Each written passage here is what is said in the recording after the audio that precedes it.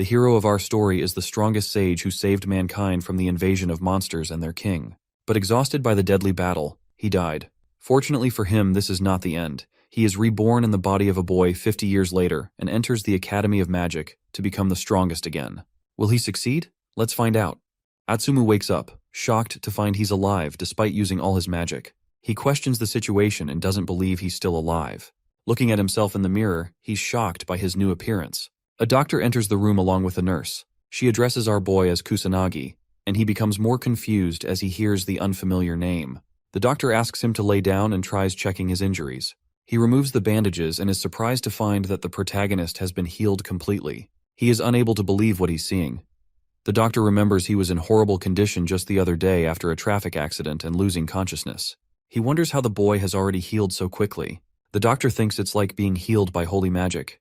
Kusanagi is confused to learn about the traffic accident and reveals that his body can automatically heal itself using holy magic powers. He asks the doctors if his magic power has run out, but they don't understand what he's trying to say. He tells them he was in the middle of fighting monsters during the calamity. The doctor and nurse both get shocked by his words.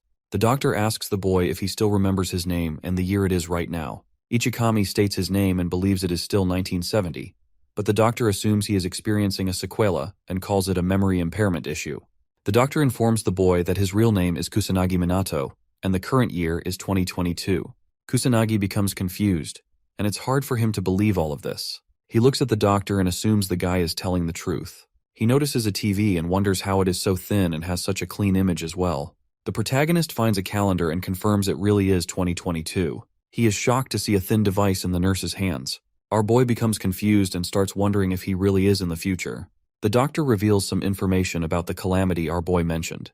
He remembers it happened 50 years ago but never happened again since.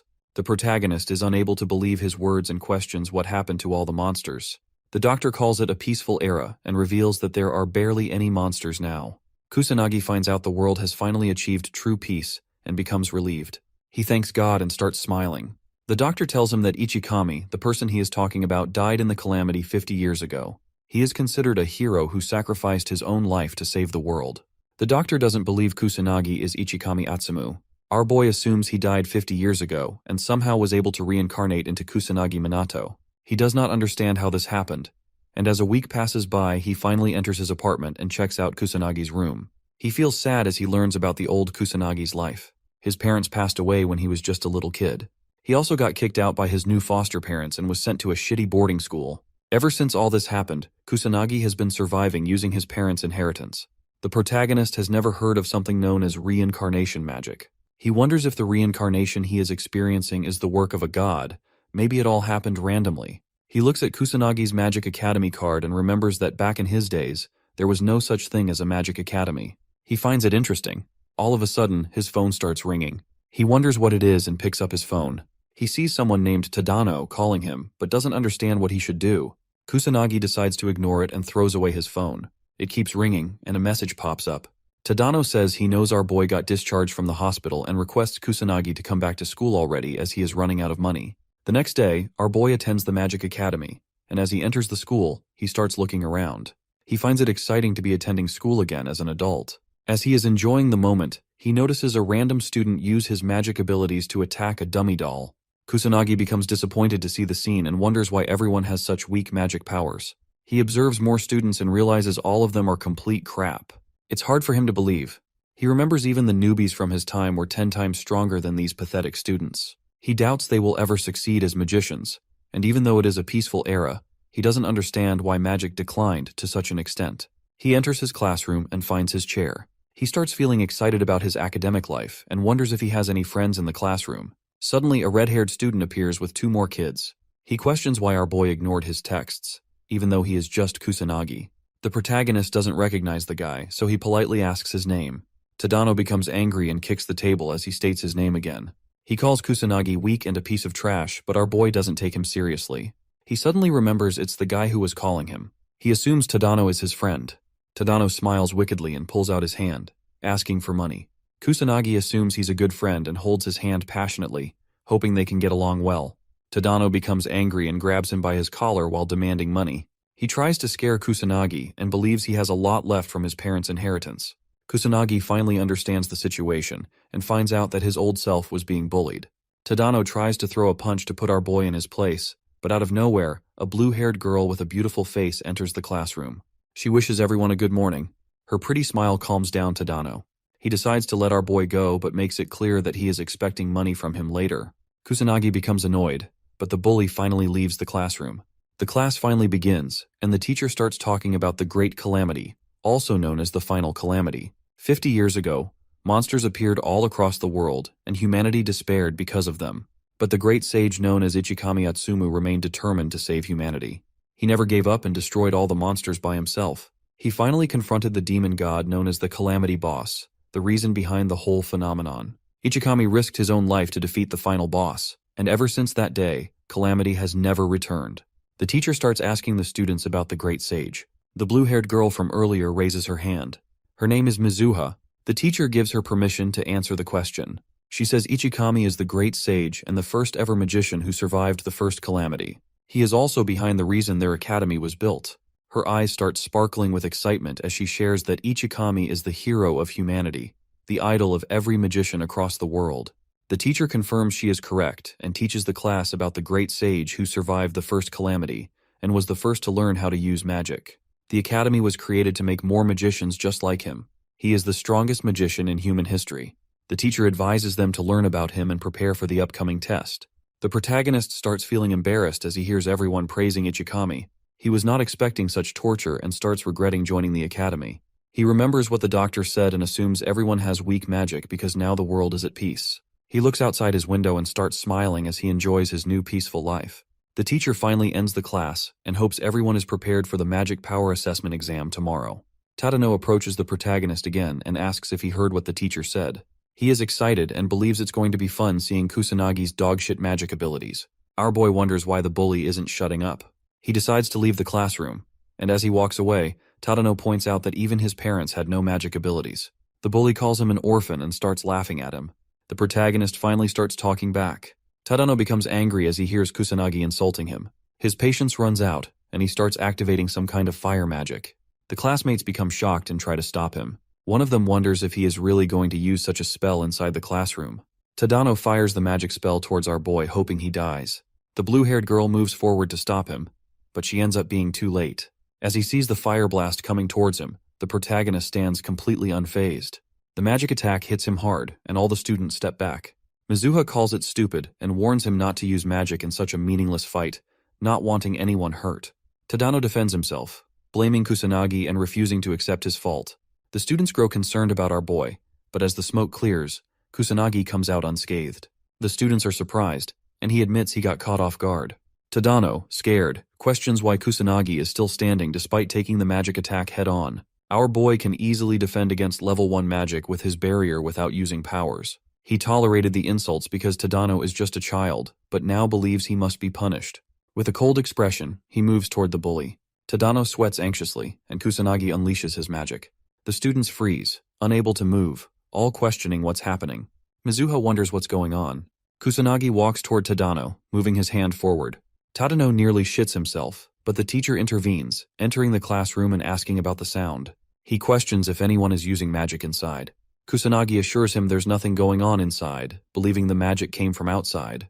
The teacher remembers no magic activity today, but our boy says someone outside their department might be practicing. The teacher demands an explanation for the smoke, and Kusanagi answers it came from outside. The teacher believes him, orders the class to return to their seats, and resolves to find the culprit. Kusanagi apologizes with a smile and decides to create false evidence to close the case. All the students, including Mizuha, are surprised. Tadano grits his teeth in frustration. The protagonist believes the students are weak and doubts they can kill a monster. Though the calamity ended 50 years ago, he knows dangerous monsters may still exist. He decides to check it out. At night, he enters old Shibuya using magic circles, observing the ruined city and remembering what it looked like in his past life. He finds no monsters and assumes the police handled it. Suddenly, he senses a monster's aura and a human nearby and quickly moves to investigate. A monster corners a white-haired girl who cries in fear and begs for her life. The monster moves to eat her, but the boy intervenes. The monster roars in pain and dies in one attack. The protagonist notices a police badge on her clothes. Assuming she's from the magician police, he advises her to be more careful next time.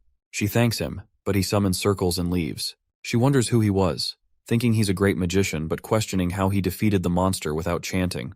Kusanagi feels glad his face is hidden, not wanting attention since he's newly reincarnated. He's surprised to see a police magician almost die to a weak monster and assumes even the police are weaker now. He doubts people from this era can defeat monsters. The whole new generation, including students and police, is much weaker than before. He smiles, realizing humanity needs his powers again. He starts moving, deciding to defeat all the monsters in the area. The next day, at the academy, the teacher asks everyone to get ready for the magic power test. He hopes they measure both attributes and the amount properly, as they're crucial if they want to pursue a magician profession. Our boy questions why his powers can't be measured without the weird device, understanding its necessity for students but wondering how a teacher can be unaware that magic perception is a foundation of magic. Mizuha steps forward and asks if it's the right time. The students notice them talking and wonder why Mizuha is calling Kusanagi out. She introduces herself as the second daughter of the noble magic house Mizuha Yuika. He doesn't understand what a noble family is, so she explains it's one of the 4 leading noble houses, heads of magicians. He doesn't recognize her and remembers no noble families during his time. Observing her weak magic, he wonders why she brags about her family of prominent magicians with such a pathetic magic level. Mizuha asks why he's uninterested, hoping he'd be more grateful. Tadano grits his teeth in jealousy, wondering what they're talking about. Kusanagi asks why a magic noble would talk to a lowlife like him. She gets annoyed but tries to keep her dignity, thinking she must act properly as a noble. He questions if she has a mental issue. Mizuha recalls the magic blast that did 0 damage to him yesterday and wonders if there's a reason behind it. She tries to bring it up, but the teacher interrupts, telling the students to get ready for measurements. Kusanagi takes the opportunity to walk away, smiling. Mizuha decides to wait and see his real powers after the assessments. Tadano confidently unleashes his powers, showing 1000 magic power with a fire attribute. He celebrates his improvement. Kusanagi notes that the standards are the same as in his time. Next, Mizuha steps forward, unleashing her magic. Her attribute is water, and her magic power is 2000. Everyone is surprised, and the teacher praises both her and Tadano, saying they're at the top and will make great magicians. The students start praising them too. Kusanagi, disappointed, calls it a joke, thinking 2000 magic power is no better than amateur level. Mizuha looks smug, trying to show off her noble family's power. He wonders why she's proudly looking at him. Suddenly he hears the teacher call him for assessments. As he walks toward the device, he hears students talk about his results last year. Despite excelling in studies, he ranked lowest in magic. Tadano, thinking Kusanagi has 0 talent, looks forward to seeing him embarrass himself. Mizuha wonders how much power Kusanagi is hiding but doubts he can surpass her. Irritated, Kusanagi remembers standing out in his past life, which was annoying. He considers holding back but decides to go all out, unleashing everything with a smile and challenging the machine to handle the power of the greatest sage in history. The machine glows and a beam of light shoots out of the building, noticed by 2 students from different classes. Mizuha is confused as the machine starts acting strangely. It glows more before a huge explosion breaks it. The students scramble to save themselves from the blast. Our boy is disappointed the machine broke, thinking he barely even tried. He doubts any of his classmates could sense his magic power. The teacher, concerned, asks if everyone is fine. They assure him they are. He asks Kusanagi if he's okay, commenting that he got lucky, standing in the middle of the explosion. The teacher wonders if the device malfunctioned. He's worried it's now impossible to measure Kusanagi's magic power and attributes. Kusanagi asks why he's so concerned. The teacher says he was hoping to split the students into groups for combat class, but can't decide without the assessment results. The teacher asks Tadano to take Kusanagi in his group. Tadano agrees, seeing an opportunity to bully our boy. The teacher is relieved, glad it's Tadano. The bully approaches Kusanagi, saying he looks forward to their combat class, his face twisted with an evil expression. The students reach Old Shibuya, and the teacher explains that there are still a few monsters living inside the city, which was destroyed by the Great Calamity. The magicians and police regularly come to this abandoned city to fight the monsters that are still living here. The students of the academy are also required to help with this for some reason. The teacher assures them not to stress, since most monsters have already been taken care of by the pro-magicians and police officers. Our boy wasn't expecting a practical class. He hopes the students can take out a few monsters since they'll be working in groups. He remembers coming here last night but feels weird as he senses a few monsters nearby. He remembers that he cleaned the place properly yesterday. He doesn't find any signs of disaster nearby and questions why more monsters keep appearing in Old Shibuya. He hears a few girls talking about competing with each other. Despite it being a practical class, our boy is surprised to see the students acting so carefree. Mizuha carefully observes Kusanagi for some reason. The teacher starts the practical class and hopes everyone can work with each other well. Tadano notices the protagonist and calls him. He approaches our boy with his group and advises him to stay where he is and avoid getting in their way. Tadano makes it clear he won't go easy this time if Kusanagi gets carried away like before. The protagonist doesn't understand why they don't just ignore him if they hate him so much. Tadano becomes angry and orders him not to talk back. He doesn't understand why Mizuha still talks to Kusanagi even though he's totally trash. Our boy is astonished to hear this and finds out that Tadano has feelings for Mizuha. Tadano becomes enraged. The protagonist notices something, and the bullies try to attack him with their magic powers. But he warns them to stop. Tadano makes it clear that his apology won't work this time. Kusanagi asks him to look behind, but Tadano believes he's trying to play some kind of stupid trick to save himself. Tadano looks behind, and the whole group of bullies finds a tall monster standing behind them. They all start sweating anxiously and question why there's a demon soldier in this abandoned city. The other bullies hype up Tadano and believe he can defeat it. He assures them he will win, though with an anxious expression on his face. He moves forward and attacks it with his fire magic. An explosion occurs as it hits the monster. Tadano and his friends become relieved, but as the smoke clears, the monster stands unscathed in front of them. Tadano sees no scratch on it and becomes terrified. Our boy reveals that his pathetic level 1 magic won't do anything to a demon soldier. As the monster moves forward, the whole group gets terrified. They all fall to their knees and start shivering. Tadano's eyes get teary, and he wonders if his life ends here. He pathetically pisses his pants as well, but just as he is about to be killed, the demon soldier notices our boy's power. It becomes scared and takes a step back. Kusanagi moves forward and is surprised that the monster was able to sense which one of them is the strongest. He faces the demon soldier himself and unleashes his power. The monster starts going all out as well and summons multiple magic circles. Tadano and his group doubt the protagonist can defeat it. They all accept their death. The monster pulls out some level 2 magic called Rock Break. A huge rock is about to hit our boy, but he stands unfazed and smiles. He pulls out a level 1 magic called Fire Arrow and throws it toward the demon soldier. His fire arrow completely destroys the rock thrown by the monster. It hits the demon soldier as well, and a huge explosion occurs. Tadano and his gang partners open their eyes. They're shocked to see the monster died. Tadano questions what's happening and wonders if Kusanagi is behind all of this. He doesn't believe it, and thinks it's impossible for someone like Kusanagi, but our boy lets him know that if he is the one using it, even level 1 magic is enough to defeat the demon soldier. He finds it strange to see such monsters appearing in Shibuya, even though he just cleaned the whole place and defeated all the monsters in this area yesterday. He thinks maybe it's some kind of bad omen before a big disaster. The protagonist wonders if he should take the whole situation seriously. Suddenly, he gets flashbacks of the destruction he saw in his previous life. He had to watch many people, including his loved ones, die in front of him. He becomes a bit sad and squeezes his fist. The protagonist becomes determined to save humanity, even if the calamity ends up happening again. The other bullies admit they saw Kusanagi defeat the demon soldier. They wonder if it's the same Kusanagi they know. Tadano becomes frustrated and punches the wall. He feels angry and doesn't understand what's happening. Meanwhile, Mizuha observes everything from behind and is surprised to learn more about Kusanagi. Mizuha pulls out a level 1 magic called Aqua Saucer and easily defeats a weak monster. Her classmates are astonished, so they start praising her. She feels irritated and wonders why ordinary people get impressed so easily. She believes it's just because she's a genius. Suddenly, she finds Tadano's group. Mizuha asks her group members to handle the rest and leaves. She thinks Tadano might be bullying the protagonist again and feels excited. She quickly runs to watch them so she doesn't miss this opportunity. She stands behind a wall and takes a peek. Mizuha becomes shocked as she sees a demon soldier. She doubts they can take such a monster on in battle. But despite being scared, the girl decides to help them since she belongs to the Mizuha family. She is confident she can do something. Mizuha runs toward the group, yelling at everyone to start running. Suddenly, a huge wave of fire magic gets launched in front of her and hits the demon soldier. Kusanagi takes down the strong monster in one attack. Mizuha is shocked and wonders if our boy is behind all of this. She remembers Kusanagi used to be a shy kid with trash magic powers.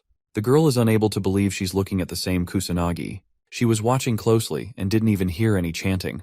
Mizuha doesn't understand how it's possible for him to defeat a demon soldier with just level 1 magic without even chanting a single spell. It's all too hard for her to believe. She understands that every demon's strength is determined by the number of crystals they have on their body. This method is also used to establish a ranking between demons. Magical beasts are rank 6, demon soldiers are rank 5, demon captains are rank 4, demon generals take the 3rd rank, the demon king comes at rank 2, and lastly, the strongest demon, also known as the demon god, is rank 1. These numbers are all fixed for each demon, so every modern magician knows at least level 3 magic is required to defeat a demon soldier. She doesn't believe level 1 magic is enough to beat it. Kusanagi starts walking in her direction. She knows she has no reason to hide, so she peeks again and looks at the protagonist. He calls her out for peeking around like this. She becomes embarrassed and questions how he found out. Our boy thinks it would be stupid not to know since she is a mage. Mizuha gets confused. He's disappointed to see they really can't sense magic at all. The boy starts walking away. She tries to stop him, but he doesn't listen and keeps moving forward. Mizuha demands an explanation and starts running behind him but finds no one in the alley. Kusanagi jumps up a building and feels irritated as he sees the girl doing her best to find him. He decides to check around for monsters and learns there are no demon soldiers in the area left, but the number of magical beasts is still a lot. After seeing Tadano's pathetic performance in front of a demon soldier, he doubts other students are capable of taking on magical beasts.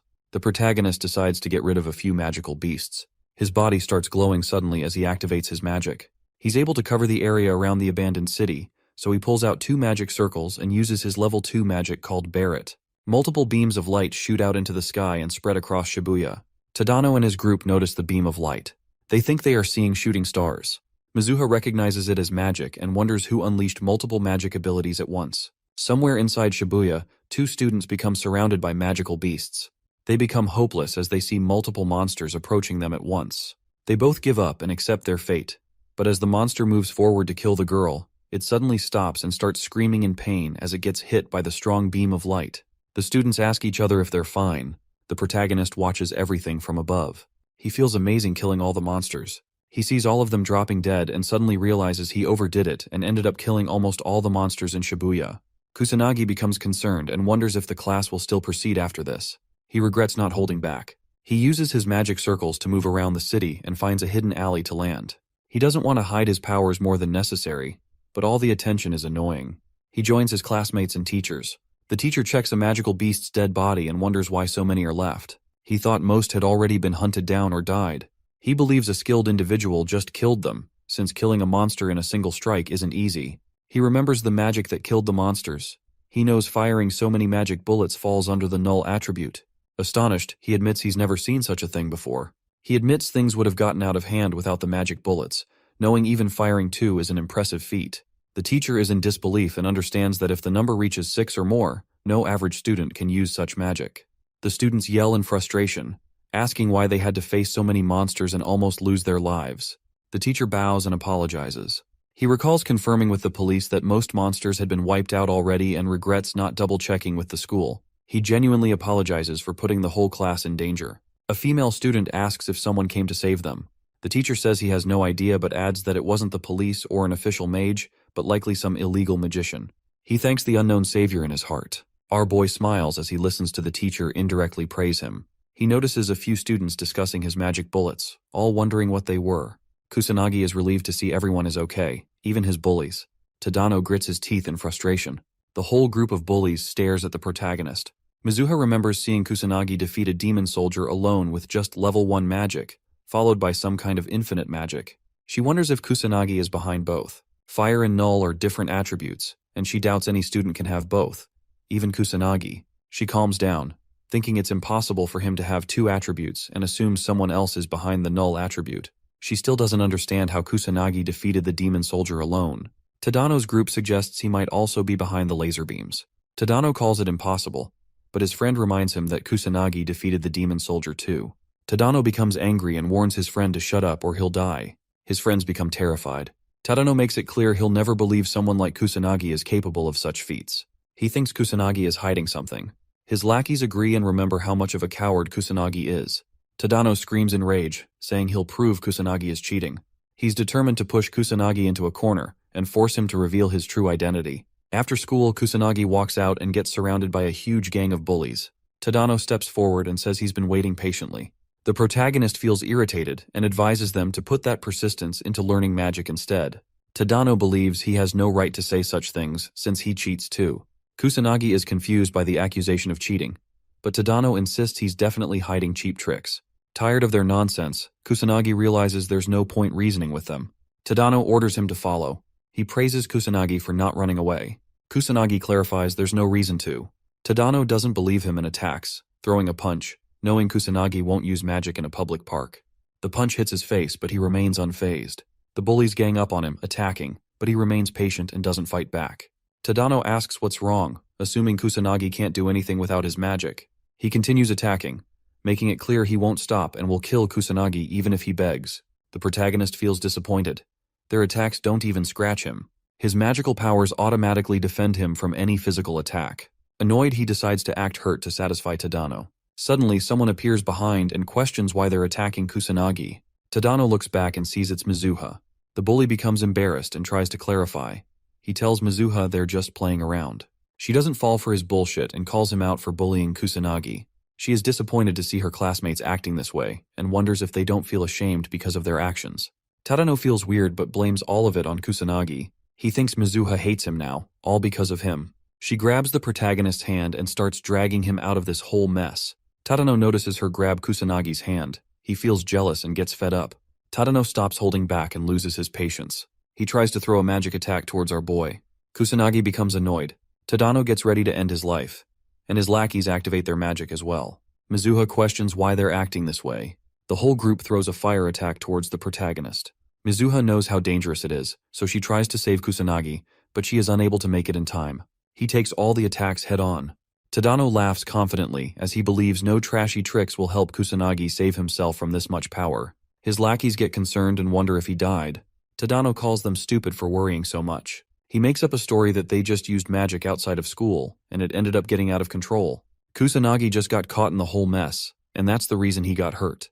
The lackeys believe they took it too far. As the smoke clears, Kusanagi says he was trying to be patient since they're nothing more than brats to him, but their stupidity can't be cured unless they get punished. He gets ready to teach them all a lesson. Tadano is surprised to find him alive even though they threw such powerful magic spells at him. Kusanagi becomes serious and tells them they shouldn't have dragged Mizuha into their fight. He wonders how rotten they are for acting this way. Tadano screams and blames both of them for this mess. He thinks they should regret making a fool out of him, so he pulls out another magic circle and announces they will all keep attacking till Kusanagi finally drops dead. Our boy pulls out a tiny magic circle. The bullies laugh at him and call it crappy. They assume he's bluffing, and all of them attack at once with everything they have, hoping Kusanagi finally dies. The protagonist uses magic drain. Weird green tentacles come out of the small circle and grab the whole gang. They all become terrified and try to free themselves but fail miserably. Their strength gets sucked out, and the bullies start falling unconscious. Tadano and his lackeys stop moving. Kusanagi is disappointed. He was expecting them to last a little longer than this. He hopes the bullies reflect after this and get their shit together. Mizuha becomes confused. She wonders if she saw magic just now. She is surprised to see the whole gang got knocked unconscious but doesn't understand how it happened. Kusanagi gets up and tries to leave, but Mizuha stops him and asks what happened. She asks about the magic as well and remembers he couldn't even cast a weak spell just a few days ago. She questions who he is. The protagonist becomes annoyed by her behavior and questions her. He advises her to do something else instead of asking so many weird questions. Mizuha starts blushing. She shows her gratitude and thanks him for saving her. The girl requests him to now answer her questions, but she doesn't find him anywhere. She becomes embarrassed and questions why he left her again. At night, Kusanagi enters old Shibuya again and uses his magic circles to move around. He had a bad feeling during the daytime, so he decided to come and check what's happening. He finds more monsters in the area, even though he killed all of them during the daytime. He believes it might be some kind of bad omen. The protagonist is confident he can handle it all alone if the monsters are only appearing in old Shibuya, but he's able to sense more in other places. He thinks it might be too much for the police, and there's barely any good magicians as well, but he doubts he can defeat monsters all across the country alone. He doesn't know what to do, so he decides to form a plan first. He thinks of starting by wiping out all the monsters in old Shibuya first, while avoiding any kind of attention. He uses his magic bullets again and kills multiple monsters at once. A drunk guy enters a dangerous place without realizing it. Suddenly, a monster appears behind him, but it gets taken care of by the protagonist instantly. The guy notices him but blames it on his imagination and starts leaving. Our boy hopes he didn't get seen by the guy. He uses his magic circle and jumps out. Someone catches him and records everything on his phone. The guy feels astonished and believes his video will definitely go viral. He doesn't waste a second and posts it online. The next day, Tadano, Kusanagi, and Mizuha are called out by the principal. The class teacher says he was informed that some students used magic outside the school grounds, and makes it clear that any students caught will be expelled without hesitation. He allows them to explain themselves. Tadano points to the protagonist and tries blaming everything on him, claiming our boy came looking for a fight. Kusanagi feels impressed by how easily Tadano lies and realizes he has no other choice but to speak up and defend himself, even though it's very annoying. As he's about to say something, Mizuha speaks up and defends the boy. She tells the principal they're all spitting lies and reveals that Kusanagi was the one being bullied by Tadano and his friends, who fired magic attacks at him first. The teacher listens carefully and finds out our boy used magic too. She calls it self-defense and thinks it's not his fault since he had no other choice. Kusanagi is surprised by her. Tadano tries to tell the teacher they're innocent too, but Mizuha shuts him up and calls him out for his actions. She calls him a bad person for bullying Kusanagi and then blaming everything on him when faced with consequences. She doesn't understand how he's not ashamed of himself. Tadano calls the protagonist trash and says he doesn't deserve to be in this school, justifying his actions by saying he was just trying to clean up the trash. Mizuha makes it clear that he's the trash and not worthy of the academy. Tadano, still arrogant, says he's at the top of the class and the only one worthy of standing beside her. Kusanagi doesn't deserve it. She doesn't understand what he's talking about. Tadano warns her not to cover for Kusanagi and to open her eyes, advising her to become his woman. She's disgusted and tells him there's no chance she would ever choose trash like him. Tadano is shocked by the rejection. She rejects him for his violent nature and calls him stupid for confessing in such a weird situation. Our boy understands why she said that but thinks she overdid it. Tadano falls unconscious after hearing the rejection. Since he and his friends are the bad ones here and Kusanagi was just protecting himself against their magic attacks, the principal makes it clear he doesn't need students who selfishly use magic and hurt others. He expels Tadano and his group. Tadano's lackeys try to defend themselves, saying they were just doing whatever Tadano asked them to do. The teacher allows Kusanagi and Mizuha to leave and go back to their classes. They both leave the principal's office. Mizuha gets angry and calls Tadano the worst guy ever. Our boy asks what's going to happen now that they're expelled. She explains there's no chance they can ever become magicians, which is pretty obvious. She doesn't understand why Kusanagi didn't speak up for himself. He says he was about to, but she didn't give him a chance. Suddenly he remembers something. She asks what's wrong. Kusanagi says he was thinking about all the times she tried to save him. First, back in class, during his fight, and now, when the principal called them. He calls her a good girl for always helping him out. She starts blushing uncontrollably and gets embarrassed. Mizuha tells him to shut up and runs toward the classroom so she can enter first. Kusanagi smiles as he watches her leave. He believes the old Kusanagi died and he got reincarnated in this body.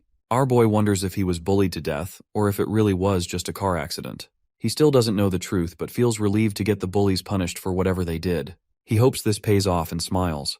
The principal informs 2 senior students about what happened earlier, saying that a few students got into a fight and even used magic in public. He assures them no one got hurt. The senior student asks why she got called out if there's no issue anymore.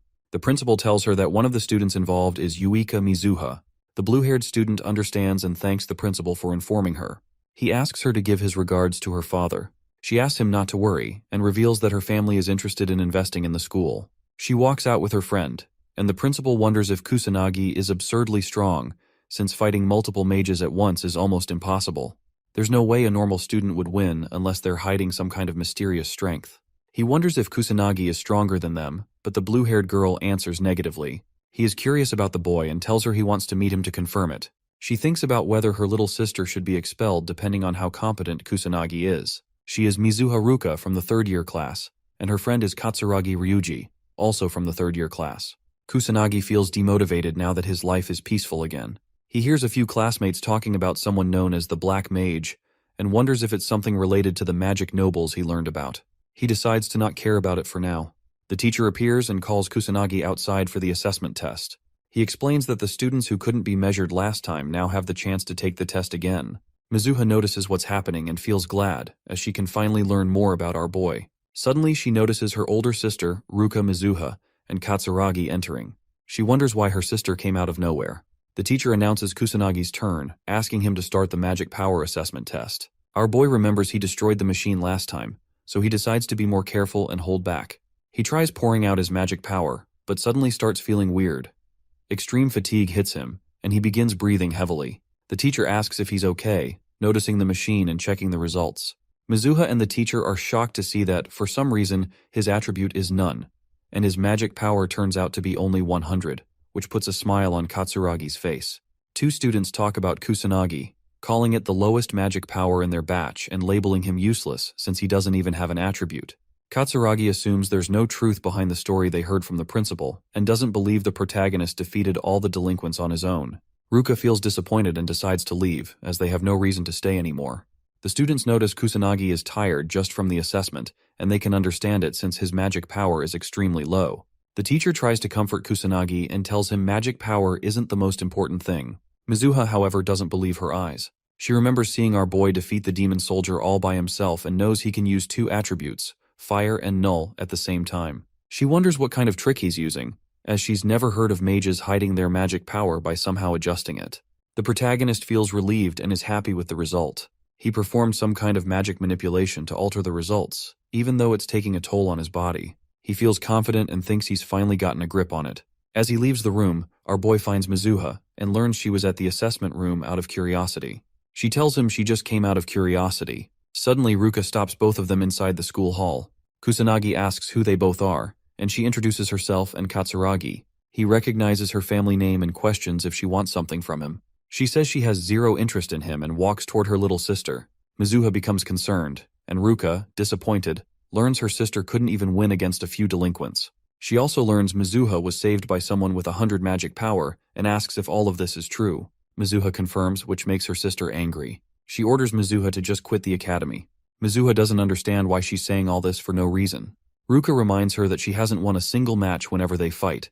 Whether it's academic results, sports, or magic craft, she loses every single time. Ruka doesn't believe Mizuha is good enough to become a mage. She thinks it's enough for Mizuha to quit the academy and join a normal school instead. Mizuha starts crying but is unable to say anything. Her sister confirms if she understands everything, and Mizuha anxiously answers she does. Kusanagi finally intervenes and calls Ruka arrogant. She asks him to repeat his words with a cold expression. He points out how she's been talking nonsense without stopping, not even caring to listen to what her little sister has to say. It's clear to him that she's filled with arrogance. She makes it clear it's a conversation between two family members, so he has no right to budge in. He's surprised to hear her calling it a conversation when all he hears is her ordering around her little sister without giving her a chance to talk. She becomes angry, but our boy continues, believing even she doesn't have the right to talk someone out of their way of living. He calls her out and tells her she's horrible for forcing her little sister to give up on what she wants to become. Ruka confidently says her incompetent sister doesn't have the talent to become a mage since she can't even defeat her.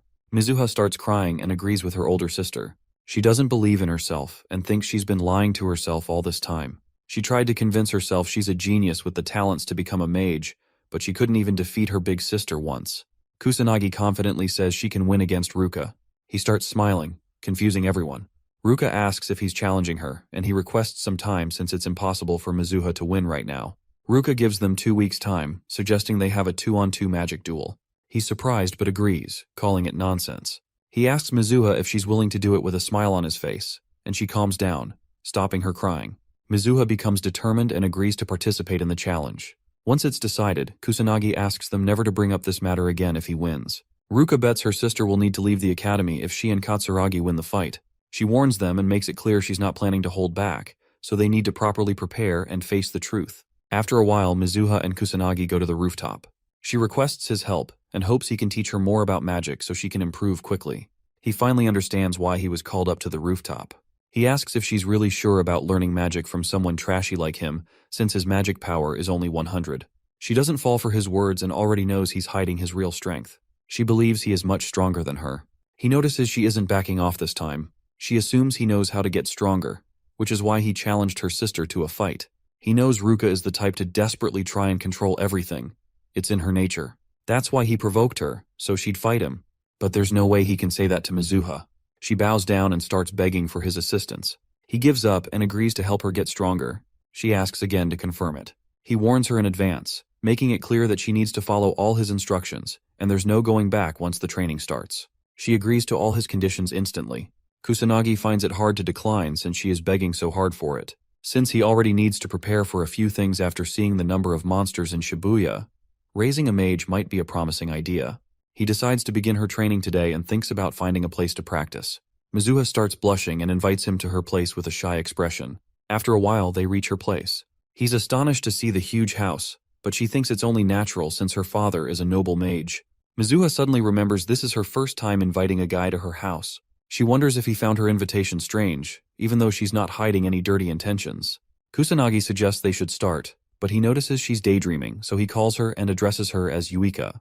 The girl becomes embarrassed to hear her first name, but he tells her he's just trying to avoid confusion since her sister also goes by the name Mizuha. She's a bit disappointed to hear his answer. He asks if she has a different name in mind that he can use, but she agrees with Yuika, so he decides to start the training and requests her to take care of him.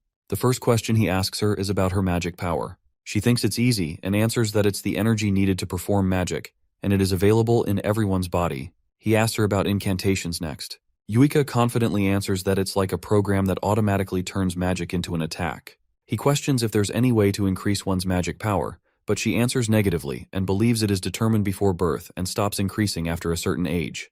Yuika confidently smiles and feels proud of herself as she answered everything perfectly. He lets her know all of her answers are wrong. With a disappointed expression, she starts getting teary and questions if he's trying to call her stupid. The protagonist genuinely feels bad and wonders how foolish the current mages are. He's surprised to see such a huge change in only 50 years. He starts explaining that magic power is not only found in her body, but it is also available in nature and their surroundings. Incantations or spells are simply ways to properly back up the magic craft. It is also possible to increase magic power intentionally. She finds it hard to believe his words and calls everything a lie, as it would be against the Academy's ideas. It would overturn the Magic Craft Academy if it were all true. He doesn't care if she believes his words or not. He intends to teach her about these 3 things during their training. He orders her to sit down and lets her know he's about to channel his magic power into her body, so she needs to inform him once she starts feeling it. She is surprised to learn there's a way to sense magic power. He makes it clear she won't get stronger if it's impossible for her to feel it. He orders her to close her eyes and begins touching her. He unleashes his magic power but finds out she still can't feel it. He lets out more magic power and wonders how she can't feel magic of such degree. Finally, Yuika feels something. She thinks her back is getting hotter. He teaches her about it and says it's called magic power perception. She finally understands what he was trying to say earlier. He orders her to always remember the sensation since it's important for her to feel it first in order to detect magic power. He explains it is also available in nature, so she needs to find it as her first goal and get used to feeling magic power. She smiles confidently and assures him she's going to master it in no time since she is the noble daughter of the Mizuha family. Our boy doubts she can fulfill her promise since she couldn't even sense it when he poured so much magic power into her back.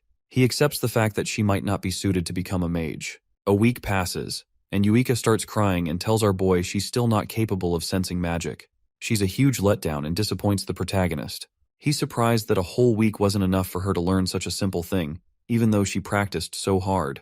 He guesses she's just really slow at understanding the concept. Since they barely have any time to spare, he decides to pour some magic into her again. He touches her back and, as he starts unleashing his magic, he instructs Yuika to open her eyes. She opens them with hesitation but becomes surprised as she is finally able to see the magic aura around her body. She starts smiling as she is finally able to understand what magic power is. Yuika becomes amazed by her new skill. Since she's finally capable of seeing magic power, she thinks about measuring Kusanagi's power level. For some reason, she is barely able to sense anything from him, which makes her confused. He praises her for all her efforts, but she calls it natural since she is a genius. Now that she can finally use magic perception, he lets her know they're about to work on adjusting her magic power next. He explains the whole process of how to use the appropriate amount of magic power for any magic craft. She needs to focus only on efficiency and forget everything else. She also needs to use all of her magic power to its absolute limit, so that the amount of magic she can use increases once she properly recovers. He believes she can easily follow all his instructions now that she can sense magic clearly. He is aware that what he's trying to teach her is completely different from the basics of the Magic Academy, but he doesn't care if she believes in his words. Yuka assures him she believes in his words and smiles as she says she does not doubt him anymore. He is happy to hear her opinion has changed. He decides to start the next stage of their training. The protagonist asks her to step back a little and get ready as they are about to fight each other. She confirms she does not mind, as she is looking forward to seeing his true powers. Yuika uses the first level of aqua sorcery and throws multiple water attacks, but our boy blocks all of them effortlessly, which surprises the girl. She does not understand how he blocked them. He used the first level magic barrier using non-attribute magic. He makes it clear. If she can't even destroy such a weak barrier, there is no hope she's going to win against her sister. She becomes desperate and starts throwing ice bullets. He explains she needs to keep moving even while throwing attacks because stopping her movements will surely make her lose if she is facing a capable mage. She becomes frustrated and throws more attacks but finally gets tired and gives up. He explains it's wrong to use so much magic power without efficiency. If she is able to adjust the magic power she puts behind a spell, then she will finally be able to throw attacks without incantations. Kusanagi asks her to watch closely and shows how she's using magic. He throws a fire blast toward a dummy twice and also demonstrates how he uses magic. She understands the magic power behind her attacks is less compared to his. He calls her right and explains she doesn't even need incantations to perform any magic if she learns how to adjust her magic power. She finally understands there is no reason to chant while performing a spell. He confirms it and explains her first step will be to learn how to shorten her incantations somehow. Once she learns how to adjust the magic, she has no reason to use incantations. He believes it will be useful if she is able to shorten her incantations, so she won't have to waste any effort or magic power on incantations. This way, her magic craft will definitely become stronger. He orders her to get up and fight him again. She thinks it is too soon, but he calls it meaningless otherwise and, with a cold expression, orders her to train like her life depends on it. She becomes terrified after hearing this and falls down. He asks if she's fine and makes it clear they're going to do this daily from now on. He notices she isn't even hearing his words. During the nighttime, our boy enters Harajuku. He recently sensed a few monsters in this area as well and came to check. Even though he is constantly trying to eliminate all the monsters, for some reason, the numbers still remain the same. Suddenly, he notices someone being attacked by a magical beast. He wastes no time and quickly rushes toward the kid. He's able to make it in time and effortlessly defeats the monster instantly. The boy asks the little kid if she is okay. Instead of thanking him, she starts taking his pictures. He quickly leaves the area and wonders why she didn't even show her gratitude and started taking pictures. He thinks there is definitely something wrong with people nowadays. He decides to cover his face properly next time and leaves the place. The next day, the protagonist starts training with Yuika again. She falls down real quick and gets tired. The days of their duel are getting closer. He believes her progress so far is not bad, but she is still nowhere near Ruka in almost everything. There's no chance she will succeed if she keeps this pace until the duel. He assures her and says it's fine if she wants to give up now. She gets up and tells him she has been compared to her sister her entire life. She has been forced to just give up multiple times now since she always fails to beat her sister. But she's determined to keep continuing with magic craft and never give up on it. He makes it clear she won't ever succeed like this, but she tells him to be stricter instead. He agrees to it and decides not to hold back. She is happy to hear this and gets ready to fight. They both continue to train with each other, and he teaches the girl many things. As the sun is about to set, Yuika falls unconscious after the extreme training session, and Kusanagi ends up carrying her back. After a couple of days of training together, he finally tells Yuika she is ready to fight her sister. She falls on the ground in relief. Kusanagi praises her for the hard work and efforts. She starts smiling as she hears his words. On the day of their challenge, our boy asks her if she's ready to fight them. She answers positively, and as they're about to enter the academy, they both notice a huge crowd of people. A few news reporters surround them and confirm if they're really seeing Mizuha Yuika of the noble family. They request a few words regarding the magic duel and question if she is having a fight with her sister. Kusanagi becomes confused. She explains her family is huge, and since she's about to fight her sister, it's normal for the press to act like this. He is surprised to learn people care so much about two students fighting. He guesses it is because the Mizuha family is very important. They all reach the training ground, which is surrounded by a huge audience. He thinks it is a bit too much, but she explains it is rare for students to have duels, so it's more like an event than a challenge. He's a bit surprised to learn all this. Both of them get called to the stage. Yuika gets ready, but all of a sudden her body starts shaking. He assures her and tells her to just focus on working hard. She calms down and smiles. Yuika becomes determined and moves forward towards the stage without hesitation. He calls our boy a mysterious person and admits his words really reach her heart. Yuika and Ruka finally come face to face. Ruka is surprised to see her little sister didn't just run away. Yuika confidently confirms it. Ruka calls her rude for believing she can really defeat someone like her older sister, but Yuika makes it clear she is definitely going to succeed. Ruka decides to give her a chance and thinks she has definitely changed a lot in the past 2 weeks. Yuika is aware her older sister is strong. She realizes the difference between their magic power is extremely huge, but she believes in herself and knows she will definitely win. The beginning of the duel gets announced, and both participants get permission to start. Yuika wastes no time and pulls out her magic circle. She tries shortening her chance as well. Ruka begins attacking. Kusanagi observes the match and understands that moving around while shooting magic spells is the basics of a battle. He assumes Ruka is aware of the basics of the battle between two mages at least. In comparison to her, Yuika got so nervous she completely forgot about the basics and didn't move during the battle. She doesn't have the advantage anymore, even if she reduces her chanting time. Ruka and Yuika attack each other with first-level water magic. Yuika is able to stand her ground against her older sister's attack. She's surprised by her capabilities and believes she has gotten stronger. Ruka admits she has improved her strength in just 2 weeks. Yuika is happy to hear her older sister praising her. Ruka humbles her and tells her to stop giggling as it was just a comparison. She's not getting praised. Ruka increases the level of her magic and throws a stronger attack this time. She uses second-level Water Blitz. Yuika is unable to handle it. She gets knocked down and falls beside the protagonist. He looks at her and knows she's good at enchanting now, which increased her chances of winning. But her older sister is simply too strong for her. Ruka calls him a cruel guy for not even helping her get up, even though he was protecting her before. He tells her there's no need to help her. Ruka doesn't understand what he's trying to say. Suddenly, Yuika actually gets up and shocks her sister. Ruka doesn't understand how she's still standing, even though she got hit by level 2 Blitz. Yuika makes it clear she's definitely going to win this match. Yuika has nothing else besides magic craft going on in her life. Even if she ends up losing everything, magic craft is one thing she is never going to give up on. Yuika begins attacking again. Ruka starts attacking as well. She tries her best to stand against her older sister, determined to not give up, but she ends up falling down after overusing her magic power. The announcer tells everyone contestant Yuika used up all her magic power, so Ruka is the victor of this contest. Yuika tries to get up so she can do something to win but fails. Kusanagi calls it a battle of magic usage based on magical adjustment. He believes his friend lost in terms of the amount of magic power. Ruka asks if he understands now. She calls her little sister talentless and knows our boy probably thought about this too. He confirms she's completely talentless and very clumsy. She made such slow progress, and she is unable to properly perform whenever she is involved in a real fight. But he tells Ruka she is a real hard worker, and she persistently practiced daily like an idiot. Ruka is still disappointed by the results, but he tells her he loves hardworking people who don't give up, just like Yuika.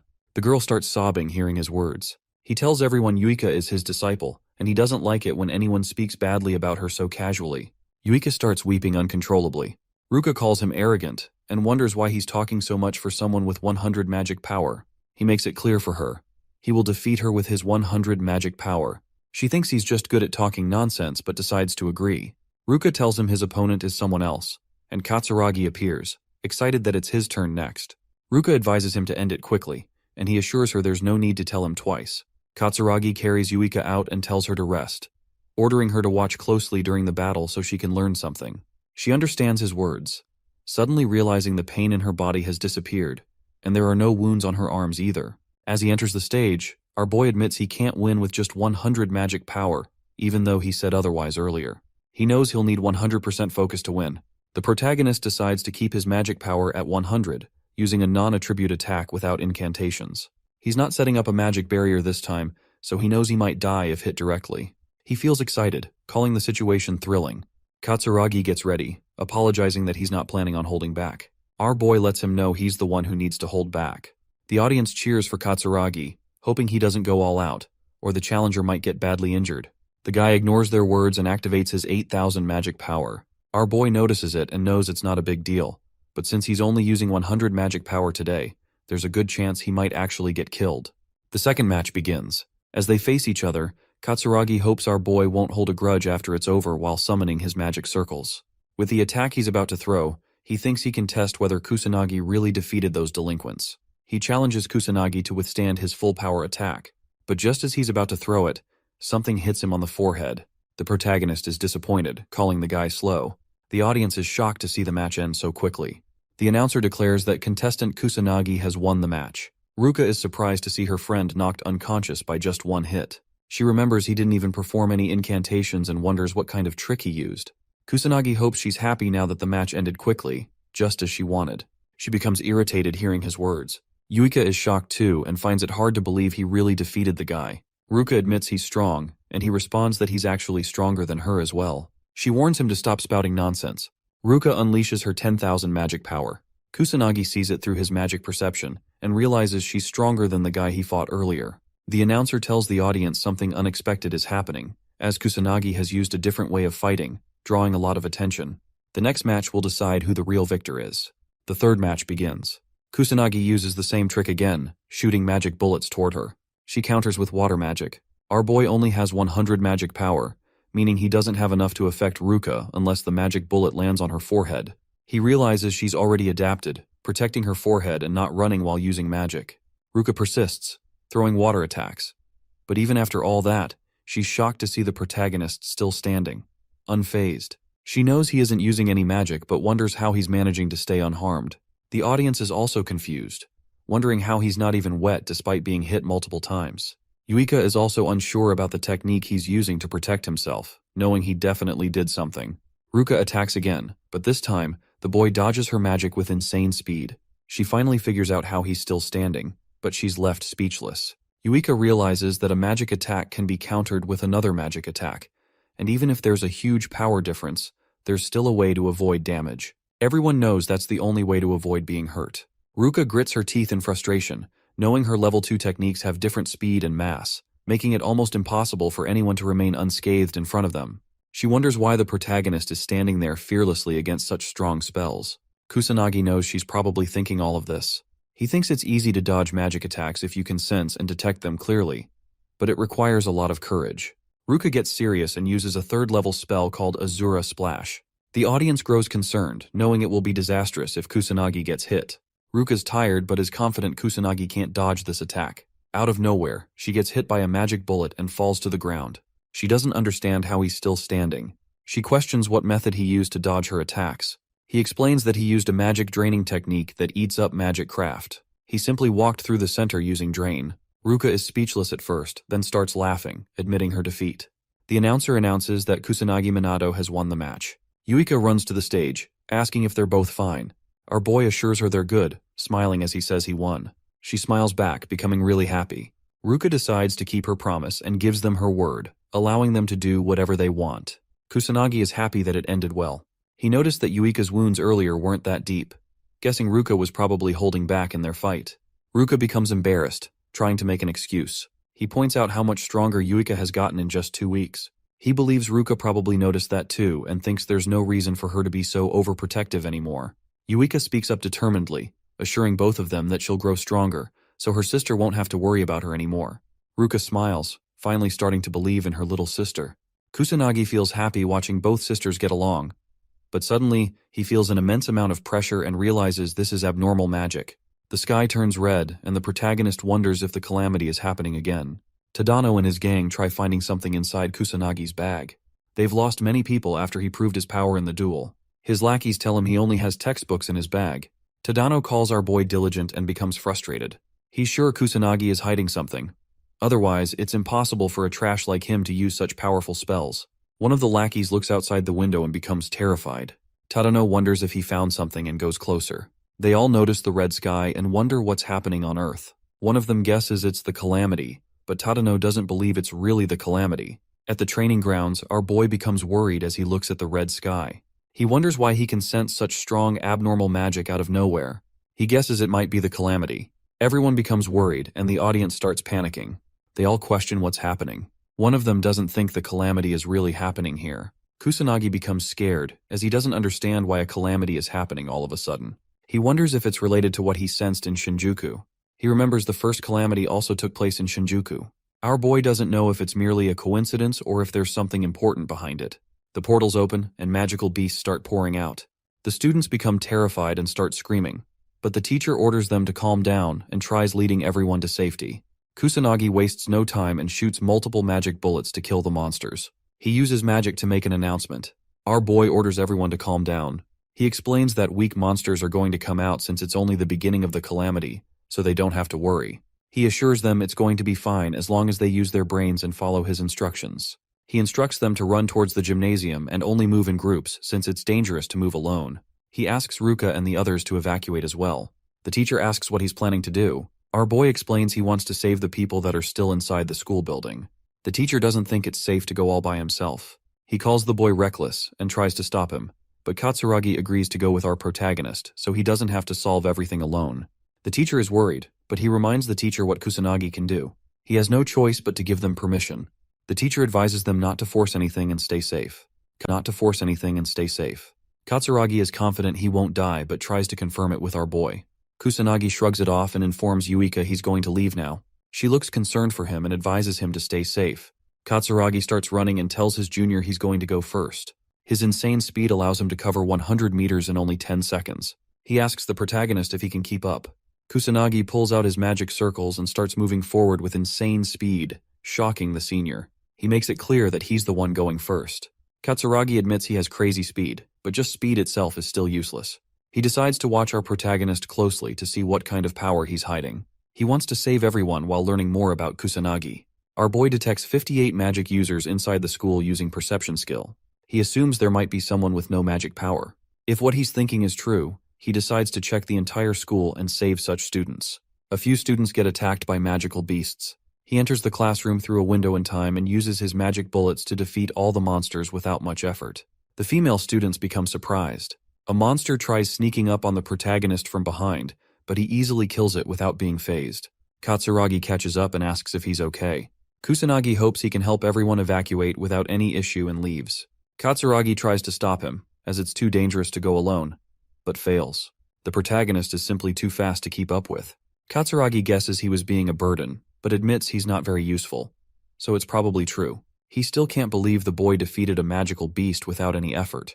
Katsuragi questions who he even is. Kusanagi runs through the school halls looking for more students. Even though he is capable of killing all the monsters at once with his magic bullets, he needs to kill them one by one since he is inside a school, and there's a chance he might end up hurting a student in the process.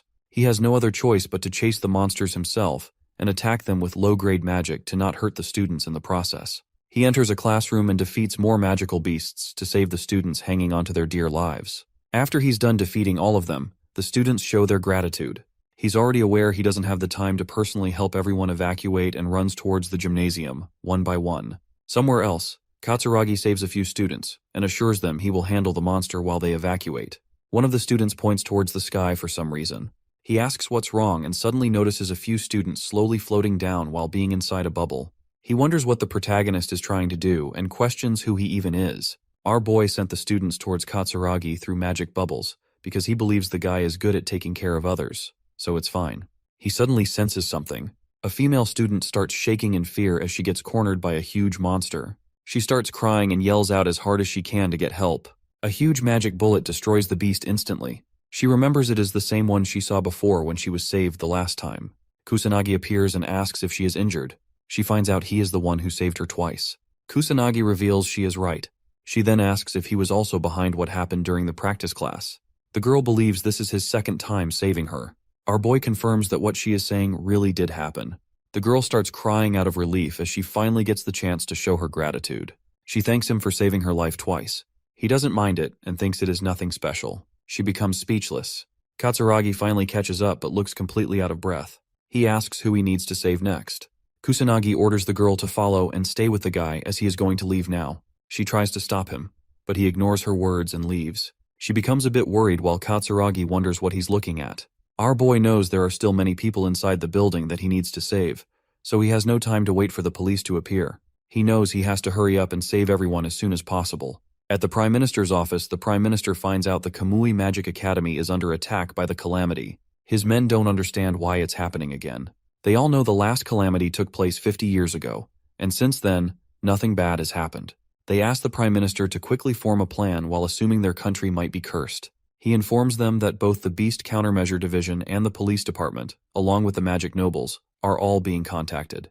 The GSDF has also started their preparations for the calamity. His men remind him that they only have self-defense forces, who specialize in controlling disasters. They don't have any real mages who can actually stand their ground against the monsters. He clarifies that he already knows all of this. This is to be expected since people have been living an easy and peaceful life without facing calamities for a while now. They used up almost all of their military expenditure on the national defense of international affairs, so they have no other choice but to leave all the beasts and demons to the police and noble mages. He becomes frustrated to learn the same disaster from 50 years ago is happening again, but this time they don't even have Ichikami Minato on their side. Somewhere else, while driving, the girl asks her senior if the calamity really is happening again. He confirms it and believes it is definitely the calamity. She becomes worried and starts getting anxious. Even though they have been safe for the past 50 years, she is shocked to learn the peace was just temporary. The guy tells her not to worry since it is their job in the first place anyway. He is Shido Shugo from the Metropolitan Police Department. The girl becomes determined to do her best as well. She is Sergeant Sanada Karen from the police department. The news reporters reach the Magic Academy using a helicopter. One of them covers everything and informs the audience that the calamity is happening at the Magic Academy. He tells everyone about the situation and shares that monsters are constantly pouring out, and the sky has turned completely red as well. A female news reporter reveals the magical beasts started appearing out of nowhere. so the students are all currently taking refuge in the gymnasium. The teacher guides the students and believes it is not that hard to protect themselves as they are only up against magical beasts. They should be able to defeat the monsters through proper teamwork. The world watches the news. A few kids watch it as well and suddenly remember the academy is really close to where they live. They both decide to run away as soon as possible. Outside, people start panicking and running away to save their lives. Two men watch everything from a distance and realize things are looking really horrible. The audience watching news channels becomes concerned. Our boy notices the huge number of monsters pouring out. He remembers the second stage is about to start soon, and now stronger monsters are going to start appearing. As they progress through the stages, things are going to become even more difficult. There's no point in defeating them as the beasts will keep appearing non-stop. As long as he doesn't defeat the boss monster, the magical beast will keep appearing. He is aware the boss is only going to reveal itself in the final stage, so he needs to keep his cool until then. He starts feeling irritated but continues to save more people. He rescues 20 people and uses his magic bubbles again to let them float towards safety. He is having a hard time finding the students since they have been scattered everywhere. He decides to move on to the next stage. Somewhere inside a random classroom, Tadano persistently shoots his fire magic, but gives up when he finds out his attacks are having zero effect and he is out of magic power. As the demon soldier stands in front of them, the whole gang starts sobbing and wonders how they got so unlucky twice. Tadano's lackeys remind him they warned the guy about this before. The bully becomes frustrated as he remembers our boy can defeat a monster in just one hit. He doesn't understand why he can't do the same. The protagonist appears and tells him it is because he is weak trash. Tadano opens his eyes and sees a magic attack effortlessly killing the demon soldier. He becomes confused but sees Kusanagi enter the classroom. Our boy starts leaving. Tadano frustratingly admits it happened again. He ended up getting saved by Kusanagi a second time. He requests the boy to stop and questions why he got saved again, even though he is extremely annoying and always acts like a piece of trash. The protagonist tells him there is no real reason behind it. He just decided to save them because he holds the power to do so. Tadano becomes confused as he hears his words. The bully starts feeling inferior and tries insulting the protagonist. He calls the guy a wimp who can't even use magic properly. Tadano doesn't understand how he got so powerful out of nowhere.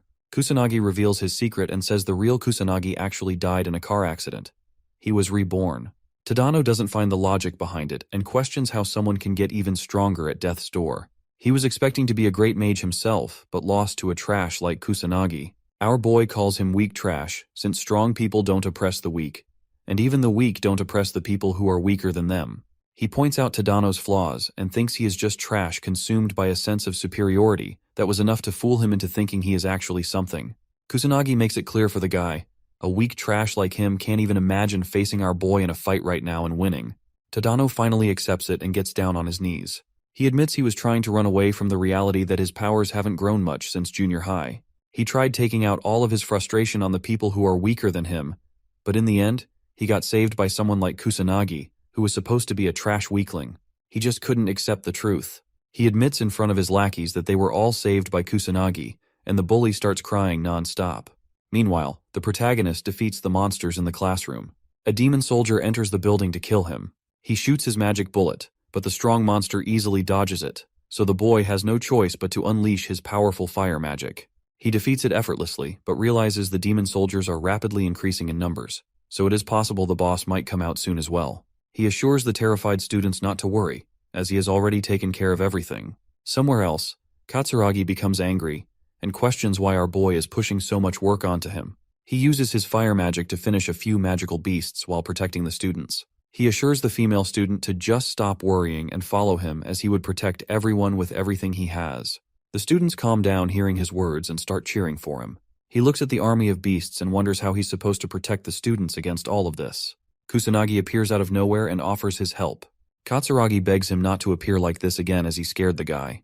Our boy instructs him to leave the place as soon as he takes care of all the monsters, but Katsuragi is worried. He believes defeating such a huge army of monsters is nearly impossible, so it is better if they just change their route. The protagonist uses his non-attribute magic and kills all the monsters, including the demon soldiers, instantly with barely any effort. Everyone is left speechless, but he reminds Katsuragi to guide the students out of this mess and start moving. Katsuragi understands his words and orders everyone to follow him. The students observe the magic bullets while running away.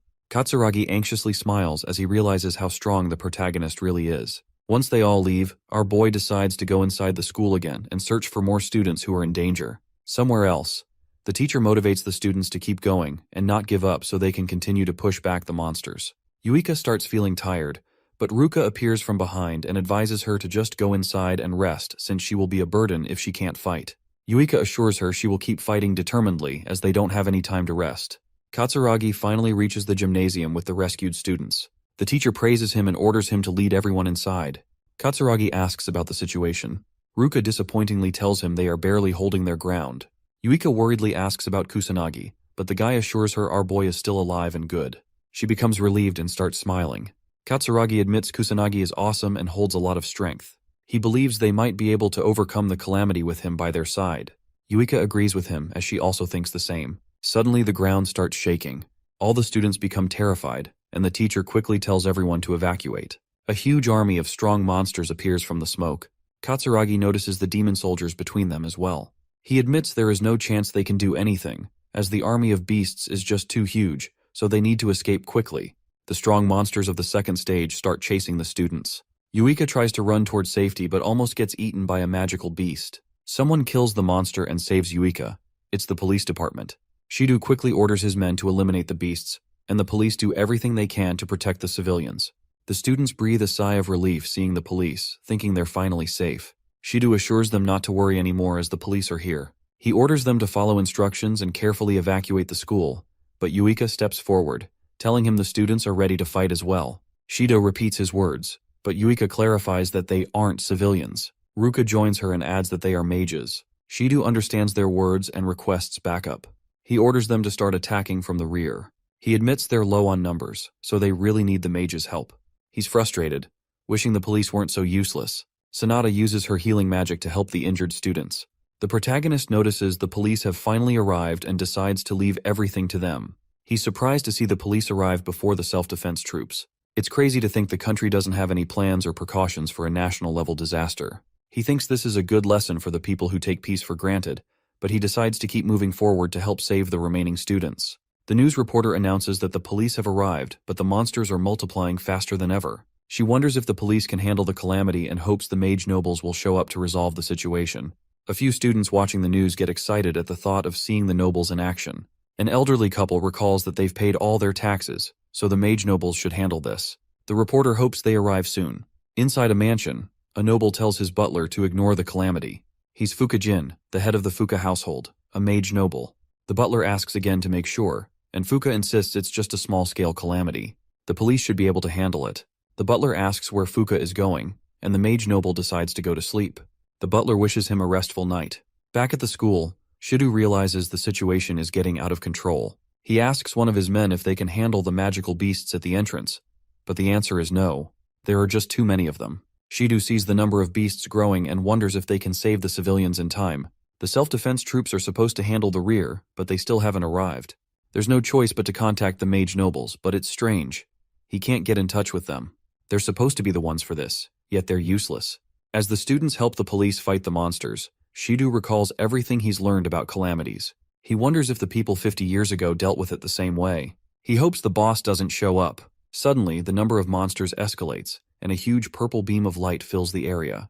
A demon captain appears, sending everyone into a panic. Shido can't believe it. It's a demon captain, their boss. Ruka remembers that the demon captain is a rare beast that rarely shows up in this era. Only mage nobles can defeat it. Yuika realizes they need magic stronger than level 5, and she starts to panic, crying because there's no one who can cast such high-level magic. The demon captain unleashes its power and summons multiple magic circles. Yuika freezes in terror. Ruka steps in, using all her strength to deflect the attack, but her power isn't enough. She throws herself in front of Yuika as a shield. The demon captain's attack hits her hard, but she manages to protect Yuika. The younger girl watches in horror as her sister is injured. The students run away while Yuika stays behind, trying desperately to save Ruka. Shido and his men are powerless against the monsters, calling out for help. Katsuragi uses everything he has, but the demon captain doesn't budge. The police admit they can't save anyone and give up, accepting their fate. Yuika continues to cry out for help, calling the protagonist's name. As the demon captain moves closer, someone voices their irritation. Finally, the protagonist arrives, apologizing for being late. He feels bad for making the girl wait.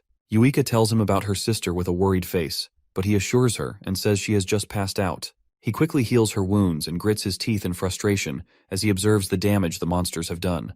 He assures the girl not to worry, as he's about to clean up the whole mess. She puts her faith in him. Suddenly, multiple magic circles appear, and all the injured students start getting healed. Yuika observes her older sister's wounds disappearing and becomes astonished as the injured students wake up.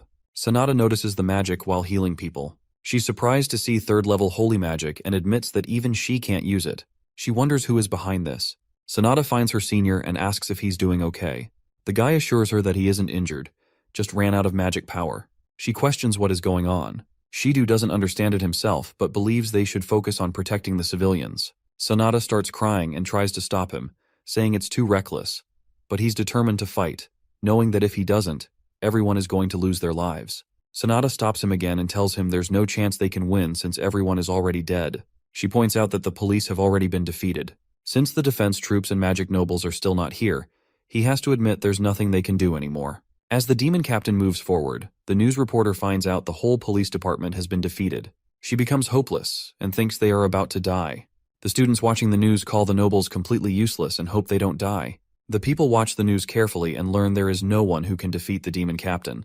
The protagonist approaches the demon captain all by himself. Sanada notices him and wonders if he has a death wish. Shido tries to warn him, but our boy ignores their words. Kusanagi is here to stop the monster from doing whatever it wants. The demon captain terrifyingly expresses its desire to kill and destroy. Everyone becomes scared, and a few students almost piss their pants. Shido and Sanada are unable to move from the fear and pressure, but the boy remains unfazed. He throws an attack and tells the monster to shut its mouth. The demon captain starts screaming out of rage, and all the monsters follow its lead as it pulls out huge magic circles and starts attacking the protagonist. He remembers going all out the last time he was facing the calamity. Our boy knows everyone around him will die if he does that again, so he decides to hold back to avoid involving the people. The monster's attacks hit him hard. Shido believes he got killed, but as the attacks almost reach the students, our boy pulls out his shields and shoots out multiple magic bullets to push back the army of monsters. Shido becomes shocked and wonders who he even is. The news reporter finds out a student is fighting the monsters alone. She decides to go closer since they can't see his face. The camera blows up suddenly. Yuika smiles as she knows the protagonist was doing his best to not reveal his identity. She believes he can go all out without distractions now. As the boy shoots out magic bullets persistently, the students finally see hope and start cheering for his victory. A few magical beasts sneak up from behind and almost attack the students, but Shido kills them and decides to support Kusanagi from behind, as that's the only thing they can do right now. Our boy smiles as he sees the hard-working police. He praises them and admits they aren't as bad as he thought. He keeps shooting the magic bullets. The demon captain screams and summons multiple magic circles. It starts going all out and summons 6th-level magic, surprising Shido. He thinks they're doomed since its strong magic is on par with the nobles, and there is no hope left for them. The demon captain uses 6th-level dragon flames, and the whole place gets engulfed by flames. Everyone tries to save themselves as a huge tornado of fire slowly eats up the whole place. Shido tries to protect his partner, Sanada, but the students become hopeless, accepting that they're all about to die. Sanada asks God for help, hoping at least the students can survive. Shido doubts any student, no matter how strong, can beat the demon captain. He doesn't believe Kusanagi stands a chance. Yuika, however, puts all her faith in the protagonist. She believes in him with every cell of her body, convinced he can definitely win. As the huge attack heads toward him, Kusanagi notices it's slow. He realizes it's because the demon captain is forcing itself to use 6th-level magic. He admits there's no way he can face it with just 2nd-level magic. So, despite his desire to avoid standing out, he decides to use more power. Kusanagi summons 4 magic circles and begins using the water attribute. Yuika smiles and starts cheering for him. The water turns into a massive serpent, and Shido is amazed, wondering if this is synthesis magic. The water and fire attacks clash, with Kusanagi starting to overpower the demon captain. But the demon captain refuses to back down, pushing harder, yelling its desire to kill and destroy the human race. The fire magic intensifies, but Kusanagi puts in a little more power, and after some struggle, the demon captain realizes it's about to die. The monster questions how it was defeated by a mere kid. Kusanagi calmly replies that it's because of the demon captain's lack of training. He'd hoped for a better fight, but is disappointed to learn it was weaker than expected. The sky finally returns to normal. Kusanagi smiles, relieved that the calamity is over now that he's defeated the final boss. The students are in shock, finding it hard to believe Kusanagi defeated the demon captain. They all get up and begin celebrating. Even the news reporter and cameraman join in, finally feeling safe. Sanada comforts a student, assuring her that it's safe now, as the calamity is over. Shido stares at Kusanagi, calling it impossible. He doesn't understand how a student could stop the calamity alone. He doubts even the nobles could have defeated the demon captain with 6th level magic and wonders who Kusanagi really is. His legs give out from overexertion. Kusanagi finds Yuika and tells her he's ended everything. She smiles and says she always believed in him, thanking him. This brings a smile to his face. Suddenly, the students surround him, praising him for what he did. They all show their gratitude, but Kusanagi, irritated, asks them to step back. He regrets standing out like this, just like in his past life, and hopes he won't have to live an annoying life from here on. Yuika notices how annoyed he looks. The announcement comes. The calamity at Kamui Magic Academy has been stopped. The academy refuses to share details about the boy who defeated the boss monster single-handedly. No casualties were reported, though several people were injured. Kusanagi's classmates show him the news. He becomes annoyed, but they think it's only natural for him to appear as the mighty savior. Kusanagi gets promoted to S class as well, and his old classmates feel bad, realizing they can't talk to him the same way anymore. A few female students ask about the secret behind his strength, assuming he might have inherited the blood of a great noble mage. An S-class student observes how annoyed Kusanagi looks due to all the attention. He doubts such a strong student really exists. Kusanagi's classmates defend him, confirming that he did defeat the demon captain all by himself. The S-class student remains unconvinced, thinking it sounds wrong no matter how you look at it. Kusanagi uses this chance to leave the class, feeling relieved as he steps out. Yuika finds him and asks if he's having a hard time, grinning mischievously. He doesn't want to be teased, but she keeps talking. She thinks this is natural since he's the mighty savior who protected the whole school.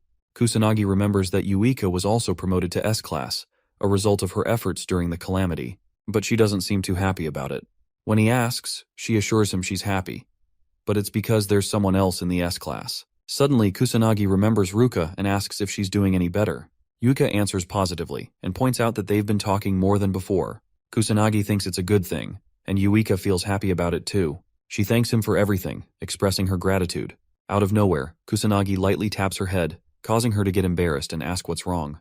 He clarifies that he doesn't want her thanking him over and over. Once is enough. Yuika starts smiling. At a conference, a man finishes his teleconference with other countries.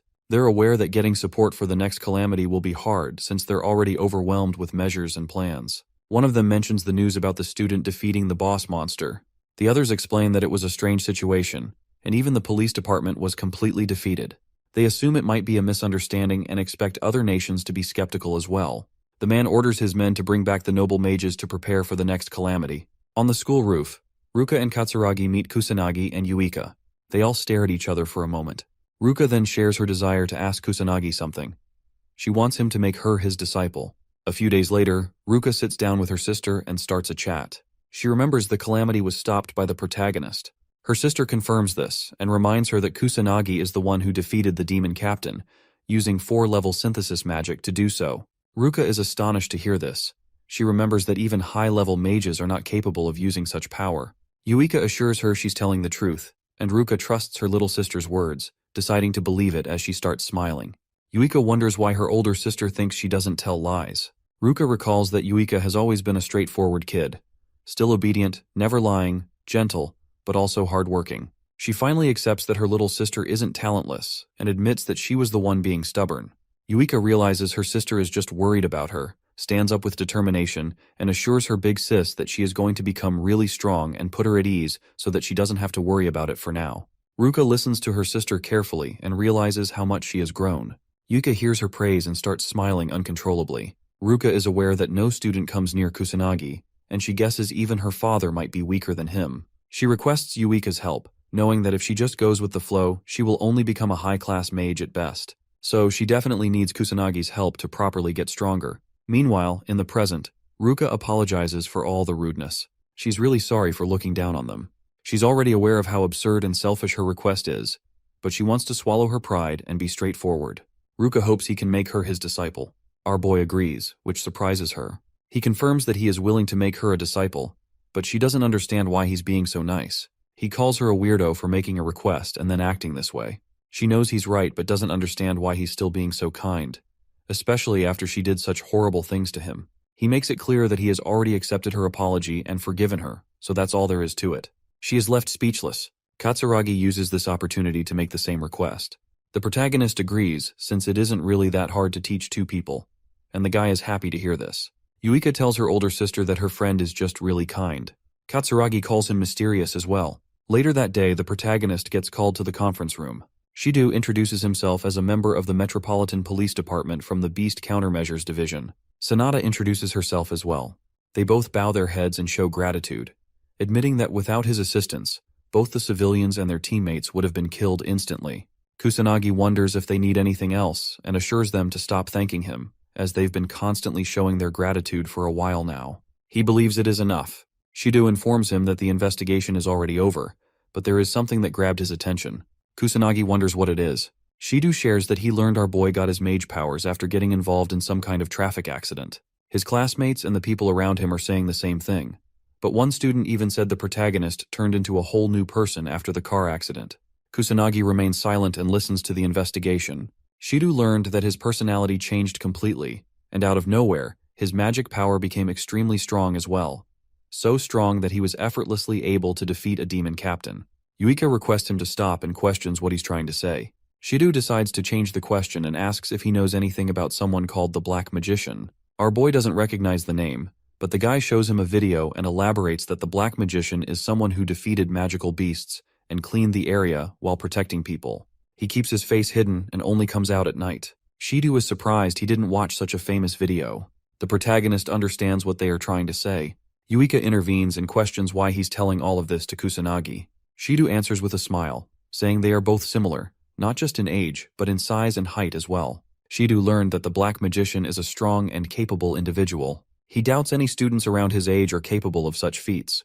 The other weird thing is that the Black Magician started his activities at the same time our boy got discharged from the hospital. Since it is completely illegal to use magic in the city without a real permit or qualification, if a student gets caught using it, then the academy will have to handle most of it. But since it has gotten so much public attention recently, there's no choice left for the police, so they had to get involved and take action. Shido makes it clear that just expulsion won't be enough, but if the protagonist confesses, they are willing to do him a favor and lessen his punishment. So, he needs to answer carefully. Shido asks once more if he is the Black Magician.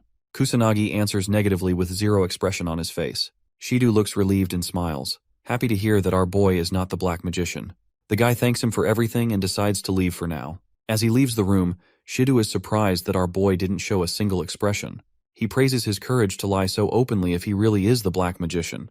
He admits Kusanagi is nothing like a normal student and believes he is hiding something. Sanada already knows Kusanagi is the Black Magician since their voices are similar. She wonders if his intentions were purely to save people that night. Sanada decides to keep his identity hidden, even though she knows this can be counted as a failure for a policeman. She believes the protagonist is a kind person.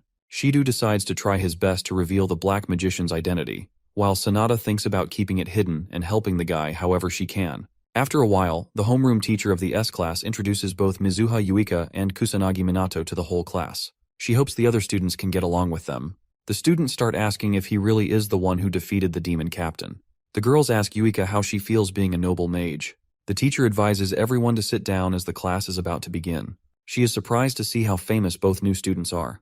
Kusanagi had to answer questions all day, and he feels horrible. He remembers this is the reason he was trying to keep his identity hidden. He hears someone call him from behind. Our boy looks back and finds the girl he saved earlier standing in front of him. She hopes he doesn't mind giving her a little bit of his time. As the boy finds himself on the rooftop again, he wonders if it is some kind of norm to always go to the top whenever you have to talk about something. Yuika follows him and looks at what's happening from behind a wall. She was hoping she could get some private training in and wonders why he is on the rooftop. She feels a bit jealous seeing him alone with a girl and tries to see what they're trying to do. The girl asks if he still remembers her, but our boy says he doesn't. She reminds him he's the one who saved her during the calamity, and he finally remembers who she is. The girl recalls that she was about to die because of the magical beasts at the combat lesson, but then somebody used their magic and saved her. She believes the one behind that magic attack was also Kusanagi. He remembers it, and she starts thanking him for saving her life. He doesn't mind it and says he just did what he could. The girl starts blushing and calls him cool. Yuika tries her best to listen to what they are saying, but she is barely able to hear anything. The girl reveals her feelings and says she is in love with our boy. She hopes he goes on a date with her. Yuika is shocked to learn she is confessing her feelings. The protagonist barely looks surprised. She knows she doesn't have many positive things, but she assures him she will do her best, so she hopes he can make her his girlfriend. Kusanagi smiles and thanks the girl for the confession. She starts smiling, but he continues to talk and says he is sorry. Her smile drops instantly. He politely tells her he doesn't have any time to start dating anyone since he has to do something very important. She understands his reasoning and tries to smile again. She is glad he was straightforward with her and decides to give up on him now. The girl leaves the rooftop with tears in her eyes. Kusanagi advises Yuika to stop hiding and just come out. She gets caught and comes out with an awkward smile. She thought she hid her mana well this time and wonders how he noticed. He calls her mana control horrible and lets her know it is literally spilling everywhere.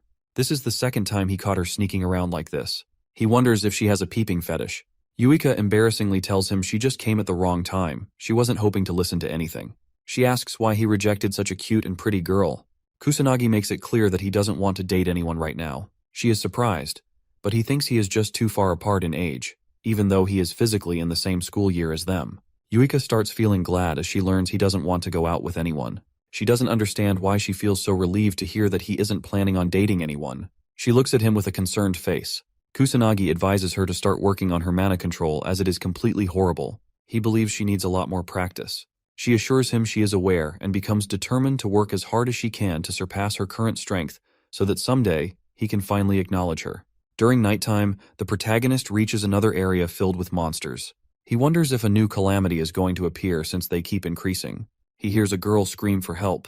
A man uses his magic illegally to harass a girl. He tells her it is pointless to scream since there is no one around. Kusanagi intervenes and shows the guy there is still someone around. The thug becomes surprised, but our boy doesn't give him any time and quickly punches his stomach. He uses his magic to knock the guy unconscious. He learns it is just an amateur mage and a thug, but his close combat skills are horrible. He guesses the guy isn't used to fighting mages. The girl he saved thanks him and questions if he is the black mage. He becomes annoyed and quickly leaves while ignoring her words. Kusanagi realizes the black mage all the students and the policeman mentioned was him all along. He doesn't understand how he became so popular. The next day, while eating with his friends, the protagonist talks about the black mage. He remembers Shido talked about an amateur mage who only comes out at night. He heard many people talk about it, so he is just curious. Katsuragi guesses it is because the black mage has gotten really popular on the internet. Our boy asks what the internet is with an innocent face. He wonders if it is something similar to a fishing net. Everyone is shocked to hear this. They all wonder if he is crazy. In this era, it's hard for them to believe he doesn't know about something like the internet. They understand he is very isolated and lives under a rock, but this is worse than what they were expecting. Yuika explains the internet is an information network that covers the whole globe. Anyone can share any kind of information on it, so things like the black mage spread instantly. People can also find anything there, and since it has pictures and videos, it practically holds everything. Kusanagi finally understands it. Katsuragi helps him understand he can access any kind of information on his smartphone. He asks the boy to pull it out and try opening a random application. Kusanagi's face brightens up, and he smiles uncontrollably as he finally opens a search engine. They all praise him and explain he can use the internet to see anything now. Our boy calls it easy. Ruka remembers he promised to help them train. She is wondering when they begin their training. Kusanagi agrees on training them once the school ends, as they also helped him learn how to use a smartphone. He thinks about doing his best to train them well. Yuika expects something bad will happen as she hears his words. During their training, all three of them get tired and fall to the ground. Kusanagi is disappointed as they haven't even warmed up yet. He wants them to train like their life depends on it. They all get up once more and assure him they won't go down so easily. He is glad to hear this and orders them to come attack him with everything they have. They pull out their magic circles and follow his orders. Somewhere else, near the Tokyo Tower, a few men remember everything was completely normal a few seconds ago as they both observe the red sky. They both become terrified and wonder what's happening. A huge army of monsters filled with multiple demon soldiers and demon captains appear. As they all continue their training, all three of them fall back down. He asks if they have given up already. Ruka and Katsuragi attack him at once, determinedly telling him they haven't given up yet. He uses a barrier to protect himself and shoots his magic bullets to defeat them with zero effort. They both get hurt, but Yuika sneaks up from behind and tries to catch him off guard. He is easily able to dodge her and again uses the same attack to defeat Yuika as well. Kusanagi announces break time and lets all of them rest for a little bit. They are all relieved as they can finally catch their breath. Yuika drinks some water while Katsuragi points out that the protagonist is just too overpowered. Ruka agrees with him and is surprised that even a top student can't come close to his strength. Yuika confirms it as well and believes he is different from all the students. She observes his face and finds his usual annoyed look again.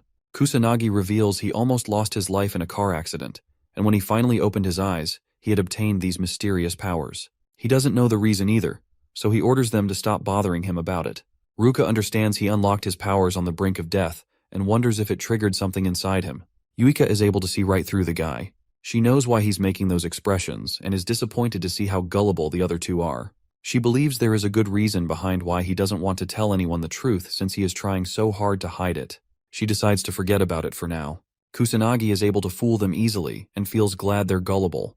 They finally end the training session as the sun starts setting.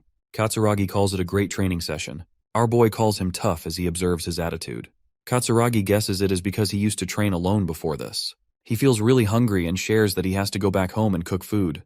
The protagonist is surprised to hear that he cooks food himself. He didn't expect the guy to be like this, judging by his appearance. Katsuragi gets a bit angry as he hears such harsh words. He asks if the protagonist always goes outside to eat. He answers that he just lives on cup noodles, which surprises the guy. Kusanagi is surprised to learn how convenient the new world is. His friend warns him about such unhealthy habits and points out that his body won't survive like this. The protagonist feels a bit weird seeing how concerned he is. Katsuragi grabs him and decides to take the guy to his place so they can eat together. Our boy tries to resist, but he doesn't leave and drags him away. Kusanagi smiles and feels glad to have such a friend. As they both reach his apartment, our boy ends up getting stuck with the kids while Katsuragi cooks food for all of them. He apologizes after he's done cooking but notices the protagonist taking care of them using magic. The protagonist assures him not to worry. He uses magic to create bubbles for the kids. Katsuragi calls him an idiot for his behavior and advises him not to use magic in his apartment. The guy is surprised to see magic can be used for such things. The little kid comforts our boy after he gets scolded. Katsuragi is shocked to learn he is really good at taking care of kids. The protagonist suddenly remembers the calamity in his past life. He calls kids precious. Katsuragi calls him an old man for how he sounds, but our boy orders him to shut his mouth. He starts enjoying as he helps the kids read a book. They all start eating together and thank God for the food. The kids happily eat the delicious meals. The protagonist tries it and is surprised to find out how good it is. He gets teary as he tries to remember the last time he had a good meal. He regrets not taking care of himself because he was focusing on fighting for a very long time. Kusanagi asks his friend about his parents. The guy shares he doesn't have a father. Since his mother has to work till late at night, he is the one who does the household work and takes care of the kids. He even has to do a part-time job when he is free. Kusanagi is shocked to hear his routine, but the guy assures him he likes taking care of his family. The protagonist understands it and remembers he is a complete musclehead who likes challenging stuff. They all end up sleeping together. He apologizes to Kusanagi for having him sleep at their house because of the selfish kids. He doesn't mind it, and feels good doing such a thing for a change of pace. Katsuragi is relieved and shows his gratitude. The protagonist doesn't understand why he's thanking him, but the guy elaborates that it is about Ruka. She looks happier these days, and he believes it is all thanks to Kusanagi. Our boy wonders if this is something related to love. He asks the guy if he holds feelings for Ruka, but Katsuragi answers negatively. He shares they are both misfits who don't get along well with others, so they naturally became great friends. Kusanagi finds it similar to his situation. The next day, both Kusanagi and his friend walk together towards school. Yuika frustratingly wonders why they're so late. Katsuragi shares that the protagonist kept sleeping. They both find out the boys had a sleepover together. Yuika gets jealous and asks if they did training together. Kusanagi wonders why they're meeting like it is natural. He admits he is enjoying it. Shido appears with Sanada and requests our boy to give him a few minutes.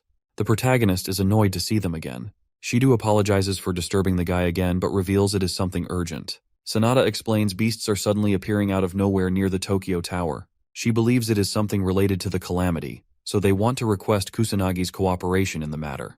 He tries to avoid it as he is just a student, but Shido doesn't think it is right to call someone like him a student, since he is capable of stopping calamities all by himself. He tries to be straightforward and shares it's too much for the police to handle, which is why they need his assistance. Kusanagi asks if it is okay for them to reveal such stuff, but Shido tells him they have no choice since they've been completely cornered. He formally requests the protagonist to help them face the monsters. Kusanagi agrees with them. He was hoping to avoid standing out, but the situation keeps getting worse. Shido promises he will get proper compensation and that he doesn't have to contact the academy. Yuika and her friends decide to help as well. Ruka is confident they can provide support from the rear, and Katsuragi agrees with them. Shido thanks them for their effort but refuses to let them come along, as it is just not possible.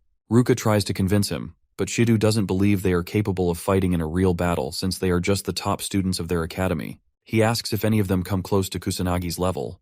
They all become ashamed and speechless. Shido advises them to head toward the academy while he invites Kusanagi to come with him. The protagonist hopes his friends can someday catch up to him, and they all become motivated, confidently answering that they will. At the police headquarters, our boy ends up being involved in a conference.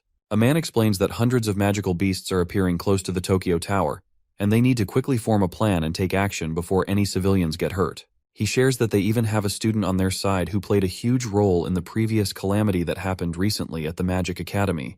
He asks the protagonist to stand up. He follows the guy's instructions, and some men talk about him behind his back. One of them doesn't understand why a literal kid is involved in their business. The other guy explains that Kusanagi is the one who finished off the demon captain all by himself during the last calamity. He calls it bullcrap since it's hard to believe. Sanada feels embarrassed. Shido speaks up and tells everyone that Kusanagi really is the student who stopped the calamity and even defeated the demon captain all by himself. Shido gives his word, as he saw everything happening from up close. He believes there is no one on the same power level as the protagonist. Since our boy was involved in the calamity that happened after 50 years, Shido thinks it is a good decision to have him cooperate with them. He hopes everyone will treat the boy as their partner instead of a student. The men still don't believe it and think he's just a mere student acting all high and mighty, even though he's in a place filled with so many professionals. The leader tells them their goal is still the same, even with a new face among them. He orders them to immediately take action and kill the monsters. As everyone leaves, Shido finds the boy and apologizes for what he had to listen to. Kusanagi thinks it's okay and guesses his arrival just put them in a bad mood.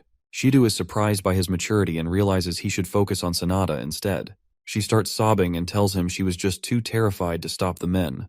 Kusanagi assures her not to worry, as he doesn't give a shit about what a few men have to say about him.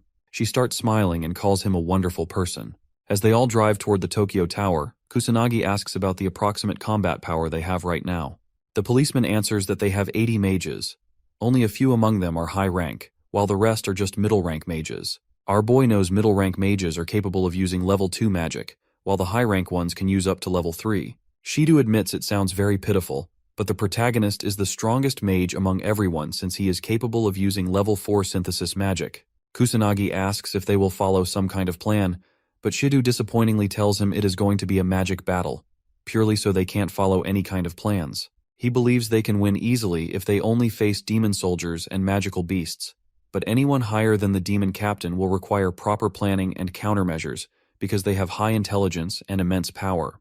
Shido doubts such a straightforward battle plan is worthy of being called a combat strategy. Kusanagi points out that he hasn't noticed any special equipment anywhere so far that could defeat monsters. The policeman shares that they don't have anything that stands a chance against magic and beasts, which is why they just wear clothes that are easy to move in, or suits whenever they enter any sort of battle. The protagonist remembers they used to have anti-beast equipment, but Shido answers there is barely any left right now, and it has become very rare. Only the mage nobles have such equipment. Kusanagi is shocked to learn this, as he remembers such magic equipment used to be common around his time. He understands the usage of magic and mages declined because of peaceful times, but this much change is just absurd. He becomes curious about what happened during the past 50 years. Shido observes his expressions carefully, wondering what he's thinking about. They all finally reach the Tokyo Tower. Kusanagi finds out there is no calamity going on, but the number of monsters appearing is abnormal. He wonders what is going on. The trash-talking policemen from earlier are shocked by the numbers as well. They didn't get informed about this in the report, and as they both spot a demon captain among the monsters, they become completely hopeless and decide to seek support from special organizations or noble mages since it's out of their hands. Shido assures them he has already called for backup, but it's not going to arrive so quickly. Since the number of beasts keeps increasing and illegal mage activities are happening more than before, the organizations already have too much on their plates. The policemen ask if they don't have any other choice but to face such strong monsters themselves. They believe it's a suicide mission and become hesitant. Shido has no choice left, so he swallows his pride and requests the protagonist for help. He asks if they can be defeated. Our boy answers positively. The trash talkers start doubting him, and it's hard for them to believe a random brat can win against so many monsters. Kusanagi notices something weird, and they wonder what he's on about. As the monsters become more active, suddenly the sky changes its color and turns red. Sanada and the other policemen realize a calamity is about to happen. Shido gives a message to every single post from the police headquarters that a calamity has appeared across Japan. As the civilians start getting attacked by magical beasts, Shido repeats his words that a calamity has occurred. He orders everyone to make people their priority and save civilians from any harm. Since they're stuck dealing with it in an urban area, they need to take countermeasures quickly. Shido and his men are worried to see what's happening, but our boy remains unfazed. The policemen see the calamity appearing again and become terrified. They question why it's happening. The protagonist knows a calamity is a natural phenomenon, but he notices this one is happening because of the magical beasts from earlier. He doesn't know how they caused it, but wonders if they learned a new way to create one in the last 50 years. Shidu's men tell him they can't fight a losing battle with no backup. They need to reorganize first. The calamity starts moving, and the beasts begin heading toward the city area filled with civilians. The policemen start arguing with each other. Some believe it is going to harm the civilians, so they don't have a choice but to go and defeat the monsters. The other policemen call it a suicide mission and believe they can't win. Someone comments that the police have become pitiful, which angers the guy who doesn't want to go. He makes it clear that they just can't win against so many magical beasts. Kusanagi jumps off the building while telling everyone they can definitely win. He smiles and starts using his magic circles to head toward the monsters. He lands between them, and as the monsters notice him, they all begin rushing toward him to attack. The policemen warn him to quickly run, or else he's going to lose his life. Kusanagi pulls out third-level magic called Wind Cutter, leaving everyone speechless. The monsters die instantly, but a few demon soldiers become active. They throw multiple attacks toward our boy, but he remains unscathed because of his shields. Since the barrier ends up being very useful, he decides to put one up for the bystanders, so no one gets hurt during the calamity. As he cuts through more monsters, Shidu is astonished by his strength. He doesn't believe someone is capable of using several magic attributes at once. He guesses only Kusanagi can do such things. The guy orders everyone to move forward and follow our boy. Sanada starts running to provide proper backup. The other policemen tremble in fear, but since they can't just run away, they all get fired up and run toward the battlefield. The policemen begin fighting against the monsters. The protagonist is surprised by their capabilities. The demon captain appears from the crowd of monsters. A policeman notices and becomes hopeless, since only a legendary class mage can defeat such a monstrosity. Kusanagi pulls out the water serpent again, and assures the policemen they can leave the demon captain to him, while they all handle the rest. In mere seconds, he defeats the demon captain, leaving everyone shocked. They admit he is very powerful. Shidu orders everyone to continue fighting until the boss monster appears. He orders them to handle the rest while Kusanagi can take care of the demon captain and anything stronger than that. As the protagonist fights the monsters, he remembers the worldwide calamity that appeared 60 years ago, which was the first calamity. After that event, calamities became common and kept showing up again and again, continuing to destroy the world.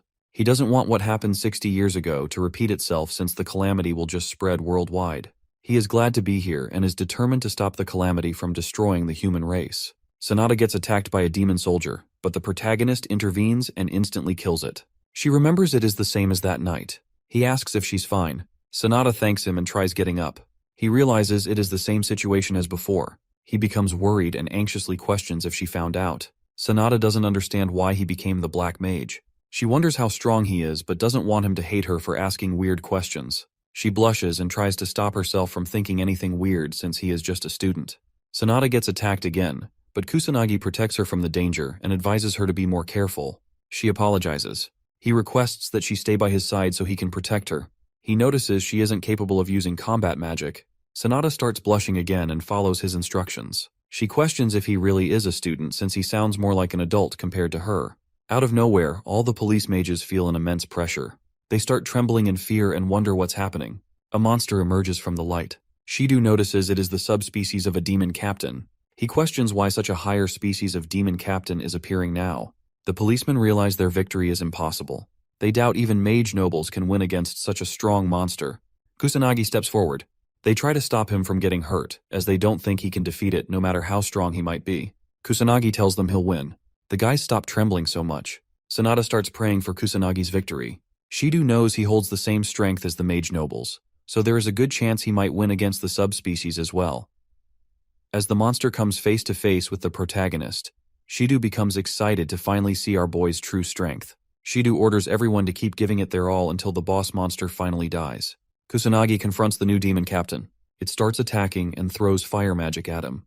The policemen can't believe how strong the monster is as they see it destroying multiple things with level 1 magic. Our boy doesn't get scratched at all. The monster wonders what he even is. Kusanagi answers that he is just a student. He starts using his water serpent again. The demon captain becomes determined to kill our boy and unleashes a huge fire serpent. The policemen notice that it is level 6 magic and become hopeless. Kusanagi knows that if he avoids the attack or just blocks it with his magic, there is a chance his allies might get engulfed in all the fire, so he wonders what he should do next. All the beasts start gathering around suddenly. The police are confused. But as they all attack Kusanagi, Sanada tries to warn him. He remains unfazed despite seeing multiple strong attacks coming his way. He destroys the demon captain's fire serpent with his water attribute and blocks the magical beast's attacks with his non-attribute shields. Water starts pouring down. The protagonist is a bit underwhelmed as he realizes it is already over. Shido's jaw drops, seeing how strong our boy is. Sanada doesn't understand what just happened. Shido, still in shock, holds his head as he sees unimaginable things happening in front of him. Only a mage noble can use level 6 magic since it is an advanced technique on a similar level as remote activation. Sanada asks if Kusanagi really did all that. Shido shares an even more surprising thing he just witnessed. The protagonist just used a second type of magic at the same time while facing the demon captain. Usually there is a buffer time whenever someone uses 2 magic spells, but Kusanagi just used them at the same time. Even a single type of magic is hard to control, so using 2 simultaneously makes the protagonist stronger than even the noble mages. Shido is happy to see everything went as he expected. He believes he has found the person he always wanted, the new Ichikami Minato. The protagonist advises the demon captain to follow him so they can fight somewhere else, as it is too stuffy here. The demon captain starts using level 1 aerial magic and flies away. As it moves somewhere else, it admits it is a bit surprised that it knows how to use aerial magic. The demon captain thinks he had to move so he doesn't get any sort of cooperation from its army. The boy clarifies he doesn't feel fazed by the shitty cooperation from other beasts. With a cold expression, he reveals they moved so he doesn't have to hold back anymore. The demon captain moves forward and attacks him, but our boy easily dodges all the attacks coming his way. He uses his arms to block a few blows. The demon captain uses the opportunity to throw fire magic. It hits the boy directly, but the monster hits him again and slams him on the ground without wasting a second. As the smoke clears, Kusanagi comes out unfazed, leaving the demon captain shocked. He moves forward to attack it and knows it resorted to hand-to-hand combat because its magic is completely useless against him. He calls the demon captain's efforts useless and makes it clear it can't land a strike on him while punching its head really hard. The demon captain goes flying away but saves itself by summoning a magic circle. It doubts his punch can do anything since he is just a mere human, but suddenly its whole body starts trembling. The demon captain doesn't understand how strong he is. It gets mad and questions who he even is. Kusanagi smiles and lets it know magic isn't the only thing he can use. He decides to show the demon captain a technique he created himself. The protagonist smiles and unleashes his powers. The demon captain becomes amazed. Shido and Sanada feel the pressure and notice there is something above them. Kusanagi uses the magic he is emitting to protect his body. He starts feeling powerful, but the demon captain calls human attacks useless, even though he's using magic to cover himself. Kusanagi doesn't agree with it and decides to give his powers a try. He starts throwing punches and pushes back the demon captain, who is left with no choice as attacks come from all directions. The monster tries pathetically to protect itself, but Kusanagi keeps hitting it with his new technique. Shido observes the fight and notices the boy is overpowering a literal monster in hand-to-hand combat. He questions how it's even possible since human attacks are too weak against monsters. He is slowly harming the monster with just his fists. The demon captain gets injured and doesn't understand how a human attack can push him to such a pathetic state. Kusanagi is aware that normal attacks or any weapons have no effect on monsters, but if someone puts a huge amount of magic power behind them, the attacks actually work. Attacking while covering the whole body with magic power is called the fusion of martial arts and magic craft. He named it magic martial arts.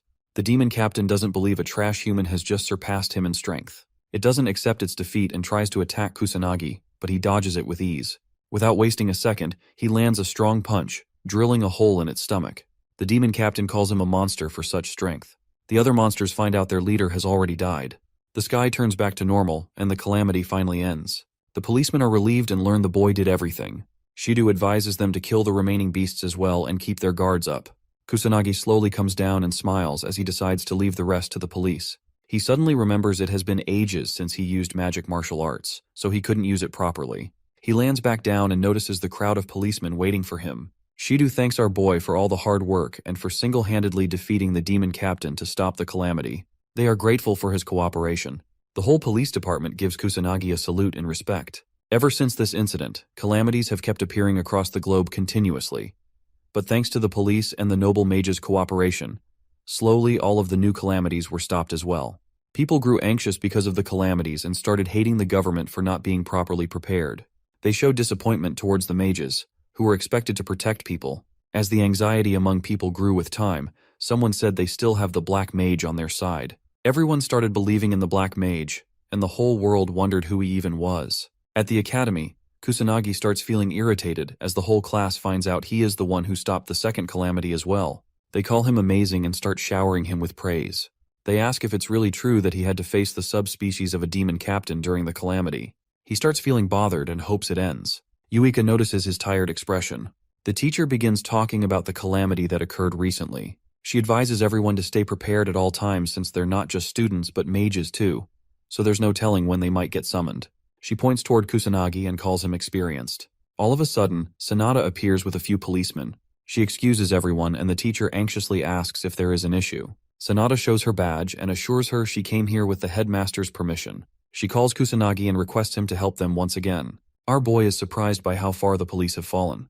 He wonders why they never care about their image. He notices the students gawking at him, which annoys him, so he decides to just leave. He asks Sanada to inform him about the situation. She assures him not to overthink it, as he will receive rewards and credit for his work. She explains the beasts keep appearing all across the globe because of the calamities, and illegal mages involved in weird organizations have also become way more active all of a sudden. Since they are lacking in manpower, Kusanagi says they came to get him. Sanada feels bad about asking him for help so many times but tells him they have no other choice since he is the strongest. Kusanagi pulls out his phone and advises her to just give him a call next time.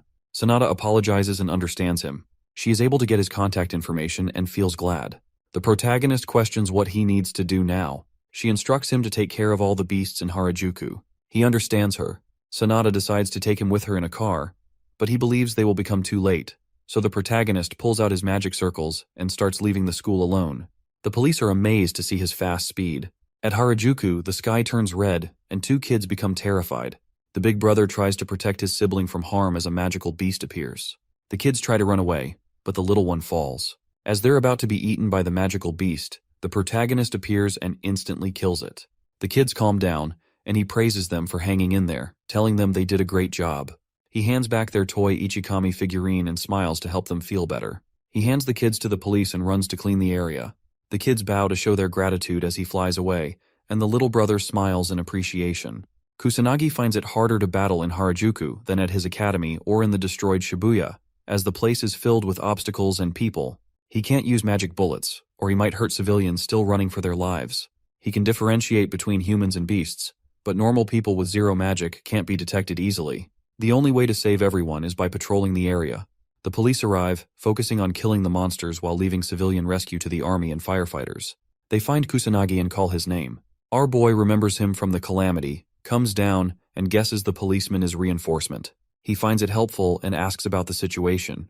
The policeman shares they haven't saved half the civilians and are struggling to reach the east side. Kusanagi shoots a few bullets and decides to check the east side. The policeman warns him about illegal mages there, according to reports, but knows there's no point in warning Kusanagi since he's the strongest.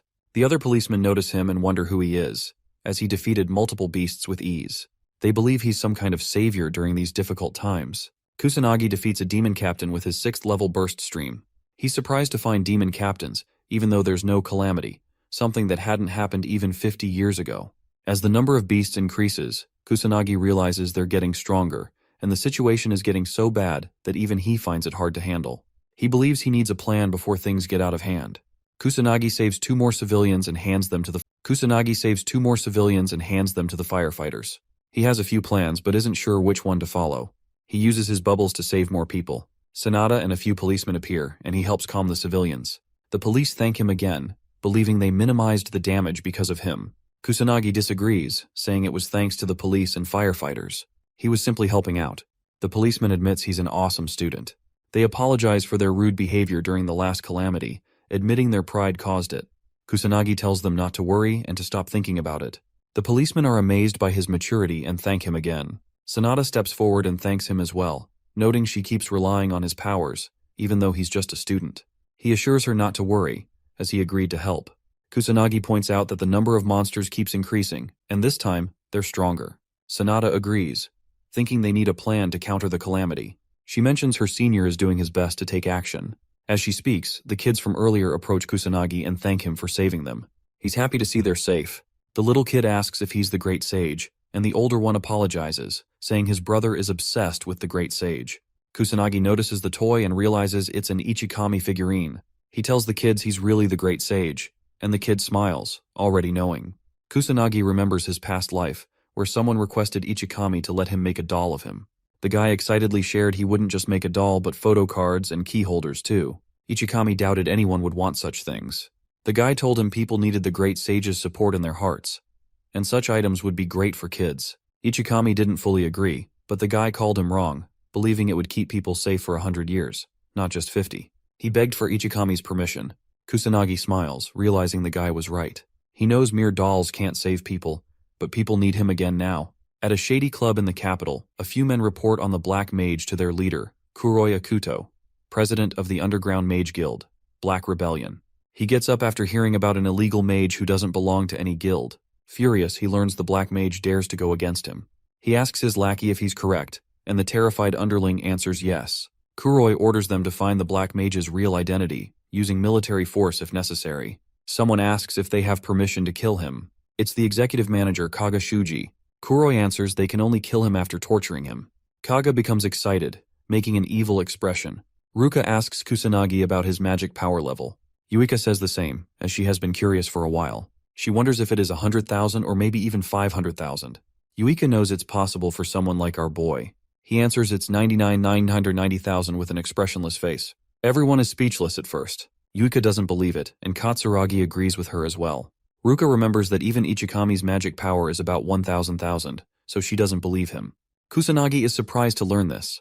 They all explain that people call 1,000,000 the highest limit for this reason. They wonder why he doesn't know such a common thing. The protagonist questions if his power is just 1,000,000. He tries looking it up on the internet but becomes confused. He smiles and admits he doesn't know how to use a phone. Since it's not worth the effort, he decides to give up. He gets a call from Shido. The boy asks what's wrong, and Shido apologizes for the disturbance, asking if he has some time to spare. Kusanagi answers positively, so the policeman asks if his friends are near him as well. Kusanagi tells him they are here. Shido requests him to put the phone on speaker. Kusanagi is completely clueless about it, so Yuika helps him turn it on. The policeman explains that since the number of monsters and calamities keeps increasing, he decided to create a specialized anti-monster squad, known as the Special Magic Team. He wants our boy to be the leader of the squad. Yuika is astonished to see her friend getting such an opportunity. She believes it's such a special title that mages would die to reach. She guesses her friend isn't going to refuse such a thing, but to her surprise, Kusanagi ends up refusing the offer. Yuika questions why, growing angry. The policeman requests them to listen to his explanation first. The protagonist wonders why Yuika is angry on his behalf, but decides to hear the explanation. Shido shares that there are too many issues going on, and the police can't handle everything alone. Also, since the monsters are growing in strength, it's hard for them to keep up anymore. He knows the boy understands his words. Kusanagi knows it's because the mages of this time period have really low magic levels. He wonders what happened to the nobles. Shido shares that the heads of Mizuha, Homurai, and Kaichi are still stuck in an overseas meeting, so the only one left is Fuka, but he's not available either for many weird reasons. Kusanagi suddenly remembers he never met Yuika's parents before. She tells him they still haven't returned from the meetings. Shido explains the special squad will have many police officers and a few students from the academy. He chooses Yuika, Ruka, and Katsuragi as members of the new special squad. He assures them he's willing to handle all the troublesome stuff, like clerical work and negotiations.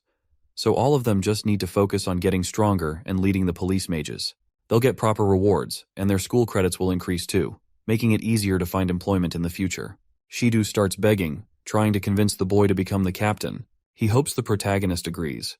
Kusanagi becomes a bit annoyed but decides to do it. Shido finds it hard to believe but looks glad. The others agree with it as well. Ruka doesn't want Kusanagi to handle everything alone, while Katsuragi is just into hard challenges. Even though the protagonist is still unsure, he ends up going with it since he wants to train more mages as well. The news channels start criticizing the noble mage family, the Fukas. They didn't only leave behind their real duty because of some school disaster, but the noble family was also very slow with the subjugation of monsters. The nobleman hears the news and calls the reporters dumb, since they're assuming noble mages can handle anything. Someone calls, so the noble mage gives him permission to enter. His butler appears and shares that the Metropolitan Police Department sent him a document. The noble mage reads the information about the special magic team being established. He calls it stupid and thinks useless people are into doing unnecessary things. He feels a bit disappointed but guesses this might help shut up the public. He orders the butler to call his dumb kid here. The butler understands him and leaves. At the police department, the protagonist and his friends join the special squad. They all hold a meeting, and Shido starts explaining something to everyone. The protagonist is surprised to hear the word dozens, but Shidu apologizes and explains that they did have candidates, but they didn't receive any applications for some reason. Shidu believes they'll get more applications once our boy starts producing real results. Kusanagi was expecting things to turn out this way, since it's weird for a literal student to be the team's captain. Some friction was bound to happen. Shidu hands over something and shares that it's a temporary mage badge. He admits it's an external cooperation but explains they're all public servants now. So, if anyone doubts it, he can just show this badge to them when needed. He adds another thing. The badges are only given when someone is from a unit, and since all of them are still not qualified as mages, the badge is just temporary. Shidu officially ends the student treatment with Kusanagi and addresses him as Captain Kusanagi. He leaves everything to the boy. The protagonist smiles, as it's been ages since he stood before people his own age. He goes to the front and introduces himself once more. He announces that he is the captain of the special mage team and promises everyone that he is willing to make everyone in his team stronger than even the heads of noble families. His friends and the police members are surprised, as it's something hard to believe. Kusanagi understands why they're doubting him, but decides to give solid proof to help clear the doubts. He asks Shidu if there are any magic power measuring devices available in the police station. The guy answers positively but becomes confused. As he brings a few measuring devices, Kusanagi orders Ruka and Katsuragi to step forward and measure their power levels. They decide to follow his orders. As they both pour out their magic into the machine, the protagonist tells everyone that Ruka's magic power level was only 10,000 last time, while Katsuragi had 8,000 magic power. Ruka becomes speechless as she gets a result of 30,000 magic power. Katsuragi is amazed to see 28,000 on the measuring screen as well. The policemen are astonished, as it is the magic power of the highest grade mage class. Kusanagi asks them to be patient and orders Yuika to measure her powers. She listens to him but feels a bit anxious. Yuika wonders what she should do now, as she believes the gap between her and her older sister might be too big. She knows she worked really hard, but at the end of the day, she thinks she is just an ordinary person with no talent. She becomes more anxious and doesn't want to see the results. Yuika calms herself down as she doesn't want to run away from such challenges anymore. She stops caring about the results and pours the magic into the machine, determined to always be true to herself. Shidu and Sanada's jaws drop as they see the results. Yuika feels a bit anxious but opens her eyes to find out it is 26,000. Shidu remembers her magic power was just 2,000 according to the records, and it's hard for him to believe there is a way to increase magic power to such an extent. Kusanagi makes it clear to everyone in the room that increasing magic power is possible. It just requires talent and the absolute determination to never give up and keep working hard till the end. He looks at Yuika with a smile and pats her head, letting her know how proud he is feeling and telling her she did an amazing job. Ruka feels happy as she watches their interaction. Kusanagi praises the other two as well, but they think this much was expected. Especially for Ruka, she believes this kind of improvement is normal for someone like her since she belongs to the Mizuha family, so there's no need for praises. He ignores her words and pats her head as well, praising her for all the hard work. Katsuragi knows his friend looks out of this world but is surprised to see him act this way without any fear. Yuika becomes anxious since she knows how terrifying her sister looks when she's angry. Ruka tells the protagonist she's not a baby, and he understands her and pulls away his hand. Katsuragi was a bit scared just now, and Yuika also thanks God her sister remained calm. Our boy tries to pat Katsuragi next, but he becomes embarrassed. Ruka remembers she was never treated like this all her life before today. Even her father never patted her head or did such a thing for her. A fat, ugly guy enters the room as he finds out everyone was here. He shares that he has been searching for Shidu everywhere and wonders why he hasn't received any proper greetings. Shidu tries to explain himself and tells the fatso he thought the guy wasn't coming today. The fat dude tells him his mind changed, so he decided to come. Shidu thinks about introducing him to everyone and announces he is Shu, a mage noble from the family of Fuka. Shidu secretly informs our boy that he didn't have a choice, as they needed the approval of the mage noble for the special team's establishment, so he was forced to enlist their names. He feels sorry about it. Kusanagi remembers the Fuka family ignored the request for reinforcements during the disaster that happened at his academy. Shidu tries to explain that happened because the nobles have a weird habit of maintaining authority, so they feel ashamed answering such requests since it's not something a mage noble would usually do. Shu speaks up and tells them he learned he was going to see Japan's leading magic unit. He wonders why there is a bunch of students in the room instead. Shidu introduces Kusanagi and reveals he is the one who defeated the boss monster and took care of the calamity that happened at the school. For his amazing achievements, he has been chosen to lead the team as the captain of the unit. Shu carefully looks at him and wonders how a trash student who doesn't even belong to a noble family stopped the school disaster. He steps on the protagonist's foot and arrogantly tells him he is nothing more than a piece of trash. He feels enraged to see our boy as the captain. The guy makes it clear not to act cocky, even if he's just a student. Yuika and Ruka question why he's acting this way, and they order him to step back, while Katsuragi threatens to blow him away. Shu wonders why ordinary people are trying to order him around. He recognizes the two sisters and remembers they belong to the Mizuha family. He's surprised to find out not everyone here is a piece of trash. Shu starts smirking and announces that he will be the one to lead the unit, but Shido tries to make him understand Kusanagi has already been chosen to lead the unit, so it can't be changed. Shu decides to challenge the protagonist and announces that the one who defeats the boss of the next calamity will earn the right to lead the unit. Shido tries to stop him, but the fatty decides to make his own rules and thinks it's settled. Shido apologizes for his behavior, but Kusanagi assures him it's fine, since anything he says would have been completely useless on such an idiot. He thinks it's fine, as he just needs to win. Yuika and the others get fired up. She's not going to let the guy become their captain. The other two become determined and decide to go all out as well. He wonders why they sound so fired up over such an idiot. At the police department grounds, Kusanagi thinks about his next step. He remembers the police officers mostly had about 10,000 magic power.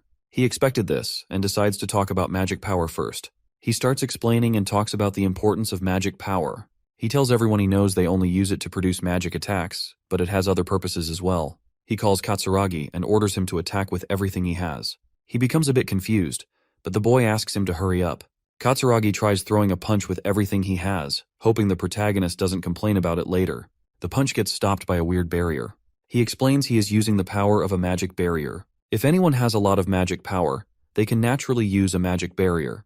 Katsuragi keeps throwing punches, but nothing lands. He continues to explain they can use magic without even thinking about it if their magic power is huge enough. He calls it automatic power. Katsuragi finally gets tired and finds out his punches are completely useless. The protagonist orders everyone to keep one thing in mind. Increasing the magic power capacity is the most important goal for any mage. He starts pouring his magic into the policemen one by one to help them understand how to sense magic power. Everyone begins their training, and they all work hard to get stronger. Kusanagi realizes they really need some equipment besides the training. He wonders if it's possible to get some anti-monster equipment.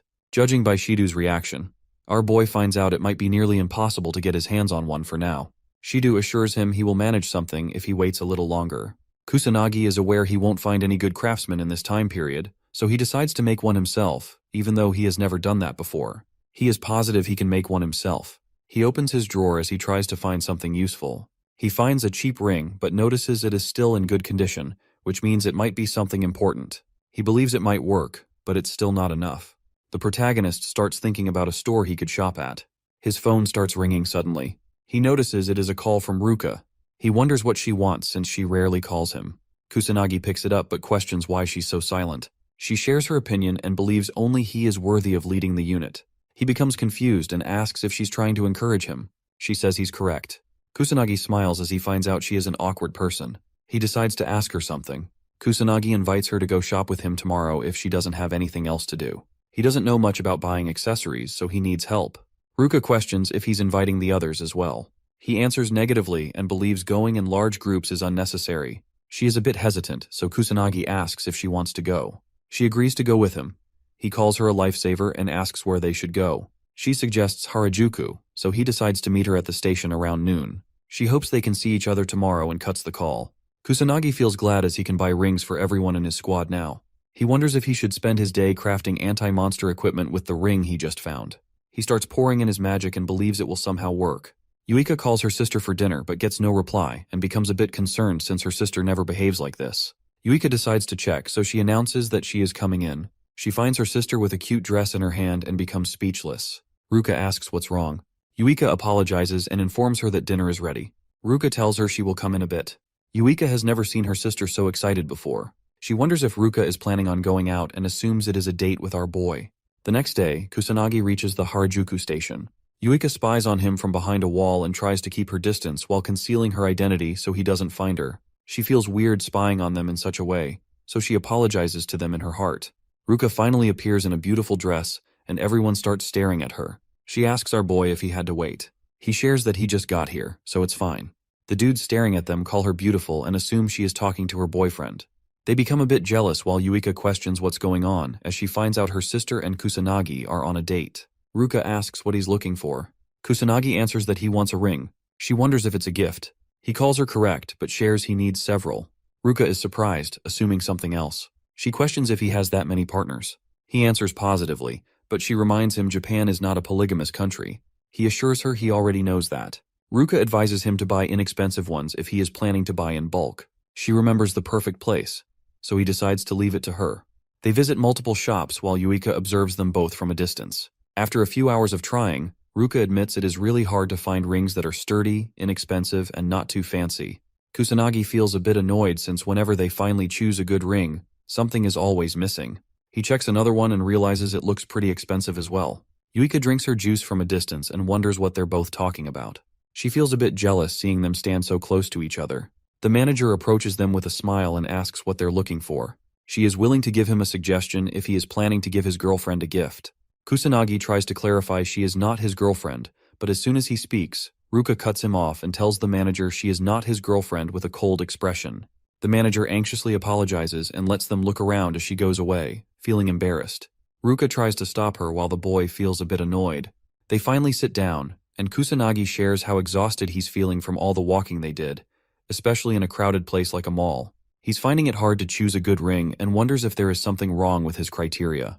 Kusanagi notices the expressions on Ruka's face. She admits she doesn't know how to show affection, and she's aware he already knows about her trash personality. He calls her correct, and Ruka remembers she doesn't even know how to interact with her little sister. She caused her many problems because of this. She suggests it is better if he does the shopping with Yuika instead, since she is just getting in the way. He calls her wrong and says he already knows she did her research and learned the locations of multiple stores before coming.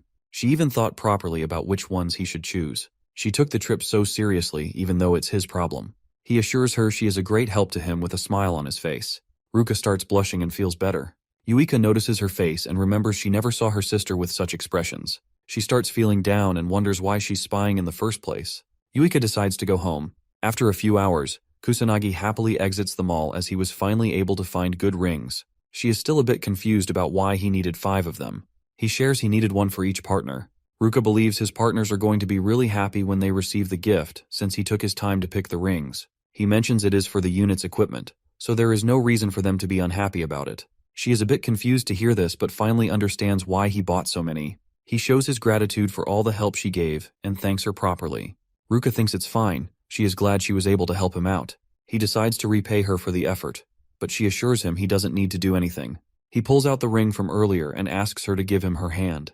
She feels a bit shy and questions what he wants to do. He grabs it and shares it as the first special ring he made himself. He hopes she takes good care of it and smiles. Ruka is glad but starts leaving. He tries to stop her, but she doesn't give him a chance and leaves. He wanted to explain more about the anti-monster equipment, but decides to do it some other time when he gets the chance again. As she walks away, Ruka suddenly stops and stares at the ring. She hugs her hand as she admires the ring and starts blushing uncontrollably. The next day, Kusanagi announces he will hand out the anti-monster equipment now, so they can come and take one. Sanada and the other policemen wear it and feel a magic reaction. They're amazed to see magical equipment for the first time. He explains it is called anti-monster equipment, and he imbued wind magic into it, so if they use their magic powers, they can use the ring to produce wind magic up to level 1. Shido is amazed. He starts questioning how the protagonist got his hands on such a thing. Kusanagi reveals he is the one who made them. Shido finds it hard to believe, since craftsmen capable of making such precious equipment barely exist anymore. He is astonished to find out our boy can make such a thing with ease. He admits Kusanagi amazes him every time. Yuika notices her sister didn't take a ring. She notices Ruka is already wearing a ring she has never worn before. Yuika assumes it is from their date and becomes anxious as she wonders what happened after she decided to leave. Kusanagi believes they all lack proper transportation. He doubts cars are fast enough, so he calls them unreliable. Shido thinks he's right since they always arrive late. Kusanagi demonstrates how to use the wind magic spell, Aerial, using the anti-monster equipment. He believes it will help reduce the time they spend traveling significantly. He explains it is not strong enough to be used as attacks against monsters, but they can fly with it, so they should give it a try. He guides them by sharing they need to visualize jumping in the air since Aerial involves flying and acceleration. Sanada and Shido start flying using the special ring. Kusanagi notices Yuika flying as well. He praises her for it, but she believes this much was expected since she has been training to learn magic manipulation for quite a while now. She stares at the protagonist. Yuika starts feeling guilty all of a sudden for spying on her sister earlier. Kusanagi notices her expression and becomes confused. He approaches Yuika and says he wanted to ask something from her. He questions if she is aware of Ichikami Minato. Yuika answers positively, as he is the person she likes the most. He asks her about Ichikami's power level. She answers it was around 1,000,000. He was capable of using many spells but died fighting against the demon god during the Great Calamity. He's curious about what happened after he died. She answers most great mages died as well, and her noble ancestors were among the people who worked hard for the revival of society. The Mizuha family played a huge role in everything. She says all of this with a proud expression, and continues to share that barely any data or documents were left after the last calamity finally ended. That's the reason magic studies were built again from zero. Kusanagi is aware the death rate of mages was quite high around that time, but he remembers leaving a lot of books behind. He stored the information about magic in different places to prepare for the future. He wonders why the knowledge of modern-day magic is so bad and full of errors compared to what he left. The power level of mages these days is extremely low. He wonders if someone is behind all of this. Yuika notices him zoning out and asks if he's fine. He assures her it's nothing. She asks him to keep in mind, if he is worried about something, he shouldn't hesitate to share it with her. She is aware she isn't very useful, but still tells him to ask for her help. Kusanagi thanks her for the consideration and calls her a big help. He knows she's going to keep whatever he shares a secret, but he still needs to be cautious about the Black Mage issue. There is a possibility she might get in trouble if he involves her, so he decides to never bring it up. He is aware she might just end up losing consciousness if she finds out he is the legendary Ichikami Minato. Yuika assumes he is hiding things because she is not reliable enough. She decides to get stronger so she can be more useful to Kusanagi. She becomes determined to do her best. 1 week later, Kusanagi orders everyone to get ready and fire. Sanada is able to throw level 2 holy magic called Holy Crest. Shido, now capable of using level 3 magic, while Katsuragi and the Mizuha sisters are able to throw level 4 magic. Kusanagi feels happy as he learns everyone has gotten stronger. Even Sanada, who didn't know how to use offensive magic before, can now attack with offensive magic spells as well. The most surprising thing for him is the compatibility between the Mizuha sisters. He knows people would think it is only natural since they are both sisters. Yuika and Ruka destroy the training ground with their level 4 magic. Yuika suddenly remembers some bad memories but starts smiling as she has finally earned her sister's respect. Kusanagi praises everyone for their hard work, but tells them not to get lazy just because their magic levels increased, since the levels don't necessarily mean they have gotten stronger and better at using magic. He decides to give an example and orders Ruka to use a level 4 magic spell on him. She understands him and follows his instructions. Ruka throws a level 4 attack at him, but Kusanagi only uses level 1 earth magic as a counterattack. As both magic attacks clash, everyone is surprised to see that level 1 magic was able to neutralize level 4 magic. He explains the magic levels only help with the amount of magic power that can be infused with an attack. It doesn't mean higher level magic is stronger. Even with level 1 magic, if the mage is able to infuse maximum magic power, even level 4 magic is easily beatable. He mentions the attributes of magic matter as well. Water is always weak to earth. He orders everyone to avoid getting trapped by the idea of levels. He explains they need to understand magic power and master the spells they have. If they follow his instructions, they can become stronger. Everyone listens carefully as Kusanagi reveals they shouldn't forget about their partners either, since combined powers can become even stronger. They all yell out as they become motivated, but out of nowhere, the fatty appears again and feels pity for them. Shido asks why he's here for no reason. Shu thinks no calamity is happening anytime soon, so he's bored. Shido advises him to clear out a few monsters if he's not planning on training, but Sho rejects the idea as it is too much work for him.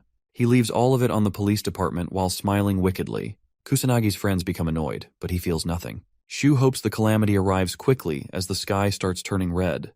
Yuika notices it first and points out something is wrong. Shu realizes it really is the calamity and gets fired up. He reminds everyone that the squad that is able to defeat the boss first is going to be chosen as the leader of the special unit. He announces the beginning of his challenge.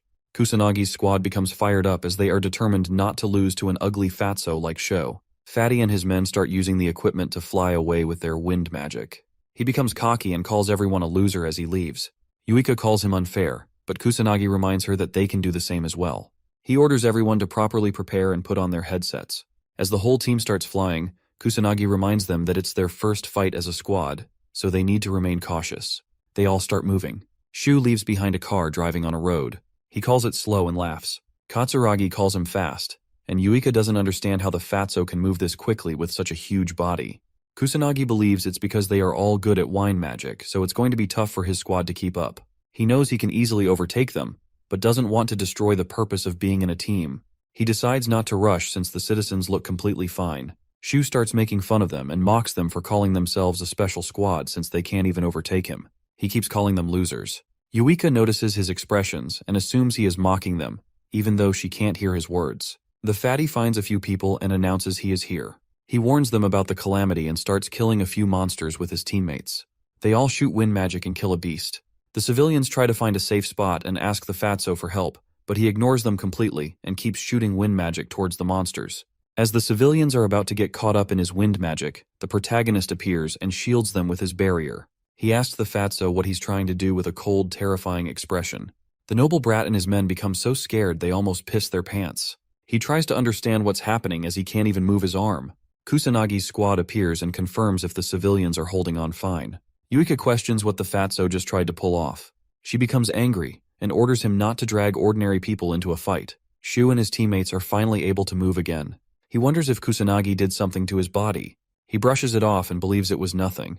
Fatso calls it their fault for getting in the way of a mage noble like him. Yuika becomes irritated and orders him to repeat that. He uses his wind magic and starts flying off with his buddies while leaving the safety of commoners to Kusanagi. He is determined to defeat the boss. As the fatty leaves, Kusanagi observes him and is confident he could easily destroy the fatso in mere seconds. But he doesn't want to make it look like he is afraid of a stupid challenge. He suddenly realizes this might be a good opportunity for something. Kusanagi orders his squad to defeat the monsters while he protects the citizens from any kind of harm. Shidu wonders if he is confident about the challenge since it sounds hard to protect so many civilians all alone. Kusanagi assures him he's confident since he is the leader of their special unit. Shidu believes his words and thinks his question was stupid. Yuika motivates everyone to start defeating the monsters as they already rely on the protagonist so much. Everyone agrees with her, so our boy orders them all to start moving and win for him. They all move forward using their wind magic and start fighting the monsters. Yuika uses level 3 magic spells to destroy some strong monsters. She remembers being scared when faced with a similar situation before, but now she is surprised by her own capabilities as she can easily defeat demon soldiers. Yuika has finally gotten stronger. Kusanagi senses the magic energy around him and finds out both humans and monsters are mixed in, and many civilians are still stuck in a dangerous situation. He is aware of the situation's difficulty but believes he can take care of it because he is Kusanagi Minato. He moves forward with his wind magic to save everyone. Shu and his men keep blasting wind magic while ignoring the civilians. Ruka and the others maintain their formation and remain determined not to fall behind the fatso. Yuika starts sensing a weird magic energy out of nowhere. She looks back and finds a demon appearing behind her. The delusional fatty doesn't hesitate for even a second and runs towards the demon to stop the calamity and win his stupid challenge. He decides to use his level 4 magic for it. His men try to stop the fatso as level 4 magic is not even going to scratch an opponent like the demon. Shu doesn't listen and believes they don't know anything because they have never fought a demon before in their lives. He is confident he will definitely win this battle since he is a noble mage. Fatty launches a level 4 wind attack, but the demon pulls out his level 4 fire magic in response and completely destroys the fatty's pathetic attack. Shu finds it hard to believe he was overpowered just like that. As the fire attack almost hits him, he starts running with his lackeys. Some civilians get caught up in it. They scream for help, but Shu ignores them and keeps running to save himself. Kusanagi appears and uses earth magic to stop it. His squad joins in, and they all defend the civilians from the fire attack. Kusanagi smiles and praises them for it. Yuika approaches the fatty. He is relieved he didn't die. With a cold expression, she questions why he just ignored the citizens and only saved his own life. He calls it their fault for not running away to safety. He believes they don't deserve to live if they are going to slow down a magic noble like him. Yuika becomes so angry hearing his stupid words, she is unable to control herself anymore, so she smacks his face as hard as she can. The fatty goes flying away after such a slap. She calls him prideless and pathetic for a magic noble. Shu questions why she slapped a nobleman like him. Yuika advises everyone to leave his pathetic ass behind and continue defeating the rest of the monsters appearing in the city. They all agree and start moving while Sho whines about being completely ignored by her. Kusanagi observes them while bringing the civilians to safety. He notices they are acting very noisy in front of the enemy. He guesses it's fine since they were able to calm down quickly. Kusanagi decides to go look for more survivors who need his help. He thinks about remaining cautious, as the boss can appear at any time. As the demon monster appears, Shu and his lackeys hide behind a wall as they finally accept they can't defeat such a powerful monster all by themselves.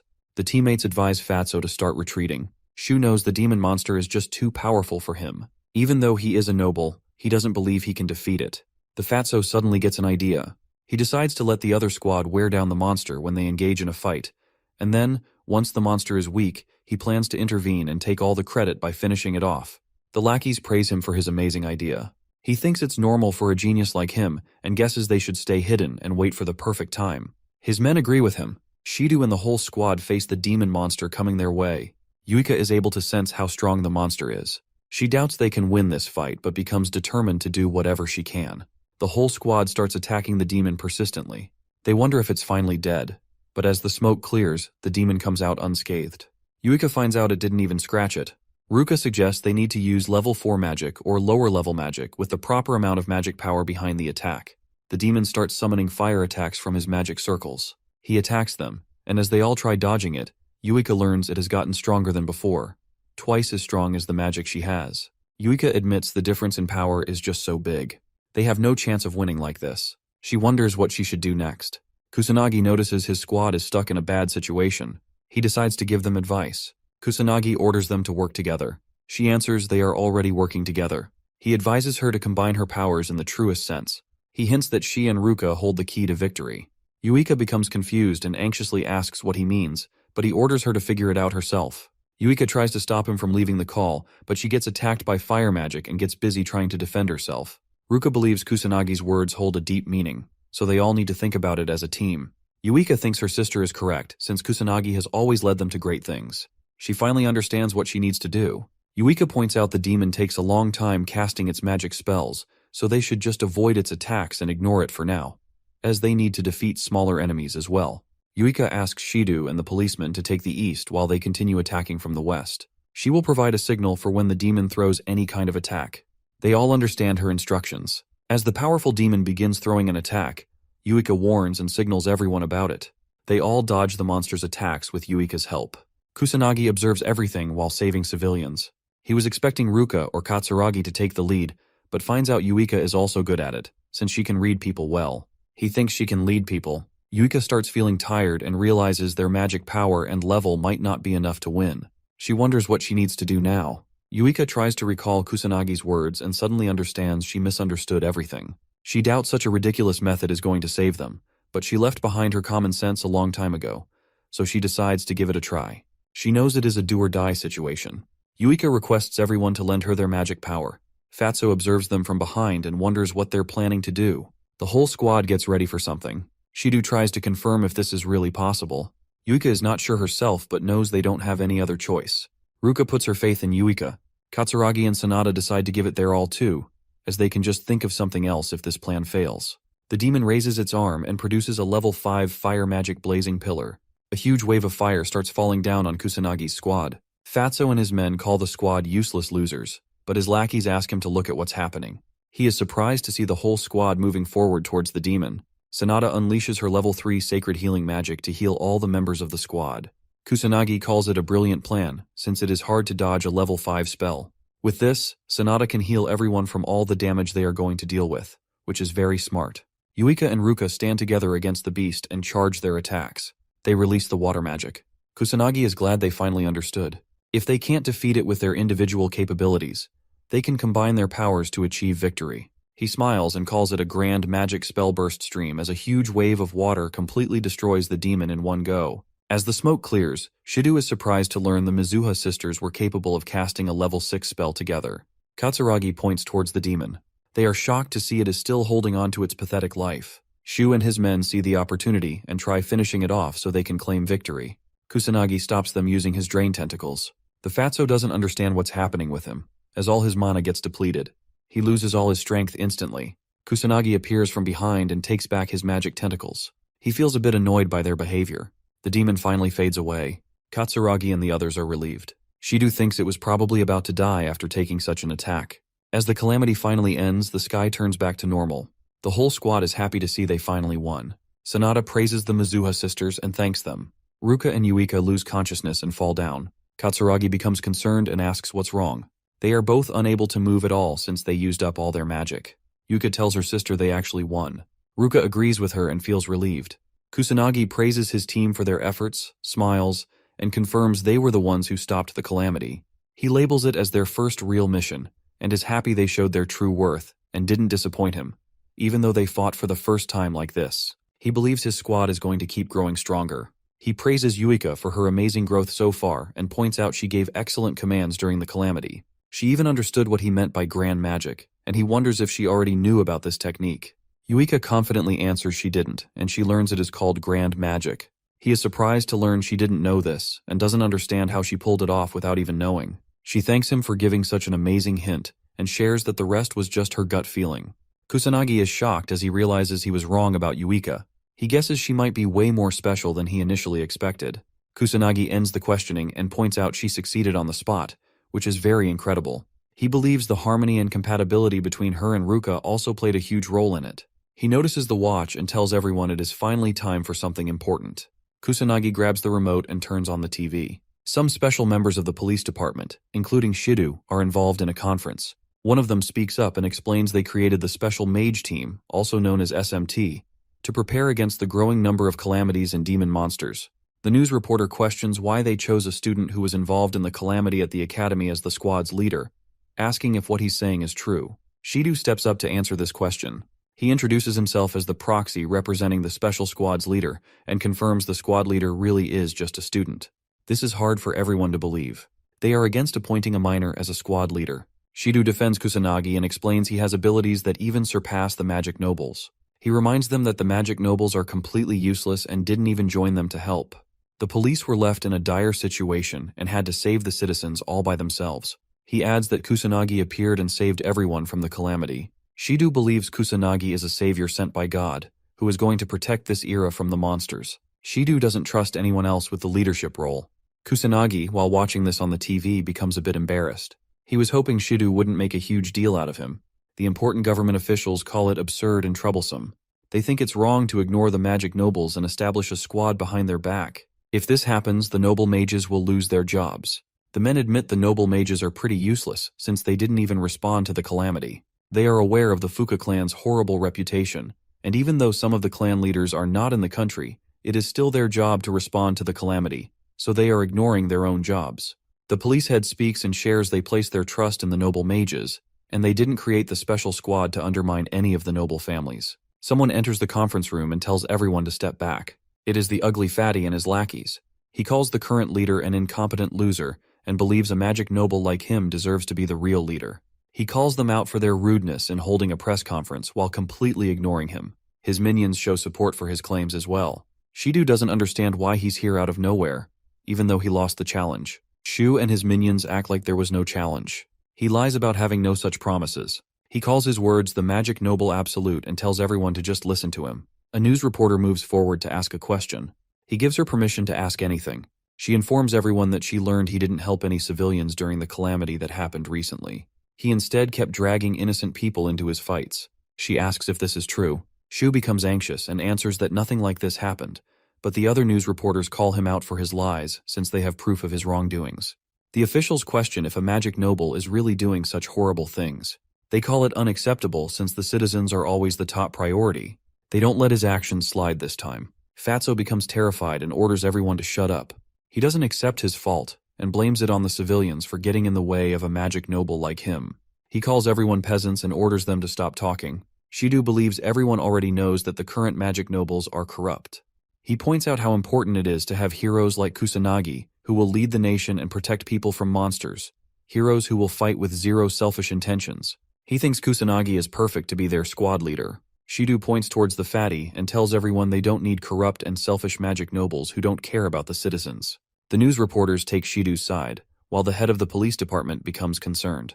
Fatso leaves frustrated and makes it clear to everyone that he will definitely take his revenge and make them regret what they said to him. Kusanagi smiles awkwardly as he sees the fatty leave. He is surprised Shidu didn't hold back at all this time. Yuika shows everyone the videos about the calamity that were posted on the internet. She reveals that the magic noble Fatso is getting a lot of hate for his actions. Kusanagi becomes a bit terrified of the internet since things spread very quickly. Yuika suddenly gets surprised. Kusanagi asks what's wrong, with an anxious expression.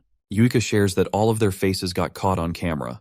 Kusanagi becomes frustrated as it is impossible for him to hide his real identity after this. He was hoping to not stand out as much as possible, but knows things will become more complicated for him after this. After a few days at the meeting room, Kusanagi becomes surprised as he sees the huge crowd of people gathering. He wonders what's happening. Shidu shares that the higher-ups are giving their approval easily now, out of nowhere, and the number of people hoping to volunteer has suddenly increased as well. Shidu anxiously smiles and believes this is happening because of the information that got spread on the internet and the press conference that happened recently. Shidu starts apologizing for not holding back during the press conference. He is aware he made a mistake, and he somehow wants to make it up to Kusanagi. Our boy was hoping he could train more people but didn't want to stand out this much. Yuika appears from behind and grabs his arm. She suggests he should just get used to it since it's hard for the world to take its eyes off of someone as special as him. He calls it troublesome, and hopes he can avoid attention after this at least. At night, somewhere inside a mysterious place, a man tied to a chair gets asked a question. A guy holds his knife near the victim's throat and orders him to reveal everything or he's dead. The guy with red hair becomes terrified. He gets asked about the Black Mage but tries to clarify he already told everything he knew. He shares that the Black Mage is a young kid who can cast strong magic spells. The man slashes the red-haired dude with his knife and threatens him to reveal everything or he's dead. The victim becomes terrified and begs for his life. He finally recalls something else. The red-haired dude shares that the police are consistently checking the Magic Academy to learn more about the Black Mage, so there is a rumor he might be a student. He swears he doesn't know anything else about the Black Mage. The kidnapper believes in his words but calls it disappointing. The victim hopes he will get released now since he revealed everything. The mysterious man assures him he will, but kills him and clarifies he will get free from life's grasp instead. The victim bleeds out and dies. The mysterious four-eyed man becomes angry as blood splashes onto him. He calls it filthy and starts rubbing off the blood. He was able to learn the Black Mage might be a student. He gets excited and starts smiling wickedly as he wonders how terrific a young kid's screams will sound. He hopes the Black Mage is waiting for him. Kusanagi lands in Shinjuku while wearing a mask to hide his face. He defeats a monster and starts looking around. Our boy spots a few kids with a camera in their hands. One of the kids starts recording the dead monster Kusanagi just killed, and they both call it the work of the Black Mage. One of them is a bit frustrated that he couldn't make it on time to film Kusanagi. Our boy was hoping the hype and interest people had in the Black Mage would have decreased by now, but he realizes he is totally wrong as he finds many people searching for him, even in such residential areas. The police are involved as well. He is glad the police are dealing with monsters and disasters properly now compared to when he was reincarnated. He guesses the people don't need the Black Mage anymore. Kusanagi notices something happening on the ground. A few thugs corner a helpless man and demand 10 million yen from him. They order him to just sell his organs if he can't pay up. The man tries to defend himself and clarifies he only took 200k yen, but the thugs start using their magic and call it interest on the loan. They try teaching him a lesson, and as they are about to attack him, Kusanagi jumps in and shields the man from the thugs. The helpless guy uses this opportunity to leave. The thugs become angry and question if he thinks he's some kind of cool hero. They try fighting Kusanagi, but he decides to give them a taste of pain so they stop acting this way. They get beaten up and apologize afterward. The men promise they won't do anything to resist. The Black Mage wonders why the police aren't dealing with illegal mages even now. The thugs recognize it's the Black Mage. They start talking about the rumors they've heard. One of them mentions the underground syndicates are after our boy. They get anxious about being on another gang's turf. Kusanagi hears them talk and asks about the organization. They become terrified and try to act dumb. The thugs say they don't know anything while begging him to let go of them. They promise they won't tell anyone they met him. The Black Mage wonders how much they know, so he decides to let them go if they reveal everything. The thugs agree, and one of them reveals the Black Rebellion is an underground organization of mages who are hidden from the public. He shares they have their hands in all sorts of horrible crimes like money laundering, controlling the Yakuza, gangs, or mafia. The organization is behind all of it. The thugs share that the Black Rebellion even has connections with the media and politics, so they have the freedom to do whatever they want.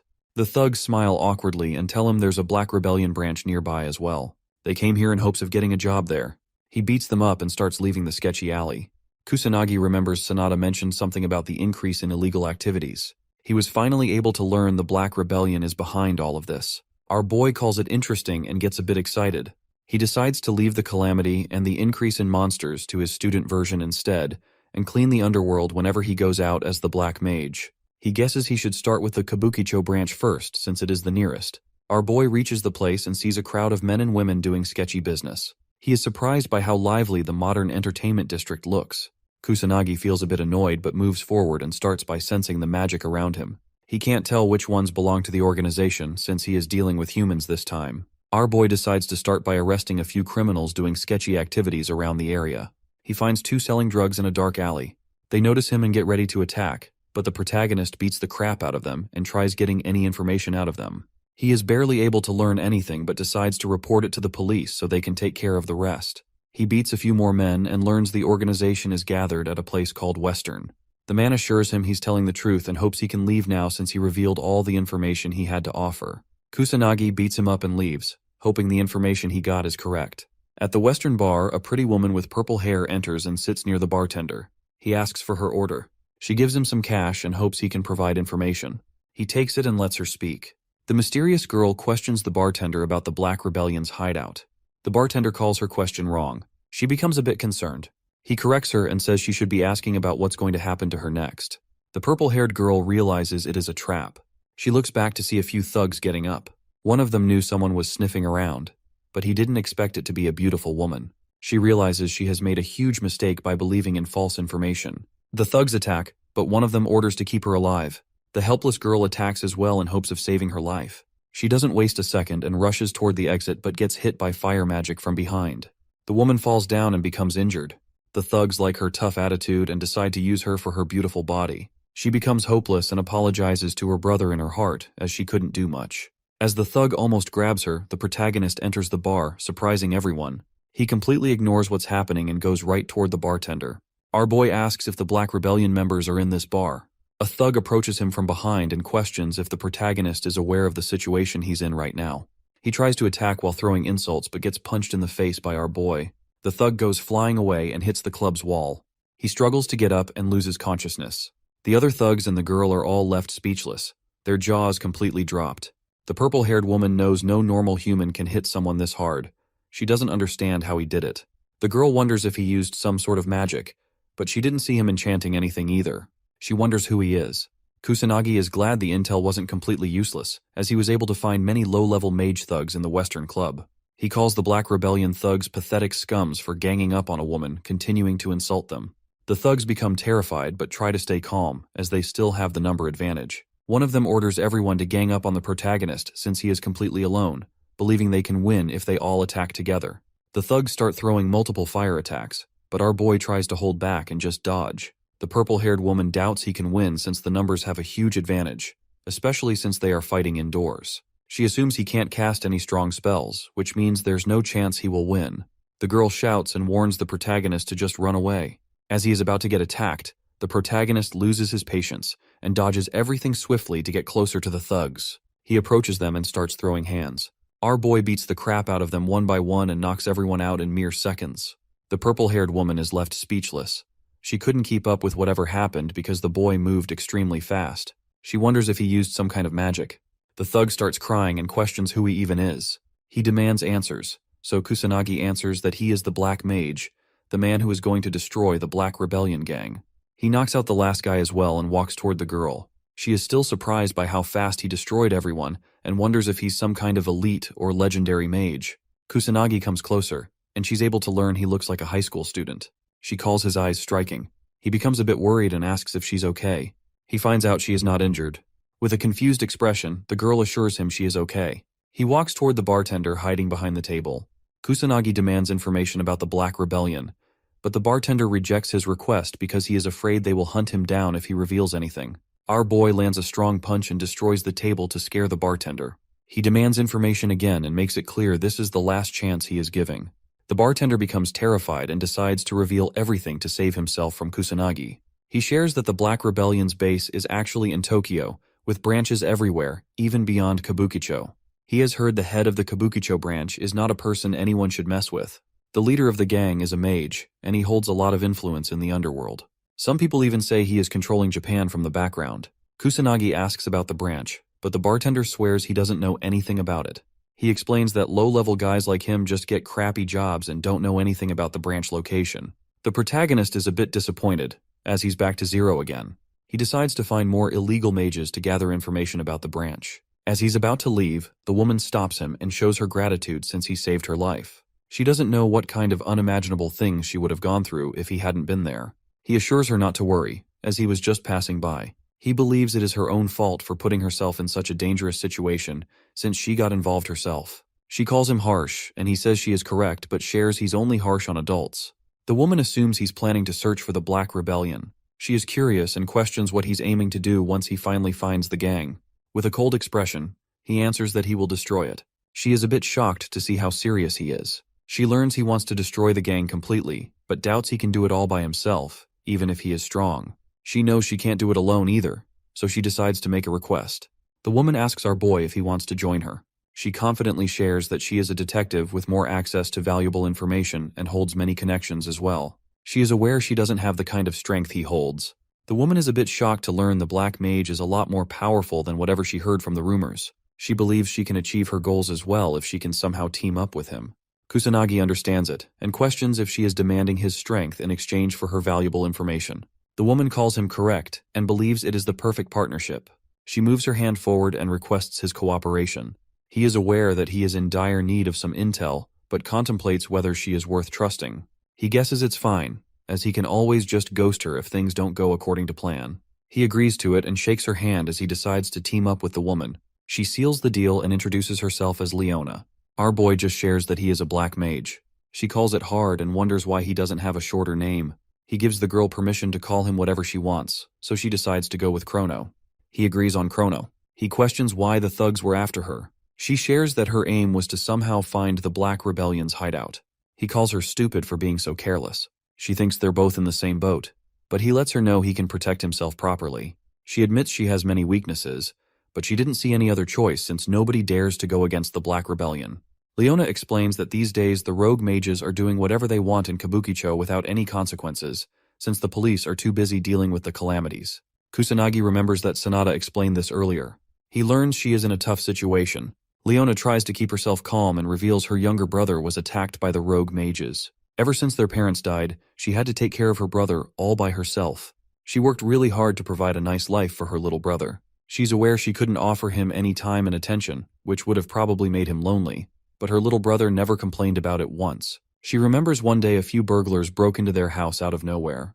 Unfortunately, her brother saw the criminals, so they tried to take his life. Her expression changes. He asks if her brother survived. She shares he was injured and hasn't regained consciousness ever since that day. He knows even sacred magic is not enough to wake someone up from a coma. She becomes frustrated and tells him the doctors have no idea when he might wake up. Her brother is only 9 years old. She believes he deserved a normal life. Leona remembers the guys behind all of this were Black Rebellion lackeys. She was able to find and arrest all of them, but she's not going to be satisfied until the whole gang is destroyed.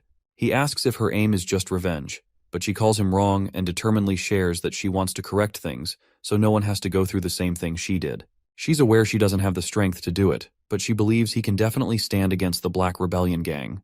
Kusanagi guesses her story is true, but wonders if she brought the whole thing up to stop him from betraying her in the future. He calls her a tough woman for her actions but smiles, as he is into desperate women.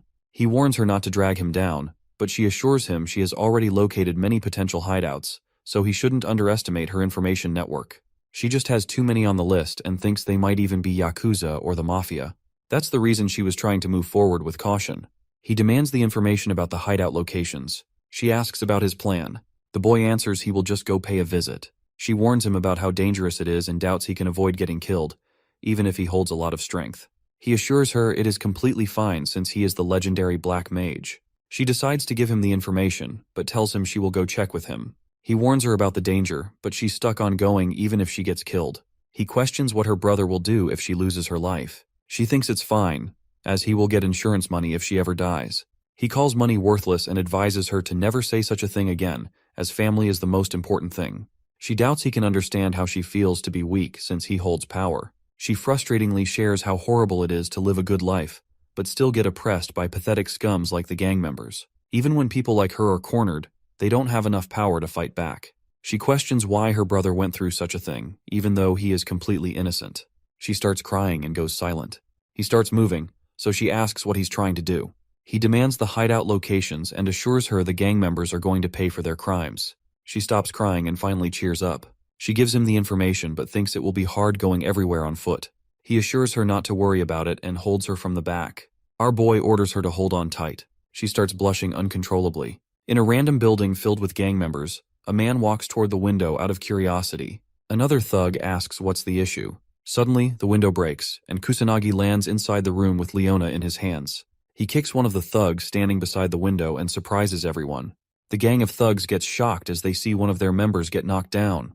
Kusanagi wonders if this is the real Black Rebellion's hideout. Leona tries to calm herself but feels extremely anxious, as she thought she was about to die. The thugs demand answers and question who they are. They grab their weapons and get ready to kill the protagonist. He remains unfazed and observes the Yakuza haven't changed much compared to his previous life. The boss steps forward with a cigar in his hands. He questions who the protagonist is. He answers he is the Black Mage.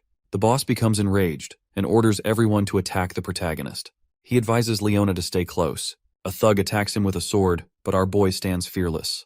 The thug gets shocked as his sword is sliced in half. He doesn't understand what's happening. A few more thugs approach him from behind and start shooting bullets. Kusanagi pulls out his magic barrier and deflects everything with ease. The thugs feel hopeless as they realize guns and swords are completely useless. They start calling the Black Mage a monster, but he ignores them and approaches the leader. He asks once more to confirm if the guy really is the boss. He also questions if their group has any ties to the Black Rebellion. The boss starts shaking and remains silent for a second, but then shouts at Kusanagi and insults him. He makes it clear the Black Mage won't leave unscathed. He warns the protagonist not to underestimate the Yakuza like this. The gang starts shooting and attacking again, but Kusanagi remains unfazed and calls them stubborn for not understanding. Leona thinks he shouldn't expect cooperation from such people. She doesn't understand how they're still unharmed after so many attacks. He senses none of them are real mages, so he guesses they have no ties with the Black Rebellion. Kusanagi decides to clean up the whole mess. The boss warns him he's messed with the wrong people, but our boy doesn't let him finish and moves forward to land a kick. He beats the crap out of them and sends them flying with just one kick. The Yakuza finally give up. Leona is shocked it ended so quickly. Our boy is annoyed they couldn't learn anything, so he decides to move to the next location. Leona learns how strong the Black Mage really is. She starts to believe he might be enough to destroy the Black Rebellion for good. He grabs the woman and holds her in his arms. She becomes anxious as she realizes they're about to leave again. He jumps out of the window while carrying her. She screams in fear and asks him to stop, but he continues to move forward. They reach their next destination and make a grand entry through the window once again.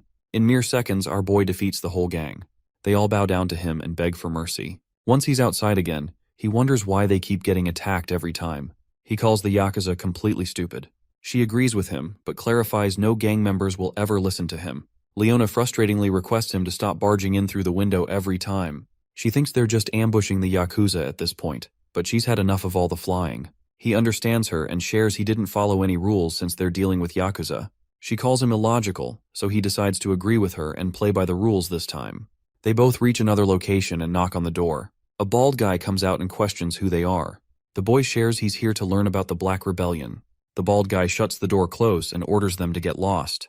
Kusanagi becomes annoyed and slams open the door with just a kick. The gang members become alert and question if they're getting raided by a single man.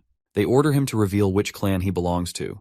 But Kusanagi clarifies he's just here to learn more about the Black Rebellion. The bald guy loses his patience and moves forward to throw a punch. Our boy was hoping he could talk peacefully for once, but since he has no other choice left, he fights back and easily destroys the bald guy. The other gang members get surprised. Kusanagi ignores the lackeys and tries to find the boss himself. A man named Ushiro moves forward and reveals he's the boss. He questions why our boy barged in like that. He gets straight to the point and asks if they have any ties with the Black Rebellion. The boss understands his question, but his lackeys find it disrespectful and pull out their weapons to fight our boy. Ushiro orders his men to stop. They try to say something, but he makes it clear to them that they can't handle a person like Kusanagi. He decides to answer the question and reveals he has zero connections with a pathetic organization like the Black Rebellion. He clarifies that honor is very important for his clan. The protagonist asks about their hideout. Ushiro confirms if he will leave once he learns the location. Kusanagi promises he will. Leona and our boy sit face to face with Ushiro. The gang of thugs surrounds both of them. She feels anxious and wonders why she got dragged into such a situation. Ushiro introduces himself again, so Kusanagi also reveals he is Chrono. Leona introduces herself as well. The boss points towards a map and explains the Black Rebellion's hideout is somewhere around where he's pointing. He finishes the conversation and assures them he doesn't know any other details. Kusanagi checks and finds out it matches the one Leona suggested. He realizes they would have eventually found the hideout if they continued searching for it. He finally acknowledges she is a lot more reliable than he expected. The Black Mage asks the old man if he's sure about sharing such information since he belongs to the same industry. Ushiro clarifies he isn't and reveals they are actually enemies. He assures our boy his clan is not so low and pathetic as to go around harming respectable people. Kusanagi wonders why he got attacked at first, but the old man believes he doesn't look respectable since he's going around raiding Yakuza offices. Ushiro tells him his clan has rules and principles, so there's no need to compare them with scums like the Black Rebellion. Kusanagi is amazed to find a Yakuza like Ushiro in this time period. He decides to leave just as promised since he accomplished his goal already. As he's about to go out, Ushiro questions if he's aiming to face the Black Rebellion. He warns our boy that they have influential individuals who control the country on their side, so it won't be easy. Kusanagi grabs the woman and assures the old man he has faced many opponents like that. He flies away with Leona in his hands. The old man observes him from behind and praises his fearless behavior. He believes the kid might be able to take down the Black Rebellion. In a random warehouse, a few men gather to make a deal for a special weapon. One of the lackeys checks its quality and assures his boss it's good.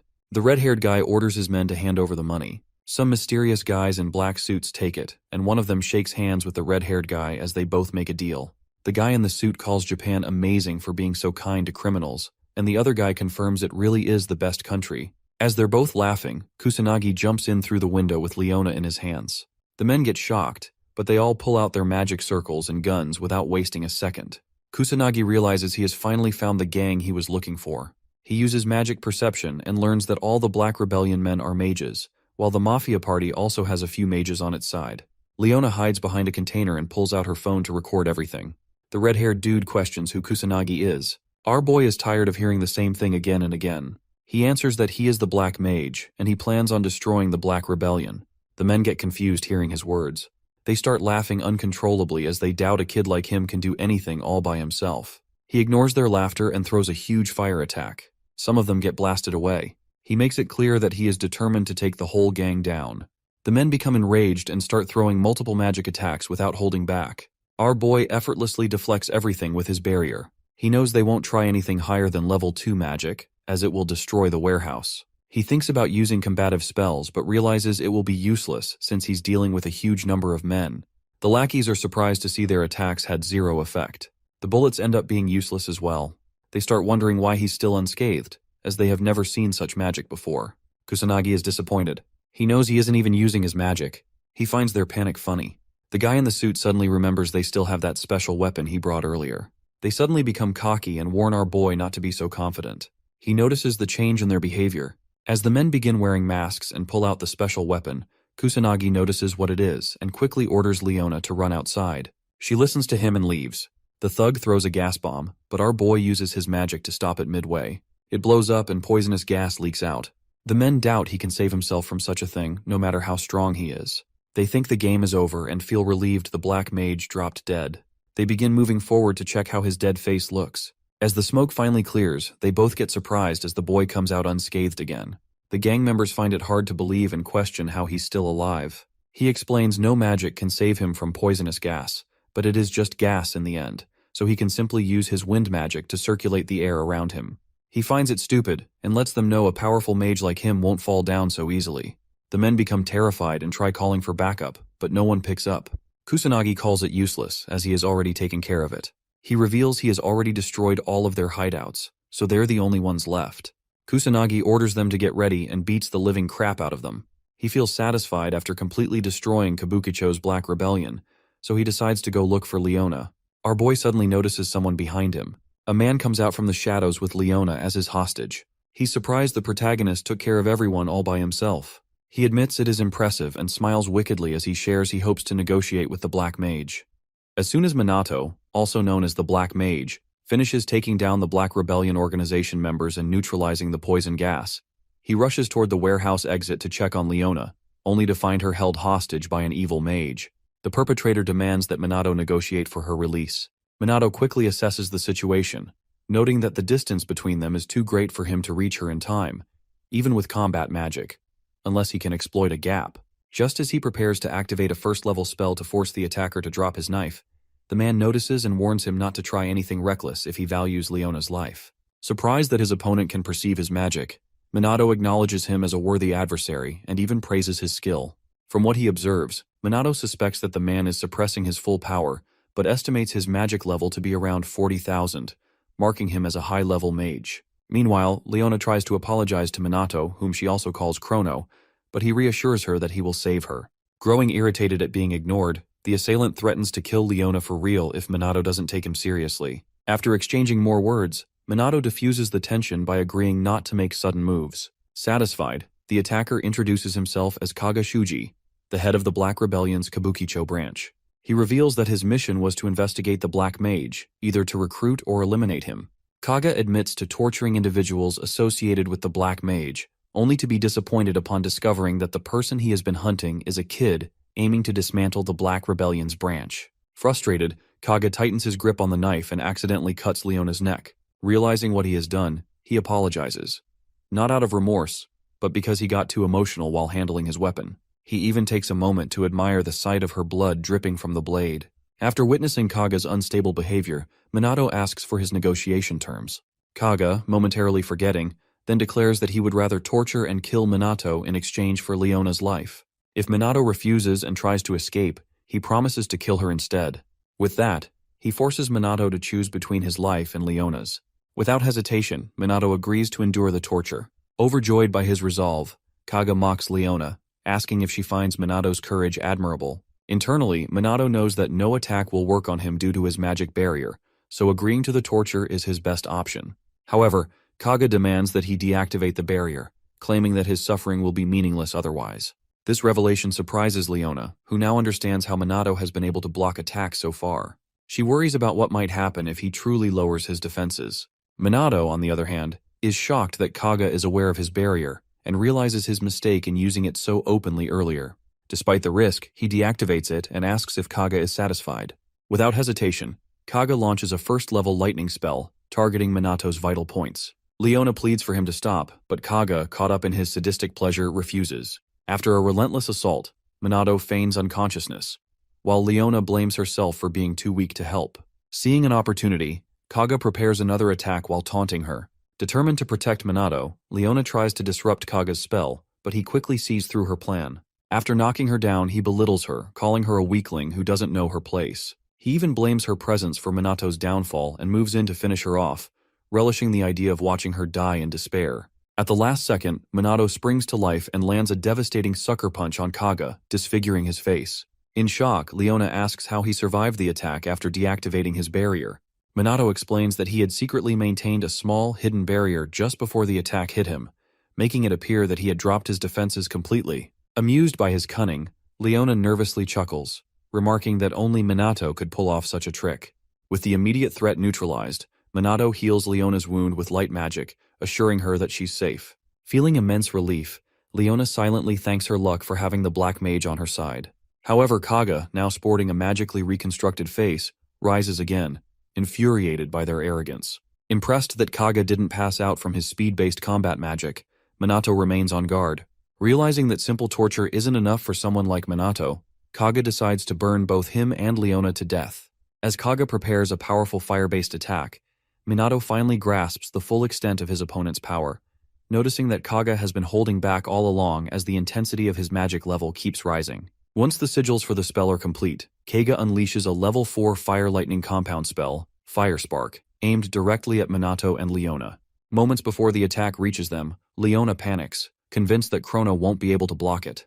Minato, however, remains calm and only activates his magic barrier when the fire gets dangerously close. To Leona's astonishment, a first-level defense spell completely nullifies a fourth-level attack with ease, leaving her in disbelief. Watching Minato effortlessly douse the fire, she feels an unexpected sense of relief just being by his side. The more she observes him, the more curious she becomes about the Black Mage's true identity. Realizing his fire attack has failed, Kaga bursts into laughter, praising Minato's strength. He admits he knew fire magic wouldn't work against someone like him, but he still has a few tricks left. Meanwhile, Leona, still confused, asks Minato why Kaga's magic hasn't faded yet, as it should have disappeared by now. Minato explains that Kaga is using sustainable magic, which allows him to maintain his spell for longer by continuously replenishing it. He likens it to how he uses wind for flight magic. Annoyed by his lengthy explanation, Leona reminds him that there's no time for lectures. Just as she warns him that the barrier might disappear soon, she realizes it's still intact and wonders how that's possible. Minato reassures her that, like Kaga, he can also use sustainable magic, so there's nothing to worry about. Hearing this, Kaga panics. Sensing his hesitation, Leona boldly tells him to surrender while he still has a chance. Kaga feigns fear before dropping the act and resuming his assault. Acknowledging Minato's strength, he finally unveils his hidden trick, increasing the power of his sustainable fire spell around Minato's barrier. Suddenly, Leona starts feeling weak, her body heavy, and she struggles to breathe. Kaga explains that by surrounding the barrier with fire, he has burned away all the oxygen inside. Without air, they will suffocate, and as the fire's temperature rises, even Minato's barrier won't hold forever. He offers Minato a choice: suffocate inside the barrier or burn outside it. Minato, unimpressed, yawns. Frustrated, Kaga demands to know if he even understands the dire situation. Minato calmly assures him that he understands it better than he does.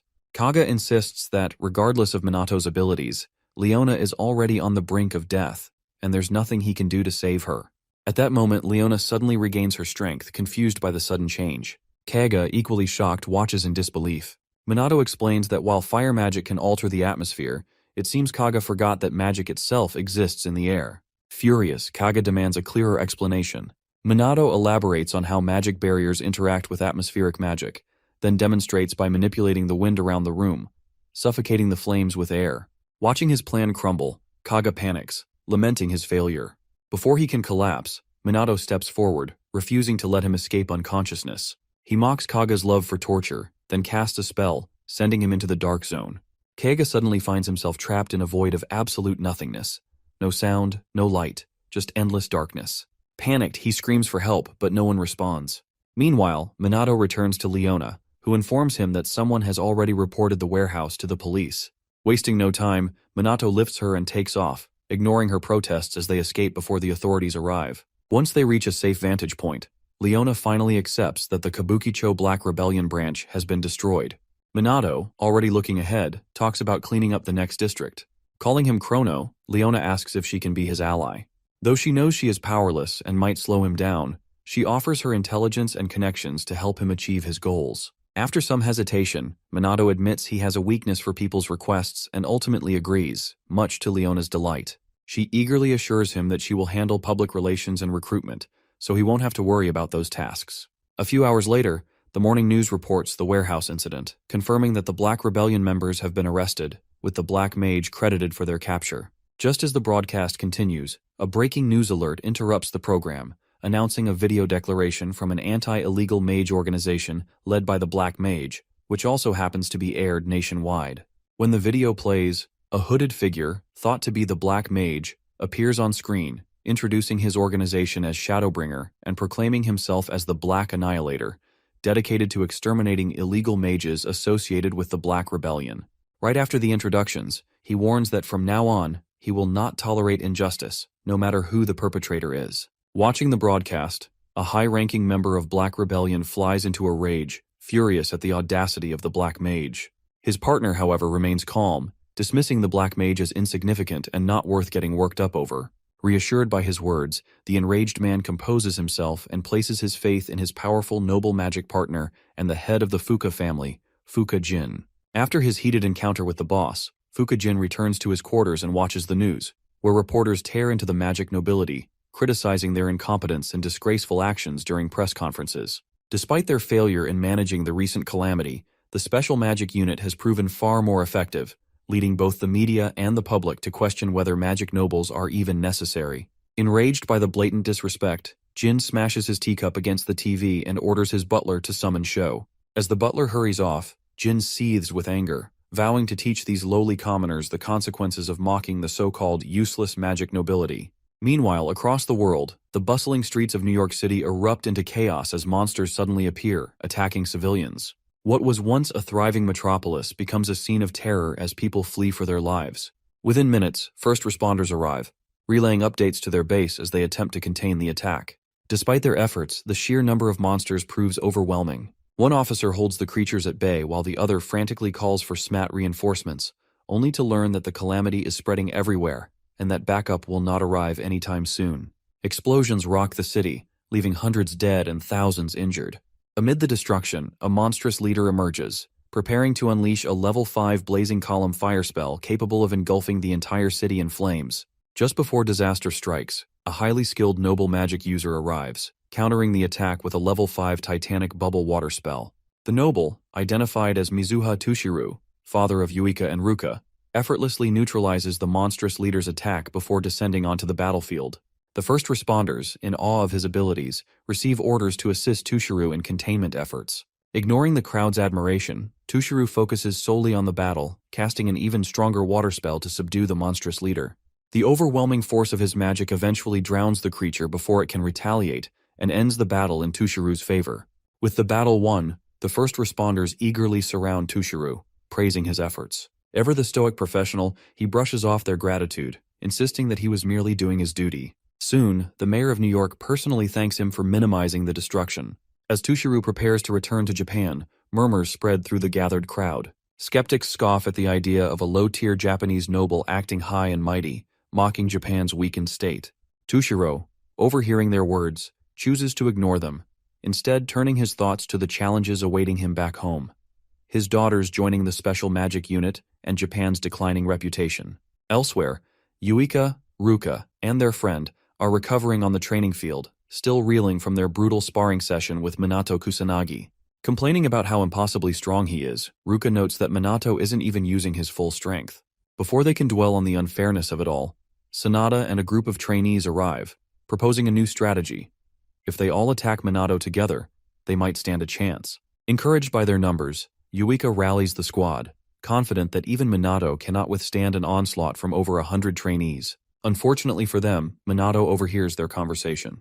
Appearing suddenly behind them, he casually asks if they would like to test their theory. Frozen in fear, Yuika quickly denies everything, insisting they were just making small talk. Unamused, Minato declares their break is over and issues their next challenge: defeat him using everything they have. Seizing the opportunity, the squad launches an all-out assault, convinced that overwhelming numbers will secure their victory. Minato, however, barely lifts a finger, shielding himself with a basic level 1 barrier. When Yuika smugly tells him that won't be enough, he effortlessly upgrades to a level 4 high magic barrier, leaving the trainees dumbfounded. Determined to break through, they intensify their attacks, but Minato's defense absorbs every single blow with ease. As frustration sets in, it dawns on the squad just how terrifyingly strong Minato truly is. When it's his turn to attack, Minato gives them hell, effortlessly overwhelming every one of them. As soon as the dust settles, the trainees groan in pain, sprawled across the field in complete defeat. As training concludes, Yuika and Ruka check their phones, and their expressions turn pale. Minato, noticing their reaction, asks what's wrong.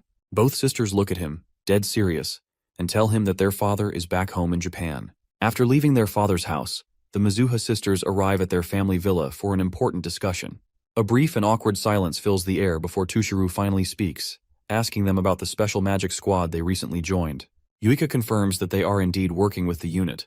As the tension between them grows, Tushiru urges them to tell him more about their squad.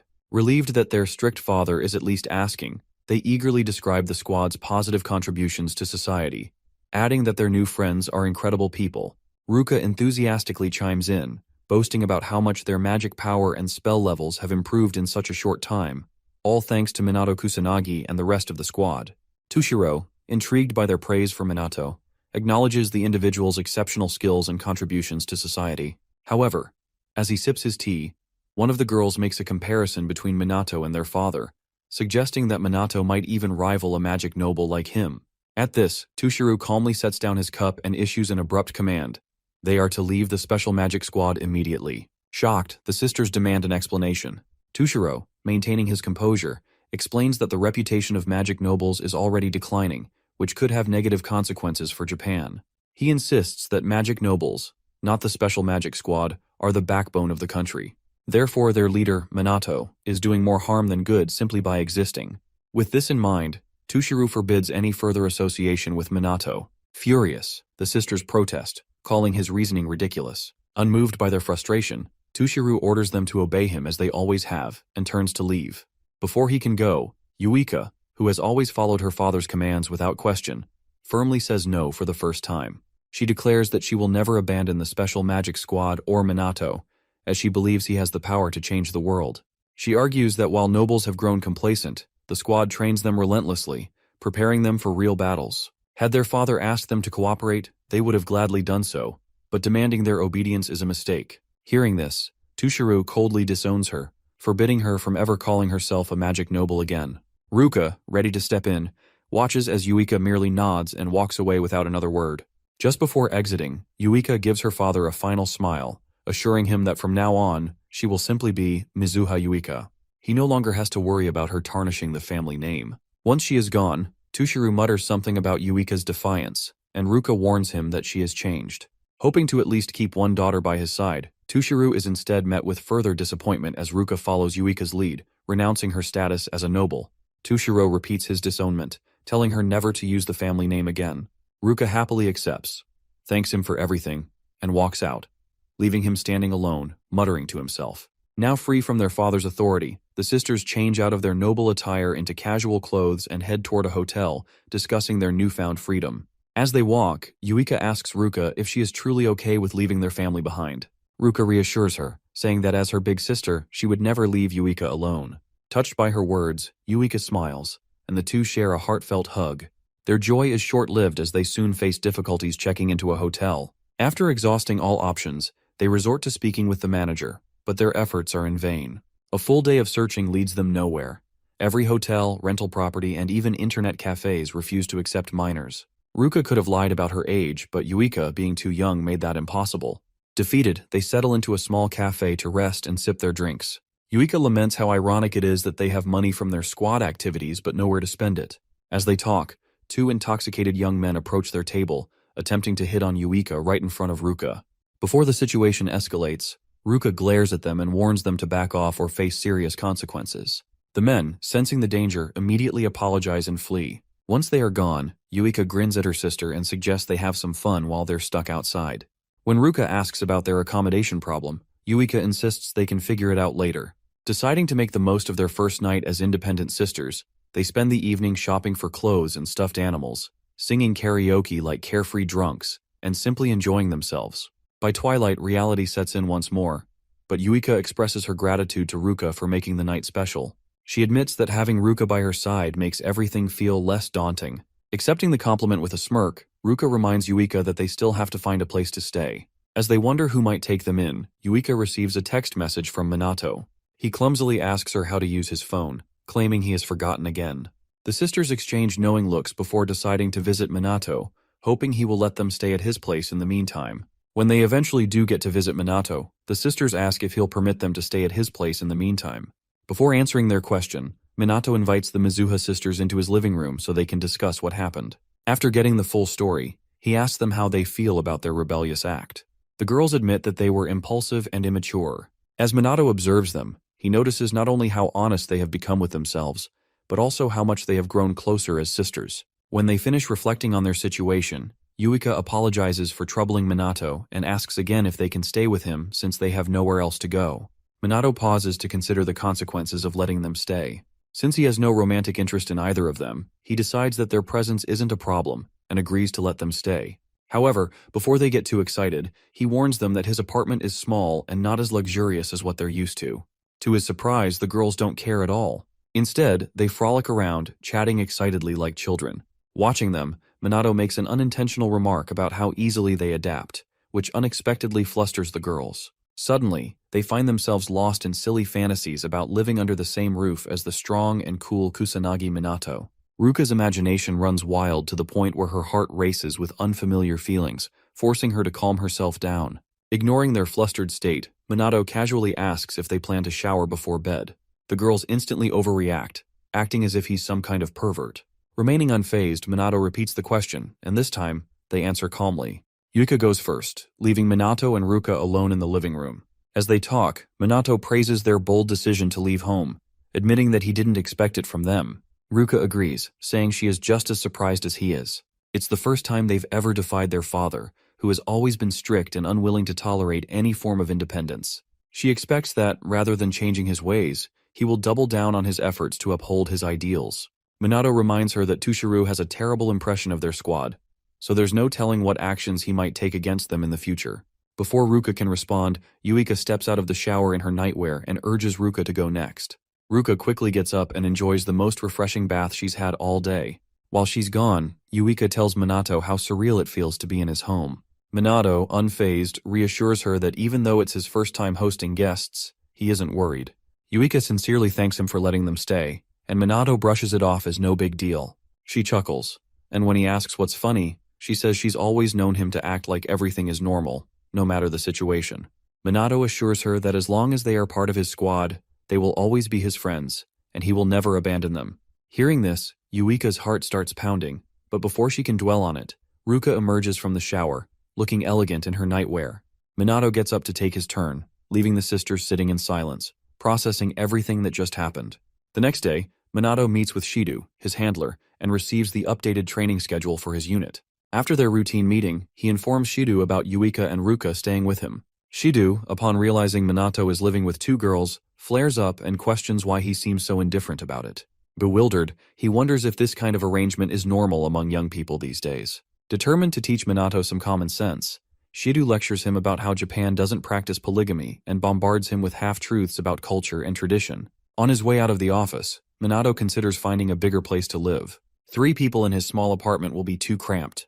Before he leaves, he spots Sanada training alone in the yard and decides to check in on her. Calling out to her, he asks why she's still training. Sanada explains that she feels like she's lagging. Now that she has improved, she is finally able to use offensive spells, but she still isn't satisfied. She tells Minato to stop being so formal with her since she's his subordinate, and he quickly adjusts. Minato encourages her to try firing an offensive spell.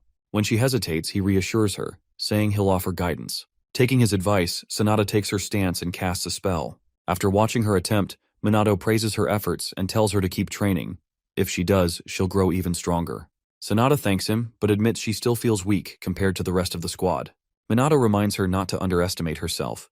He has seen how hard she works. She then confesses that she only joined the police force because being a holy mage is rare. She doubts she will ever measure up to her squadmates because she believes she is the weakest. Realizing she is venting, she apologizes for burdening him with her insecurities. Minato, instead of brushing it off, asks why she chose the police force in the first place. Sanada explains that her grandmother was a holy mage who saved many lives during past calamities. Inspired by her, she joined the force in hopes of following in her footsteps. After sharing her story, she continues to doubt herself, saying she has no real goals or ambitions like everyone else, and is no good at anything. Minato immediately corrects her, listing her strengths, her healing abilities, offensive magic, and dedication to improving. He tells her that it doesn't matter why she chose this path. What matters is what she does with it. His words strike a chord, and Sanada realizes that the results of her training are already showing. Overcome with emotion, she bursts into tears of relief and happiness. After calming down, she apologizes for being a pathetic adult, but Minato dismisses the idea, telling her that age doesn't matter. Grateful for his encouragement, Sanada starts seeing Minato as her hero for repeatedly saving her from self-doubt. Later that night, Minato prepares to begin his secret mission as the Black Mage.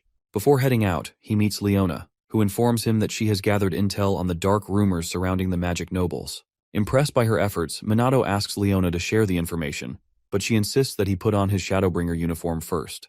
After being rejected by the Black Mage, Leona reports her findings on illegal mages and shadowy magic organizations. She reveals that the magic nobles are allegedly involved in numerous criminal activities, including money laundering, collusion, and embezzlement. Some families, especially the Fukas, are rumored to have direct ties to the Black Rebellion crime syndicate.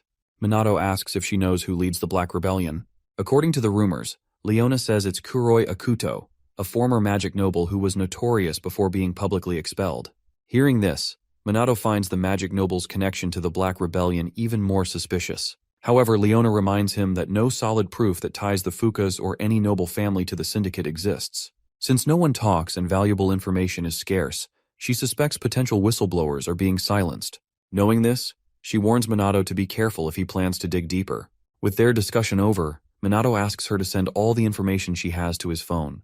When she asks about his next move, he simply tells her he's going out to serve justice.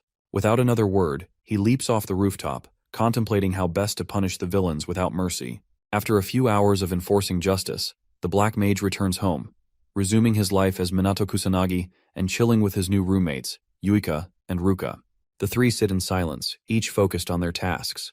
With nothing else to do, Minato decides to research Ichikami Minato and the calamities from 50 years ago, now that he's learned how to use a smartphone. After some searching, he finds that Ichikami's history remains mostly identical, but modern mages are depicted at a much lower power level, which seems odd. Additionally, he notices vague and incomplete records about magic nobles and their ancestors, with little mention of their high magical abilities or training methods. Seeing this, Minato, who retains his memories as Ichikami, laments that if his magic tome still existed, mages wouldn't have declined this much. Yuika mentions that no books or data remain on high-level magic training, almost as if someone deliberately erased them. Minato speculates that the current Mizuha head might know something, but since information on the calamities is so scarce, Arranging a meeting will be difficult. For now, he racks his brain, trying to understand what calamities are and when they first appeared on Earth, but no clear answers emerge. Yuika notices his frustration but chooses to ignore it and continue her work. The next day, while training the Special Magic Unit, Minato and his team receive an urgent report about a detected calamity and are immediately ordered to respond. They rush to the site, only to find Shu Fuka, Jin Fuka's son, and his lackeys standing over the corpse of a calamity monster. Although confused, Minato keeps his composure as Sho smugly criticizes them for arriving late, bragging about how he and his group handled the monster before they arrived. When Sho notices Minato's stern expression, he assures him that no civilians were harmed, so he should relax. He continues boasting about how things would have gone badly if he hadn't intervened, then arrogantly advises them to be more vigilant next time before walking away. Once he's gone, Yuika asks Minato what Shu's deal is, but Minato has no idea. Over the following days, more calamities occur, and each time, Sho and his crew arrive just before the Special Magic Unit, taking credit for the victory. Every time, Sho mocks them for being too slow, reinforcing his claims that the world still needs the magic nobles. Yuika loses her temper when Sho insults their unit, calling them useless. After he leaves, she complains that this is the 5th time he has pulled off this stunt, making it obvious that something is going on behind the scenes. Around this time, Shido informs them that they may have been sabotaged, as their intelligence reports are consistently delayed. Since Minato cannot sense calamities from afar, he struggles to think of a solution. Meanwhile, Yuika throws a tantrum, pointing out that Shu always avoids fights when a demon-level boss appears. At an impasse, Sanada pulls out her phone and shows her teammates that the Fukas are receiving overwhelming online support. This is suspicious, considering they were heavily criticized not long ago. She also discovers that Jin Fuka has called a press conference, which is about to start. Minato and the others gather around to watch what he has to say. At the press conference, Jin thanks everyone for attending and states that the purpose of the meeting is to address the recent failures and disappointments of the magic nobles, particularly his son, Sho. In a surprising move, Jin bows deeply and publicly apologizes for Sho's disgraceful behavior. The reporters, who never expected a magic noble to apologize, are left speechless. Jin continues, taking responsibility for failing to raise Sho properly and promising to make amends. At the same time, the media begins discussing reports of Sho handling multiple calamities before the Special Magic Unit could arrive. Realizing his plan is working, Jin stands tall and discusses the shortage of competent magic nobles. However, he reassures the public that they are implementing measures to address the issue. As the conference trends online, half the comments support the Fukas, which irritates Yuka. She vents to her colleagues, questioning if all their hard work was for nothing, only to be ridiculed by the public. Before she completely loses her temper, Minato urges her to stay calm, reminding her that their mission remains the same, regardless of public opinion. He asks them to trust him to handle the situation. A few days after the conference, Shido is summoned to a high-level meeting. His superior informs him that the Special Magic Squad is in jeopardy, as complaints against them continue to rise due to their growing conflict with the magic nobles. When Shido attempts to explain Shu's questionable actions, his superior dismisses his concerns, accusing him of antagonizing the magic nobles. He blames Shido for supporting the Special Magic Squad's creation and making enemies of the nobles, saying the consequences are entirely his fault. Shido then asks if there's any insight into why their operations are being obstructed. This time, his superior scolds him for suggesting sabotage, making it clear that the squad's survival depends on improving public perception and repairing relations with the magic nobles. If they fail, the Special Magic Squad will be shut down. Meanwhile, Jin Fuka watches events unfold, satisfied that everything is going according to plan. He knows that the public, easily swayed by spectacle and manipulation, will believe whatever he tells them. With public opinion on his side, Jin is confident that he will soon crush the Special Magic Squad completely. After about a week of silence, Minato and his squad sit on their school's rooftop, complaining about their idleness while eating lunch. At one point, Ruka reminds them that the Fukas are handling the recent calamities, but then Ryuji Katsuragi points out that there are insiders within the police department sabotaging the Special Magic team. Minato agrees, explaining that some officers are directly connected to the magic nobles and see the SMT as an obstacle to their plans.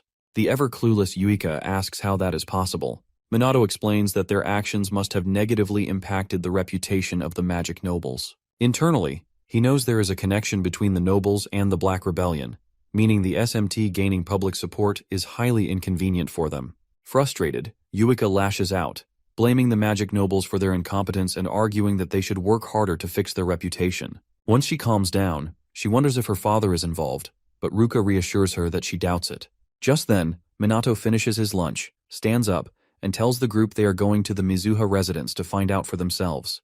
The sisters hesitate, arguing that they are not on good terms with their father. Minato tells them they can stay behind if they want, but unable to resist, they agree to tag along.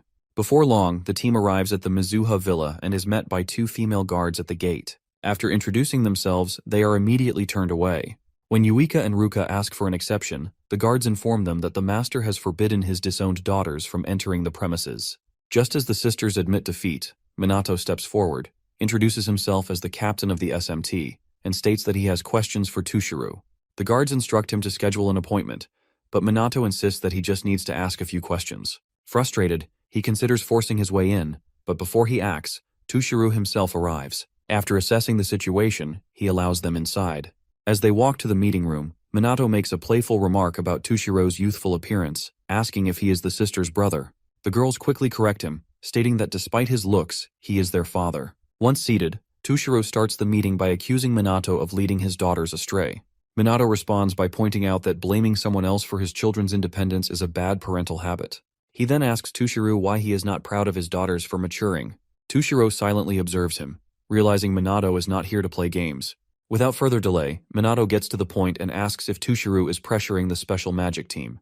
Tushiro denies any involvement, stating that magic nobles rarely cooperate, meaning Fuka is acting independently. After Tushiro comments on Minato's resolve, he acknowledges Minato's reputation as a student with the power of a noble and a hero who has stopped multiple calamities. Skeptical of these claims, he challenges Minato to a test of strength.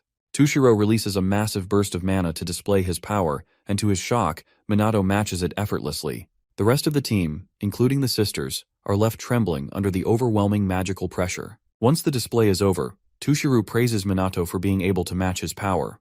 Minato dismisses it as basic magic control, but notes that Tushiro held back significantly. Impressed by Minato's keen observation, Tushiro acknowledges his insight.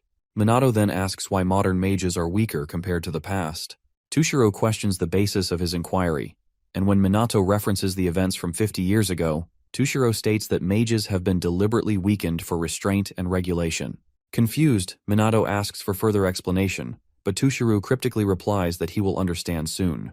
He then asserts that magic nobles are necessary, prompting Minato to question whether the Fukas are necessary as well. Tushiro remains silent. Seeing no further answers coming, Minato stands up, thanks Tushiro for his time, and ends the meeting. Before leaving, the others mention that they are still struggling to move due to the mana pressure from earlier. Minato helps them up, and as they exit, he tells Tushiro that he is grateful for not having to expose any corruption within his family. If he had, Minato would have acted differently. As a final note, Minato tells Tushiro that his daughters are important friends to him. When Tushiro asks what he means, Minato simply walks away without answering. A few days later, the Special Magic Squad finally receives their new uniforms, made of anti-monster material resistant to most spells. Shido announces that they can now operate at full capacity. With preparations complete, Minato gathers his team and tells them it is time to settle their score with the Fukas. Meanwhile, at the Fuka estate, Jin Fuka and his son Shu celebrate the imminent downfall of the Special Magic Team. Jin boasts that with the Black Rebellion's help, he will soon take control of Japan. Their celebration is abruptly interrupted when men in suits from the police force burst into the room, ordering everyone to freeze. The commotion is broadcast live, with a news reporter covering the shocking arrest of a magic noble. Hovering in a helicopter at eye level with Jin, the reporter announces to the public that this is the first time a noble has ever been charged in such a manner.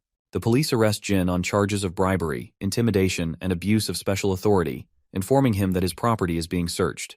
Jin, furious, protests that a noble should not be treated like a common criminal and demands to see the evidence. At that moment, the Special Magic Team arrives on the scene. Minato steps forward, holding up his phone, and calmly informs Jin that they have all the evidence they need. Jin's son, Shu, immediately recognizes the man presenting the evidence as Kusanagi Minato of the SMT and demands to know why he is there. His father, Jin, dismisses the evidence, claiming it is fake. In response, Minato pulls up images on his phone, displaying undeniable proof of Jin engaging in bribery, collusion with illegal mages, and even conspiring to commit murder. Seeing this, Jin becomes defensive and accuses Minato of fabricating the evidence. To disprove his claims, Minato plays a video showing Jin and Sho refusing to help stop a small-scale calamity that was endangering civilians. He then asks if Jin will also call the video a fabrication. Realizing he has been caught, Jin erupts in fury, demanding to know who dared to spy on him. His butler steps forward, confessing that he is the one who betrayed him. Enraged, Jin grabs the butler by the neck, cursing him and demanding to know why he would betray the man who has fed and clothed him for years. As it turns out, the butler had secretly met with the Black Mage, who confronted him about his loyalty. The Black Mage challenged him, asking if his duty was to stand by and watch as the family he served grew more corrupt. Left with no words, the butler was given a choice: to continue serving corruption or to do what was right. Now standing before his master, the butler declares that Jin is unfit to be a magic noble and must be removed. Jin, seething with rage, conjures multiple magic circles and threatens to kill everyone in the room. Before he can act, Minato destroys the circles and blasts a hole in the wall, making it clear that there is no escape for a corrupt noble like him. Jin laments the downfall of everything he has built, but Minato coldly reminds him that he brought this upon himself. As a final act of desperation, Jin boasts about an overseas base he has prepared for situations like this, claiming that once he escapes, he will be untouchable. But before fleeing, he declares that he will kill everyone trying to arrest him. Jin, his son, and their lackeys unleash a barrage of magic attacks on the police, but Minato shields the officers with a barrier and orders them to stand back while the special magic squad handles the situation. Minato then fires another blast, opening a second hole in the wall. This time, the news chopper hovering outside captures the event live. The reporters announce that the Fuka family is actively resisting arrest, raising serious questions about the role of magic nobles in society. With the public now watching in shock, the reporter asks the citizens if they can still trust magic nobles to protect them. However, she quickly reassures them that Japan still has the SMT and their leader, Kusanagi Minato, to fight for justice. Outside the mansion, the Fukas and the SMT prepare for battle. Minato squares off against Jin, while Sho and his lackeys face the rest of the team. Before the fight begins, Shu mocks the SMT, asking if they believe they can win with such small numbers. Unlike the idle nobles, Yuika responds that their squad is already handling other calamities elsewhere. Furious, Sho vows not to hold back and threatens to kill them all. Yuika calls him a disgrace to the magic nobles and declares that they will never forgive him for his crimes against the people. As the fight commences, Jin taunts Minato, asking if he really thinks he can defeat a magic noble. Minato responds that there is no reason to lose to weaklings like him. Enraged, Jin fires a powerful plasma beam at the news chopper, attempting to silence the media. Minato blocks the attack with a barrier and scolds Jin for sinking so low. Jin, unfazed, replies that as long as he profits, he does not care how low he must go. This only deepens Minato's disgust. Meanwhile, Yuika, Ruka, Sanada, and their teammate gradually overpower the Fuka lackeys. Seeing his men struggling, Sho panics. He refuses to accept that magic nobles are losing to commoners and orders his men to unleash their strongest magic attacks, demanding they kill the SMT members no matter what. With the enemy preparing their most powerful spells, the Mizuha sisters combine their magic to unleash a level 6 Grand Water magic attack, Burst Stream. The devastating spell overwhelms Sho and his lackeys in a single strike, leaving them defenseless at the mercy of the SMT. Defeated, Sho falls to his knees and, in a desperate bid for survival, calls his actions a momentary lapse in judgment. He promises to change and begs for forgiveness. Seeing through his deception, Yuika pretends to accept his apology. The moment she and Ruka turn their backs, Shu reveals his true nature, cursing them as fools and launching a surprise attack. However, the sisters anticipate his betrayal, swiftly countering and pinning him down. They coldly ask if he truly believes they would forgive someone with no intention of changing. With his last attempt to escape foiled, Sho collapses in tears. Meanwhile, Minato, sensing that his team has subdued the other Fukas, turns his attention back to Jin and informs him that his so-called pride and joy of a son has finally been defeated. Realizing his empire is crumbling before his eyes, Jin finally gets serious about his fight against Minato. After a brief stare-down, Jin strikes first, attacking Minato with a level 1 aerial wind spell. Minato dodges effortlessly, as if it were nothing. Frustrated, Jin follows up with a level 2 wind spear attack to catch him off guard, but again, Minato avoids it with ease. Unwilling to give up, Jin unleashes a level 3 wind cutter, only for Minato to dodge yet again. By this time, the reporter in the chopper, broadcasting the fight live, marvels at the magic power Jin displays, but then starts to worry about Minato as she asks the viewers if they think he will be able to withstand these relentless attacks. Determined to end the fight, Jin increases his magic output and unleashes a level 4 Tempest Wind spell, creating a wormhole that threatens to suck in everything nearby. When Minato dodges once more, Jin amplifies the spell, transforming it into a level 5 Grand Typhoon, powerful enough to tear through anything in its path. Around this time, Minato's team, fully aware of how dangerous the attack is, urges him to call off the fight and capture Jin another time. Ignoring their pleas, Minato conjures a 4-layered high magic barrier and successfully dispels the typhoon before it even touches him. Ruka is left stunned, struggling to believe their leader just blocked such a devastating spell, while Ryuji, already familiar with Minato's gutsy nature, watches in admiration. Meanwhile, viewers watching the live feed are left in awe, finally understanding the sheer power of magic nobles, especially after witnessing Jin cast a level 5 spell with ease. However, the real shock comes when they see Minato effortlessly counter it. As the fight continues, the reporter keeps the audience engaged with commentary. During a brief pause, Jin grows suspicious of Minato's lack of offensive spells and wonders if he is simply stalling for reinforcements. To confirm his theory, Jin taunts Minato, asking why he is holding back. Minato smirks and replies that he is just trying not to end the fight too quickly, wanting to enjoy himself a little longer. Encouraged by Minato's confidence, Jin decides to show his full power. He claims his current magic power is around 200,000 mana points, and warns Minato not to wet his pants when he realizes the difference in their strength. Hearing this, the SMT members scoff, convinced Jin must be lying. After all, even a mage with 100,000 mana points is rare in Japan. Concerned, Ruka and her sister consider stepping in, but Minato gives them a sharp glare, signaling them to stay out of the fight. The trio instantly understands and holds back. Jin, sensing their hesitation, laughs and warns that if they had stepped any closer, he would have killed them without hesitation. With that, he summons 5 powerful magic circles and finally releases the immense power he has been suppressing. His entire body glows with overwhelming energy, sending shockwaves through the battlefield. Watching in horror, the SMT members fear Jin is going overboard. Unfazed, Minato remains unimpressed. Jin asks if he can grasp the sheer magnitude of his magic, but Minato does not respond. Instead, he silently watches as Jin prepares to unleash a spell he calls Neo-Magic, designed to crush anything in its wake. A green portal materializes high above, pulsating with increasing intensity. For the first time since the fight began, Minato smiles, intrigued by this unfamiliar spell. Upon summoning the portal, Jin seizes the opportunity to explain his ultimate ability. He calls it atmospheric magic and boasts that it can flatten a human in an instant. Amused, Minato challenges him to attack. Furious at his arrogance, Jin intensifies the spell into a level 6 atmospheric magic spell called Air Press. The massive pressure distorts the air around it, making it impossible to escape. Minato stands his ground as the magic portal engulfs him. Jin bursts into laughter, convinced Minato has been crushed. Even the SMT members momentarily believe their leader is gone. For over a minute, Yuika and Ruka call out to Minato, desperately hoping for a response. Just as they are about to accept his death, his voice cuts through the silence, causing the sisters to gasp in shock. Minato scolds them for declaring him dead so soon. Jin, stunned, demands to know how he survived. Minato casually explains that he simply balanced the internal and external pressure to nullify the spell's effects, similar to how deep-sea creatures survive extreme ocean depths. Jin, still reeling, asks how Minato was able to use atmospheric magic, his signature spell. Minato grins and tells him that he simply watched and learned. Jin is dumbfounded, but Minato reminds him that if he had not wasted time explaining his technique, he might have actually hurt him. To mock him further, Minato uses sound magic to distort the pressure in Jin's ears, causing intense pain. Jin recoils, demanding to know what Minato did. Minato smirks and explains that sound magic, another application of wind magic, was used to increase the sound pressure around his ears, making him miserable. As the fight unfolds, Yuika finally begins to understand something crucial about Minato. Meanwhile, Jin, feeling utterly humiliated, loses all restraint.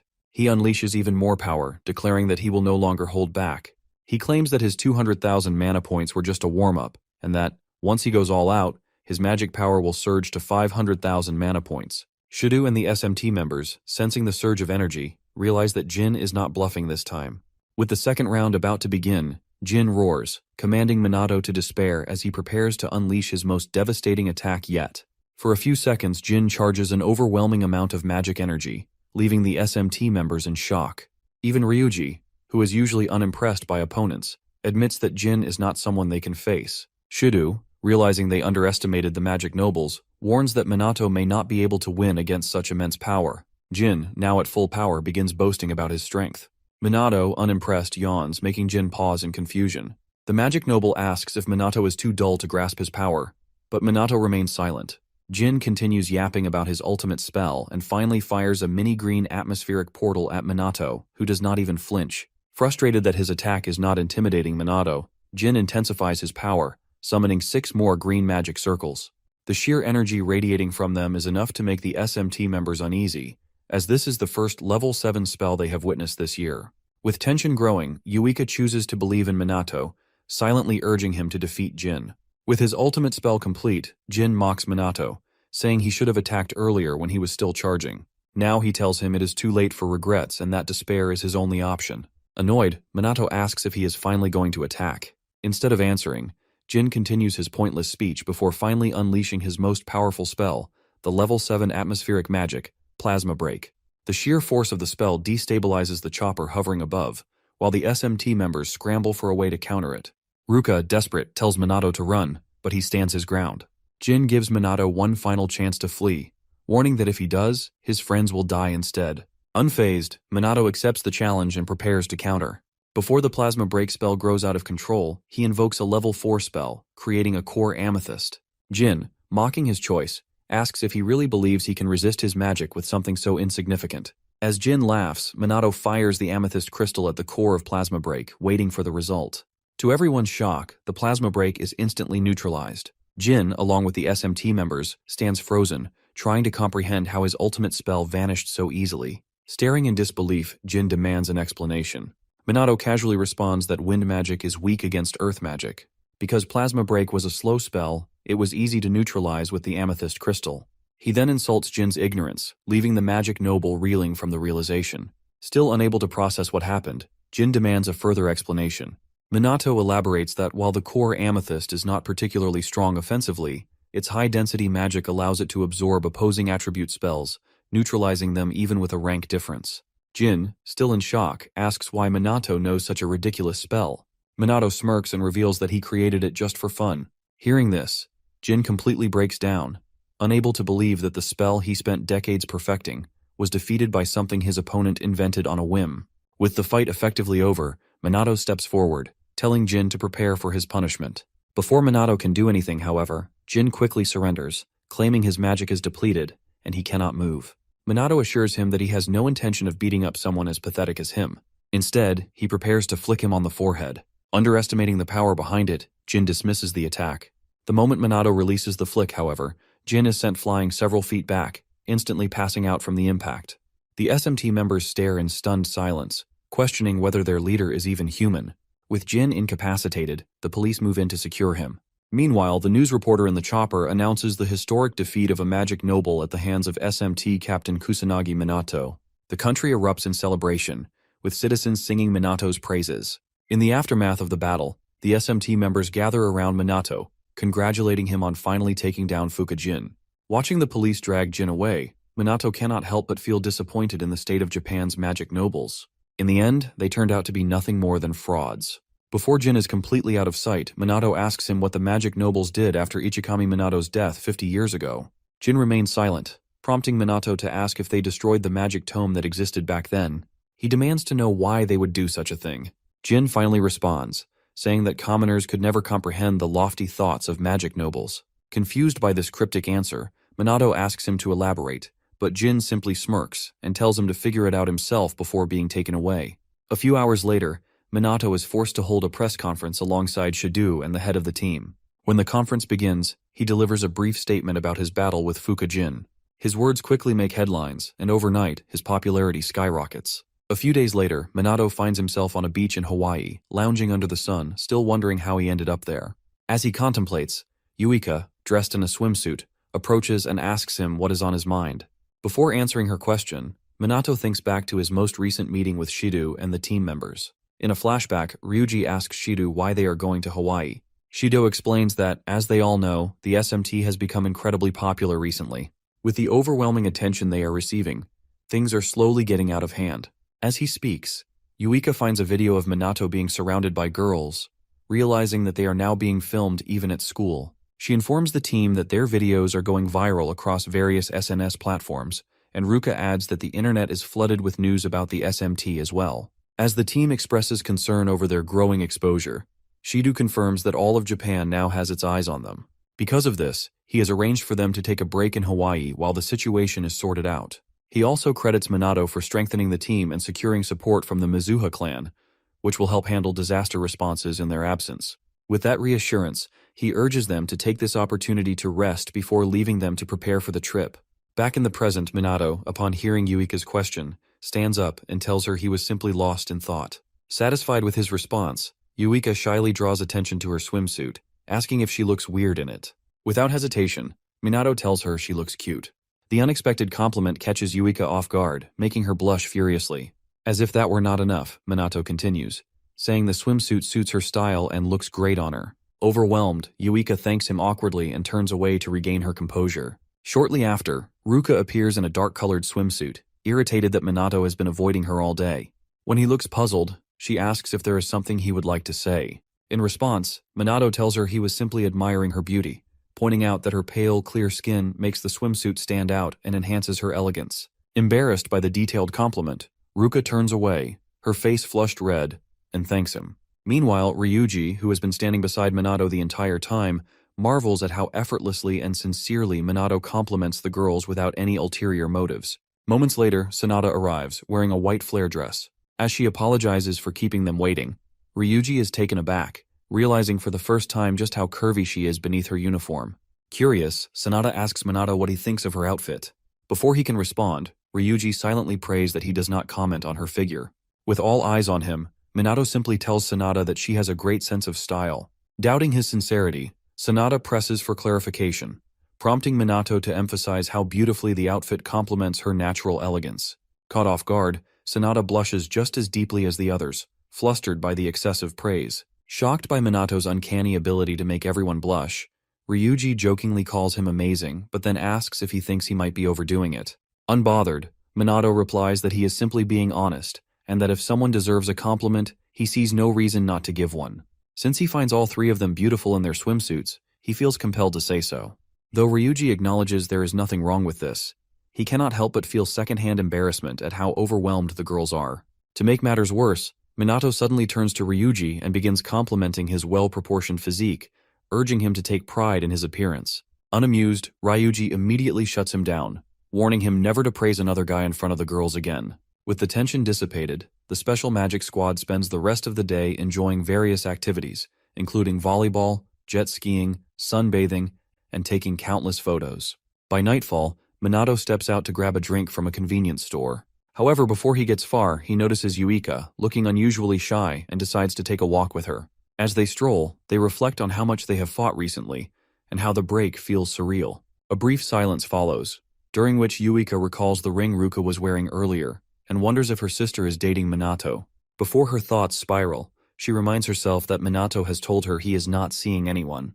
Minato, sensing her sudden change in behavior, stays silent, waiting for her to speak. Gathering her courage, Yuika asks Minato about the type of person he likes. When Minato admits he has never really thought about it, she playfully lists herself, Ruka, and Sanada as examples, urging him to pick one of them. After a moment of consideration, Minato responds by choosing all three, praising their beauty, hard work, and admirable qualities. Annoyed by his vague answer, Yuika points out that his response is different from romantic feelings. Minato, confused, says he thought admiration and love were similar. Taking a moment to reflect, he then tells Yuika that if he had to choose, she is the one he likes the most. Hearing this, Yuika freezes in shock as Minato sincerely lists all the things he appreciates about her. Blushing furiously, she crouches down, overwhelmed. Concerned, Minato kneels beside her, asking if she is all right. Still flustered, Yuika mumbles that even though she knows Minato does not see her romantically, hearing those words from him makes her incredibly happy. If anything, it only confirms how deeply in love she is with him. Meanwhile, back in Japan, Shido analyzes social media data and realizes the situation is escalating. There is not only a growing wave of criticism against the magic nobles, but also an increasing public demand for the SMT to take charge of disaster and monster threats. Additionally, the mysterious vigilante known as the Shadowbringer is gaining popularity, with many online debates speculating about a potential showdown between him and Minato to determine who is stronger. With all these developments unfolding, Shido finds himself at a crossroads. At the Japanese International Airport, a particular plane lands, carrying two magic noble family heads who are visibly irritated by the chaos that erupted while they were away. The first is Homurai Hinata, the head of the Homurai family, while the second is Kaichi Riku, the head of the Kaichi family. As they alight the plane, both grumble about the mess they must now clean up. About a week later, Minato and the girls return to Japan to resume their normal lives. One evening, while Yuika prepares dinner, Minato comments on how quickly their vacation ended. Ruka, sitting beside him, reassures him that both the SMT and their school have imposed strict media restrictions, so they should finally get a break from all the paparazzi. At that moment, Yuika pops her head out of the kitchen and asks them to help carry the plates. Minato immediately gets up to assist, and soon the table is filled with delicious food. During dinner, Yuika asks if they are ready for school, which resumes the next day. Minato tells her that with the police and school on their side, the attention surrounding them should have died down. After some small talk, Minato suggests they ignore the attention, assuming people will soon lose interest. Unfortunately for them, Minato quickly realizes how naive that thought was when, the next day, girls from various classes flock around him, bombarding him with questions about whether he has a girlfriend. When the pressure becomes overwhelming, Yuika and the others ignore the students and invite each other to lunch. On the way to lunch, Yuika remarks that the attention was even worse before their vacation, as outsiders would sometimes sneak into the school just to catch a glimpse of them. The conversation continues until Ruka casually mentions that they are running low on toilet paper. Minato suggests they stop by the store after school to restock and pick up some bath salts, something Yuika enjoys. As soon as Minato mentions this, the gathered students overhear and realize that Minato is living with the Mizuha sisters. Embarrassed by the backlash, Yuika grabs the others and rushes them to the rooftop for lunch. There, Ryuji confirms that the trio truly live together and concludes that it is fine since they are with their team leader, Minato Kusanagi. In any case, he assures them that if they ever run into any trouble, they can count on him for support. The girls thank him for his kindness, and with that settled, Ryuji advises Minato to drop the formalities when addressing each other. He asks if Minato is okay with them calling him by his first name. Since Minato is an easygoing guy, he tells them to call him whatever they like. Just as Yuika is about to say something, she suddenly pauses, realizing how significant it is for the three of them to be living together. Before she spirals into overthinking, she quickly shakes her head, convincing herself that it is fine as long as nothing improper happens. Ryuji and Minato, puzzled by her sudden shift in behavior, exchange glances. When she finally calms down, Yuika turns to Minato and asks if he ever feels nervous about living with the two of them. With no immediate answer, they finish lunch and go about their day in peace. By nightfall, while Ruka and Minato are fast asleep, Yuika remains awake, puzzled by how easily they can sleep. She wonders if she is the only one feeling self-conscious about their living arrangement. As the silence becomes unbearable, she throws a small tantrum before forcing herself to sleep. Moments later, Ruka also wakes up, thinking the same thoughts her sister had earlier. She admits to herself that she is still not used to sharing a room with Minato. Unable to fall back asleep, she sits up, trying to figure out why their current situation bothers her so much. When no answers come to mind, she looks over at Minato, who is peacefully sleeping on the floor. The sight of him makes her blush, and when inappropriate thoughts begin creeping into her mind, she quickly pulls the blanket over her head. Thinking back to how Ryuji and the others casually call Minato by his first name, Ruka wonders why she still refers to him as Kusanagi. Her thoughts flash back to the time she nearly choked while trying to call him by his first name on their way to school. In the end, she could only manage to say Kusanagi before muttering some nonsense that left Minato confused. In another instance, when she found herself alone with him during lunch on the rooftop, she still could not bring herself to say his first name. Recalling several more embarrassing moments, she cringes and scolds herself for being too much of a coward to do something so simple. The next morning, on their way to school, Minato notices Ruka looking downcast and asks if she is feeling unwell. Ruka assures him she is fine, but once again refers to him as Kusanagi. This time, Minato stops her, reminding her that they are not strangers. He urges her to stop calling him by his last name and just say Minato. Blushing, Ruka finally gathers her courage and calls him by his first name. Elsewhere, the magic nobles gather in a secret spot to discuss their recent decline in reputation. To start the meeting, Homurai Hinata discusses the recent decline in the magic nobles' popularity and blames it on the special magic squad. While she thinks of a way to resolve this issue, Kaichi Riku, the depressed dude, asks her how she plans to deal with the captain, Kusanagi Minato.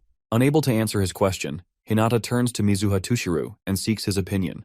Well, Tushiru tells them he only seeks to align with their lord's will, and Hinata gets irritated by how cryptic the Mizuha head can be. When she compels him to provide more information, Tushiru tells them Mianto doesn't recognize him.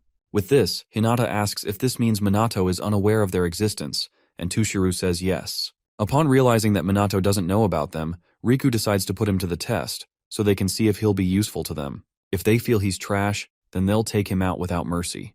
The next day, Minato explains the location of the next great calamity to his team members, which is set to happen in Osaka. So far, the calamities, aside from the smaller ones, follow the same pattern as 50 years ago. Even though that's been all over the media, Yuika says the frequency has drastically shortened, and the Great Calamity, which used to happen just once a year, has now become difficult to predict, even with the police on alert. Also, given the fact that the disaster response is a mess, and there's no dedicated squad like the SMT in other regions, things are only going to get harder for all of them. Around this time, Shido's eyes beam with pride as he proudly informs Minato that the police force is setting up a second SMT in Osaka. As it turns out, they collaborated with the self-defense forces and the police to enhance the disaster response, and many of the trainees there are begging to have Minato train them.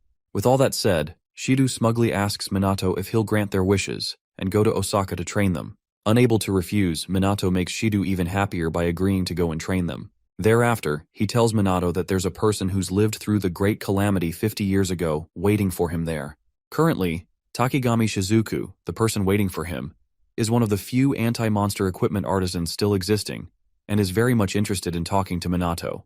In time, Minato agrees to meet her, and Shido then adds that Takigami is the one who crafted the SMT's uniforms.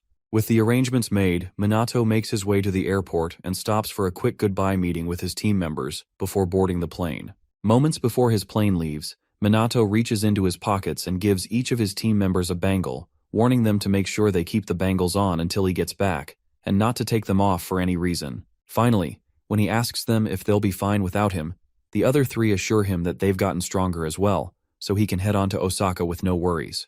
With that said, Minato waves his buddies goodbye, telling them he'll be counting on them, and finally boards the plane to sit in his first-class seat. During his first moments in there, Minato thinks about a few random things that happened while he was in Hawaii, but then stops to think about the fact that he's flying first class, citing that Shido really did well for him this time. Just then, he senses a few odd people entering the plane, people he's never seen before, and wonders who they are.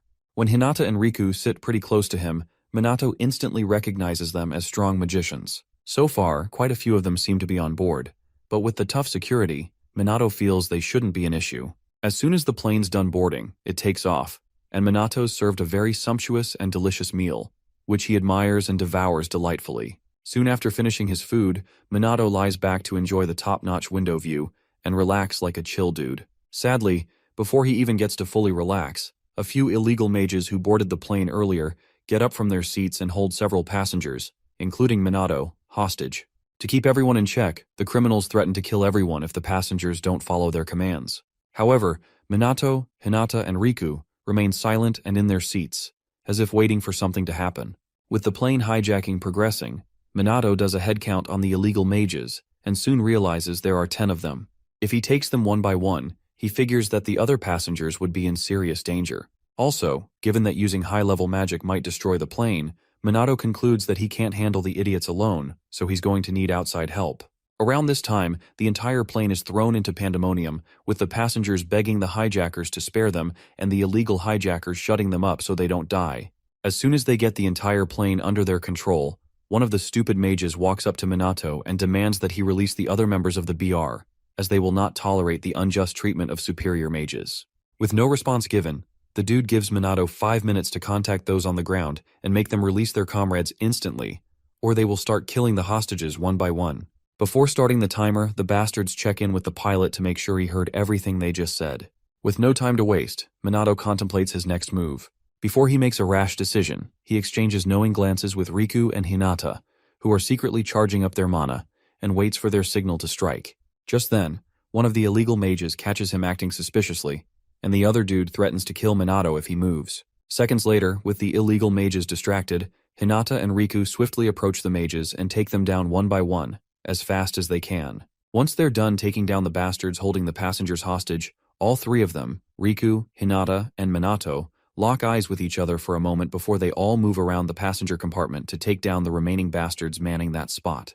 At a point in their battle, the bastards retaliate by trying to shoot someone like Hinata down. Sadly, Hinata's leagues above them in magic power, so she, alongside Riku and Minato, continues maiming and putting down these unruly idiots. Soon after, one of the illegal mages holds a flight attendant hostage, and after getting their attention, threatens to crash the plane if they don't stop taking out his comrades. Noticing the lapse in the fool's concentration, Minato lunges at him and kicks the shit out of him, rescuing the flight attendant from his grasp. At the same time, Hinata and Riku take down the other two and leave the other passengers in awe, as most couldn't believe that these three odd-looking people just beat the bastards and saved them. While the passengers rush over to thank the strangers for saving them, Hinata calls the illegal mages pathetic for losing too quickly and making the fight boring. Minato, on the other hand, senses something's up in the cockpit, so he quickly tells the others that it's not over yet and rushes over to the cockpit door without any explanation. Inside the cockpit, Minato and the other two find another illegal mage holding the pilot at gunpoint and threatening to shoot him if they come any closer. Tired of having to deal with these low-life magicians, Hinata lands a devastating sucker punch on the fool and sends him begging for mommy. Unfortunately for them all, the idiot fires a shot at one of the plane's controls, and Minato, who's already protected the pilot with his shield, realizes they're in deep shit, as almost immediately, the whole plane loses balance and shakes everything inside vigorously.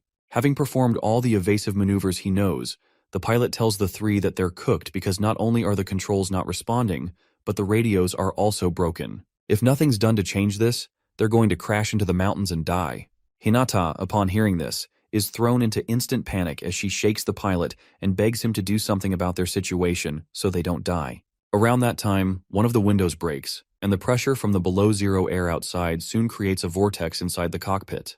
Upon realizing how cold the air is, the co-pilot complains about freezing to death before they even crash. Realizing how bad things have gotten for them, Hinata asks the others for ideas, and Riku advises that they all just die together. After scolding the depressed bastard for saying scary things, Hinata starts to wonder if they're finally meeting their end. With all their options exhausted, both the pilot and the co-pilot accept their fate and urge the others to prepare for death. Just then, Minato, who's been keeping silent the entire time, smiles for the first time, ignoring the pilots, and assures them that he will save everyone. Hearing this, the pilot warns him that this issue isn't something a mere human can fix as they're all fated to die that day. Tired of hearing the pessimistic pilot's yapping, Minato walks towards the broken window in the cockpit and, ignoring the pilot's warnings and questions, jumps out of the plane. Hinata, who thinks Minato just made a run to save his life, soon regrets her sentiment when the plane starts losing altitude pretty quickly, threatening to destroy everybody on board within minutes. Around this time, the passengers were already saying their final prayers, hoping they all make it to the Lord's side when it ends, and the pilot, on the other hand, keeps on trying to pull the plane's nose up so they can avoid crashing into the sea.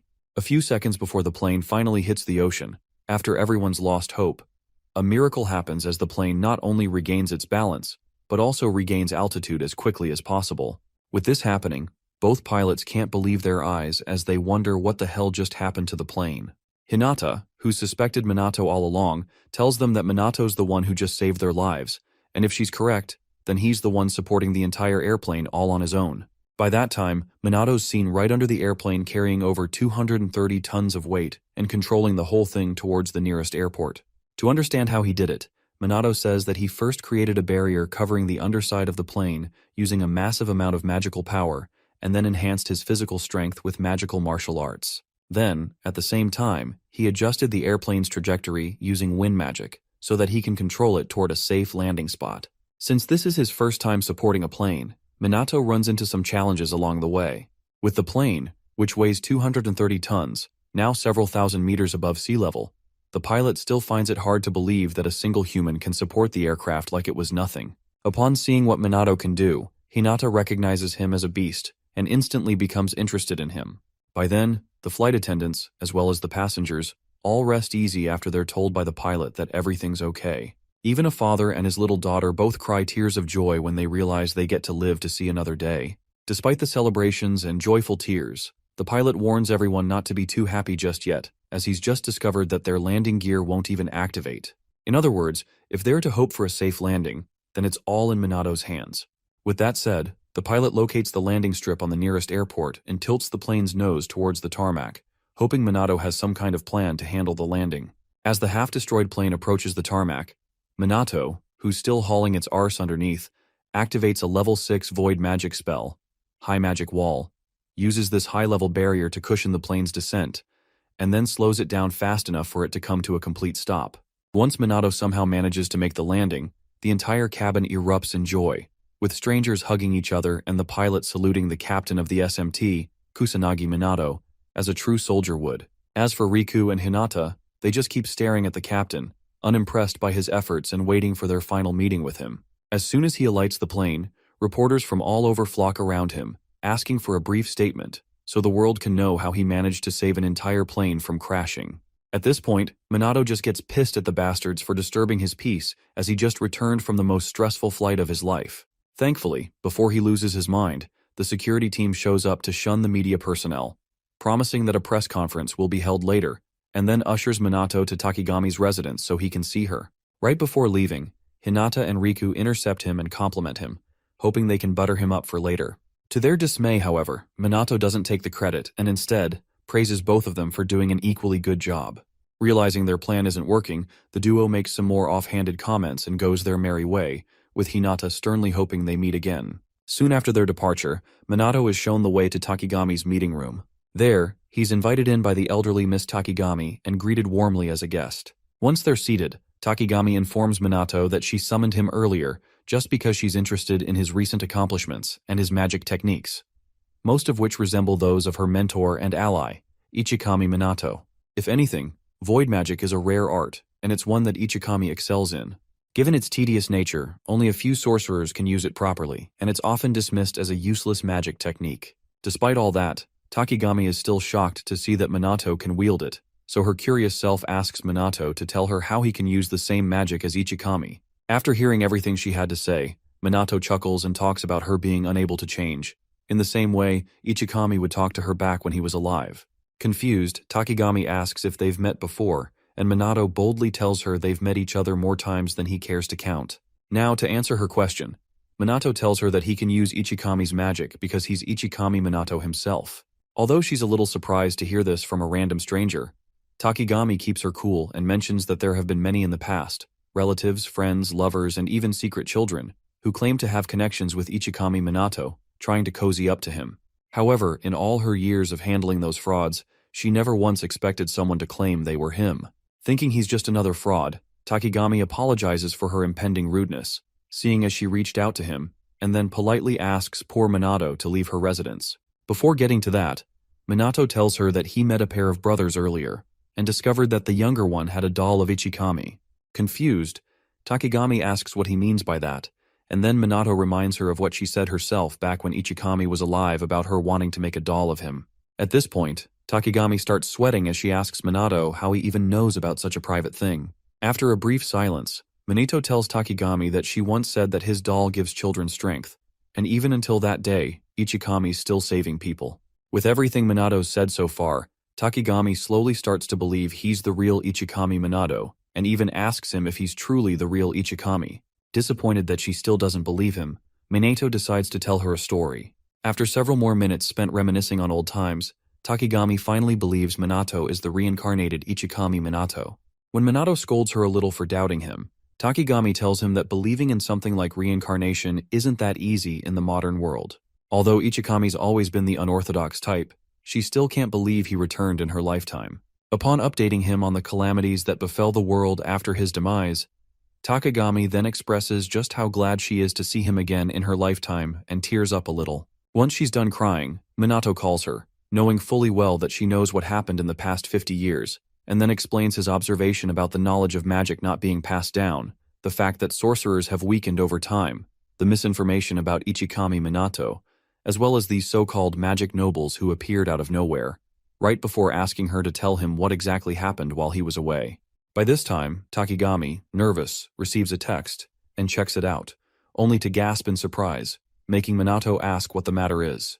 Realizing it's something she can't share, Takigami instantly ends their meeting, citing that it's already late, and then urges Minato to stay the night there so they can continue the discussion the next day. Lucky for her, Minato obliges and soon retires to his room for the night. Around midnight, Riku sneaks into Minato's room, not making a sound, and swings his sword at Minato's body, hoping to kill him instantly. Unfortunately for him, Minato pulls the ultimate Uno reverse card when he suddenly appears beside the bed, talking down on Riku's tactless attempt to attack someone in their bed. Mind you, at the time, Minato didn't even know his attacker was Riku. However, once he gets a good look at his face, he instantly remembers the attacker to be Riku. But before Minato can get chatty with him, Riku attacks him again, and Minato dodges the attack this time. Soon after, Riku kicks Minato out the window of his room, and Minato lands safely in the yard outside. Without wasting a single second, Riku shows up in front of Minato in the yard outside and activates a level 1 earth magic, Rock Break. At the same time, Minato activates his level 1 void magic, Magic Barrier, and does his best to block Riku's attacks. However, right after landing a few attacks, Riku skillfully slices through Minato's level 1 Magic Barrier and sends him retreating a little so he can take the fight seriously. Before getting to round 2, Minato compliments Riku's blade for cutting through his barrier like that, and then asks if it's anti-magic equipment. With no response given, the duo charges up their mana and prepares to begin round 2. However, just as they're about to clash, Hinata shows up and orders them to stop fighting.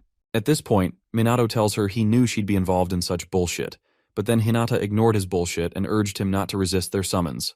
To keep him in check, she pulls up live video feeds of her henchmen creeping dangerously close to Minato's friends in their various residences, and threatens to unalive them while they sleep if he doesn't cooperate. Realizing he's been had, Minato calmly asks them to state what they want, and Hinata starts by introducing herself and Riku. Soon after the introductions, she tells Minato that the only demand they have is for him to join them as a magic noble and gain status, rank, honor, wealth, power, and even women if he wants. More importantly, if he decides to join them, Hinata assures him that he'll be able to protect his friends and attain the ability to give absolute orders. On the other hand, even if he escapes his predicament, Hinata promises that the magic nobles will hunt him for life and make life hellish for him and his friends. With their demands stated, Hinata demands to know Minato's answer before they move forward.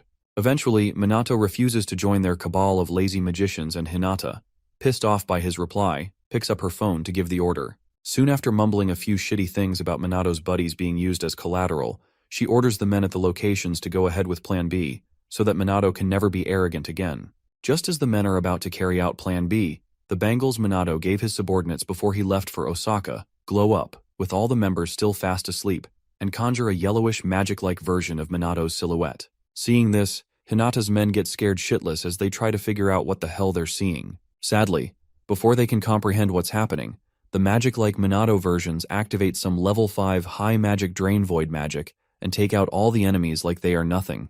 A few minutes later, Hinata notices some unusual radio silence from her guys and does her best to get them to respond. Sadly, after seconds of no response, Riku concludes the worst has happened and the team has been wiped out. Enraged, Hinata asks Minato to tell her everything he did, but then Minato fires back, telling her that she should have seen something like this coming. Unless she's a total fool, that is. Despite realizing that Minato's an annoying little pest, Hinata still commends the way he handled the hijacking and the hostage situation, stating that with everything he's done so far, he's passed the first test. Puzzled by her words, Minato asks her if the hijacking was also their doing, but then Hinata lets him know they would never pull such a stupid stunt just to force him into participating in their little game. With that said, she urges him to move on to the second test while charging up her mana, together with Riku, for the real round 2. At the same time, Minato, who's been edging for a good fight, playfully asks if he can opt out of the fight, and as you'd expect, Hinata objects right before lunging at him, together with Riku. For her first attack, Hinata throws a kick at Minato, which he blocks easily, and then she ricochets to a safe so she can unleash her next attack, a level 4 fire magic attack she calls Flare. As soon as she unleashes the magic attack, a loud explosion is created, but unfortunately for her, Minato is left unscathed. By this time, Riku swoops in through the chaos for his sword attack, aiming for Minato's neck, but still doesn't land a single hit just because the captain himself blocked the attack with a mini barrier he erected around his neck. Upon surviving this attack, Minato sighs as he figures a normal person would have died from that hit.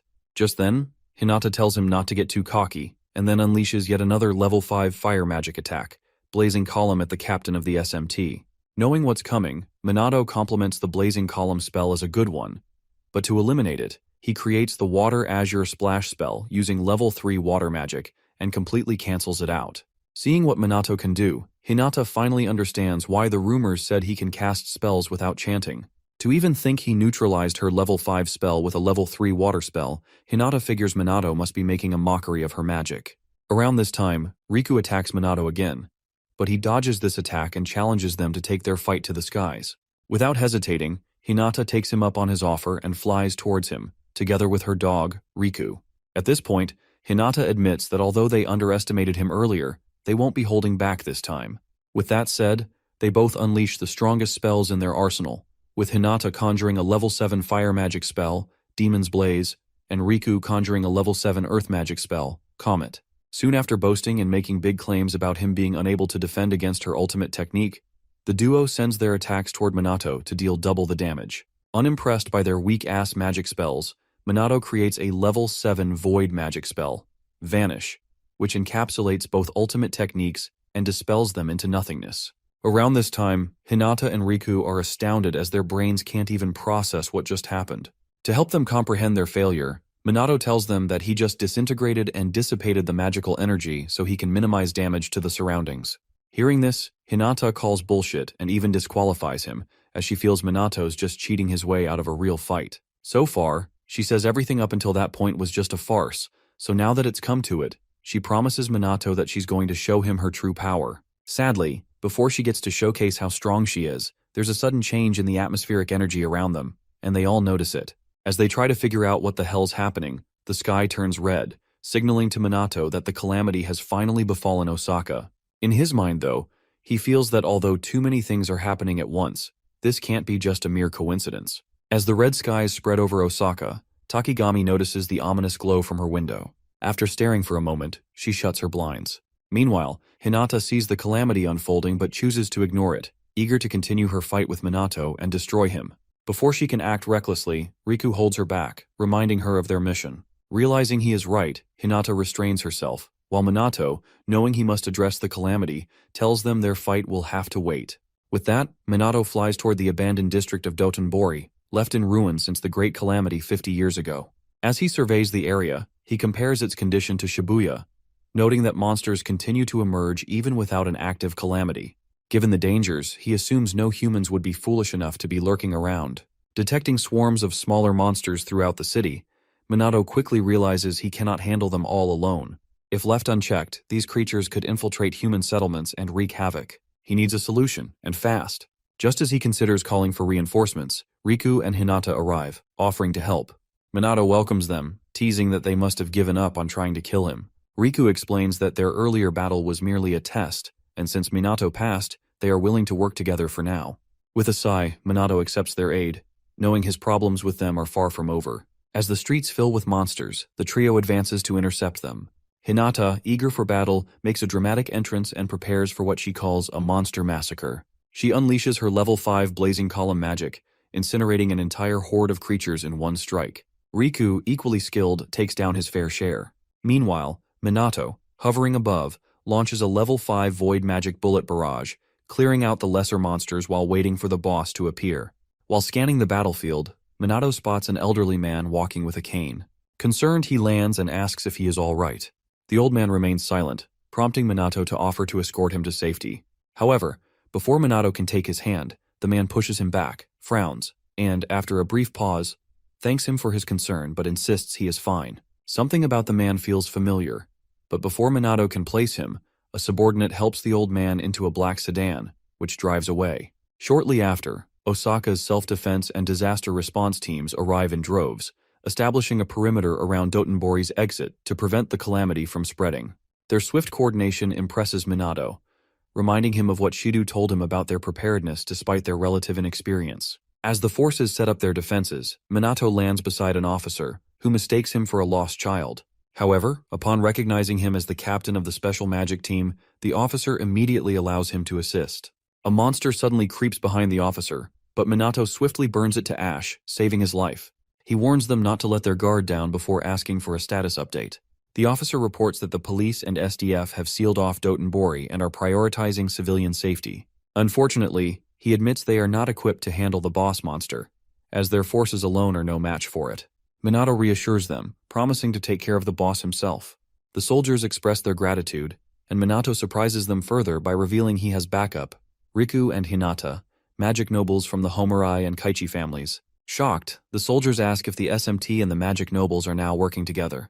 Without answering, Minato notices a renewed sense of hope among the officers, who place their trust in both elite forces. Just then, a dark, ominous purple miasma spreads through the air. The soldiers suddenly feel an overwhelming heaviness in their bodies, struggling to move. Amid their confusion, a massive figure slowly emerges from the fog. The officers immediately recognize it: the chief demon, the boss monster. This creature alone possesses enough power to level Osaka, and against it, they, as mere humans, stand no chance. Minato, however, remains unfazed. Smirking, he scolds the chief demon for taking so long to appear. His calm demeanor shocks the police, who cannot fathom how he remains composed in the face of such a terrifying threat. Before Minato can engage, Hinata and Riku step forward, declaring that the chief demon is their prey, and that he should stay back and watch. Though disappointed they beat him to the fight, Minato relents, trusting them to handle an opponent of this caliber. With the battlefield set, Riku and Hinata brace themselves as they prepare for the fight of their lives. After pouting a few more nonsensical words, both Hinata and Riku recreate their level 6 magic attacks, Demon Blaze and Comet, and fire them at the chief demon, who stands motionless in the street, staring at them like fools. As both attacks close in, the chief demon obliterates them with his level 8 fire magic attack, Supernova, blinding the magic nobles and the soldiers with its intense light. Stunned, they struggle to comprehend how a lowly creature can wield such powerful magic. Forced to acknowledge the demon's immense strength, Hinata and Riku prepare to attack again. But before they can, the chief demon unexpectedly speaks, asking if there is a formidable sorcerer among them. One of the soldiers, though aware that chief demons possess greater intellect than typical monsters, is still shocked to hear it converse like a human. Seeing the fear on the soldiers' faces, Minato understands their reaction. A monster with human-like intelligence is rare, and the unknown always breeds fear. However, he decides to remain silent and watch as the nobles continue embarrassing themselves. After failing to land her first attack, Hinata throws another childish tantrum, vowing to reduce the demon to ashes. She unleashes a fire spell even stronger than Demon Blaze, while Riku, fueled by frustration, infuses his sword with level 8 gravity magic, Dimensional Blade. Seeing the nobles finally casting original spells, Minato gets excited, hoping their combined efforts will be enough to bring down the chief demon. As Hinata and Riku prepare to strike, the chief demon suddenly comments on someone's magic power. Assuming he means them, Hinata boasts about her strength, only for the demon to clarify that he was referring to Minato's overwhelming mana. Irritated by the insult, Hinata and Riku abandon their magic and recklessly charge the demon with their fists. To their dismay, the chief demon effortlessly dodges every blow, teasing them for being too slow. After playing with them for a while, he counterattacks, sending them sprawling. He then combines fire and wind magic to create a level 6 fusion spell, Flare Cyclone, which subdues the nobles in an instant. As Riku and Hinata struggle to their feet, trembling from the sheer force of the attack, Minato steps forward and tells them to leave the rest to him. Hinata tries to stop him, insisting that even if they, as magic nobles, could not defeat the chief demon, then there is no way he can. Riku suggests they retreat, but Minato remains unfazed, assuring them that a monster like this is nothing to him. Riku questions if Minato truly understands the overwhelming magic power radiating from the chief demon. Hinata, on the other hand, refuses to accept defeat, knowing they cannot afford to fail the person they wish to be useful to. Minato approaches the battlefield, teasing the chief demon, who, despite this, remains impressed by his magic power.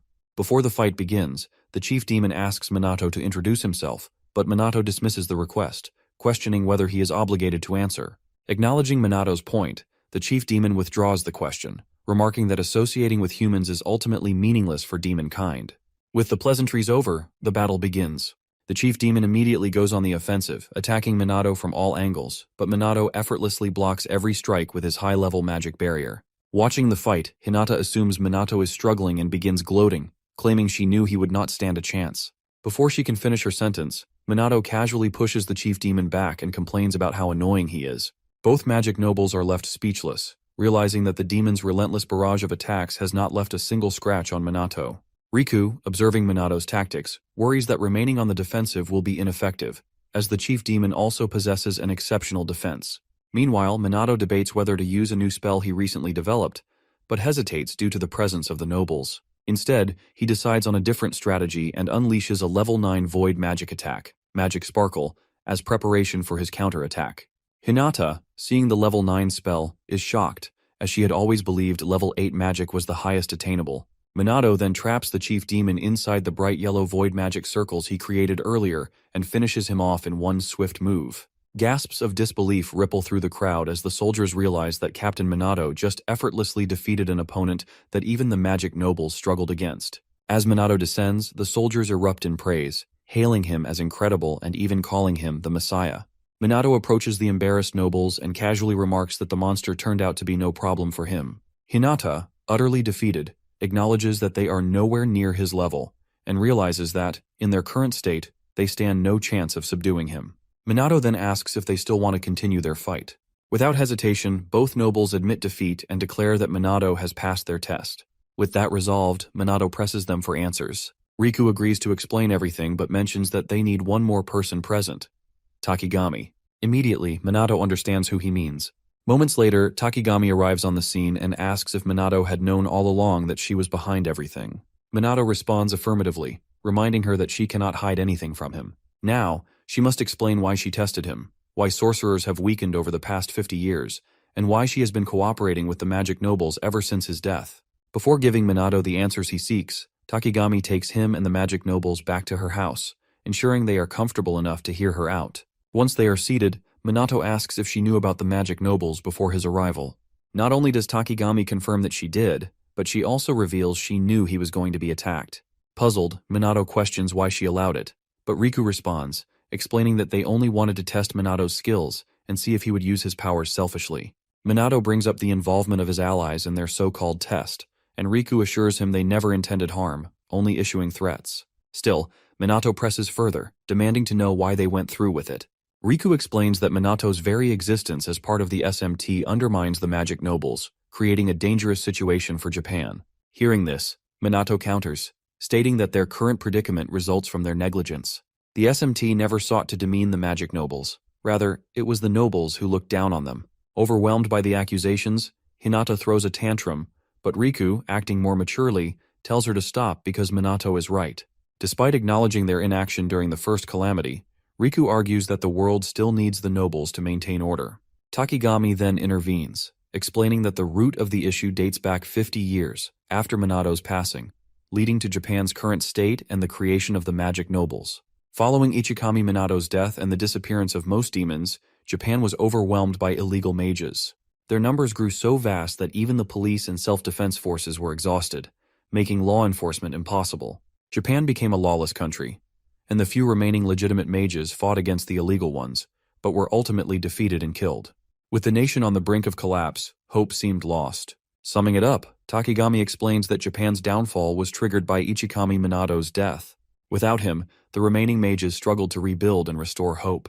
After numerous discussions, they decided to establish the Magic Nobles, an entity meant to earn the people's trust and serve as a new symbol of hope, akin to Minato. Given that magic was highly dangerous in times of peace, the nobles confiscated all magical texts and documents, recruited those with talent, and eliminated those who refused to join them. By monopolizing magic knowledge, they banned oral traditions and rumors of magic, leading Japan toward peace. However, as a consequence, Japanese mages grew weaker, and imperial politics caused a decline in technology and knowledge, a pattern Minato finds all too familiar. Recalling the situation 50 years ago, Minato remembers the chaos, with people and mages dying, and magic being used for evil. He realizes things only worsened after his death. He then asks Takigami if the nobles truly have the political power to manipulate events as they do, given their supposed affiliations. After a glance at the nobles, Takigami quietly asks Minato if he remembers Mumyu Hifumi, his former subordinate, a sore loser, arrogant, yet incredibly talented. Once Minato confirms, Takigami reveals that Mumyu is now the chairman of the powerful Mumyu Group. Originally famous as the heir of the Mumyu conglomerate, he has been financially backing the magic nobles since their inception 50 years ago.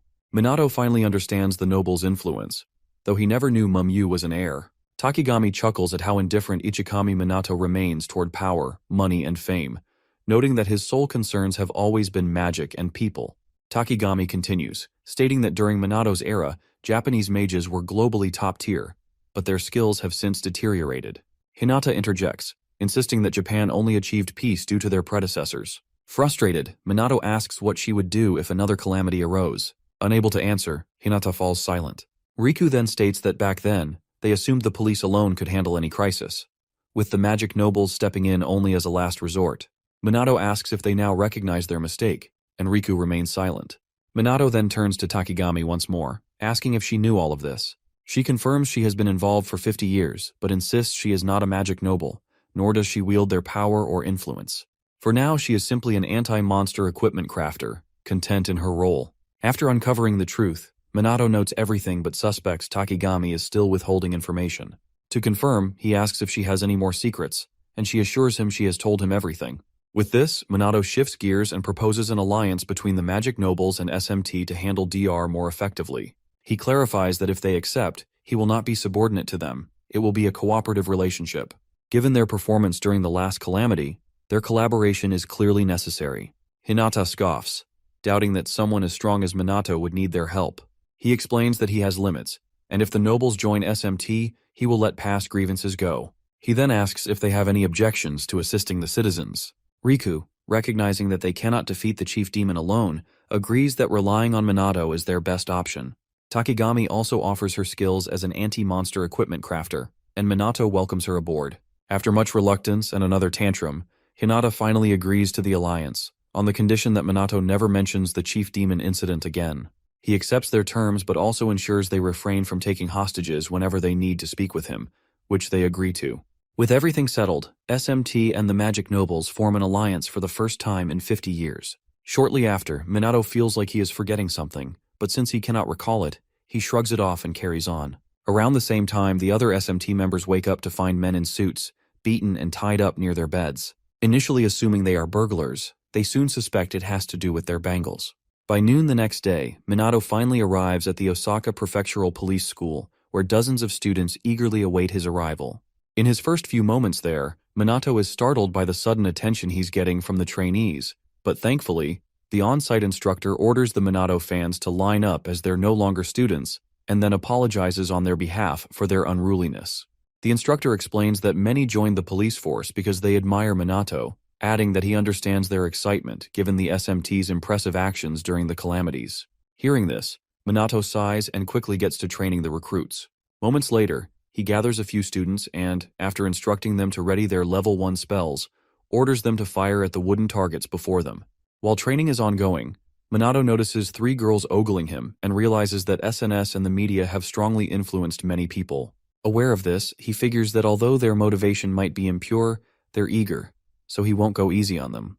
With that in mind, he increases the regimen by making them run while sensing their magic, helping them enhance both their physical and magical power. After running for several minutes, the trainees start complaining, asking what he plans to do if they collapse. To reassure them, Minato states that he can use holy magic to heal them regardless of their condition, so they should stop complaining and keep running, because enemies won't care about their circumstances in battle. With that, the trainees push through, training as if their lives depended on it. After a week of enduring the same regimen, the Osaka police force's average magical power increases significantly. On the final day of training, Minato delivers a farewell speech, praising the trainees for enduring the harsh program and greatly improving their skills in just 1 week. He urges them to continue training even in his absence, as they are now the protectors of Osaka's peace. When he finishes speaking, he leaves the trainees and their instructor in tears. Soon after, it is revealed that Osaka's magic level has significantly improved, now rivaling that of Tokyo's officers, all thanks to Minato Kusanagi. Shortly after leaving the training grounds, Minato dreads returning to Tokyo, suspecting that another press conference or some other hassle awaits him. While he is en route, national news reports on the alliance between the SMT and the Homarai and Kaichi families' magic nobles, formed to combat calamities and monster threats. With thousands of people reacting to the news, the reporter notes rumors that major corporations may sponsor the SMT. For those worried about its impact on law enforcement, they are assured that the SMT is not an official Tokyo police department. As news of the SMT's good deeds spreads, people across Japan begin recognizing the organization's growing influence. In other news, reporters note that the Mizuha family has yet to make a public appearance, which is strange given their history of cooperating with the SMT. Speculation arises that they may be withdrawing from the alliance just as Japan is beginning to unite against the calamities. After his flight lands, Minato asks the girls if they can contact their father. Yuika explains that she has tried multiple times, but since they have been disowned, he may be unwilling to respond. Even so, Minato expresses concern that the family head has not publicly supported the alliance. Ruka had expected him to step forward once they allied with the other 2 noble families. Aware of how unusual Tushiro's silence is, Minato decides to check on him later. Noticing his deep thought, the girls call him back to reality, praising his success in Osaka and expressing their pride in him. Minato, realizing how much trouble he is in, joins them in conversation. Meanwhile, Shido, standing nearby, notes that Chrono didn't appear at night when Minato was absent. Although suspicious, he reasons that if Minato is truly the Shadowbringers' leader, Chrono, and an illegal mage, he will have no choice but to arrest him. Still, with every fiber of his being, Shido hopes his assumption is wrong, believing Minato is meant to be the world's savior. Later that night, while walking home and complaining about his busy team members, Minato is suddenly approached by 2 of Tushiro's attendants. They inform him that he has been summoned. Calmly, he follows them, soon arriving at Tushiru's villa. There, Tushiru angrily asks if it is true that both his daughters are now living with him, and then immediately threatens his life if he intends to harm them.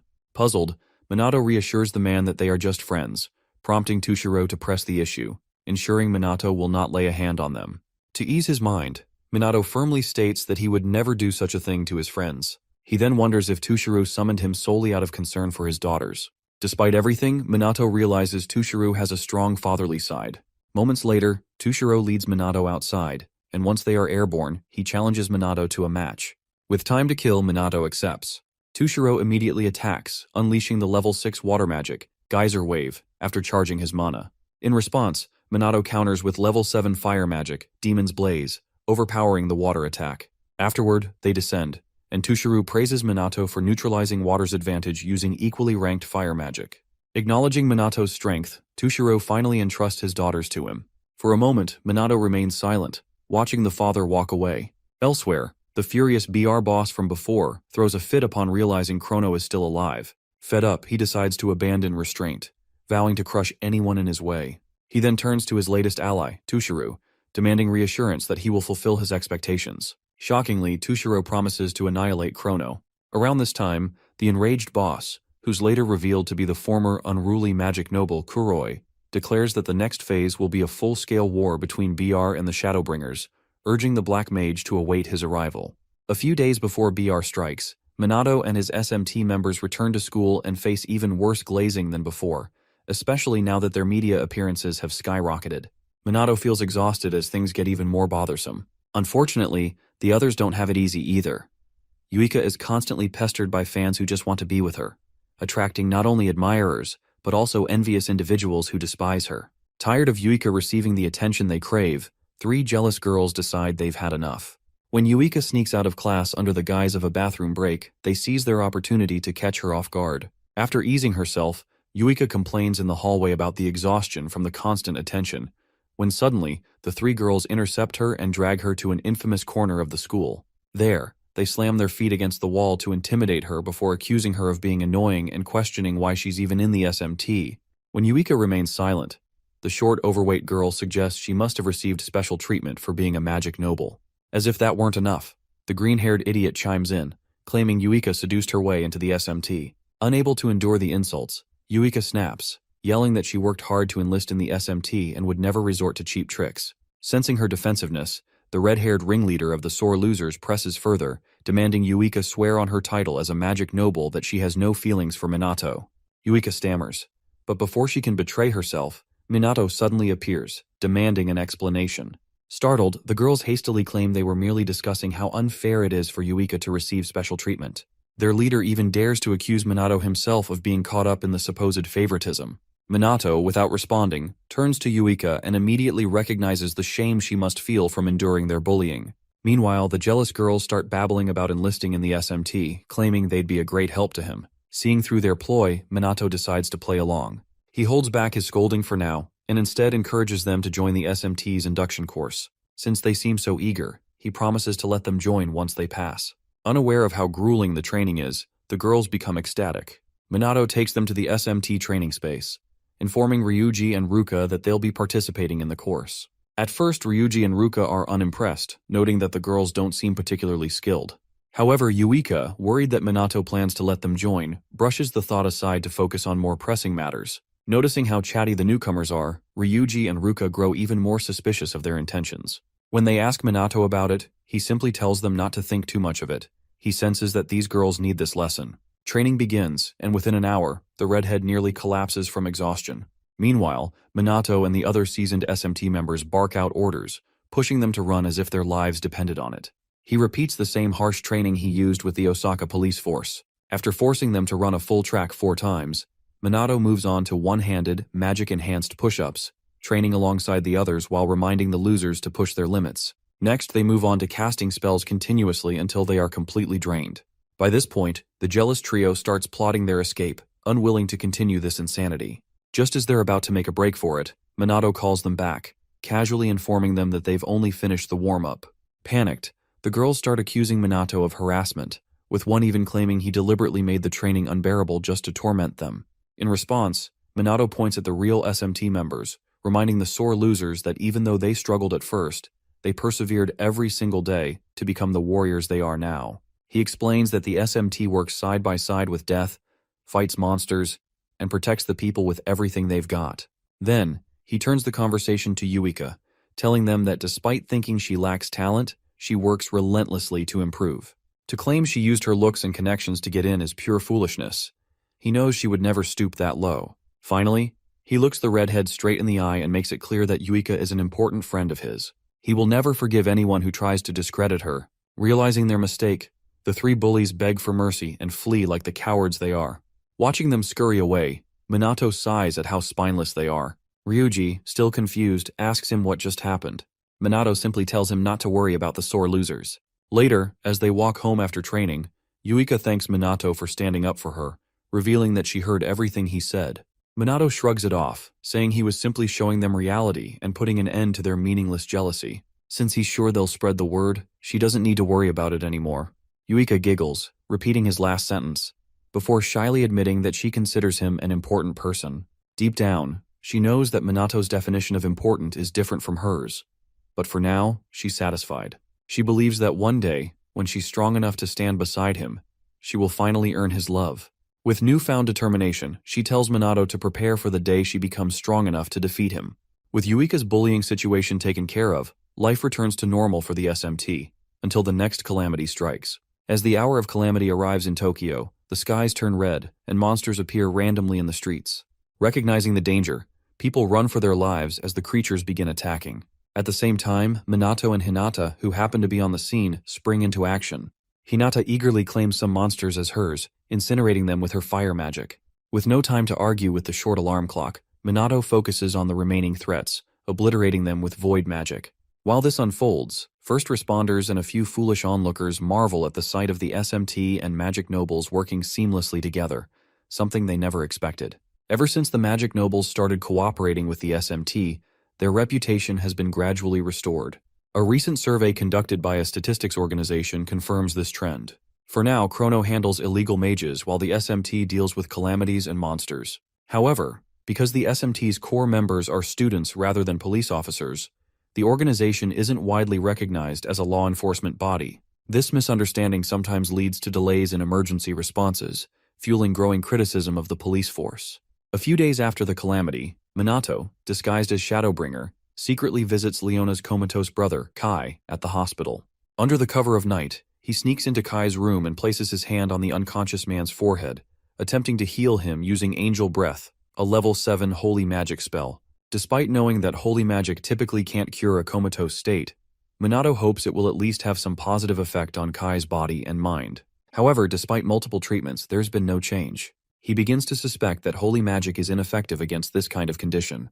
Remembering how hopeful Leona becomes whenever her brother's health is discussed, Minato refuses to give up.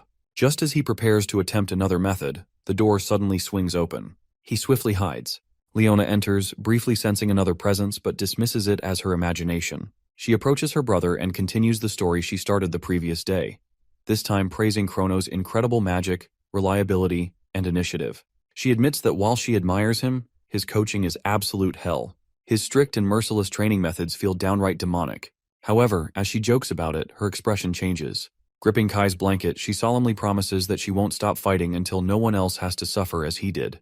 Even if it costs her everything, she vows to take down the Black Rebellion alongside Chrono. Overcome with emotion, she breaks down in tears, apologizing to her brother once again for what happened to him. Having heard enough, Minato quietly leaves the room and heads to a warehouse to meet Leona and the recruits she wants to introduce. Moments later, Leona arrives, presenting the new members to Minato, who surprises her by asking for proper introductions. She explains that they aren't just random recruits. These individuals sought her out after seeing her online posts and enlightenment campaign. She purposely provided limited information to test whether they were determined enough to find her. Now that they're here, she assures Minato that she has verified their identities and screened them thoroughly. The recruits, brimming with excitement, start to fawn over Minato, but Leona quickly tells them to calm down. With order restored, Minato makes it clear that while he's willing to train them, he won't go easy on them. Undeterred, the recruits confidently urge him to push them to their limits. Satisfied with their determination, Minato starts the training and nearly kills them with his grueling regimen.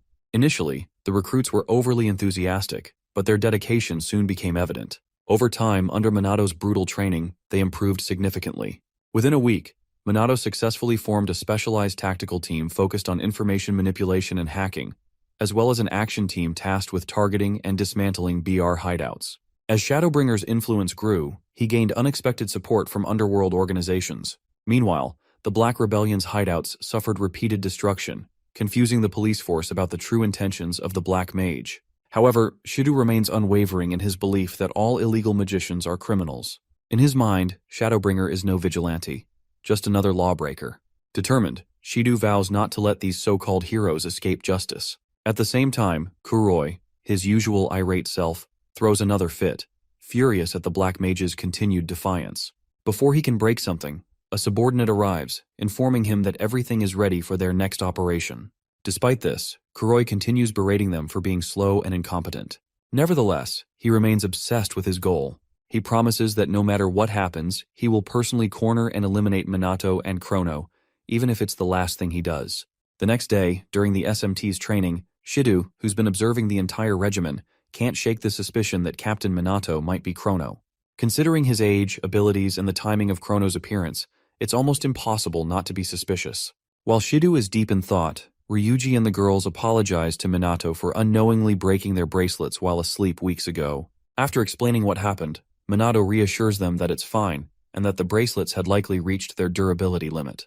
However, internally, he realizes that a novice like himself can't make decent anti-monster equipment. He decides to contact Takigami later for better gear. Still, Ryuji and the others remain pissed at the nobles for launching a night ambush just to test them, all because they think they can do whatever they want. Understanding their frustration, Minato admits he's also angry about the nobles' sneaky tactics, but considering the future, cooperation with them is essential. With that in mind, he politely asks his subordinates to let this incident slide just once. Reluctantly, they drop the subject, but then turn their frustration toward themselves, blaming their lack of power for not even noticing the attack. At that moment, Yuika recalls how disoriented the magic nobles looked upon waking up and asks Minato about it. She doesn't know what kind of magic affected them, but they still seemed unaware of their situation.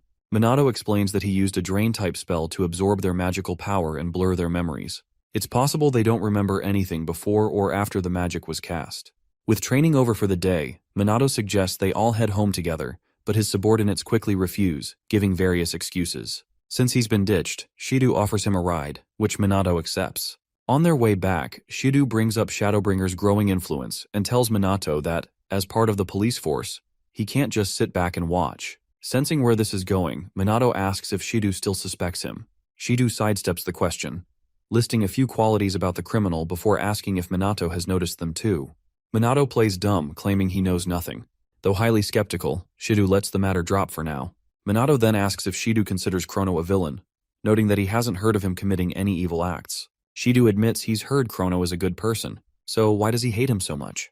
Minato presses. Shido responds that it's because he's still a criminal. To help Minato understand his stance, Shido shares his past.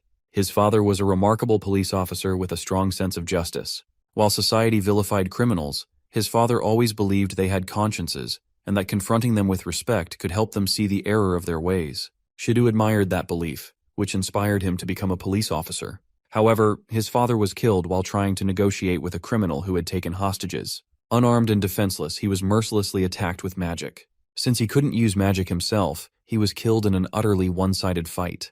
The criminal was later arrested and charged with robbery and murder. When asked why he killed Shido's father, he claimed he had been scared of the unarmed man. Remembering those words, Shido loses his composure, angrily declaring that real fear should belong to the victims, people like his father, who was murdered over something so trivial. With that said, he makes his stance clear. He will never forgive criminals. Even if they try to save others, they should not be pardoned. Otherwise, those who live honest lives will have nothing to believe in. As Shido relives his grief, Minato recognizes that this belief is deeply ingrained in him. After his outburst, Shido apologizes for getting emotional, then drops Minato off, saying he'll be counting on him the next day as usual. The next morning, the SMT members gather for training, but to their dismay, Minato is running late, a rare occurrence. After a few minutes of waiting, he rushes out of class, muttering about teachers who talk too much. As he hurries toward the training area, he ignores two shady-looking men staring at him from a corner. Seconds after Minato leaves, a massive screen broadcasting the news is suddenly hijacked. The image shifts, and Kuroi, the BR leader, appears across every major display in Japan. When he shows up, people instantly recognize him as former magic noble Kuroi. However, unfazed by the attention, he directly addresses the SMT and Chrono, revealing that he has a present for them. He claims that bombs have been planted all over Japan, and warns the police not to interfere. Otherwise, they will be detonated one by one. To prove they aren't bluffing, Kuroi snaps his fingers. An explosion erupts from a building near Minato's location. Instantly, Minato springs into action, using a high magic barrier to shield civilians from the blast. Meanwhile, the SMT scrambles for information, only to find that their data is completely scrambled.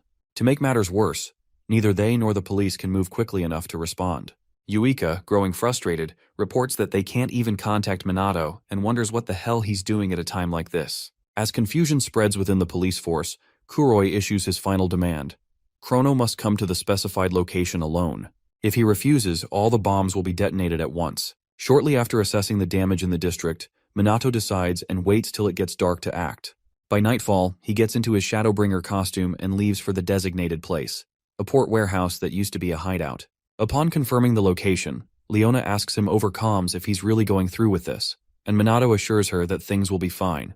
With the stage set, Leona wishes him a safe return and hopes he doesn't die on them this time. After reassuring her again, Minato flies through the entire city and only lands when he reaches the designated warehouse. The warehouse lights up when he steps inside, revealing dozens of illegal BR mages. Their leader, Kuroi, welcomes him to his death, noting that he's been waiting for him. He then boasts that everyone in the room is a top-tier BR mage with advanced powers. In response, Chrono, aka Minato, asks if taking down everyone there will be enough to destroy BR. Hearing this, Kuroi laughs at Chrono's confidence. But before he can speak, one of his mages calls Chrono an idiot for thinking he can win alone. Annoyed, Kuroi grabs the idiot by the throat and scolds him, saying people have lost to Chrono for underestimating him, just like he did. Since he's there now and claims to be different, Kuroi not only promises not to hold back, but also threatens to kill Chrono flawlessly without letting his guard down. Puzzled, Chrono, about to jump into a fight with Kuroi, asks if he really thinks he can pull it off. However, before he can make any sudden moves, Kuroi stops him, warning that if he resists, the bombs around the city will be detonated. Knowing full well that Kuroi means business, Chrono stays put and waits for the next big move. Kuroi then orders his mages to kill him, and almost immediately, they all fire at Chrono. When none of the attacks hit him, Kuroi initially assumes Chrono set up a magic barrier, so he orders them to continue firing. When the same thing happens again, Chrono informs them that their attacks are useless. Level 3 magic won't work on him. Furious, Kuroi throws a fit, even attacking his own men and calling them useless for failing to scratch Chrono. Chrono, on the other hand, calls them trash, which prompts Kuroi to promise that this trash will be the ones to brutally kill him. Despite Chrono's power, Kuroi remains confident, stating that normally he'd have no chance. But now that he has his new guns, things will be different. Upon noticing the guns in Kuroi's hands, Chrono assumes they're just normal firearms, and arrogantly claims that guns won't work on him. But as soon as he's done talking, Kuroi fires a shot that grazes his right cheek, and to his shock, Chrono gets injured. Savoring the surprise on Chrono's face, Kuroi laughs maniacally and explains that his gun is an anti-magic weapon enchanted with magic that disassembles magic itself. After explaining what his bullets can penetrate, Kuroi fires 3 simultaneous rounds, all of which graze Chrono's body. Kuroi then admits it's been a while since he last shot, so he expected his aim to be slightly off. However, he is taken aback when Chrono subconsciously heals his wounds using natural magic. Mistaking it for holy magic, Kuroi calls him out for using it, but Chrono corrects him, stating that it's actually natural magic, which activates automatically to heal him. Regardless, Kuroi declares that healing won't change the situation. It just means he can hurt Chrono even more. Kuroi then fires 3 more shots while taunting Chrono, but he soon notices that all his bullets, just like before, only graze him.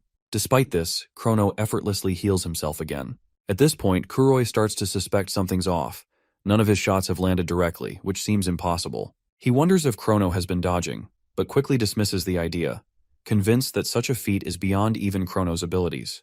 While Kuroi is lost in thought, Chrono secretly communicates with Leona and the others to confirm whether their secret mission is complete. Kuroi, noticing this, calls him out for daring to talk mid-battle and underestimating him.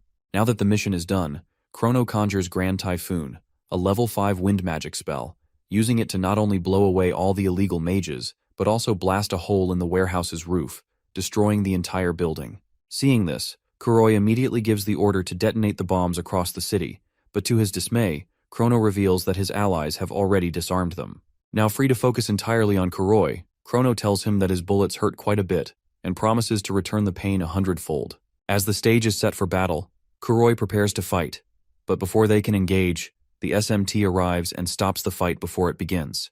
Yuika reports that all the bombs have been disarmed, prompting Ruka to urge BR to stop their futile resistance. Chrono, wanting to keep his identity hidden, secretly commends the SMT for arriving quickly, but wonders if they were just waiting nearby without being detected. Regardless, the SMT immediately recognizes Chrono, the Shadowbringer leader, and acknowledges his immense magical power. Meanwhile, Sanada, who knows that Chrono is actually Minato, feels the urge to help him, worried that he might secretly be injured. With the tables turned, Chrono smugly challenges Kuroi to a fight. Just when they think they've won, Tushiru appears out of nowhere, acknowledging Kuroi's struggle and offering to help. Recognizing the traitor as their father, the girls exclaim in shock, desperately hoping there's a good explanation for this. So without fail, they ask their father why he's siding with a despicable human like Kuroi. Before Tushiru can answer, Kuroi claims it's because they're comrades in arms. Still confused, Yuika and her sister bombard their father with questions, desperate to understand what could have made him side with such an asshole. Eventually, growing tired of their persistence, Tushiru coldly tells them he's not obligated to explain anything. Disappointed, they fall silent and simply stare at him.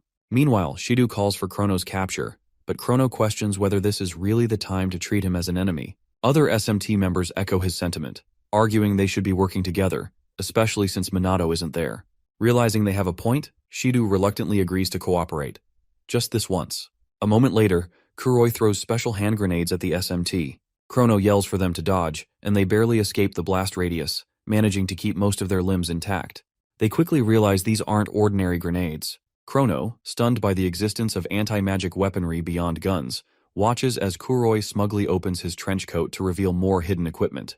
While Chrono deals with Kuroi, the sisters struggle with the reality of fighting their father. Seizing the moment, Tushiru, eager to test their strength, conjures a level 3 water magic attack, Azure Splash, and launches it at them. Ruka retaliates with a similar spell, but hers is too weak. Tushiro's attack effortlessly breaks through. With nothing left to do, the girls brace for impact. Just as all hope seems lost, Ryuji intercepts with a level 3 earth magic spell, Rock Wall, saving them from drowning. Afterward, the sisters thank Ryuji, and Tushiru acknowledges their improvement and teamwork. However, he warns them there's still no match for him, as his magical power is on par with Minato's. Despite this, Yuika refuses to back down.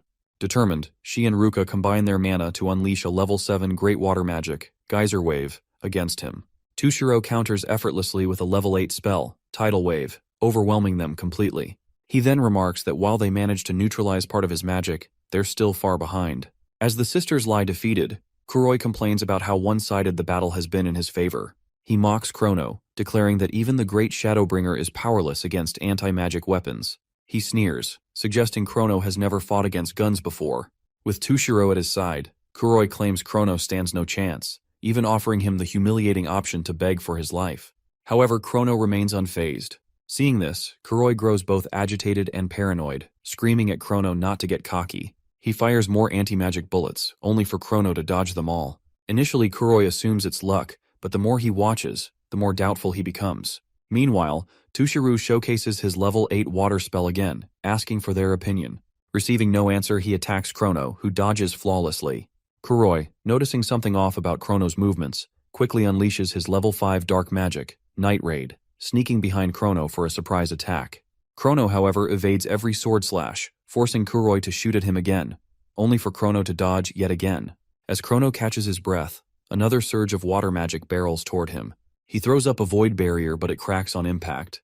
The SMT members, watching from the sidelines, are left dumbfounded by the sheer amount of mana being used. They start feeling useless for just standing there. Knowing they can't face Minato like this, they decide they need to act and earn his recognition. Shido, still harboring resentment toward Minato, sees an opportunity. With Chrono distracted and supposedly at a disadvantage, he believes they can finally neutralize him. Knowing reinforcements will arrive soon to help capture Tushiru and Kuroi, Shido refuses to let this moment slip away. He turns to Sanada, who is nearby, and urges her to help him take Chrono down. Sanada hesitates, questioning his reasoning. Shido insists that Chrono, an illegal mage fighting alone, must be arrested now.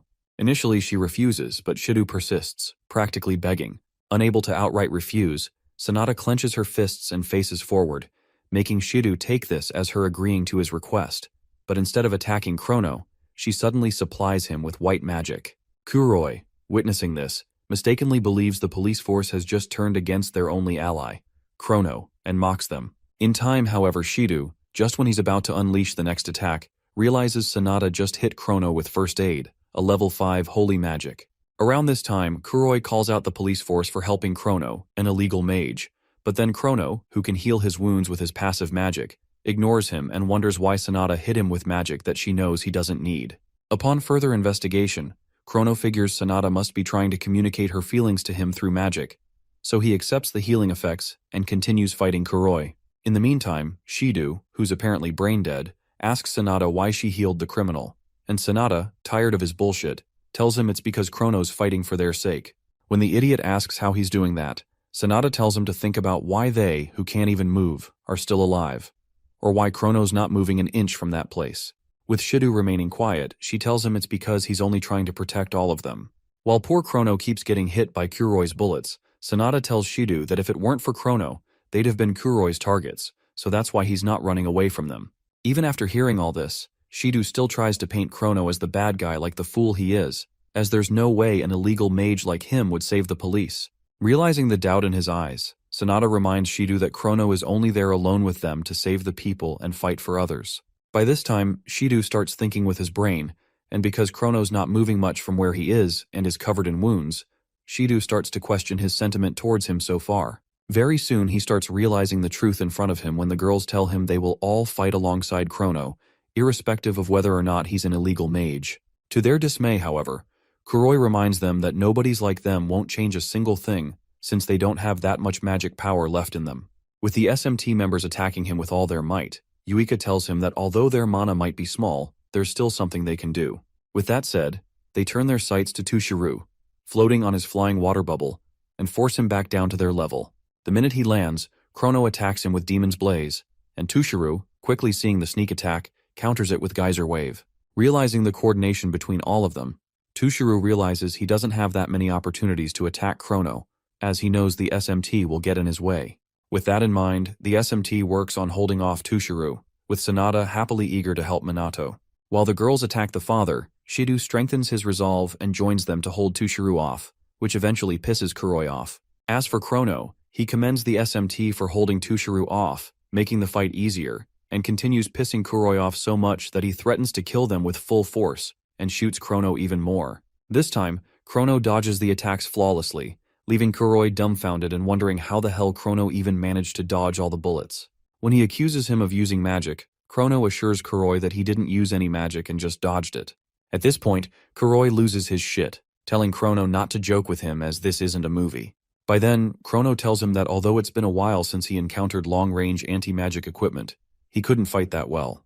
Upon hearing this, Kuroi starts shooting erratically, but then Chrono, who says he's already analyzed his attack pattern, dodges all the bullets without fail and moves closer to him. Realizing bullets don't work anymore, Kuroi pulls out his anti-magic equipment rocket launcher and prepares to blow everyone away with it. Sadly, before he can even pull the trigger, Chrono uses Night Raid to get much closer to him, shocking Kuroi, and uses Cruel, a special kind of dark magic different from normal magic, to send the bastard into a world of pain for 3 days and 3 nights. A fitting punishment for a villain like him. Having dealt with Kuroi, Chrono moves on to Tushiru to attack him next, despite having his team members immobile from exhaustion. Realizing just how well those guys held Tushiru off, Chrono smiles at them and urges them to leave the rest to him. With this, he focuses his full attention on Tushiru. But before he can fight him, Tushiru surrenders, and Chrono asks for an explanation. Just then, Leona reports through comms that they've got trouble as the police and magic nobles are swarming all over Tokyo's BR hideouts, adding that it's clearly planned timing. If anything, she reports that she's sure that the information was leaked by Mizuha Tushiru. This information then causes Chrono to ask Tushiru if he was a spy who infiltrated BR, and Tushiru says yes. Before their conversation continues, Kuroi gets up and tells everyone to stop fooling around. Judging by his condition, Chrono figures he must have dissolved Cruel with anti-magic equipment. With him as backup, Kuroi holds a detonator and threatens to destroy all the bombs he's placed nearby. Seeing this, the other SMT members complain that they can't move well enough to escape the bombs in time, but then Chrono and Tushiru, still up and running, Both activate Firewall and Emerald Aqua, both level 7 spells to protect the SMT members from Kuroi's bombs. However, after pressing the detonator multiple times, nothing happens. Kuroi just stands there, confused, claiming to have planted bombs everywhere. While he wastes time thinking, Leona, who has just arrived, tells him once again that they have already defused the bombs he hid nearby. As soon as he recognizes Leona as one of Shadowbringer's men, he makes some offhanded comments about them, calls them his slaves, and demands that they grovel and obey him. Pissed, Leona sucker punches him and finally tells him that she has gotten her payback. Despite this, the fool boldly states that he is just a cog in a machine called the BR, meaning the real bosses are still out there, continuing their evil deeds. Right after saying this, Kuroi collapses, leaving Chrono to wonder who the real mastermind behind BR is. Realizing he needs more research to confirm the person's identity, Chrono abandons the thought and carries Leona, intending to leave before the police arrive.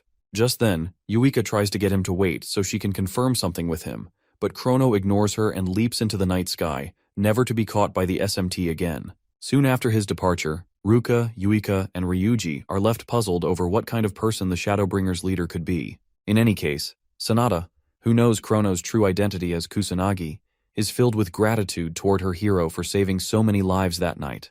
By the morning of the next day, the national news reports the capture and arrest of former Magic Noble and BR President Kuroi on charges including conspiracy to terrorize the city. Additionally, the police receive much praise for quickly defusing the bombs and demonstrating their high-level anti-terrorism capabilities. Watching the news, Hinata and Riku, seen somewhere in the city, scoff at the media's attempt to take credit for their efforts. Meanwhile, Minato returns to his normal life as the SMT captain. That same morning, he walks to the Mizuha residence with his team to see Tushiro. On the way, they ask him to explain his absence during the sting on Kuroi the previous night. Minato lies, telling them that something happened in his family. Luckily for him, they buy the lie but still urge him to contact them next time. Upon arriving at the Mizuha residence, they are warmly welcomed and provided a place to sit in the meeting room. Inside, the girls ask their father to explain the situation. Tushiro begins by telling them that he pretended to cooperate with Kuroi and infiltrated BR to clear the disgrace of the magic nobles and prevent rampant illegal magicians from having their way. Moving on, he reveals that not only was Kuroi a former magic noble, but he was also involved in numerous crimes and expanded his influence without restraint. Unable to overlook it any longer, Tushiro took action. Yuika then asks why he only infiltrated BR now. Tushiro explains that he received an imperial command from the police, who believed it would be easier for him, as a magic noble family head, to infiltrate BR since Kuroi had previously colluded with Fuka. Using psychological tricks, Tushiro gained Kuroi's trust with ease. He ends his story by explaining that although he is not officially part of the police organization, he was treated as an undercover investigator by exception and will not be held accountable for any crimes committed. Hearing this, the girls sigh in relief and criticize the police for treating their father this way.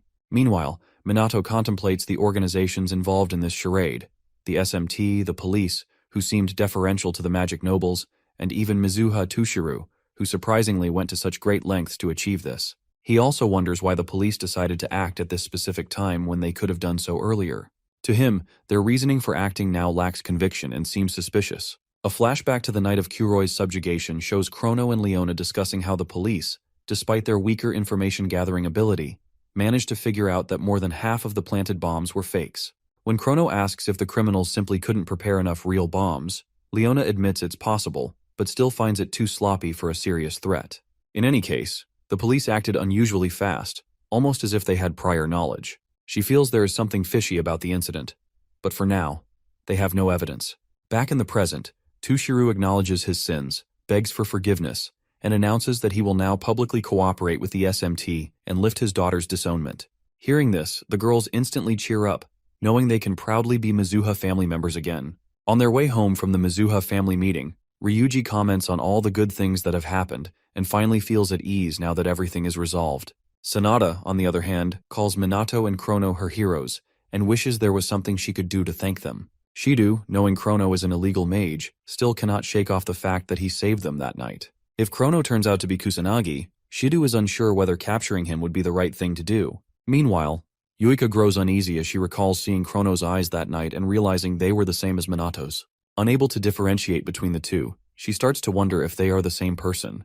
Minato, fully aware of what's happening, realizes things could get messy if this continues. That night, dressed as Chrono, He visits Kai in his hospital bed to continue healing him with holy magic. Receiving no response this time, Chrono urges Kai to wake up, reminding him that his sister is waiting for him. Just then, Leona walks in, prompting Chrono to hide outside the window. She gently tells her little brother that she has finally defeated the villains with Chrono, so there is no need for him to worry anymore. She promises that no one will hurt him again. Seconds after hearing his sister's voice, Kai calls out her name, and Leona instantly reassures him that she is right there with him. Now fully awake, Kai welcomes his big sister back and tells her he tried his best to stay strong while she was away.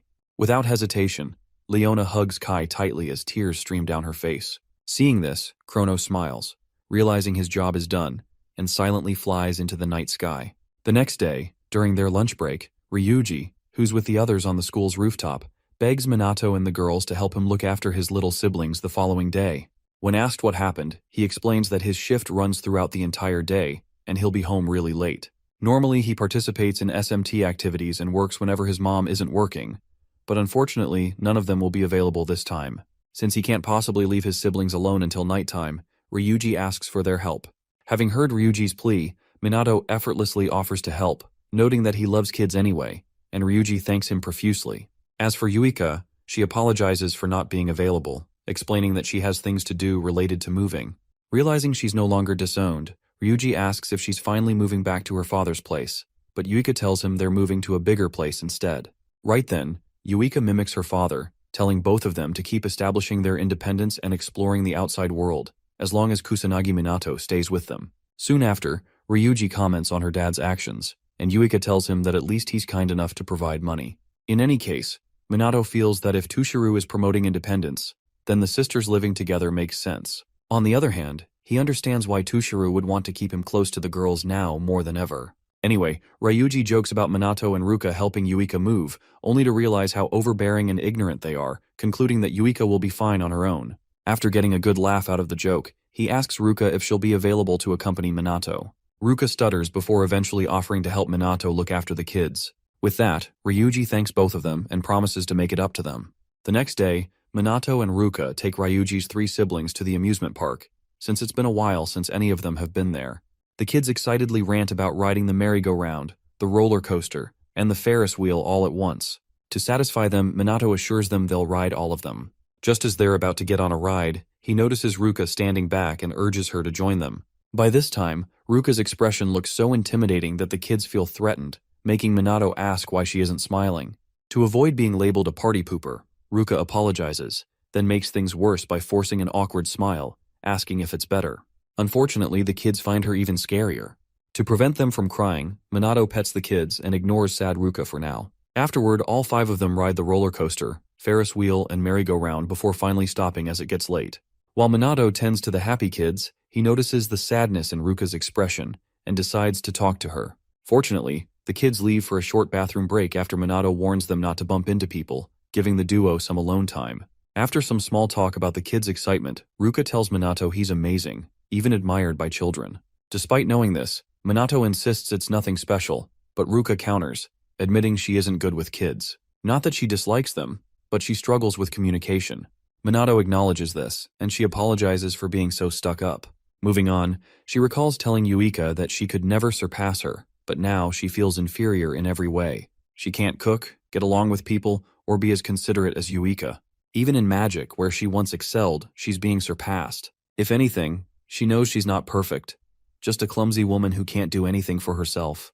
With Minato remaining silent, Ruka apologizes for being a whiny girl and urges him to forget everything she said, noting that the kids are returning from the bathroom.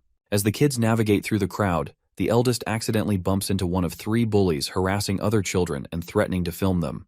Knowing what's about to happen, Minato prepares to intervene. However, before he can act, he notices Ruka stepping in first to protect the kids and decides to watch. She swiftly pulls the boy out of harm's way and asks if he's okay. The boy starts crying, and she's relieved he isn't hurt. At this moment, the bully and his lackeys demand an apology from the little kid for simply being a child. Ruka refuses, arguing that the kid did nothing wrong and that the bully should be the one apologizing. Being a typical brickhead, the bully attempts to punch Ruka for challenging him. However, before his fist gets far, Minato grabs it tightly, calling him scum who only knows how to cause trouble. He reminds the bully that they're in a public place and not to ruin everyone's fun for his own entertainment. As the bully yells in pain and begs for release, Minato finally lets go and complains about troublemakers being everywhere. With the bullies gone, he checks on his group, ensuring they're all safe. Seeing that Ruka went out of her way to protect them, the three kids instantly cozy up to her, crying and thanking her for saving them. Initially, Ruka is scared stiff, but after a look from Minato, she hugs them tightly and reassures them that everything is okay. With the incident behind them, they enjoy the rest of the day in peace. By nightfall, when Ryuji finally returns home, he apologizes and hopes his siblings haven't caused trouble. However, to his surprise, he finds all 5 of them sleeping soundly together, just like a happy family. Over time, it's revealed that while the captain of the SMT, Minato, and Chrono, Shadowbringer's leader, Japan's twin mages, were gathering attention, the police's reputation only plummeted. Despite their swift response to the BR explosion incident, earning acclaim, the SMT's achievements only overshadowed the police and left their reputation still in shambles. During one of their so-called meetings, members of the Tokyo Police Department argue that they can't let the Shadowbringer run wild anymore and tarnish their dignity as police. Realizing the truth in this argument, the general superintendent of the department gives out an executive order to capture the criminals posing as vigilantes and bring them to justice. In the meantime, at the Kaichi family's dojo, Minato and Riku spar with wooden swords to test each other's swordsmanship skills. For almost 10 minutes, the duo, without saying a single word, go at each other with murderous intent, slashing, piercing, and dodging only when necessary. In the end, Riku ends the match in a draw when both of them find each other in situations where they both die. After noting how impressive Minato's swordsmanship skills are, Riku expresses his surprise upon discovering that Minato can fight on par with him, the assistant manager. Despite knowing all this, Minato assures Riku that he can't match him in swordsmanship yet, and this causes Riku, who just noticed how modest and skilled he is, to be impressed. With the sparring match over, the duo put the wooden training swords back in their place, and Riku instantly throws a fit over how troublesome his life has become. Confused, Minato asks him to explain what just happened to him as he seemed fine just a short while ago, and Riku says that whenever he's holding a sword, he always feels slightly motivated to do stuff. However, now that he's had to drop it, he feels useless and wishes he could die at that instant or become a plant. Hearing this, Minato sincerely tells Riku not to die yet, stating that just being alive and doing nothing is enough for anybody as long as it brings them happiness. Seeing how thoughtful Minato is, Riku calls him an interesting person, and then, after sitting up, tells him that he's always felt out of place. If anything, becoming known for his swordsmanship skills made him feel even more alienated, and that's more frustrating to him than anything in the entire world. Hearing this, Minato assures him that what he's describing isn't him being an alien, but instead, it's just his uniqueness being put on display for everyone to see. Although shocked, Riku inexpressibly tells Minato that no one has ever described his talent as his uniqueness before. Well, for all it's worth, Minato says he's had similar experiences in the past and then narrates to Riku, while remembering his past life as teen Ichikami Minato, that he was once caught in an unimaginable terror where death was practically before him. Back then, Minato claims to have fought back and awakened his powers as a result. But unfortunately, or fortunately for him, Riku stares expressionlessly as he thinks Minato is referring to the experience he had during a traffic accident he once told him about. In his mind, however, Minato recalls that he learned to use magic ever since that day by mimicking the monster's spells, up until he developed his own spells, even though he was the only survivor left. During that time, Minato tells Riku that he remembers how he couldn't save anyone and was often seen as an oddity by the surrounding people. Now, however, he's made sure that his power and his strength aid others. With that said, he asks Riku if he has something to protect, and Riku, realizing Minato's right, says that he indeed does have something he wishes to protect. Knowing this, Minato happily tells him to use his power for that cause since he already has the uniqueness within him, and Riku, deciding to take Minato's advice, thanks him for the help. Thereafter, the duo shakes hands and promises to work together next time. Moments after leaving Riku's dojo, Minato thinks about Kaichi Riku's personality so far, and notes that, for the head of a magic noble family, he's pretty decent, even though he has his quirks. In any case, Minato feels the guy's far better than the others who are pretentious, wicked, and just downright incomprehensible. While he presses on, deep in thought, Minato bumps into somebody in the street and instantly apologizes for being a turd, only to find out that the person he bumped into is none other than Homurai Hinata, the short brat. When Hinata also recognizes her assaulter to be Minato, she demands an explanation, hoping he can provide one. With no response given, she tells Minato that she ran into an annoying guy earlier and has been pissed ever since. Minato then asks why she isn't in her flashy outfit for the day, and Hinata says there's no way she wears something that flashy every day. Also, since it's anti-demon equipment, she's only supposed to wear it for official duties and nothing else. By this time, Minato mentions her interest in that sort of thing, only to realize after a brief silence that she actually is. Soon enough, the duo notices people on the street staring at them. To avoid getting harassed, Hinata rudely urges Minato to follow her to her spot around the corner. Minato, tired of dealing with a girl who does things at her own pace, follows her. When they finally reach her spot, they quickly find an empty table and sit down to avoid being noticed by the other guests at the cafe. Unfortunately, it's already too late, as people begin whispering and glancing at them, some even hinting that they might be on a date. After a few angry glares from Hinata, however, the gossipers get scared and return to minding their own business. Minato, who remains chill the entire time, starts seeing Hinata as a mad dog, but stays quiet to avoid trouble. Once she's taken care of the onlookers, Hinata asks Minato about his meeting with Riku earlier. Sensing she might be jealous of him getting along with Riku, Minato apologizes for not inviting her to the dojo. Noticing the intent behind his words, Hinata loses her temper and insists she isn't sulking because he didn't invite her. After all, in her mind, they're just temporarily aligned and not friends. Right after saying this, she jealously stares at a family celebrating a child's first birthday. Minato reassures her that he's fine with whatever she just said as long as they can cooperate. Annoyed by his confidence, Hinata demands to know how he became so strong. When Minato lies about gaining his powers from a road accident, Hinata calls bullshit, saying there's no way he got that strong just from an accident. She knows Minato has abnormal magic power, and magic doesn't work that way. In his mind, though, Minato reveals that he's actually suppressing his magic power even more than before. Besides, Hinata figures that if all they had to do to increase their magical power was risk death, then they wouldn't have to struggle so much. Tired of being left in the dark, Hinata stands up and angrily demands that Minato tell her the truth about his strength. Minato realizes she's desperate to become stronger, but telling her, a person from the modern era, that he's Ichikami's reincarnation wouldn't make any sense, nor would it satisfy her. So instead, he tells her to train the usual way if she wants to get stronger. Frustrated, Hinata sighs, saying Minato is impossible to read, and sits back down. Soon the waitress arrives with their orders and, after apologizing for the delay, serves Hinata her very berry parfait. Shocked by its sheer size, Minato wonders what's up with the parfait. However, Hinata, now beaming with excitement, tells Minato she's been waiting for this. Right after saying that, she pretends the waitress got her order wrong. Minato watches in confusion as she downs every bite like her life depended on it, savoring its sweetness and plump texture. When she finishes, Hinata breathes deeply and admits she's always wanted to try the parfait at this cafe but felt awkward coming alone. Meaning, her friendly outing with Minato worked out perfectly. Realizing she has a sweet tooth, Minato studies her mana flow and notices it's overflowing. When Hinata realizes she's let her guard down, she abruptly ends the meeting, claiming there's nothing else to discuss, and rushes out of the cafe. After she leaves, Minato realizes he managed to catch a glimpse of the magic power she was suppressing. Even so, he knows it's clearly more intense than the last time they fought. There's no way she could have increased it so much in such a short time just from training. As he wonders what she did to boost her power, Minato concludes that Hinata Homarai is hiding something.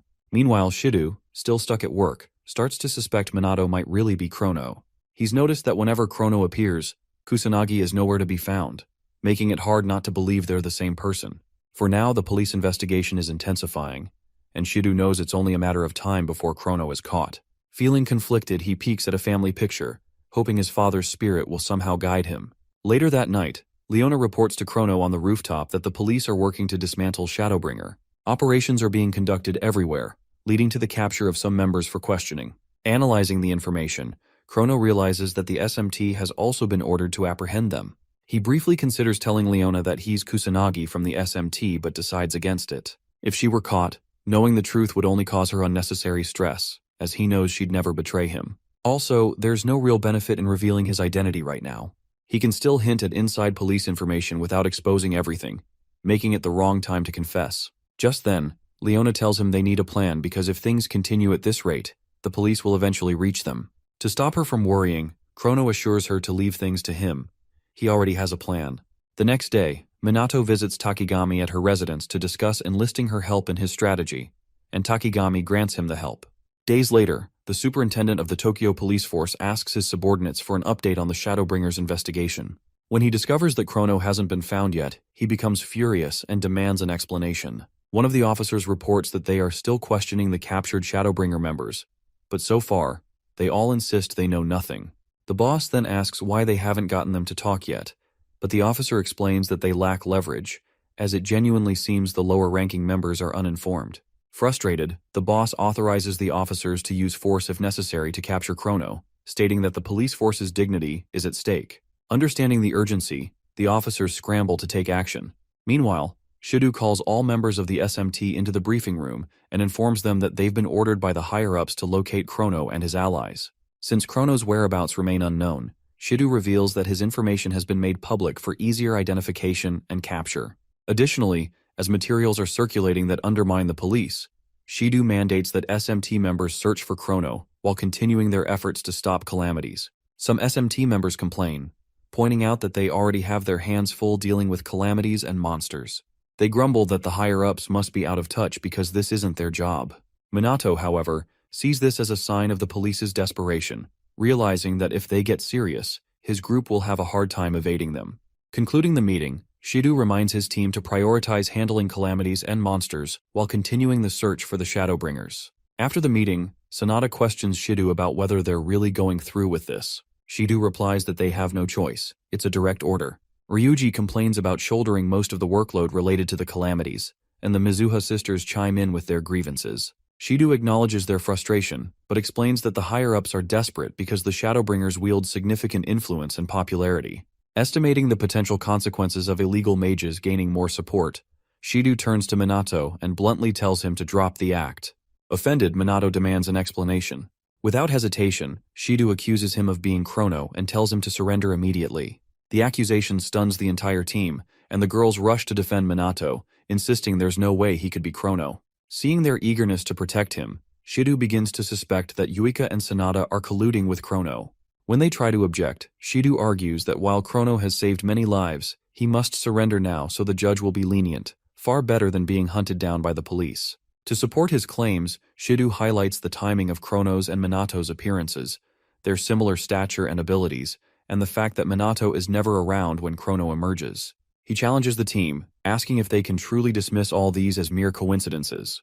With the room silent, Shidu presses Minato for an answer, hoping he will reveal his true identity. Just as Minato is about to respond, Sanada interrupts, showing them a live broadcast on her phone. The Shadowbringers have hijacked the broadcast station again. The video begins with Minato still in the room, and yet another person introduces himself as Chrono. Apologizing for the intrusion, the fake Chrono addresses the public's growing curiosity about the supposed power struggle between him and Minato. To settle the debate, he challenges Minato to a duel in broad daylight, leaving the world in shock. As the team reacts in disbelief, Shidu questions how Chrono could challenge Minato if they're the same person. At the same time, Sanada and Yuika begin to doubt their own suspicions, as the situation no longer makes sense. Meanwhile, Ryuji and Ruka, unaware of the deeper implications, ask Minato what he intends to do. Minato assures them he will accept Chrono's challenge. A few hours later, the entire country turns its attention to Shibuya, where the highly anticipated battle between Kusanagi and Chrono is about to take place. With a media helicopter hovering above, reporters describe the massive crowd gathering as if for a grand event. The authorities, wary of the fight's dangerous nature, have deployed officers, likely standing by to apprehend Chrono. As they wait for his arrival, several fans cheer for their favorite fighter. Meanwhile, Ryuji comments on how the fight has turned into a media sensation. His teammates present statistics from social media and live-stream viewership to show just how viral the event has become. Shidu, on the other hand, watches in silence, trying to decipher Minato's true intentions, hoping he will make a mistake. Because now, there's no turning back. Near the arena, Hinata and Riku run into Tushiro, who has unexpectedly come to watch the fight. Curious, they ask why he's there. Tushiro replies that this is a battle he must witness for himself. Just as he finishes speaking, a bright light appears in the sky above the arena. As the crowd wonders what it is, a blue energy beam suddenly descends, nearly hitting the helicopter and triggering a powerful explosion that almost blows some spectators off their feet. When the dust settles, the fake leader of the Shadowbringers, Chrono, materializes. The media instantly broadcasts his arrival. Shidu, shocked that Chrono actually showed up, begins doubting his earlier theory. Sanada and Yuika also start reconsidering their suspicions, now wondering if Minato and Chrono are truly separate individuals. Moments before the battle begins, Minato sighs, admitting that while he doesn't usually like putting on a show, it seems unavoidable now. When the fake Chrono remains silent, Minato decides to skip the small talk and get straight to the fight. With thousands of spectators watching, Minato kicks off the battle by activating Null Magic, Inorganic Cannon, a level 6 spell. In response, the fake Chrono counters with Dark Magic, Chaos Raven. As both attacks clash, the shockwave released is so devastating that the pilot flying the chopper above the arena has to move it away from the line of sight, ignoring the reporter's pleas to get closer so they don't crash and die. As soon as the first attacks dissipate, both parties lunge at each other and clash fists to kickstart the match officially. Thereafter, they engage in a fistfight and go at each other a few times, with both fighters matching each other's energy, before finally pausing to continue using magic. Once it's time to use magic, the fake Chrono activates a level 9 lightning magic spell, Penetrating Thunder, and attacks Minato with it. Although unscathed from the attack, Minato complains about the fake Chrono not holding back and getting his clothes dirty. Without uttering a single word, fake Chrono follows his first attack with a second one, which happens to be a level 7 earth magic spell, Comet, and aims it at Minato, hoping to destroy him. To protect himself from the comet, Minato activates a level 9 Neo-Magic shield with a magic fairy's help, places it between himself and the magic comet, and watches as the shield disintegrates the comet into rubble.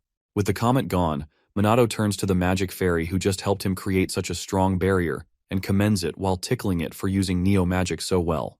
Around this time, the spectators, who had just witnessed Minato enlist the help of an unknown fairy, erupted in joy and excitement, with a few punks even talking about not caring about the magic nobles anymore, because Chrono and Minato seem to be on an entirely different level. At the same time, some of Minato's girl fans pass out from the aura and presence he has been emitting so far, and Hinata, always pissed off, tells Riku and Tushiru that null magic users, who she calls clueless idiots, are always trying to show off their flashy spells. Hearing this, Riku reminds her that both Chrono and Minato are capable of using level 9 magic, but then Hinata adds to his statement, mentioning that their mana reserves are just as strange as their vast spell knowledge. Even as they both use high-level magic, the fact that they still have room to spare for other spells is just crazy to think about. For now, though, Tushiru says that Minato's magic stands out more, as his continuous magic, which he claims to be much better than theirs, is moving as if it has a will of its own. If anything, Hinata says there are only a few mages who can use continuous magic, much less automatic magic on top of that. However, considering just how crazy Minato's abnormal physical strength is, Tushiru explains that it's very likely Minato is using magic power to not only invigorate his body, but also empower his attacks and defenses. Just then, Hinata asks Tushiru if he's saying Minato is like a wall of magic power, and Tushiru says probably, which annoys her. When asked why he's so unsure of Minato and Chrono's power, Tushiru says that's just how irregular their magic is. Put simply, he means that Minato and Chrono, both of whom he calls true monsters, have surpassed them, the magic nobles, in every aspect. With all that said, the battle between Chrono and Minato reaches its highest point, as Minato somehow manages to catch fake Chrono off guard while suspended mid-air and kicks him to the ground. As soon as fake Chrono lands, he bounces back up to meet Minato, who is still mid-air, causing the other SMT members, as well as the entire world watching, to gasp in shock. With the battle ongoing, Yuika, Ryuji, and Ruka all admit that they initially thought these guys were strong, but now that they've seen they had even more up their sleeves, they understand why those rubbernecks are so interested in them. Checking the internet statistics, Sonata informs the other SMT members that the battle's popularity is still increasing on all live streaming and social media sites. Shidu, who is also checking the stats, says that now that the popularity of the battle has reached its peak, the fight is being watched by the entire world. At the same time, a few scenes are shown in various parts of the world, New York, South Korea, and several other major cities, where people are staring at their phones and watching the live stream of the battle between the two most powerful mages in the world, Chrono and Minato Kusanagi. After entertaining the entire world by exchanging several blows, Minato finally commends the fake Chrono for putting up a good fight and then tells him that it's all over for him. Just when Minato thinks it's over, fake Chrono activates a level 9 dark magic spell, Shadow Scythe, and attacks Minato with it. Attempting to end things, Minato uses level 10 null magic, Gigant Hex, for the first time and not only dispels Chrono's Shadow Scythe magic, but also crushes him against a nearby building. Right after seeing the attack, the SMT members go crazy over Minato using level 10 magic and displaying incredible magic power, with Yuika wondering just how strong Minato actually is. Just then, Minato lunges at the half-beaten Chrono, causing the news crew in the chopper above to follow his every move as they suspect this will be his final blow. Despite every attempt to follow him, the pilot tells the reporter that he just can't keep up with Minato's speed. When the cameraman reports that the video feed got cut, The reporter loses her temper and scolds the poor guy for cutting the feed just when the battle is reaching its best part. As for Minato, when he gets to fake Chrono's location, he pauses and lets his guard down a little. Just when he's not looking, Chrono extends his hands toward Minato and activates a dark magic spell. However, just as fake Chrono's about to shoot the spell at him, Minato tells him to drop the act, and fake Chrono instantly disappears. Once he's gone, Minato mutters to himself, thankful he managed to pull off the scam in front of the entire world. As for the anti-monster equipment Takigami made for him, Minato figures it's at its limit since it can only withstand level 9 magic for a short time. He also reflects on how useful and difficult clone magic is, noting that the duplicate he created, fake Chrono, is far weaker than him and barely able to speak. As Minato analyzes the aftermath, Takigami, nearby, thanks the stars that everything worked out. Earlier, when she discovered Minato was secretly Chrono, she was shocked, never expecting him to go that far. Since one can't activate 2 spells at once, she figures Minato had very little time to reactivate Duplicate, a short duration spell. Because he had to use continuous magic constantly, he had no time for any other spells. That's why she prepared anti-monster equipment with automatic magic. By using gear that casts spells automatically, even while unconscious, it became possible, at least in theory, to use multiple types of magic at once. Despite knowing this, Takigami realizes Minato still needed immense magical power and control to manage the double mentally. Otherwise, it might have gone berserk and attacked onlookers. All things considered, while using huge amounts of magic and still maintaining control, Minato managed to stage a thrilling battle with himself. Only Ichikami Minato, she says, is capable of such brilliance. With the match over, Minato calls Leona, claiming to be Chrono, and tells her to stop jamming the broadcast. Leona asks if it's over, and Minato confirms it. Then, she calls Chrono by his real name, Minato, and tells him nobody will chase after Chrono anymore after this stunt they pulled. Shocked, she knew, Minato asks when she found out, and she admits she's known for a while, but saw no reason to bring it up. When asked why she's only saying it now, Leona says it's because she feels today is the last time she'll see Chrono. Realizing she's right, Minato quietly commends her. After a short silence, Leona thanks Chrono, Minato for saving her, the world, and their teammates, and states that she's glad he was there. With crimes from illegal mages at an all-time low, Minato explains that the Shadowbringers will cease activity until the heat dies down. Before ending the call, Leona offers to take care of any of Minato's work, with a family discount, and Minato says he'll count on her when needed. With that said, they bid farewell and return to their normal lives. The minute Minato hangs up, his SMT subordinates rush to him, Yuika asking about Chrono and Ruka if he's injured. Minato tells them that Chrono escaped but will need some bandages and won't show his face anytime soon. Shido arrives next, ashamed, and apologizes for accusing Minato of being Chrono. Hearing this, Sanada and Yuika also apologize for doubting him, hoping he'll forgive them. Minato feels guilty for tricking them but urges them not to blame themselves. Everyone makes mistakes. Just as he's about to leave the arena, Hinata screams again, asking no one in particular how Minato and Chrono are so strong. Realizing she's nowhere near their level, she admits she must get stronger, or she'll never catch up. While Hinata throws a fit, Tushiro, surprised Minato still has energy left, wonders how much magic power he really has. Meanwhile, Minato thinks about how he proved Chrono and he are separate, and quickly heaves a sigh of relief, noticing his charade worked. Now that BR is abolished, he figures the Shadowbringers aren't needed. Still, Kuroi's final words about him being a pawn linger in his mind. For now, though, he's glad the most urgent problem is solved. A few days after the battle, Minato begins endorsing tea products, streaming training sessions with the SMT, launching merch with creators, and appearing on live TV to discuss his awakening and brutal training regimen. One day at school, Minato gets swarmed by girls wanting to shake hands, hug him, or marry him. Watching this, Ryuji, Ruka, and Yuika wonder if their now famous boss will be okay. What they don't know is that Minato is losing his mind from all the attention, viewing the girls as exhausting. Fed up, he jumps out a window and runs away from school, cursing Shido for pushing him into public appearances. Just when he thinks he's safe, a horde of fangirls finds him and gives chase. He spends most of the day running and begging them to leave him alone. Later back home, Ruka and Yuika ask if he's okay. Minato assures them he is, then asks about the move. They tell him they've cleaned everything while he was busy escaping. Thanking them, Minato listens to Yuika talk about their new place, a 3-room apartment, meaning everyone gets their own room.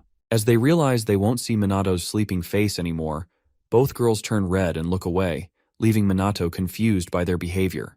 His phone rings. He walks to the balcony and answers Takigami's call. She asks if he has time to talk, wondering if everything's fine after the recent chaos. Minato assures her everything went smoothly thanks to her. though he admits it's still unsettling. Takigami laughs, saying popularity is a hard thing to handle. Minato then tells her to call him any time since she's not only a good friend but also the only one who knows his true identity. Hearing this, Takigami thanks him for the offer and hangs up. Moments after the call, she picks up a photo of herself with two girls and quietly wonders what to do about her own situation. Sadly, not much information is shown to explain what happened after that. A few days later, dozens of new SMT recruits gather at the MPD training field, all hoping to either join the same squadron as the Mizuha sisters or train under the infallible Captain Minato. As they arrive, Yuika expresses her shock at seeing more recruits than expected, but Ruka tells her they're only there because of Minato. Nothing else. In any case, Ryuji notes that while they may have enthusiasm, he hopes they can endure Minato's hellish training, or it'll be over for them. Soon, Minato graces the training field with his majestic presence, instantly making the recruits melt in admiration at the mere sight of him. While they shower him with compliments, Minato, tired of all the glazing, releases a huge burst of threatening magical pressure that stiffens the recruits' bodies, leaving them scared stiff. Once they quiet down, Minato commends them for their resilience and states that although he was initially planning to go light on the first day, he now sees there's no need for that. The other SMT members know their boss is pissed, but unfortunately for the recruits, they're completely unaware. So, when Minato puts them through his usual brutal magical, physical, and mental training, the recruits quickly gas out and begin complaining, some even accusing him of hazing them until they give up. Just when they think it's all over, Yuika and the others continue firing magical spells at Minato's barrier. Seeing this, the recruits gasp in shock, realizing this is way beyond any normal training. Eventually, Minato ends the day's session and informs everyone, including the recruits, that they'll be measuring their magic power afterward. He gives them a 5-minute break before heading to the testing room. As they watch him walk off like training was nothing, the recruits conclude Minato is a monster. Meanwhile, Ryuji and the Mizuha sisters reflect on their own mistakes and make plans to improve for the next session. Seeing this, the recruits also label them as monsters. One simp even cries as his mental image of the sweet Mizuha sisters crumbles. Moments later, the magical power of each SMT member is measured. Yuika clocks in at 120,000, Ruka at 118,000, Ryuji at 105,000, Sanada at 100,000, and Shido at 112,000. These numbers leave the recruits shaken, wondering if the SMT members are as powerful as the magic nobles. Minato explains that Yuika's magic power was originally only 2,000, but through perseverance and hard work, she reached her current level. Inspired, one recruit asks if they can become that strong. Minato assures them they can, if they're serious. The recruits, reinvigorated, strengthen their resolve to grow. After the speech, Minato analyzes the others' MP and concludes they should be capable of defeating a chief demon solo, or a demon general if they fight together. Despite their progress, Minato knows it's still not enough, with the Demon King and Demon God yet to be dealt with. While spacing out, Shido approaches, wanting to talk. Judging by his face, Minato senses bad news is coming. Hours later, Minato finds himself in a suit, attending a collaborative event between the Mage nobles and the SMT, grumbling about how stressful the party is. Before he explodes, Shido, also suited up, thanks him for coming. Though Minato agrees that collaboration is important, he questions whether a full-on party is necessary. Shido apologizes, explaining that the magic nobles are likely using the event to celebrate their return to power, as the BR incident helped raise the police's reputation. Realizing he can't avoid the party, Minato just stands there and pretends to enjoy it. After a moment of silence, Minato compliments Shido's suit. Nearby, Ryuji admits he doesn't think he looks great in formal wear. Refusing to let himself deprecate, Minato showers Ryuji with compliments about his height and physique. Just then, Shido announces the girl's arrival. Yuika appears first in a beautiful flared gown, apologizing for the wait. Next is Ruka, stunning in a long, slender, dark blue dress, also apologizing for taking so long. Then Sanada shows up in a light green flared gown, expressing surprise at how many people came to celebrate them. Yuika turns to Minato and asks if he finds it strange to see her dressed like that. Minato, knowing just what to say, tells her she looks even cuter than usual. He then launches into over-the-top compliments for all three, making them blush at the complexity and pizzazz of his praise. Ryuji, observing it all, concludes that Minato never holds back with compliments. Shortly after, Hinata approaches Minato in her usual angry mood, but this time in a beautiful red gown, flanked by Tushiro and Riku, both heads of their noble families. Unable to resist, Minato compliments her the same way he did the others, prompting Hinata to get mad and demand he stop. Frustrated, she storms off with Riku. Minato, confused, asks Tushiro why he's even there. Tushiro reminds him that he promised cooperation, and this event is part of that. Wanting to avoid small talk, Tushiro excuses himself, leaving Minato stunned by his rudeness. The girls apologize for their father's bluntness, noting that he's just not a talker. Minato assures them he's not offended. Suddenly, he senses a strange aura pass by and turns to investigate, spotting a girl in a long black dress. Before he can speak to her, the MC takes the stage, thanks everyone for coming, and introduces the stars of the evening. The SMT members, the Magic Nobles, and finally, the founder of the Mage Nobles and director of the Mage Association, Mumyu Hifumi, and his honorable daughter, Chloe Mumyu. Minato immediately recognizes Hifumi as the man he saw in Dotonbori. But more importantly, now that he knows the mysterious girl is Chloe, he's unsure what to do. For now, though, he keeps quiet and observes as Mumyu Hifumi takes to the podium to address everyone at the party. Upon stepping up, Mumyu introduces himself formally and starts by acknowledging the country's ongoing monster crisis. He then highlights the alliance between the Mage Nobles and the SMT as the ultimate solution to this threat. To reignite public trust, he then highlights the alliance between the Mage Nobles and the SMT as the ultimate solution to this threat. To reignite public trust in the Mage Nobles, Hifumi vows to protect world peace and promote prosperity for all mages. With that, he ends his speech and receives a roaring round of applause. After watching Hifumi speak, Minato commends him for delivering a clear and well-phrased message. Then he notices Chloe, Hifumi's daughter, smiling at him and wonders what her deal is. In any case, Hifumi approaches the SMT and assures them that the Mage Nobles will work closely with them to protect the country. He then turns to Minato with a smile and says he looks forward to working with him. While shaking the old man's hand, Minato returns the sentiment and discreetly analyzes Hifumi's magic power. So far, Minato figures the man has kept up with training. His power level remains impressive. In fact, Minato could swear Hifumi hasn't changed since he first saw him 50 years ago. As he takes a trip down memory lane, Minato recalls the day he met young Takigami and Hifumi at the Mage training grounds. At that time, the Mage Association was welcoming new cadets, and Ichikami Minato, the great sage, was in charge of their training. During the first session, Ichikami boldly told the cadets to attack him all at once. But one cadet, the young Mumyu Hifumi, shouted defiantly, calling him a bastard and warning him not to underestimate them. Hearing this, young Takigami Shizuku called Hifumi rude for speaking that way to a living legend. Still, Hifumi insisted he didn't care who Ichikami was. He was going to slam his smug face into the dirt. Together with Takigami, who wielded water magic while he used dark magic, Hifumi launched an attack. But Ichikami, unimpressed, blocked it with a basic level 1 spell, irritating Hifumi even more. Ignoring his outburst, Ichikami used wood spears conjured from the earth spell to take down every cadet. After the dust settled, many gave up their dreams, shocked that he countered a level 4 spell with such ease. Knowing the attack's true power, Ichikami admitted he'd held back and figured many would drop out as usual. But to his surprise, Hifumi stood up and declared the fight wasn't over, saying he was just getting started. Takigami, also determined, joined him. The two prepared for another round, and Ichikami, pleased to see real promise, let them attack again. Though they gave it their all, they were ultimately defeated, and made to realize just how monstrous Ichikami truly was.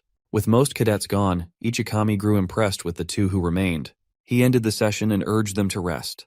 But as he turned away, Hifumi struck with dark magic, declaring their fight unfinished and vowing to defeat him someday, before collapsing. Seeing the determination in his eyes, Ichikami felt confident the boy would grow into a great mage. When Takigami attempted to sneak in another attack, he recognized that the Mage Association had just gained 2 fascinating new members. As Hifumi passed out, he swore he'd surpass Ichikami Minato. Ichikami simply told him he'd be waiting for that day, and with that, the flashback ended. Back in the present, Minato, Ichikami's reincarnation, reflects on how that passionate boy became a powerful man with wealth and influence. For a moment, he considers revealing his identity to Hifumi, but recalls Takigami's warning and decides against it. Moments later, the SMT is formally introduced, and afterward, guests are encouraged to mingle. Just when Minato thinks he's free, Chloe approaches him, introduces herself, and says she's been interested in meeting him for some time. He compliments her as a mage and says he'd be happy to chat. Chloe chuckles at the praise, but humbly admits she's nowhere near his level. Minato agrees. She doesn't seem to possess great magic power or much elemental control, but something about her feels off, and he can't pinpoint it. For now, Chloe says she hopes to get along with him, trusting her intuition. Minato carefully considers his reply. Nearby, Ruka and Yuika feel uneasy watching Chloe and Minato converse. Realizing it's probably just introductions, they try not to overthink it. Around this time, Chloe tells Minato she's looking forward to working with him, and he says he feels the same. As they shake hands, Chloe senses his magic and notes that she's glad he's a good man. With nothing more to say, she assures him they'll meet again soon and walks off. The next day at school, Minato endures his usual round of harassment from the girls. Just as he's about to snap, the teacher enters and tells everyone to settle down for a new transfer student. Moments later, Mumyu Chloe walks in. After introducing herself as a student from the Kamui Mage Academy, she takes her place, leaving Minato stunned as he never imagined she would transfer to their school. The minute the other students set eyes on her, they instantly recognize the pretty girl as Chloe Mumyu from the previous day's event, and some comment that it's their first time seeing someone from the Mumyu conglomerate appear in public, since that alone is rare. Shortly after her introduction, the teacher ushers her to the empty seat near Minato, and Chloe complies. As the class continues, Minato quietly tells Chloe he never expected her to transfer there, but Chloe reminds him that she told him they'd meet again soon. So, here she is. Throughout the class, Minato keeps a close eye on the strange Chloe sitting beside him until it ends. Right after class, every boy and girl in the room turns their attention to Chloe, staring in awe. Around this time, Yuika comments on Chloe's instant popularity, noting that the same guys who usually bother them are now swarming around her. As Ruka and Ryuji enter the classroom, they both question what Chloe is thinking, having not expected her to actually transfer. Given how quickly the transfer happened after the event, Yuika suspects there's a deeper reason, saying the timing is just too perfect to be a coincidence. After muttering more about tensions with the mage nobles, Ryuji hopes her presence isn't part of another one of their schemes. For now, Minato and his team decide to keep a close watch on Chloe. About an hour later, Minato and the others are shocked when Shido announces that Chloe Mumyu will be joining the SMT. Surprised, one of them asks what she's doing there, and Shido explains that to strengthen the alliance with the mage nobles, the higher-ups decided Chloe would act as a bridge between both parties. He adds that by having her join the SMT, they hope to build trust between the groups. When Chloe is given a chance to speak, she introduces herself as Mumyu's daughter and says she hopes they treat her kindly. Hearing her warm tone, Yuika softens and welcomes her with a handshake. While the girls chat, Shido turns to Minato and apologizes for the sudden announcement, saying it was a direct order. Minato assures him it's fine, admitting he half expected something like this since the collaboration between both sides was announced.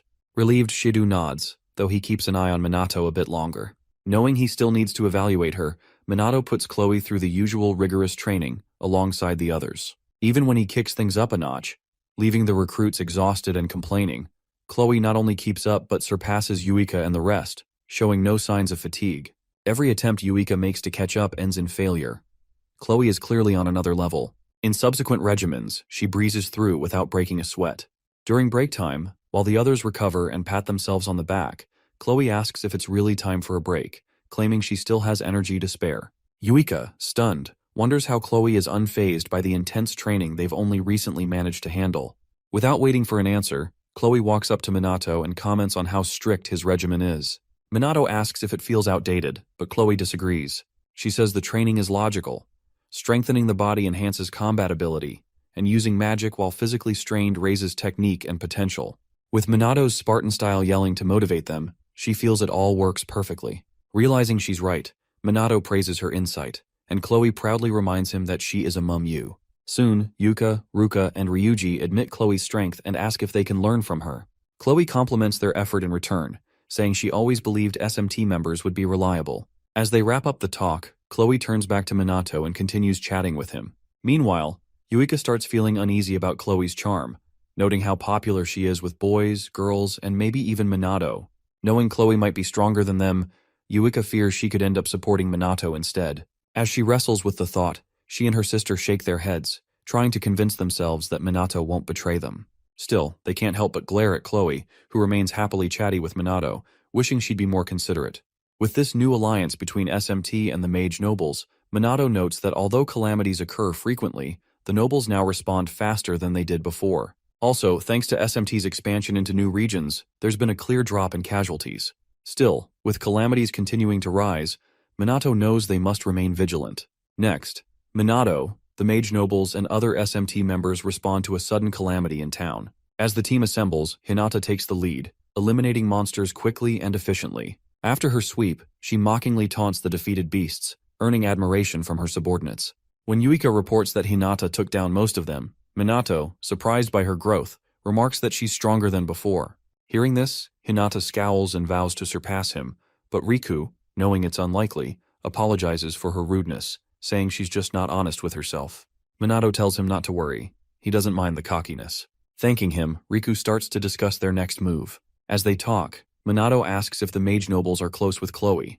Riku replies that they tend to keep their distance from the Mumyu clan. Before he can elaborate, he sees Chloe approaching and excuses himself. Once he's gone, Chloe boldly walks up to Minato and right in front of everyone asks if he'd like to go on a date with her. Obviously, Minato says yes and returns to his normal life. Several days later, on D-Day, Minato arrives early and waits for Chloe at Shinjuku Station. There, he overhears two guys talking about a cute girl they just passed.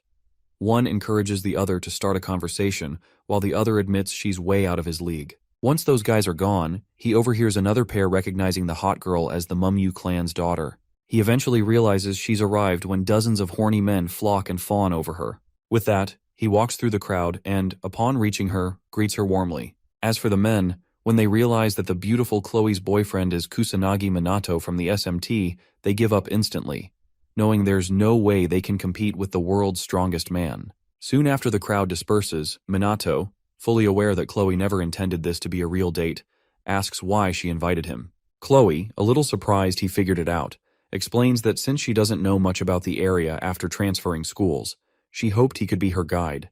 When Minato asks why she didn't ask someone else, Chloe says it's because she wanted to talk to him privately. Hearing that, Minato wonders why she had to phrase the request in such a roundabout way and kill the mood when she first asked him out. But he doesn't find the answer. Following that, Chloe recites her title and name and confesses that she's always felt out of place, no matter where she goes, because people pretend to respect her and treat her specially. However, she tells him that he feels different. When they first spoke, she quickly realized he didn't treat her any differently. Minato explains that, to him, titles and positions don't matter. What's important is who a person truly is. Upon hearing that, Chloe chuckles and tells him he's truly an interesting person. With that, the duo continue their peaceful walk, unaware they're being tailed by a jealous Yuika, who calls herself hopeless for following them yet again. Though she considers quitting this shameful act, her curiosity won't let her sleep unless she sees how things play out. Just as she's about to continue, she notices a scuffle nearby and turns to see her sister Ruka doing the exact same thing. At first, she can't believe Ruka is also tailing them, but when she notices Ruka holding a red bean bun, she becomes slightly convinced. Regardless, Yuika ignores her and resumes the pursuit so she doesn't lose sight of them. When it's time to move from their hiding spots, both Yuika and Ruka jump out and exchange shocked glances, asking each other what the hell they're doing there. Around this time, Minato hears the noise and turns around to check. When Chloe asks if something's wrong, Minato tells her it's nothing. Mind you, Yuika and Ruka were hiding behind a giant teddy bear. Yuika complains about how close that call was, while Ruka notes that even though she's been suppressing her magic, Minato's senses are still sharp.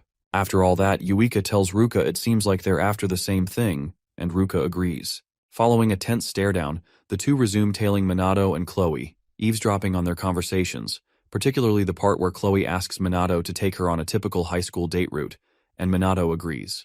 Throughout the entire outing, Yuika and Ruka follow them to every single location, just to make sure nothing romantic happens. At one point, while Minato and Chloe are in a cafe sipping drinks, Chloe asks what usually happens after doing all that. Minato says it varies, but typically people would talk, hang out, grab a bite, and then head home. By now, Yuika and Ruka are bored since they can't hear much from their hiding spot. Chloe then admits she finally understands what a typical date is like, but wonders about the point of doing all those things. Walking, looking around, and eating don't feel meaningful to her, so she asks if she's missing something. Minato explains that the actions themselves might not mean much, but what matters is who you're with. With the right person, even walking becomes special. That's why time spent with someone important holds value, even if it seems pointless. Chloe then asks if that's what a date is, and Minato confirms that's how he sees it. With this, he asks Chloe if the time they spent that day had value to her, and Chloe replies that she thinks so. Just as Minato expresses his happiness, Chloe says that even though she sometimes surprises people with her words or actions, he never seems fazed. Touched by his acceptance, she blushes and tells him he's a lovely person. Unfortunately for Yuika and Ruka, they hear this and start panicking, wondering if Chloe also likes Minato. Minato, clearly moved, tells Chloe he's honored. By then they're recognized by the cafe crowd, so he suggests they leave, and Chloe agrees. After walking a few more meters, they end the date. Chloe thanks Minato for making the day valuable. She then asks if they can go out again sometime, and Minato says he doesn't mind. He wants to learn more about her. Hearing this, the two eavesdroppers gasp, their hearts breaking a little. Chloe, meanwhile, compliments his boldness and says she feels the same way. With that, the pair bid farewell and part ways. Watching them leave, Yuka and Ruka stand in disbelief that Minato actually said something like that to a girl. As for Minato, who's probably ignoring the Mizuha sisters, he keeps his eyes on Chloe, hoping to figure out what her deal is, sooner rather than later.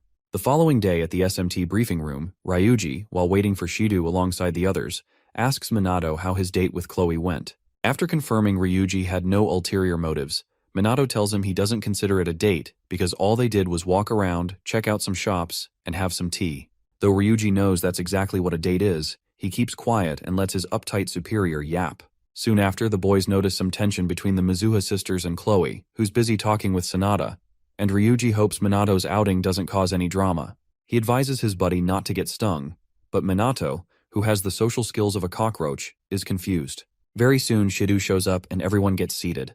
To explain the current situation, Shido tells the team that monster-related deaths have dramatically decreased recently. Also, after BR's abolition, there's been a similar drop in illegal mage activity, and the Shadowbringers and Chrono haven't made any appearances in a while. Sanada checks online platforms and informs the team that public interest has also dwindled, despite the earlier hype. Hearing Sanada's statistics, Minato figures the police can now handle most illegal mage cases, so the Shadowbringers might still be lying low. Despite the good news, Minato warns the team not to get complacent. They'll be training even more from now on. Later that night, Minato lies in bed, thinking about how to improve coordination between SMT and the magic nobles, when suddenly, he gets a call from Leona, who's at home making dinner and wants to share the information she found on Mumyu Chloe and Takigami Shizuku. With Minato's go-ahead, Leona starts with Chloe, revealing she's not Hifumi's biological daughter, but his stepdaughter. Though she only became his stepkid a few years ago, her parents reportedly died in a bad road accident, coinciding with when Hifumi took her in. Minato then asks if Chloe transferred from another magic academy, and Leona confirms she did, around the same time she joined the SMT. While Chloe's abilities are officially listed as above average, Minato, having seen her handle his training with ease, knows she's much stronger. He notes she seems like a calm girl with a peculiar aura and looks that make her stand out. Before replying, Leona sets her phone down to call Kai for help setting the table, warning him not to run since he's still recovering. Minato just smiles, listening to the siblings laugh. Back on topic, Leona apologizes for the pause and switches to Takigami Shizuku, revealing she has a daughter and a young granddaughter, though no one has seen them lately. Minato asks for clarification, and Leona says rumors claim they moved overseas. Just then, Minato briefly pauses the call to welcome the Mizuha sisters home, and then returns to his room.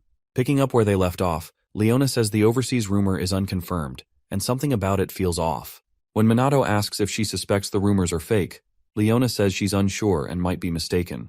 Regardless, she promises to investigate further, and Minato thanks her for the help. After some small talk, they hang up. Right after, Kai asks Leona if she was talking to Chrono earlier, and Leona, confused, asks why he thinks that. When Kai tells her it's because she looked really happy, she pats his head and continues eating dinner.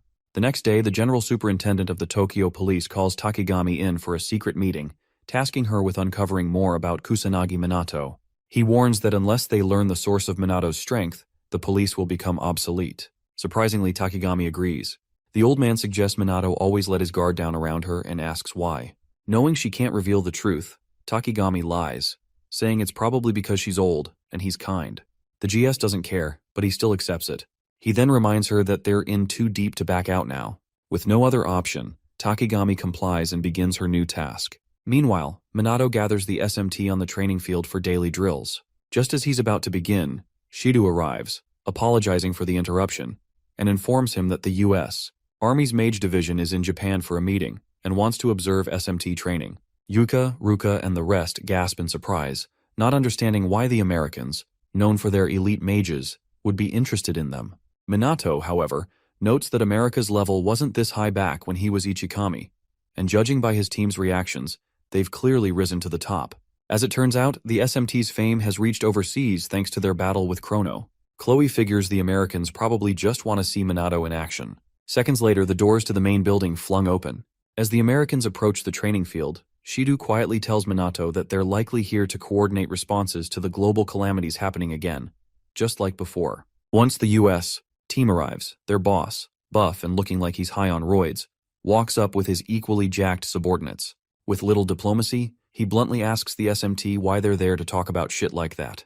With no response given, The steroid-infested jackasses release more than enough magical pressure to intimidate the hell out of the poor SMT members as they continue walking toward them. Soon, their giant boss comes face to face with the so-called captain, Kusanagi Minato, and does his best to appear as intimidating as he can, both physically and magically. Similarly, Minato, who refuses to be intimidated by a juiced-up dude, raises his magical pressure to match the boss's. Unfortunately, the other SMT members are left struggling to even stand due to the overwhelming clash. Eventually, after a brief stare-down, the grumpy boss grabs Minato and hugs him with a smile, happy to finally meet the great Kusanagi. However, upon feeling Minato's slender frame, the boss gets curious, does a little inspecting, and asks if he's truly capable of battling to the death with a body like that, despite it being firm and skinny. Irritated by the boss's sudden admiration, Minato politely asks to be released.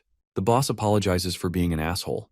To start things off, the boss introduces himself as Major Aaron Anderson of the U.S. Army's 1st Mage Division, also chief researcher at the Army's Magic Institute, despite his caveman looks. Minato figures a place like that must study monsters, calamities, and magic overall. He then introduces himself as the captain of the SMT, but before he can present the others, Aaron stops him and reveals he already knows all of their names, noting that they're all highly skilled. While the team silently basks in that praise, Minato reflects on how far behind Japan's magic research has fallen, thanks to the Mage nobles, and sees this meeting as a learning opportunity, especially since his own knowledge is outdated. Acknowledging Aaron's position as a researcher, Minato tells him he'd like to ask about monsters and calamities. But before Aaron can speak, his men frown and raise their magical pressure to intimidate Minat, as if they could take him in a fight. Yuka and the others nearly faint from the overwhelming bloodlust, but Aaron snaps at his soldiers to stand down before apologizing for their behavior and calling them good hunting dogs who can be overly cautious. To put them in their place, Minato casually says their magical pressure felt like a pleasant breeze. Amused, Aaron chuckles, slaps him on the back, and calls him a funny guy.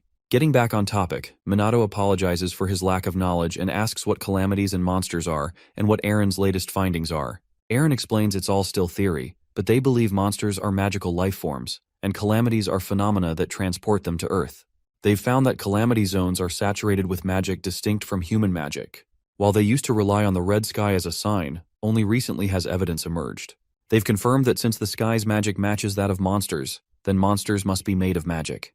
Their disintegration into particles after death further supports that, though they act like animals, they don't excrete or reproduce. They're mimicking life. Minato then asks why monsters attack humans. Aaron says there's no clear reason, but some believe they're reacting to humanity's magic. In fact, many calamities have been linked to people awakening their magic powers. Thanks to better measuring instruments, they've recently learned that calamity magic lingers in the atmosphere even after the event ends. The same applies to monster deaths. Both release magic into the world, so the particles seen when a monster dies are essentially their bodies dissolving into raw magic. Hearing this, Yuika realizes it's exactly what Minato told her once. As she wonders how he knew, Minato mentions having once seen a monster trying to cause a calamity. Aaron admits they heard of the incident, but counters that the first known calamity happened without any monsters present. He suggests Minato misjudge the situation, but Minato, confident in his instincts, doesn't agree. Aaron adds that chief demons can grow strong enough to trigger calamities. When Minato asks if he's serious, Aaron explains they once tested this theory by letting a calamity boss live. Monsters kept spawning until they hit a fixed number, then stopped. If any were killed, more would spawn to hit that same number. Even then, the amount of ambient calamity magic didn't rise. From this, they suspect the frequency of calamities might be linked to monster strength, though it's risky to leave them unchecked. Still, once the theory is proven, the boss must be eliminated. After everything, Minato concludes that nothing is confirmed yet. With that, Aaron switches topics and compliments Minato's impressive magic, begging to examine his body. Obviously, Minato refuses such a dumb request, causing Aaron to sulk and call him mean. After some playful banter, Minato asks if Aaron knows about the Mage nobles. Aaron says he knows about as much as Minato does. 50 years ago, when American mages were still weak, Japan suddenly stopped sharing info or support. This, Minato assumes, is the result of the Mage nobles hoarding knowledge.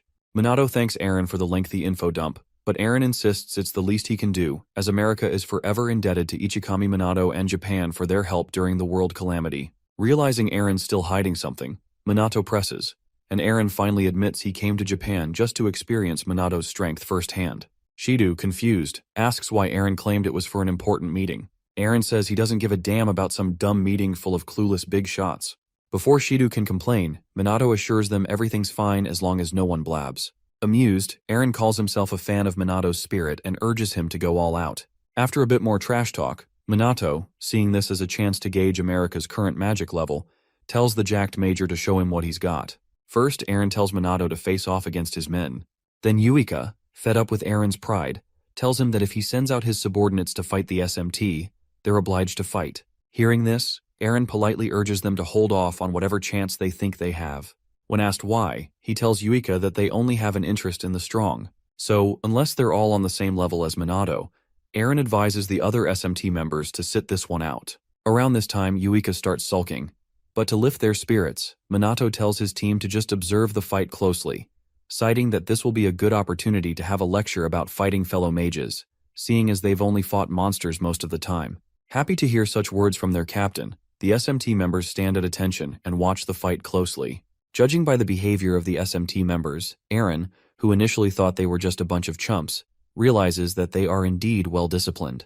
With the stage set, Minato and Eren's men all get themselves prepared for the greatest sparring match of their lives. On Eren's call, the battle exercise commences. In the US, mages all zoom toward Minato, dodging his attacks and surrounding him in less than a second. After seeing what the US mages just did, Yuika gasps in surprise as she suddenly realizes that the mages not only rushed Minato in an instant, but also closed the distance without using magic. As for Minato, he commends their movement and instantly dodges a grab and smash attempt by one of the US mages. Realizing Minato's out of reach, the mage quickly chants an incantation and attacks with a close-range wind-themed spell. Again, Minato dodges, but before he can counterattack, the others come at him with fire, water, and lightning spells. Minato dodges them all skillfully and manages to get a safe distance from Eren's men, or so he thought.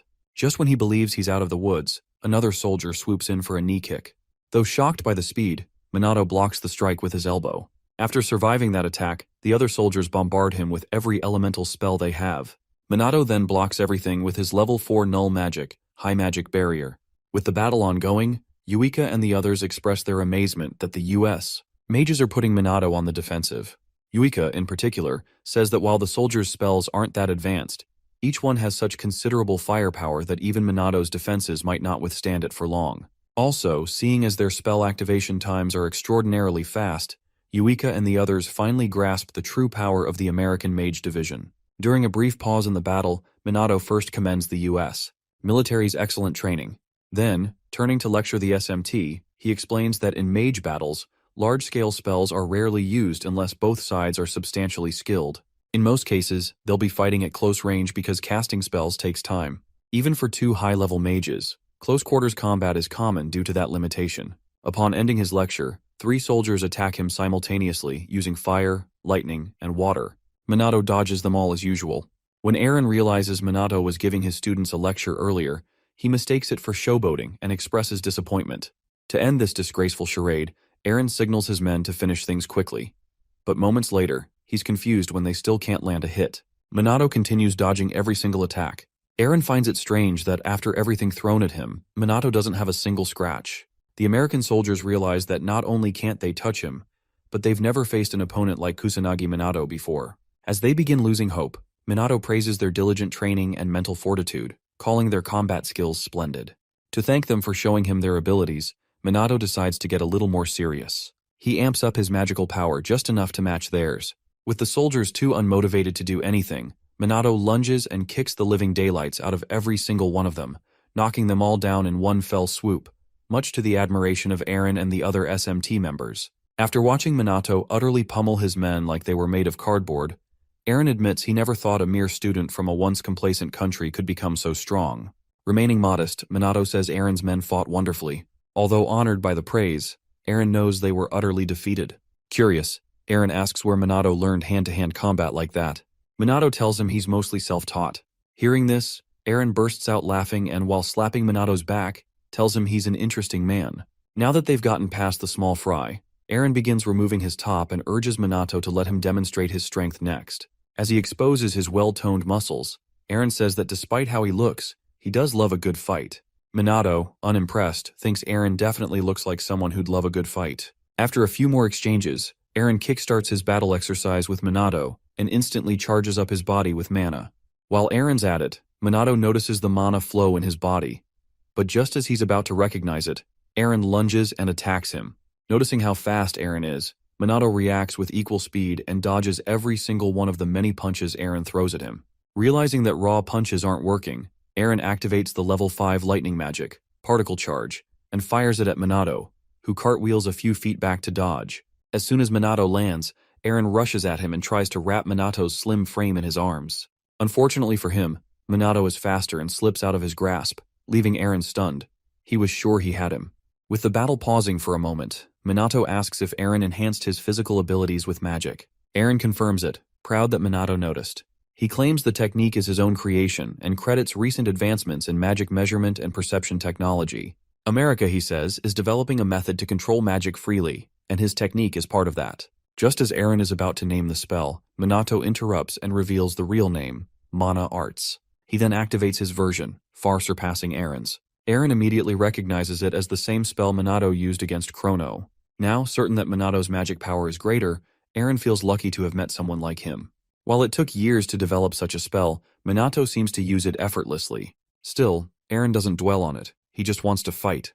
As the fight resumes, Minato reflects on how surprised he was to see Eren use Mana Arts. He never expected someone else to recreate the same technique. But now that it's come to this, Minato braces himself to enjoy the fight. With round 2 underway, Minato lunges at Eren with blazing speed. They punch each other in the gut at the same time, and Minato follows up with a flurry of punches, most of which Eren blocks. Meanwhile, Yuika and the other SMT members, struggling to keep up, are stunned by the intensity of the battle. Even Ryuji, usually calm, wonders how far Minato's strength goes. Despite being a student like them, Minato not only has deep magic knowledge and refined techniques, but he also defeats high-level enemies without breaking a sweat. Thinking back to Minato's battle with Chrono, Ryuji points out that Minato is currently overwhelming a U.S. military major, not just in magic but in close combat too. With that, he asks the million-dollar question, how in the world is this bastard doing it? Around this time, Yuika, who had been pretending not to notice, finally admits that Minato is too strong. She once believed that, with training, they could catch up to him. But, after watching him defeat high-ranking mages with ease, she can no longer see a future where they stand as equals. Quietly, Yuika continues watching Minato, her captain, land blow after blow. Even when Eren tries to fight back, Minato blocks everything. At one point, Minato lands a solid punch that knocks Eren back. Exhausted, Eren drops to his knees to catch his breath. As Minato approaches, Eren finally admits defeat. He tells Minato that their fight isn't even competitive, and confesses he's rarely seen anyone so strong. He urges Minato to visit America, saying he's always welcome. Minato agrees with a handshake, saying he'll go if he gets the chance. After that, Eren picks up his blazer and bids farewell to Minato and the SMT. As soon as they leave, the SMT members rush to celebrate their captain's victory over the U.S. military's Mage Division. Ryuji, Yuika, and Ruka, however, remain quiet, feeling defeated. They vow to grow stronger on their own. By nightfall, the three begin training in secret, determined to walk beside Minato instead of behind him. A few days later, Minato is surprised to hear that SMT and Mage Noble's merchandise is being sold. He asks Shido why, and Shido explains that with Minato appearing in the media more often, their budget is improving, and more people want to join or support the SMT. They're moving to the next phase. Suspicious, Minato checks to make sure Shido isn't just lining his pockets. Shido nervously lies, saying the funds are needed for operations. While Minato isn't thrilled about it, he admits they do need the support. Eventually, he reviews the merch proposal and sees a concept image of a plushie based on him. It reminds him of one Takigami made in his past life, and he agrees, on one condition. After hearing Minato's unrevealed condition, Shido panics, asking if that's even possible with their limited budget. Minato, however, reassures him that the plans are already in motion. Soon after, SMT members receive a notification during their break about the upcoming joint training with the Mage Nobles. Reactions are mixed, but orders are orders. Days later, the SMT and Mage Nobles travel to a certain area in Tokyo, where they'll be training for the next 2 weeks. Upon arrival, the SMT members remain hopeful about what's to come, while the Mage Nobles, especially Hinata, complain about how things have become a real pain. With the Mage Noble founder, Hifumi Mumyu, also in attendance, Yuika and the others are shocked and begin to doubt whether the training will be standard or something more intense. Shido informs them that President Mumyu is the promoter of the training camp, suggesting this may be his way of making up for the Mage Noble's past mistakes. Observing the nobles a little closer, Minato asks Chloe why the Fuka family didn't show up. She tells him they essentially disbanded after the family head and successors were captured. As far as she knows, it's nearly impossible for the Fuka family to regain its former status since most members are now gone. Curious, Minato asks about the Fuka members who weren't involved in the conspiracy. Chloe says they were likely cleared of any wrongdoing and released to lead new lives. Based on the information Leona gave him, it seems the butler who helped expose the family is safe. Still, Minato's more concerned with the tension between the Mage Nobles and SMT members, noting the lack of unity between them. As the Mage Nobles glare, Yuika and her peers wonder why they're looked down on, especially since the nobles never bother communicating during anti-calamity missions. Minato grows cautious, unsure of what might come from this negativity. After unpacking, the Mage Nobles and SMT members gather on the training field for a briefing from the founder before starting actual training. Hifumi takes the podium, thanking them for attending and making some small talk. Meanwhile, Minato thinks about the situation back home. The police and regional SMT divisions are covering in their absence, but he still worries about possible emergencies. As Hifumi continues, he emphasizes the importance of the joint training to overcome the Great Calamity and urges both groups to train hard and improve their cooperation. Then, Hifumi introduces the camp's leader and instructor, SMT Captain Minato Kusanagi. The Mage Nobles instantly protest, refusing to take orders from someone in the SMT. Annoyed, Hifumi challenges anyone who thinks they can beat Minato to step forward. Unsurprisingly, they go silent. With that settled, Hifumi gives Minato the floor. Before speaking, Minato reflects on Hifumi's motives. Even if the Mage Nobles with all their magic knowledge can't defeat him, Hifumi's words serve his interests. Minato realizes Hifumi, who hates losing, is using him, but he doesn't mind. He tells everyone that during the 2-week training, he only asks for one thing, that they follow his lead like their lives depend on it. Training begins with push-ups using tires on their backs. When asked why, Minato explains and urges them to push themselves. The 3 well-known family heads, Riku, Tushiru, and Hinata, take on the challenge with multiple tires. Next comes sprinting. Minato warns them not to cut corners and to run like they mean it. By the final sprint, the family heads push hard, keeping their competitive spirit alive. Yuika watches in amazement, surprised that the nobles are actually listening to Minato. After sprinting, Minato gives them a 5-minute break. Some Mage Nobles start complaining, claiming they're just training aimlessly. A few SMT members overhear and defend their captain, only for the nobles to dismiss Minato as a mere student with no skill. This sparks a fight between the groups, but Minato quickly intervenes. He tells the noble who started it to follow orders and advises the SMT member to endure for now if he truly believes in him. With that, peace is restored, and Minato gets a glimpse of just how deep the grudge runs between the two sides. Knowing they still have the energy to argue, he decides to push them harder. For the next exercise, he makes them cast magic continuously until they run out of mana. The lazy nobles panic, but Minato warns them that they'll die for real if they don't fight, as their lives depend on it. With SMT members teasing them, the Mage Nobles refuse to be mocked and rise to the challenge. With their competitive spirit awakened, both sides engage in a friendly battle. Minato smiles, realizing he's achieved his goal of sparking their determination. After hours of training, Minato ends the day's session and tells them to rest up for tomorrow. As he leaves, Hinata calls out and asks if this is how he plans to keep training them. When he asks if she's complaining, she says it's just a suggestion.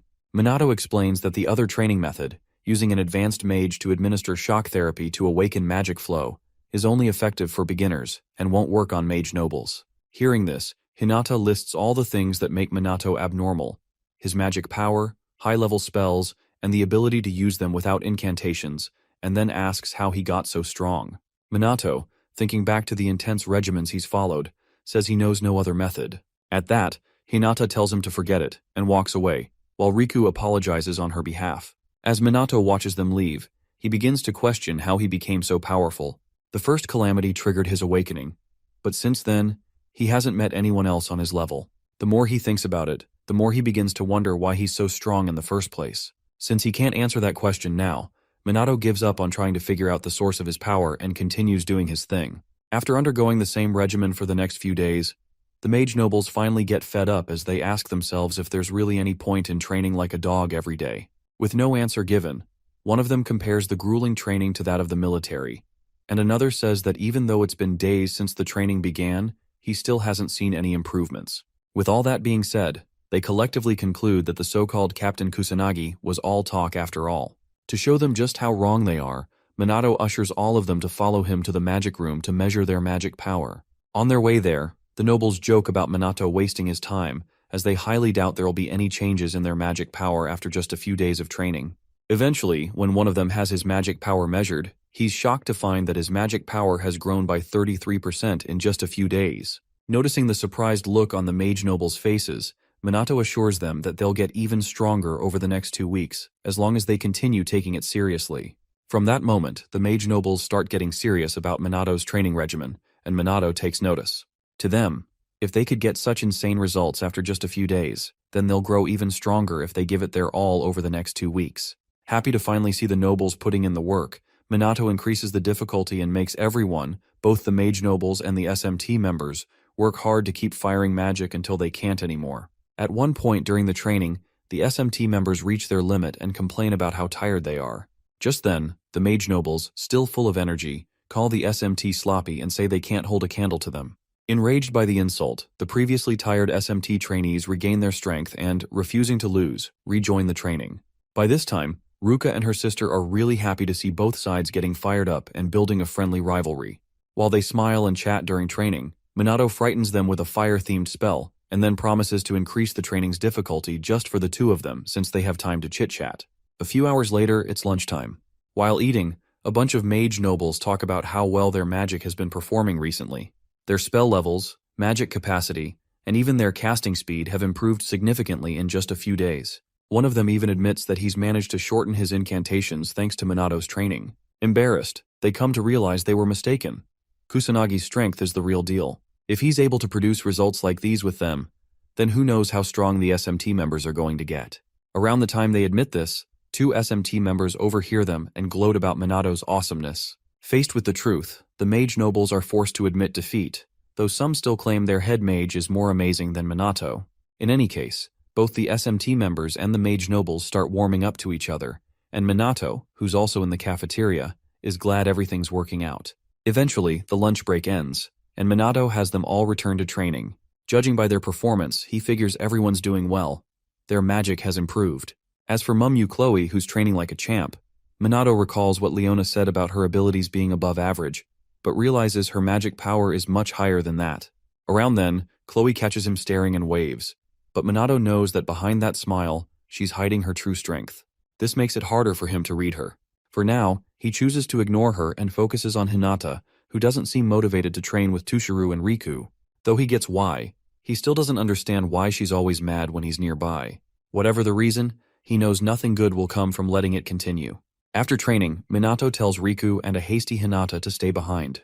When Hinata gives him the go-ahead, Minato tells her he feels like the training hasn't been effective for her and asks why. Hinata bluntly says it's because his training regimen is pointless. She knows she won't get stronger doing it. Even when Minato asks why she keeps showing up, she says it's because she has no choice. It's an order from above. Hearing this, Minato, surprised she listens to anyone, is pleased to learn that Hifumi is the one mage noble they all obey without question. As Hinata leaves, she assures Minato she's not changing her attitude. After she's gone, Riku apologizes again, but Minato says he doesn't mind. Curious, Minato asks what Riku's relationship with Hinata is since he's always with her. Riku says he thinks of them as friends, though he might be wrong. Just to be clear, Riku says there's no special relationship between them, and Minato apologizes for asking a personal question. Taking the blame again for Hinata's behavior, Riku explains that even though people misunderstand her because of her rough personality, she's not a bad person. Minato admits he likes straightforward grumps like her, and Riku thanks him for understanding. As they say their goodbyes, Minato decides to keep a close eye on Hinata Homurai. So, the next day, he makes sure to watch her during the entire training session, even at lunchtime. He notices her subordinates struggle to talk to her and figures Riku must be her only friend. Wondering if she prefers being alone, Minato quickly drops the thought. It doesn't seem that way. Thereafter, dropping the thought, he decides to help her out the next time he gets the chance. With this in mind, Minato follows Hinata everywhere and checks up on her the next morning, during training, and even at lunchtime, when he notices she's in a bad mood. When she finally gets fed up with him buzzing around her all day, Hinata snaps and, after throwing a tantrum, demands to know why he keeps bugging her. Minato innocently says he just wanted to talk to her, and Hinata, shocked, asks if that's truly why he's been following her. Minato says yes, and mentions that he's noticed she's always by herself and seems rather lonely. Hinata refuses to admit it and claims she prefers being alone. But when Minato tells her she doesn't seem that way, she gets defensive and tries to act like he wouldn't understand what real loneliness feels like. Minato replies that someone who truly prefers being alone wouldn't put themselves in situations where they need to interact or tolerate others showing interest in them. Since she does both, he thinks she's just lonely and needs a friend. Hinata tells him to quit talking like he understands her struggles, but Minato, tired of the back and forth, directly asks her to become his friend. Hinata blushes all over and exclaims in disbelief, asking what he's talking about. But Minato doubles down, saying he's very fond of her. Hinata's blush deepens as she tells him that people don't usually go out of their way to ask to be someone's friend.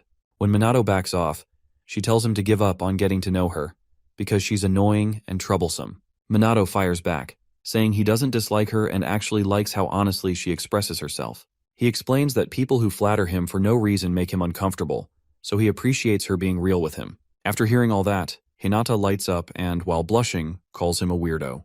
There's a brief silence, and then she regains her composure and, while running away in embarrassment, shouts that she's never going to be friends with him. After she's gone, Minato realizes he's been rejected and goes about his day, ignoring Chloe, who's been eavesdropping from around the corner. In the next scene, training continues. While Tushiro practices, Minato notices him hesitating with his spells and pauses the session for a break. After gathering everyone, he praises their hard work, noting that they're all starting to hone their strengths. Then he spots the Mizuha sisters flocking around their father, Tushiro, and keeps an eye on them. When the girls reach him, Yuika and her sister invite their father to eat with them after training since they haven't talked in a while. Unfortunately, their stiff father turns them down, saying he still has things to do. After he leaves, Minato appears and makes a few remarks about Tushiro being the same, even after lifting their disownment. When Yuika says their father wasn't always like this, Minato asks what changed. She explains that he used to be kinder and more present, but he's been distant ever since their mother passed away. He stopped talking to them and was always away for work. Ruka adds that she understands their father's feelings. When their mother died, she felt like she had to become stronger to protect Yuika, but in doing so, she became stricter and lost herself. Yuika reassures her that she's still the same kind of older sister, and Ruka thanks her for the compliment. However, both agree that their father is hard to read because he never tells them anything. When they start to question whether he still loves them, Minato steps in and says that if Tushiro didn't love them, he wouldn't have treated him like an enemy the first time they met. That kind of reaction is exactly how a father would act towards someone making a move on his daughters. Still, in the back of his mind, Minato wonders why Tushiro's magic power wavered earlier, almost like he was hesitating about something. Before Minato can continue, Chloe pulls him aside to speak privately. He gets a bit anxious, thinking she's about to ask him on another date.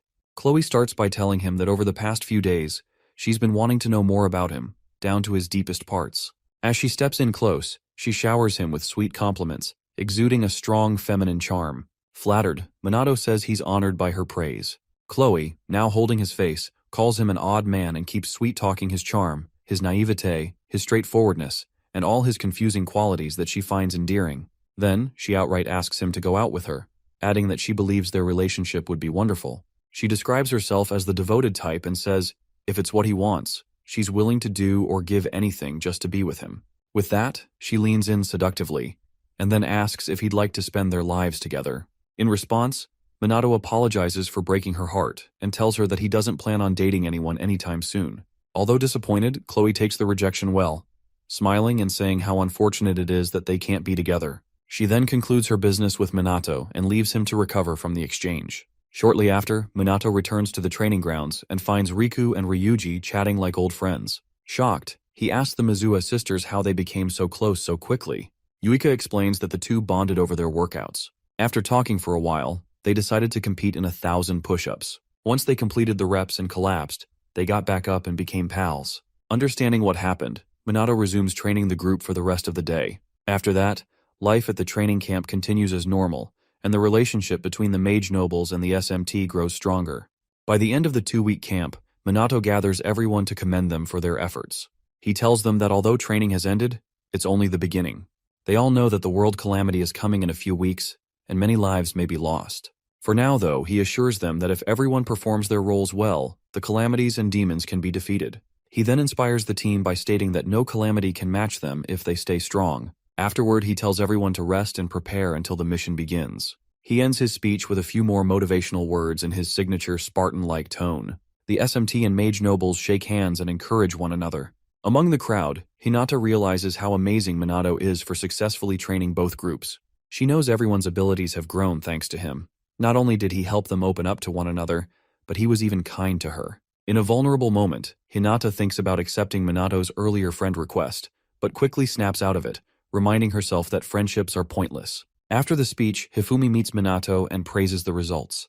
Minato thanks him, and Hifumi reflects on how the two groups were once at odds due to misunderstanding but now trust each other, thanks to Captain Minato. He believes that if they continue like this, peace will come to the world.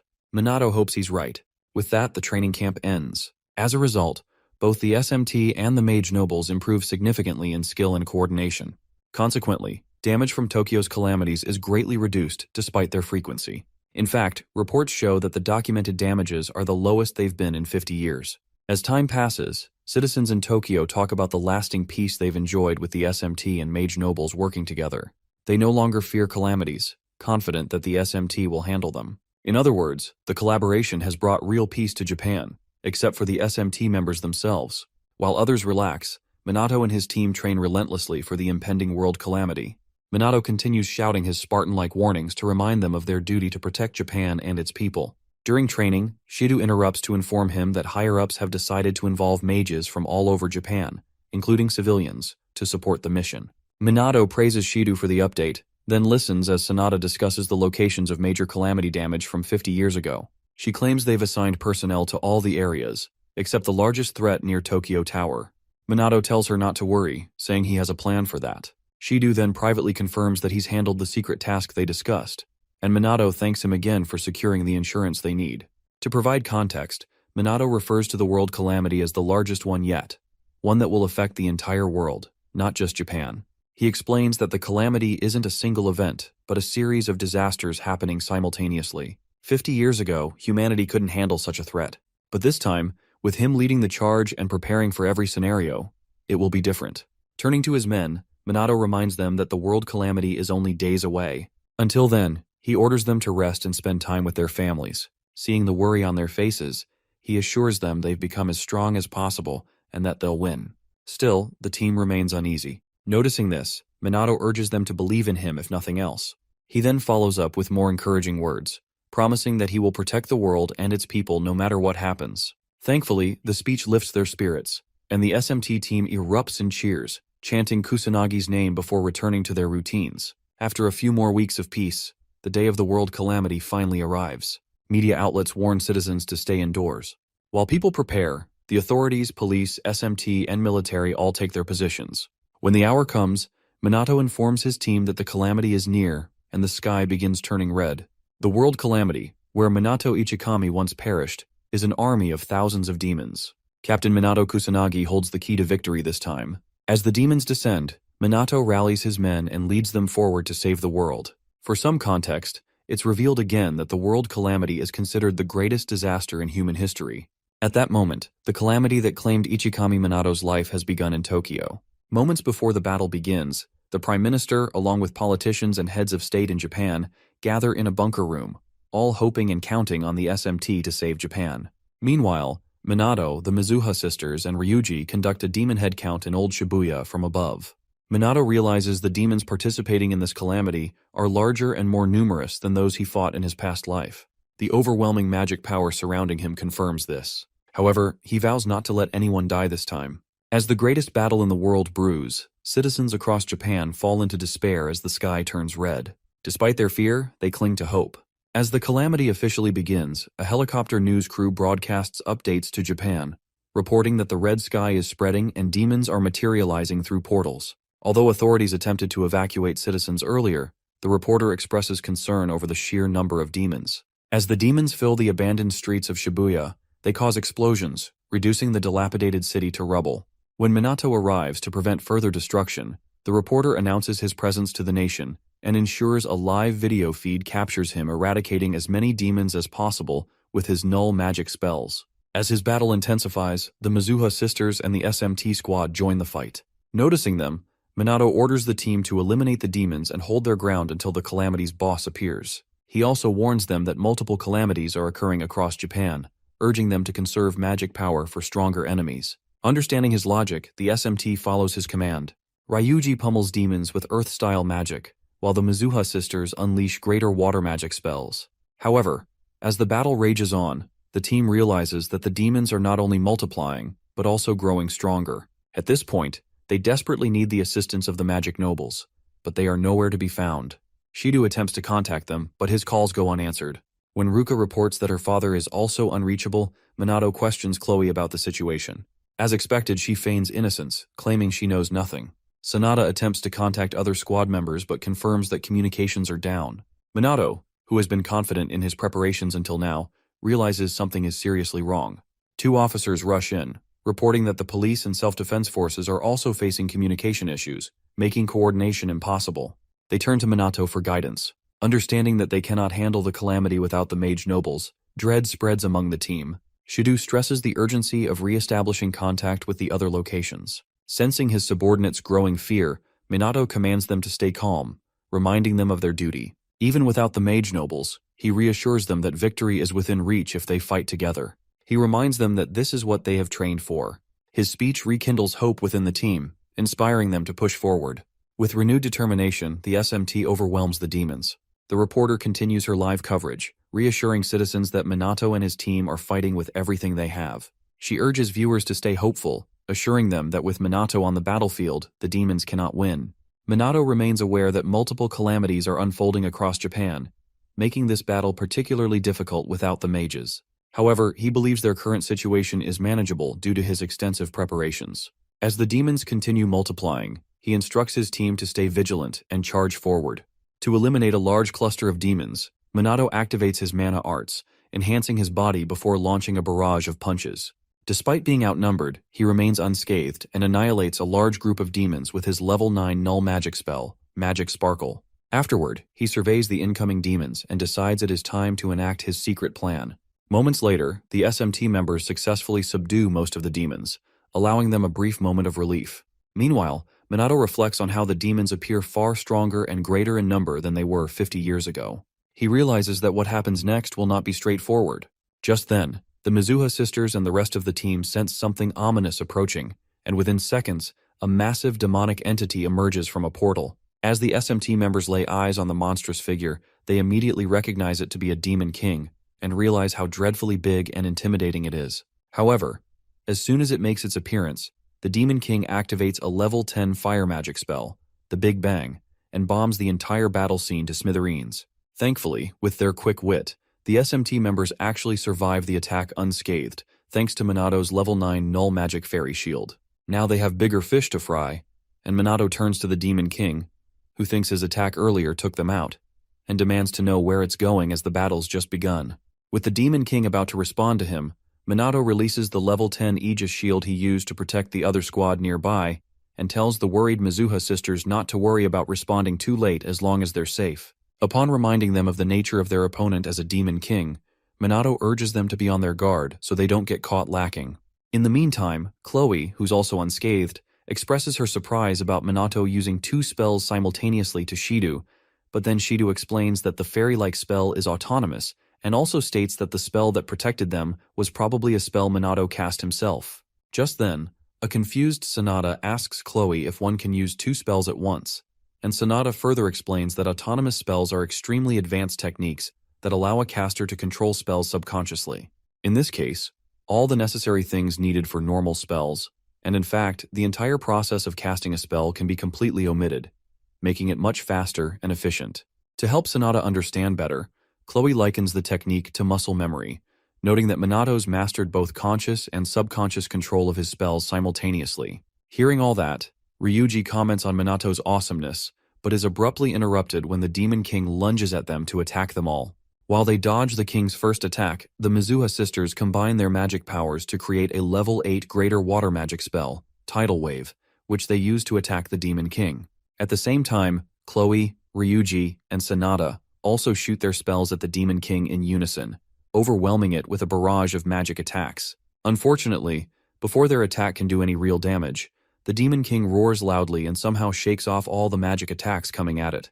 After watching the Demon King cause yet another big explosion, Minato finally steps in and orders his guys to head to another calamity so he can deal with this buffoon who thinks he's the Almighty. While Yuika protests this decision, Minato reminds her that there's more than one calamity, and without the Mage Noble's support, the countermeasures for the other disasters are likely reaching their limits. As such, the only rational thing they can do right now is to assist the other groups and leave him to get serious with fighting the Demon King. Around this time, Ruka and Yuika both agree that they will only get in Minato's way if they stay there with him. So, they bark out orders to the other lower subordinates to leave this place to Mianto and move out to another calamity. As the sisters fly out of the battle zone, they encourage each other to continue believing in Minato even until the very end, as they know he'll never lose, no matter who he faces as an opponent. With the other squad members cleared out, Minato focuses his full attention on the Demon King and lunges at it after muttering a few words. While the Demon King tries to protect itself, Minato constantly reminds himself to use as little magic as he can, because even though defeating a Demon King is simple, he doesn't have endless magic power and needs to conserve as much as he can, so he can effectively prepare well for his secret plan. With that, he gets himself as high up in the air as possible, and then lands a devastating sucker punch at the Demon King's head with full force. Right after delivering the punch, Minato activates the level 11 Holy Magic spell, Holy Ray, and directs the destructive power of the rays toward the Demon King. Sadly, the Demon King managed to evade most of the rays, and before Minato could follow up his previous attack, the Demon King readied his counterattack spell. Just as it's about to conjure the spell, Minato reacts as quickly as possible by bumping his magical output up a notch to activate the level 12 Fire-Earth Synthesis magic spell, Ground Zero, which is a spell that literally heats the ground to turn it into lava. With the spell activated, the Demon King quickly burns to its demise, leaving Minato worried about the amount of magic power he used, as he figures the king is much stronger than the ones he's used to fighting. Realizing that the Demon King is dead, Minato cautions himself to preserve even more magic power at least until the Demon God comes. Around that time, the reporter in the chopper hovering high above informs the general public, all of whom are still indoors, that Captain Kusanagi Minato has finally defeated the Demon King and doesn't seem concerned in the slightest. However, she also adds that the police, SMT, and the self-defense forces are struggling with the other calamities, and since the mage nobles are nowhere to be seen, the demons are overwhelming them.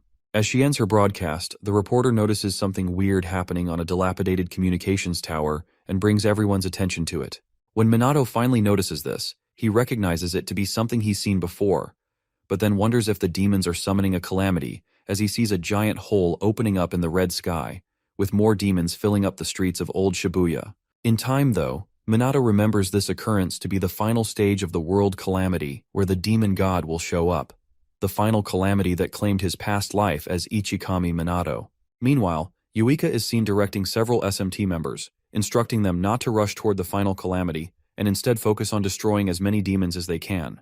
While managing the operation, she thinks about the powerful magic presence she felt earlier. Smiling to herself, she realizes it's gone, thanks to Minato defeating the Demon King, just as expected of him. Noticing everyone on her end growing exhausted, Yuika silently prays her older sister is safe at the other calamity site. Suddenly, she hears scrambled messages through her comms. Unsure if communications have been restored, she quickly responds. After fiddling with her earpiece, she finally hears the person clearly. The voice informs Yuika and others on the channel that a large calamity has broken out near Tokyo Tower and instructs all personnel to report to the scene immediately. One member then asks Yuika what to do, pointing out they can't handle even a small-scale calamity without the Mage Noble's support. After some thought, Yuika instructs everyone to stay and deal with the local threat while she heads off to join Minato and the others. With that, she leaves them and flies toward Minato's location. Meanwhile, Minato is battling a fresh wave of demons using his inorganic cannon null magic. When he realizes the overwhelming number of enemies, he considers using a higher-level spell, despite the need to conserve his magic. Just then, the Mizuha sisters and the other four finally arrive to assist, apologizing for the delay. When Minato asks about the others they left behind, Yuika and Ruka explain that it was the only way to make up for the Mage Noble's absence. Understanding their reasoning, Minato tells everyone to prepare. This is where they stop the demons and end the battle. With that, the captain launches a new offensive. The reporter, still hovering in her chopper, describes the unfolding chaos as the new and final stage of the great calamity that once claimed Ichikami Minato's life. As the live broadcast continues across Japan, citizens begin doubting the SMT's ability to stop the disaster. The chopper pilot suggests leaving due to the danger, but the determined reporter refuses, insisting the people need to see the SMT fighting. Just as she begins explaining how their anti-monster fittings will keep them safe, a monster attacks the helicopter, nearly sending them crashing into the streets below. Minato quickly raises a null magic barrier to protect them, but one demon breaks through. Realizing the shield has failed, he blasts the creature with holy magic and flies up to check on the reporter and crew. Once there, Minato addresses the citizens of Japan, acknowledging their fears and assuring them he won't let anyone die. With that promise made, he flies back into battle. Swooning over how cool he is, the reporter ensures the cameraman captures footage of the other SMT members bravely fighting off the demons. During the ongoing fight, a demon fires a level 6 Fire Wind fusion spell, Flare Cyclone, at the SMT. Minato counters with a level 7 Null Magic attack, Banish, and crushes the demon using mana arts. His teammates admire the spell's power, but Minato reminds Ryuji and Ruka that Null Magic isn't perfect. Its efficiency is poor, and it can only neutralize spells up to a certain level. Before they can catch their breath, Yuika reports that more demons are approaching. Minato quickly instructs everyone not to let their guard down. Realizing the danger of hesitation, the SMT charges forward and unleashes every attack spell they've got. Minato ramps up his power and activates level 11 Holy Magic, Holy Ray, obliterating a large group of enemies. Afterward, Ryuji contacts his colleagues at other Calamity sites to check the situation, only to hear that demon numbers have increased dramatically. They all need backup immediately. Minato takes mental notes of the other trouble zones. At one site, several SMT members are cornered and unsure of what to do when they suddenly spot mage nobles arriving. Overjoyed, they call out to their training partners to stop joking and help. But their relief quickly turns to horror when a noble approaches one member and fires lethal magic directly into his face. In his final moments, the SMT member sends a desperate message through comms, informing everyone that the magic nobles have betrayed them. Minato manages to hear fragments of the warning before the signal cuts off. As the team tries to process the message, Hifumi and several high-ranking mage nobles arrive on the scene, arrogantly remarking on the noise. Still confused, Yuika suddenly recognizes one of them as Chairman Mumyu, and wonders why her own father is standing behind him. After a brief silence, Shido steps forward and asks Hifumi if it's true that the mage nobles have betrayed the SMT. With a smug look, Hifumi replies that they didn't betray them, because from the beginning, they never intended to join forces with the SMT. Hearing this, the SMT members gasp in shock as Ruka reminds Hifumi that they're supposed to be comrades, not enemies. To flaunt her strength, Hinata attacks Ruka while coldly telling her not to misunderstand things. She adds that they never once considered the SMT their comrades. Although shaken by the revelation, Minato turns to Riku and asks if he feels the same way. Unfortunately, even the most laid-back guy on the team sides with Hifumi. Clenching his sword, Riku declares that the mage nobles have turned against the SMT, the police, the self-defense forces, and the nation of Japan itself. Meanwhile, Chloe puts on a show of crocodile tears, though no one is convinced. With no more obstacles between him and absolute power, Hifumi begins cackling. Delighted that the moment has finally arrived to witness the result of his countless experiments, he ascends into the red sky and summons a massive magic circle to begin casting his spell. The other SMT members stand frozen in awe, unsure of Hifumi's endgame. Then Chloe appears, declaring that they'll stop the spell before it activates. She casts a 4th-rank dark magic spell, Shadow Edge, and fires it at her father. Shockingly, one of the demons catches the attack as if it were nothing, dispels it, and then joins the other demons in circling and protecting Hifumi. Seeing this, Shido assumes it must be a coincidence, refusing to believe a demon would willingly guard Hifumi. Meanwhile, the reporter finally grasps the unfolding events and broadcasts the mage noble's apparent alliance with the demons to all of Japan. As the SMT tries to understand what's going on, one member laments that he thought they'd all bonded during the joint training camp.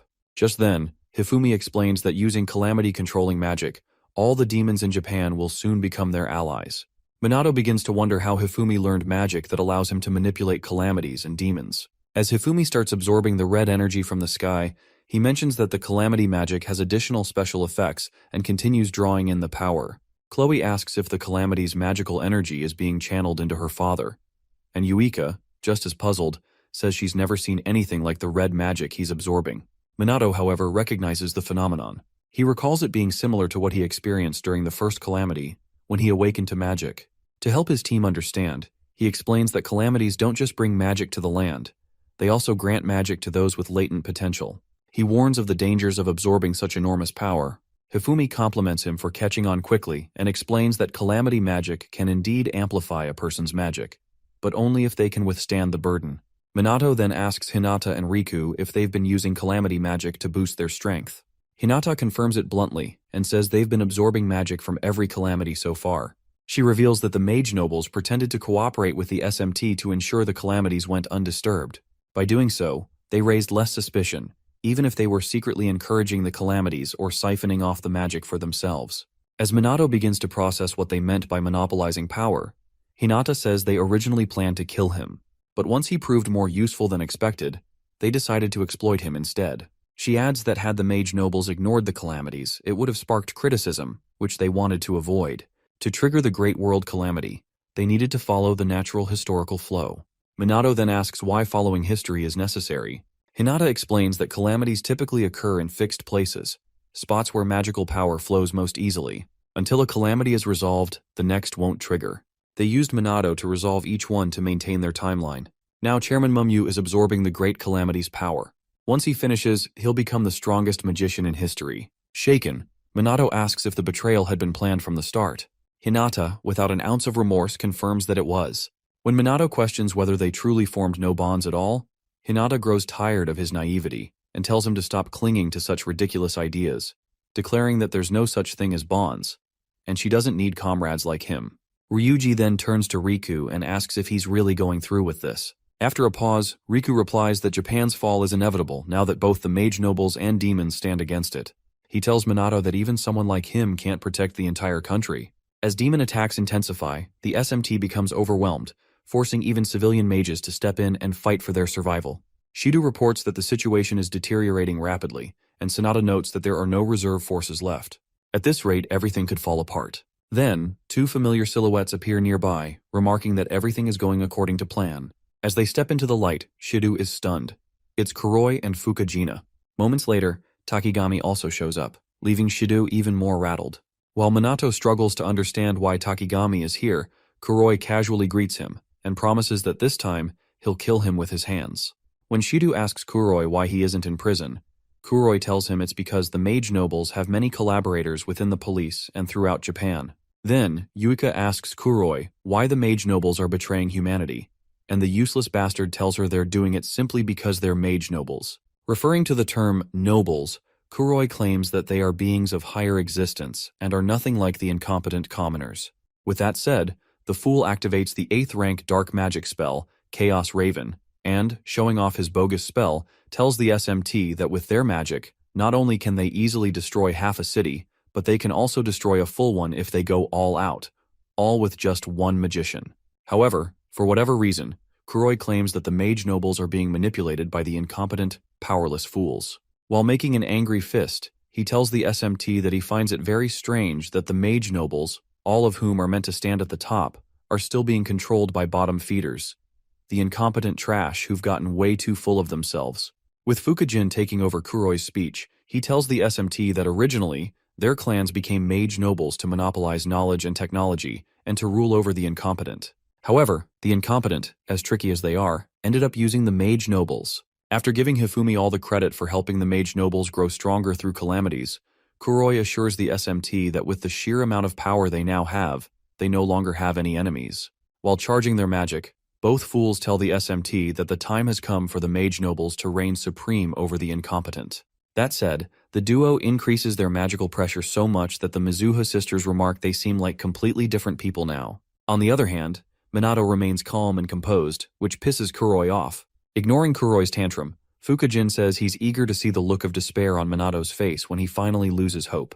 But then Minato turns to Takigami and asks if she had been lying to him all along, even when she said she was telling him everything. Realizing Minato is ignoring them, Kuroi loses it. He calls out to Minato, furious, and pats Takigami on the back while calling her a piece of trash who lies and uses others for her own benefit. With the other mage noble family heads getting bored with the drama, Kuroi ends the chit-chat and starts the real calamity alongside Fuka. Almost immediately, a horde of demons flies past the SMT. Shido, who notices them with the others, says the demons are supposed to be far from the calamity-affected areas. Unfortunately for the SMT, that's not the case. The demons somehow find their way out of old Shibuya and into the residential areas of Tokyo. In a split second, the demons break into apartment buildings, threatening to take out as many humans as possible. Family heads do their best to protect their loved ones. Around that time, other SMT members update Minato on the demons pushing into the streets and ask what they should do. Kuroi, mocking them, poses the same question. Fuka adds that even someone as capable as Minato can't save everyone in Japan from where he is. Chloe and Shido, fearing the worst, wonder what they should do. With no answers in sight, The hyperactive Kuroi boldly tells the SMT that they will be crushed by their powerlessness and killed. As Fukajin joins in, Minato interrupts their fun by reminding them that there are 3 types of anti-magic equipment. For the first one, Minato calls it the standard type used by magicians, the kind that requires infusing magic power. The second, he explains, is the interference type, a kind that disrupts magic or magic power. He says both SMT and Mage Noble's uniforms fall into this category, designed to suppress magic. At this point, Fuka asks if he's gone mad, but Minato continues, describing the third type, one that has a short lifespan, activates based on certain conditions, and can be used by those without magic power. Around this time, the Mage Nobles start to worry. Across Japan, the anti-magic plushies that Shido secretly infused, mass-produced, and distributed are now activating. These plushies generate null magic shields in homes and shelters across the nation. As the magic unfolds, Minato explains they use the SMT's popularity to mass-produce merchandise embedded with defensive anti-magic equipment. These were sold throughout Japan as insurance. When Shido first heard the plan, he didn't believe it. Now he's grateful he followed Minato's orders. Turns out that plan is saving Japan. Realizing how insanely thorough Minato is, Fukajin shouts that defending alone is meaningless, and reminds everyone that offensive anti-magic equipment has a short lifespan. Minato agrees, then says that since his magic is embedded into the equipment, it's overflowing all across Japan. Because of this, he can sense and use his magic anywhere in the country simultaneously. With that, Minato releases the offensive magic stored inside the plushies and unleashes a level 13 null magic spell, Unlimited Magic Bullet. Using this spell, he destroys thousands of demons attacking families nationwide. While that happens, a reporter informs the public that a wave of magic from the sky just wiped out a massive number of demons. They still don't fully understand what's happening, but communication network reports say most citizens are safe. Seeing the scale of Minato's powers, Yuika is at a loss for words. She and her sister realize just how incredible he really is. Frustrated, Kuroi throws a fit. He can't believe Minato unleashed magic across all of Japan. Fukajin urges him to calm down, reminding him that not all the demons have been wiped out. Choosing to believe him, Kuroi tells Minato that the Mage Nobles are still out there, and if the anti-magic gear can't be reused, then the magic in the merchandise won't work either. Just then, Minato suggests Kuroi might be forgetting something, and when Kuroi asks what he means, Minato says the SMT still has others they can rely on. With that, familiar silhouettes step from the shadows. Soon enough, they're revealed to be the Shadowbringers. Upon recognizing their visitors to be the Shadowbringers, the SMT and police officials all ask why they're there and if they're planning to help. Before responding, the Shadows show off a little of their magic powers by killing a few demons attacking the group, then announce that they're cooperating with the SMT to exterminate the monsters and protect the citizens. Realizing that the safety of civilians is the top priority, the SMT decides to work together with the Shadowbringers. Around this time, the reporter in the chopper hovering above informs the public, who are watching the entire battle, that the SMT is now cooperating with the Shadowbringers. Seconds after hearing the news, the fanboys and girls of the Shadowbringers erupt with joy. Various social media platforms light up with praise, welcoming the arrival of the Shadowbringers and their partnership with the SMT to defeat the monsters. Since Minato's too busy being the captain of the SMT and can't be Chrono at the same time, he has Leona play Chrono for credibility during the battle. Now in the thick of it, Leona, who's been wondering how she even got the part, complains about the insanely strict training she's been put through. She also grumbles about having to memorize how to use a ton of anti-magic gear and awkwardly work with the same faces, even after saying goodbye to the Shadows once after Chrono and Minato's fight. Since it's too late to back out, Leona goes all out and destroys some demons using the rank 7 anti-magic gear, Geyser Wave, earning praise from her comrades in shadow uniforms. Noticing just how fired up their leader is, the other Shadowbringers also go all out to wipe out the enemies before the SMT does. Refusing to fall behind, the SMT members, along with the police and self-defense forces, quickly follow up on the Shadowbringers' attacks, doing their part to protect the nation. Still acting as Chrono, Leona reminds herself to make sure the real Chrono treats her to dinner once this is all over.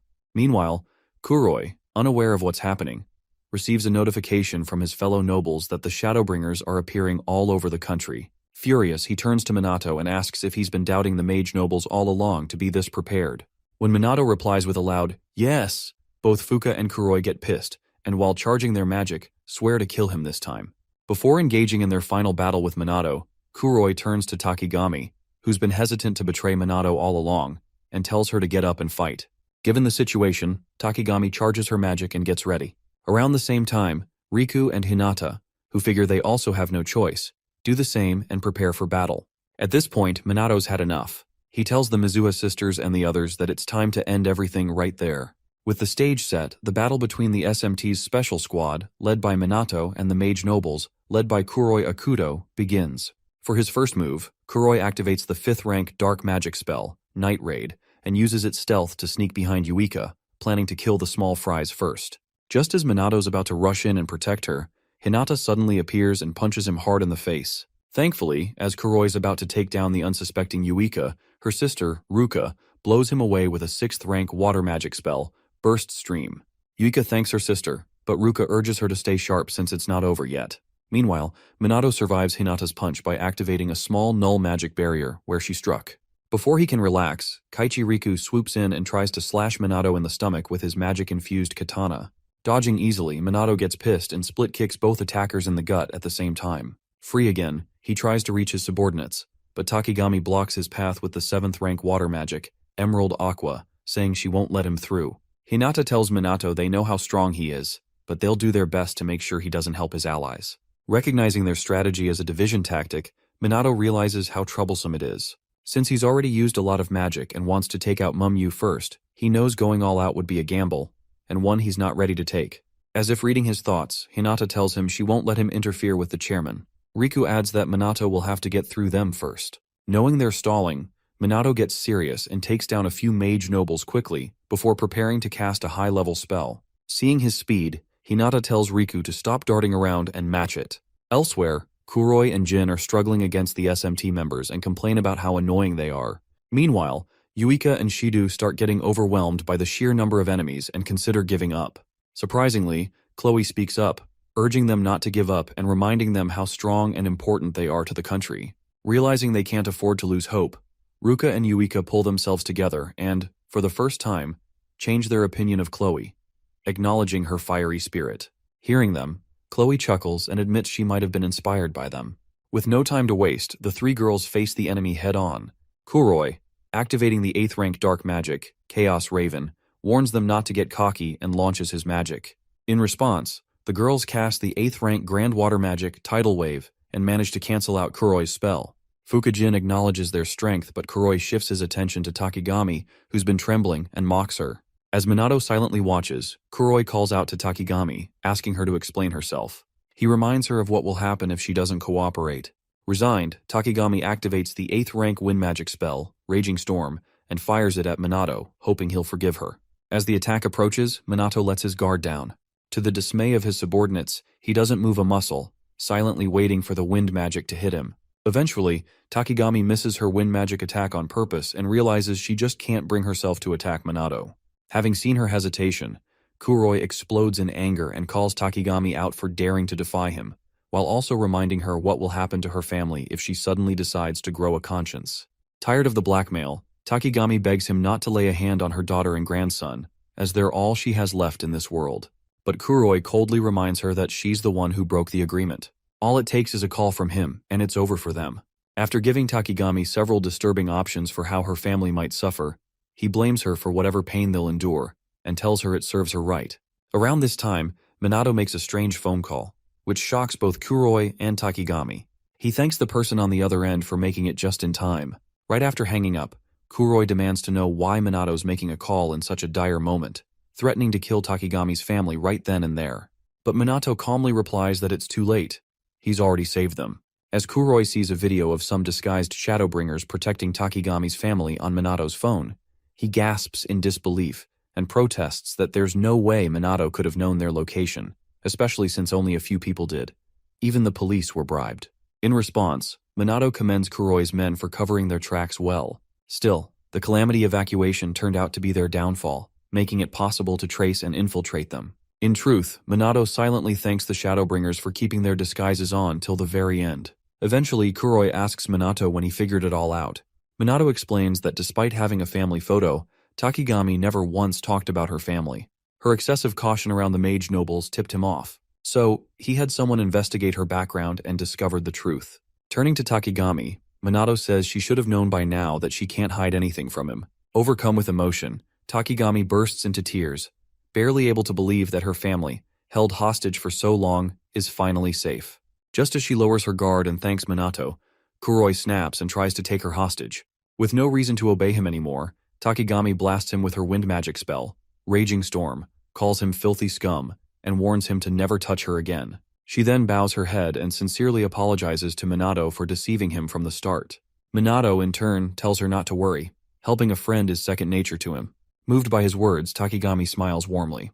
Just then, Kuroi interrupts them, annoyed by the sentimentality. He orders Fukujin and the others not to hold back anymore and to kill them all for real. With no choice, Hinata and Riku brace themselves for battle. Minato walks toward them, expressing disappointment that they'd resort to taking hostages despite his warnings. Unimpressed, Hinata tells him to shut the hell up. She doesn't need his lectures. Thankfully, around that time, the SMT members had already cleared out the nearby monsters and subdued the remaining mage nobles, aside from their leader. Seeing this, Jin admits the SMT is stronger than he expected. But Takigami, now completely fed up with the mage nobles and their dirty tactics, gathers her mana and joins Minato for the fight ahead. As things escalate, Tushiro appears, offering his support to the mage nobles. The girls immediately call out to their father, hoping he'll take their side. Unfortunately, Kuroi welcomes Tushiro as his partner. The girls chastise him for even approaching their father. Kuroi, amused by their passion, pushes Tushiro to reveal whose side he's truly on. With Ruka and Yuika silently praying he's undercover again, Tushiro ends up becoming the biggest disappointment imaginable when he declares he's with the mage nobles. Shocked, the girls struggle to accept that their beloved father could betray them like this. Kuroi takes the opportunity to explain that he once believed Tushiro betrayed them during the bombing incident, but in reality, their bond was never broken. Even after his exile from the mage nobles, Tushiro remained connected. While the mage nobles sought control of the surface world, the organization BR aimed to rule the underworld. Together, they could dominate everything. But when the Shadowbringers disrupted everything, BR was practically destroyed, and info about their affiliates started leaking. According to Kuroi, it wasn't just the mage nobles involved. Government, financial sectors, police, and countless other groups were tied to BR. When the leaks began, they all abandoned BR to save face, allowing the police to rebuild their reputation while hiding their connections. That's when the mage nobles and SMT allied. The whole country of Japan had been deceived, and the mage nobles were proud of it. Picking up from there, Jin tells the SMT members that the mage nobles haven't changed in 50 years. They still believe in absolute supremacy through pure magic. Many misunderstood their goals over the years, but now, Jin says, their return is certain. Despite everything, the girls desperately ask their father to say he's just undercover like before. But Tushiro coldly says he hasn't changed. He's a pure-blooded mage noble and has no intention of betraying his comrades. With that, reality hits the girls hard. Their father has always been one of their enemies. Confused and disturbed, Minato asks Tushiro why he's defending false nobles who oppress others for selfish reasons. Tushiro, unable to answer, simply tells Minato to shut the hell up. Ignoring him, Minato reminds Tushiro of how much he loves his daughters and reveals that he had tested him earlier to be sure. But Tushiro insists it's not true. Disgusted, Minato tells him he's lying to everyone, including himself, and then asks what turned him into such a spineless coward. At this, Tushiro finally snaps. He cuts off the talk, saying it's time to fight for real. After threatening once again to kill them all and restore the mage nobles, Minato calls him a stubborn old man and prepares for battle. Right after charging up their mana, both Minato and his colleagues are standing face to face with the mage nobles, ready to fight. Soon the battle begins, and Hinata strikes first, launching the 10th rank fire magic spell Big Bang, causing a massive explosion that destroys everything in its path. Fortunately, all SMT members manage to escape just in time before the blast reaches them. Realizing he's been separated from his comrades again due to the explosion, Minato briefly wonders if they're okay. Before he can worry too much, he finds himself alone with Riku and Hinata, both of whom are eager to continue round 2 of their earlier fight. Before engaging them, Minato warns that he's not holding back anymore, but at this point, they couldn't care less. On the other end of the explosion, Fuka and Kuroi voice their disappointment about ending up against the so-called side characters, insisting that weaklings should just die quickly. Annoyed by their smugness, Ryuji, standing with Takigami, Shido, and Sanada, fires back, calling them the real side characters. Takigami joins in, threatening to beat them down if they keep underestimating them. After a few more insults from the SMT, Fukujin scoffs at their confidence and casts the 8th rank wind magic spell Raging Storm. But he's too slow.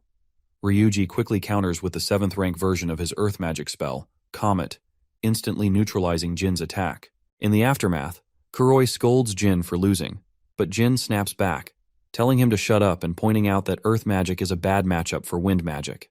Wanting to show them who's really in control, Kuroi pulls out his anti-magic pistols, weapons with no elemental weaknesses that can decompose magic. Although he complains about wasting bullets on them, he swears he has no choice and promises they'll die. But before he can even fire, Takigami blasts him with a wind spell, knocking the guns from his hands and rendering them useless. Calmly, she tells him that anti-magic equipment is just a tool, and a tool's worthless if you let it go. Furious at being outplayed, Kuroi charges up his magic and swears he'll kill them all with his full-powered spell. Refusing to let them gain the upper hand, Ryuji, Sanada, and Shido all power up together, with Ryuji finally declaring it's his time to shine. Sensing their rising power, Takigami decides to support them from the rear. She uses her custom-made anti-magic equipment to amplify their magic and throws enchanted rocks at them, which significantly boost their magic output. On top of that, Sanada casts the 10th rank holy magic spell God's Breath, imbuing Shido and Ryuji with a holy attribute that helps them recover from injuries more rapidly. With all those buffs, Shido and Ryuji gain a newfound confidence in their ability to take down the nobles. Jin counters with his special 10th rank atmospheric magic spell, Absolute Atom, while Kuroi casts his own deadly 10th rank dark magic spell, Death Parade, summoning scythe-wielding wraiths from the underworld. In response, Ryuji activates his special 10th rank gravity magic, Infinite Magic, while Shido unleashes the 10th rank Holy Thunder composite spell, Kuraunos. The two sides clash, Ryuji's spell colliding with Jin's and Shido's lightning smashing against Kuroi's dark magic. For a few tense seconds, the spells struggle against each other, but eventually, Ryuji and Shido's magic overpowers the enemies and deals heavy damage to both Jin and Kuroi. After delivering such devastating attacks, Ryuji and Shido are left drained, having used up nearly all their magic. Meanwhile, Kuroi and Jin, who never expected to be pushed so far, somehow get back on their feet. The girls can't believe they're still standing after such powerful magic. Even though he's upright, Kuroi knows he's nearly out of magic and has no more anti-magic gear left. Wounded and worn out, he decides to wait and see what SMT does next. Takigami, similarly exhausted, blames her lack of power on neglecting her training. Sanada still has some magic left, but prefers to conserve it in case she needs to heal herself or someone else. Besides, she's not great in direct combat, so she figures it's smarter to support from the sidelines for now. As a result, the fight comes to a standstill. Elsewhere, the Mizuha sisters are fighting their father, Tushiru, using their 7th rank water magic spell Geyser Wave, which he casually cancels out with the same spell. Following up, he casts a 4th rank water spell, Waterfall, targeting Yuika, who doesn't have time to react. Just then, Chloe pushes her out of the way, takes the hit herself, and collapses unconscious. Relieved to see Chloe only unconscious, Yuika thanks her for the save. With one of them down, Tushiru prepares to continue his assault. At this point, Yuika realizes that her father truly intends to defeat them, just like any enemy. Simultaneously, Tushiru steals his resolve and makes it clear he has no room for sentimentality. Seeing this, the sisters decide to stop holding back. They declare that they'll surpass their foolish father and channel all their remaining magic into a brand new 11th rank Great Ice Magic spell, Diamond Dust, which they use to attack him. In response, Tushiru conjures his own 11th rank water magic spell, Maelstrom, aiming to cancel out whatever powerful spell his daughters have unleashed.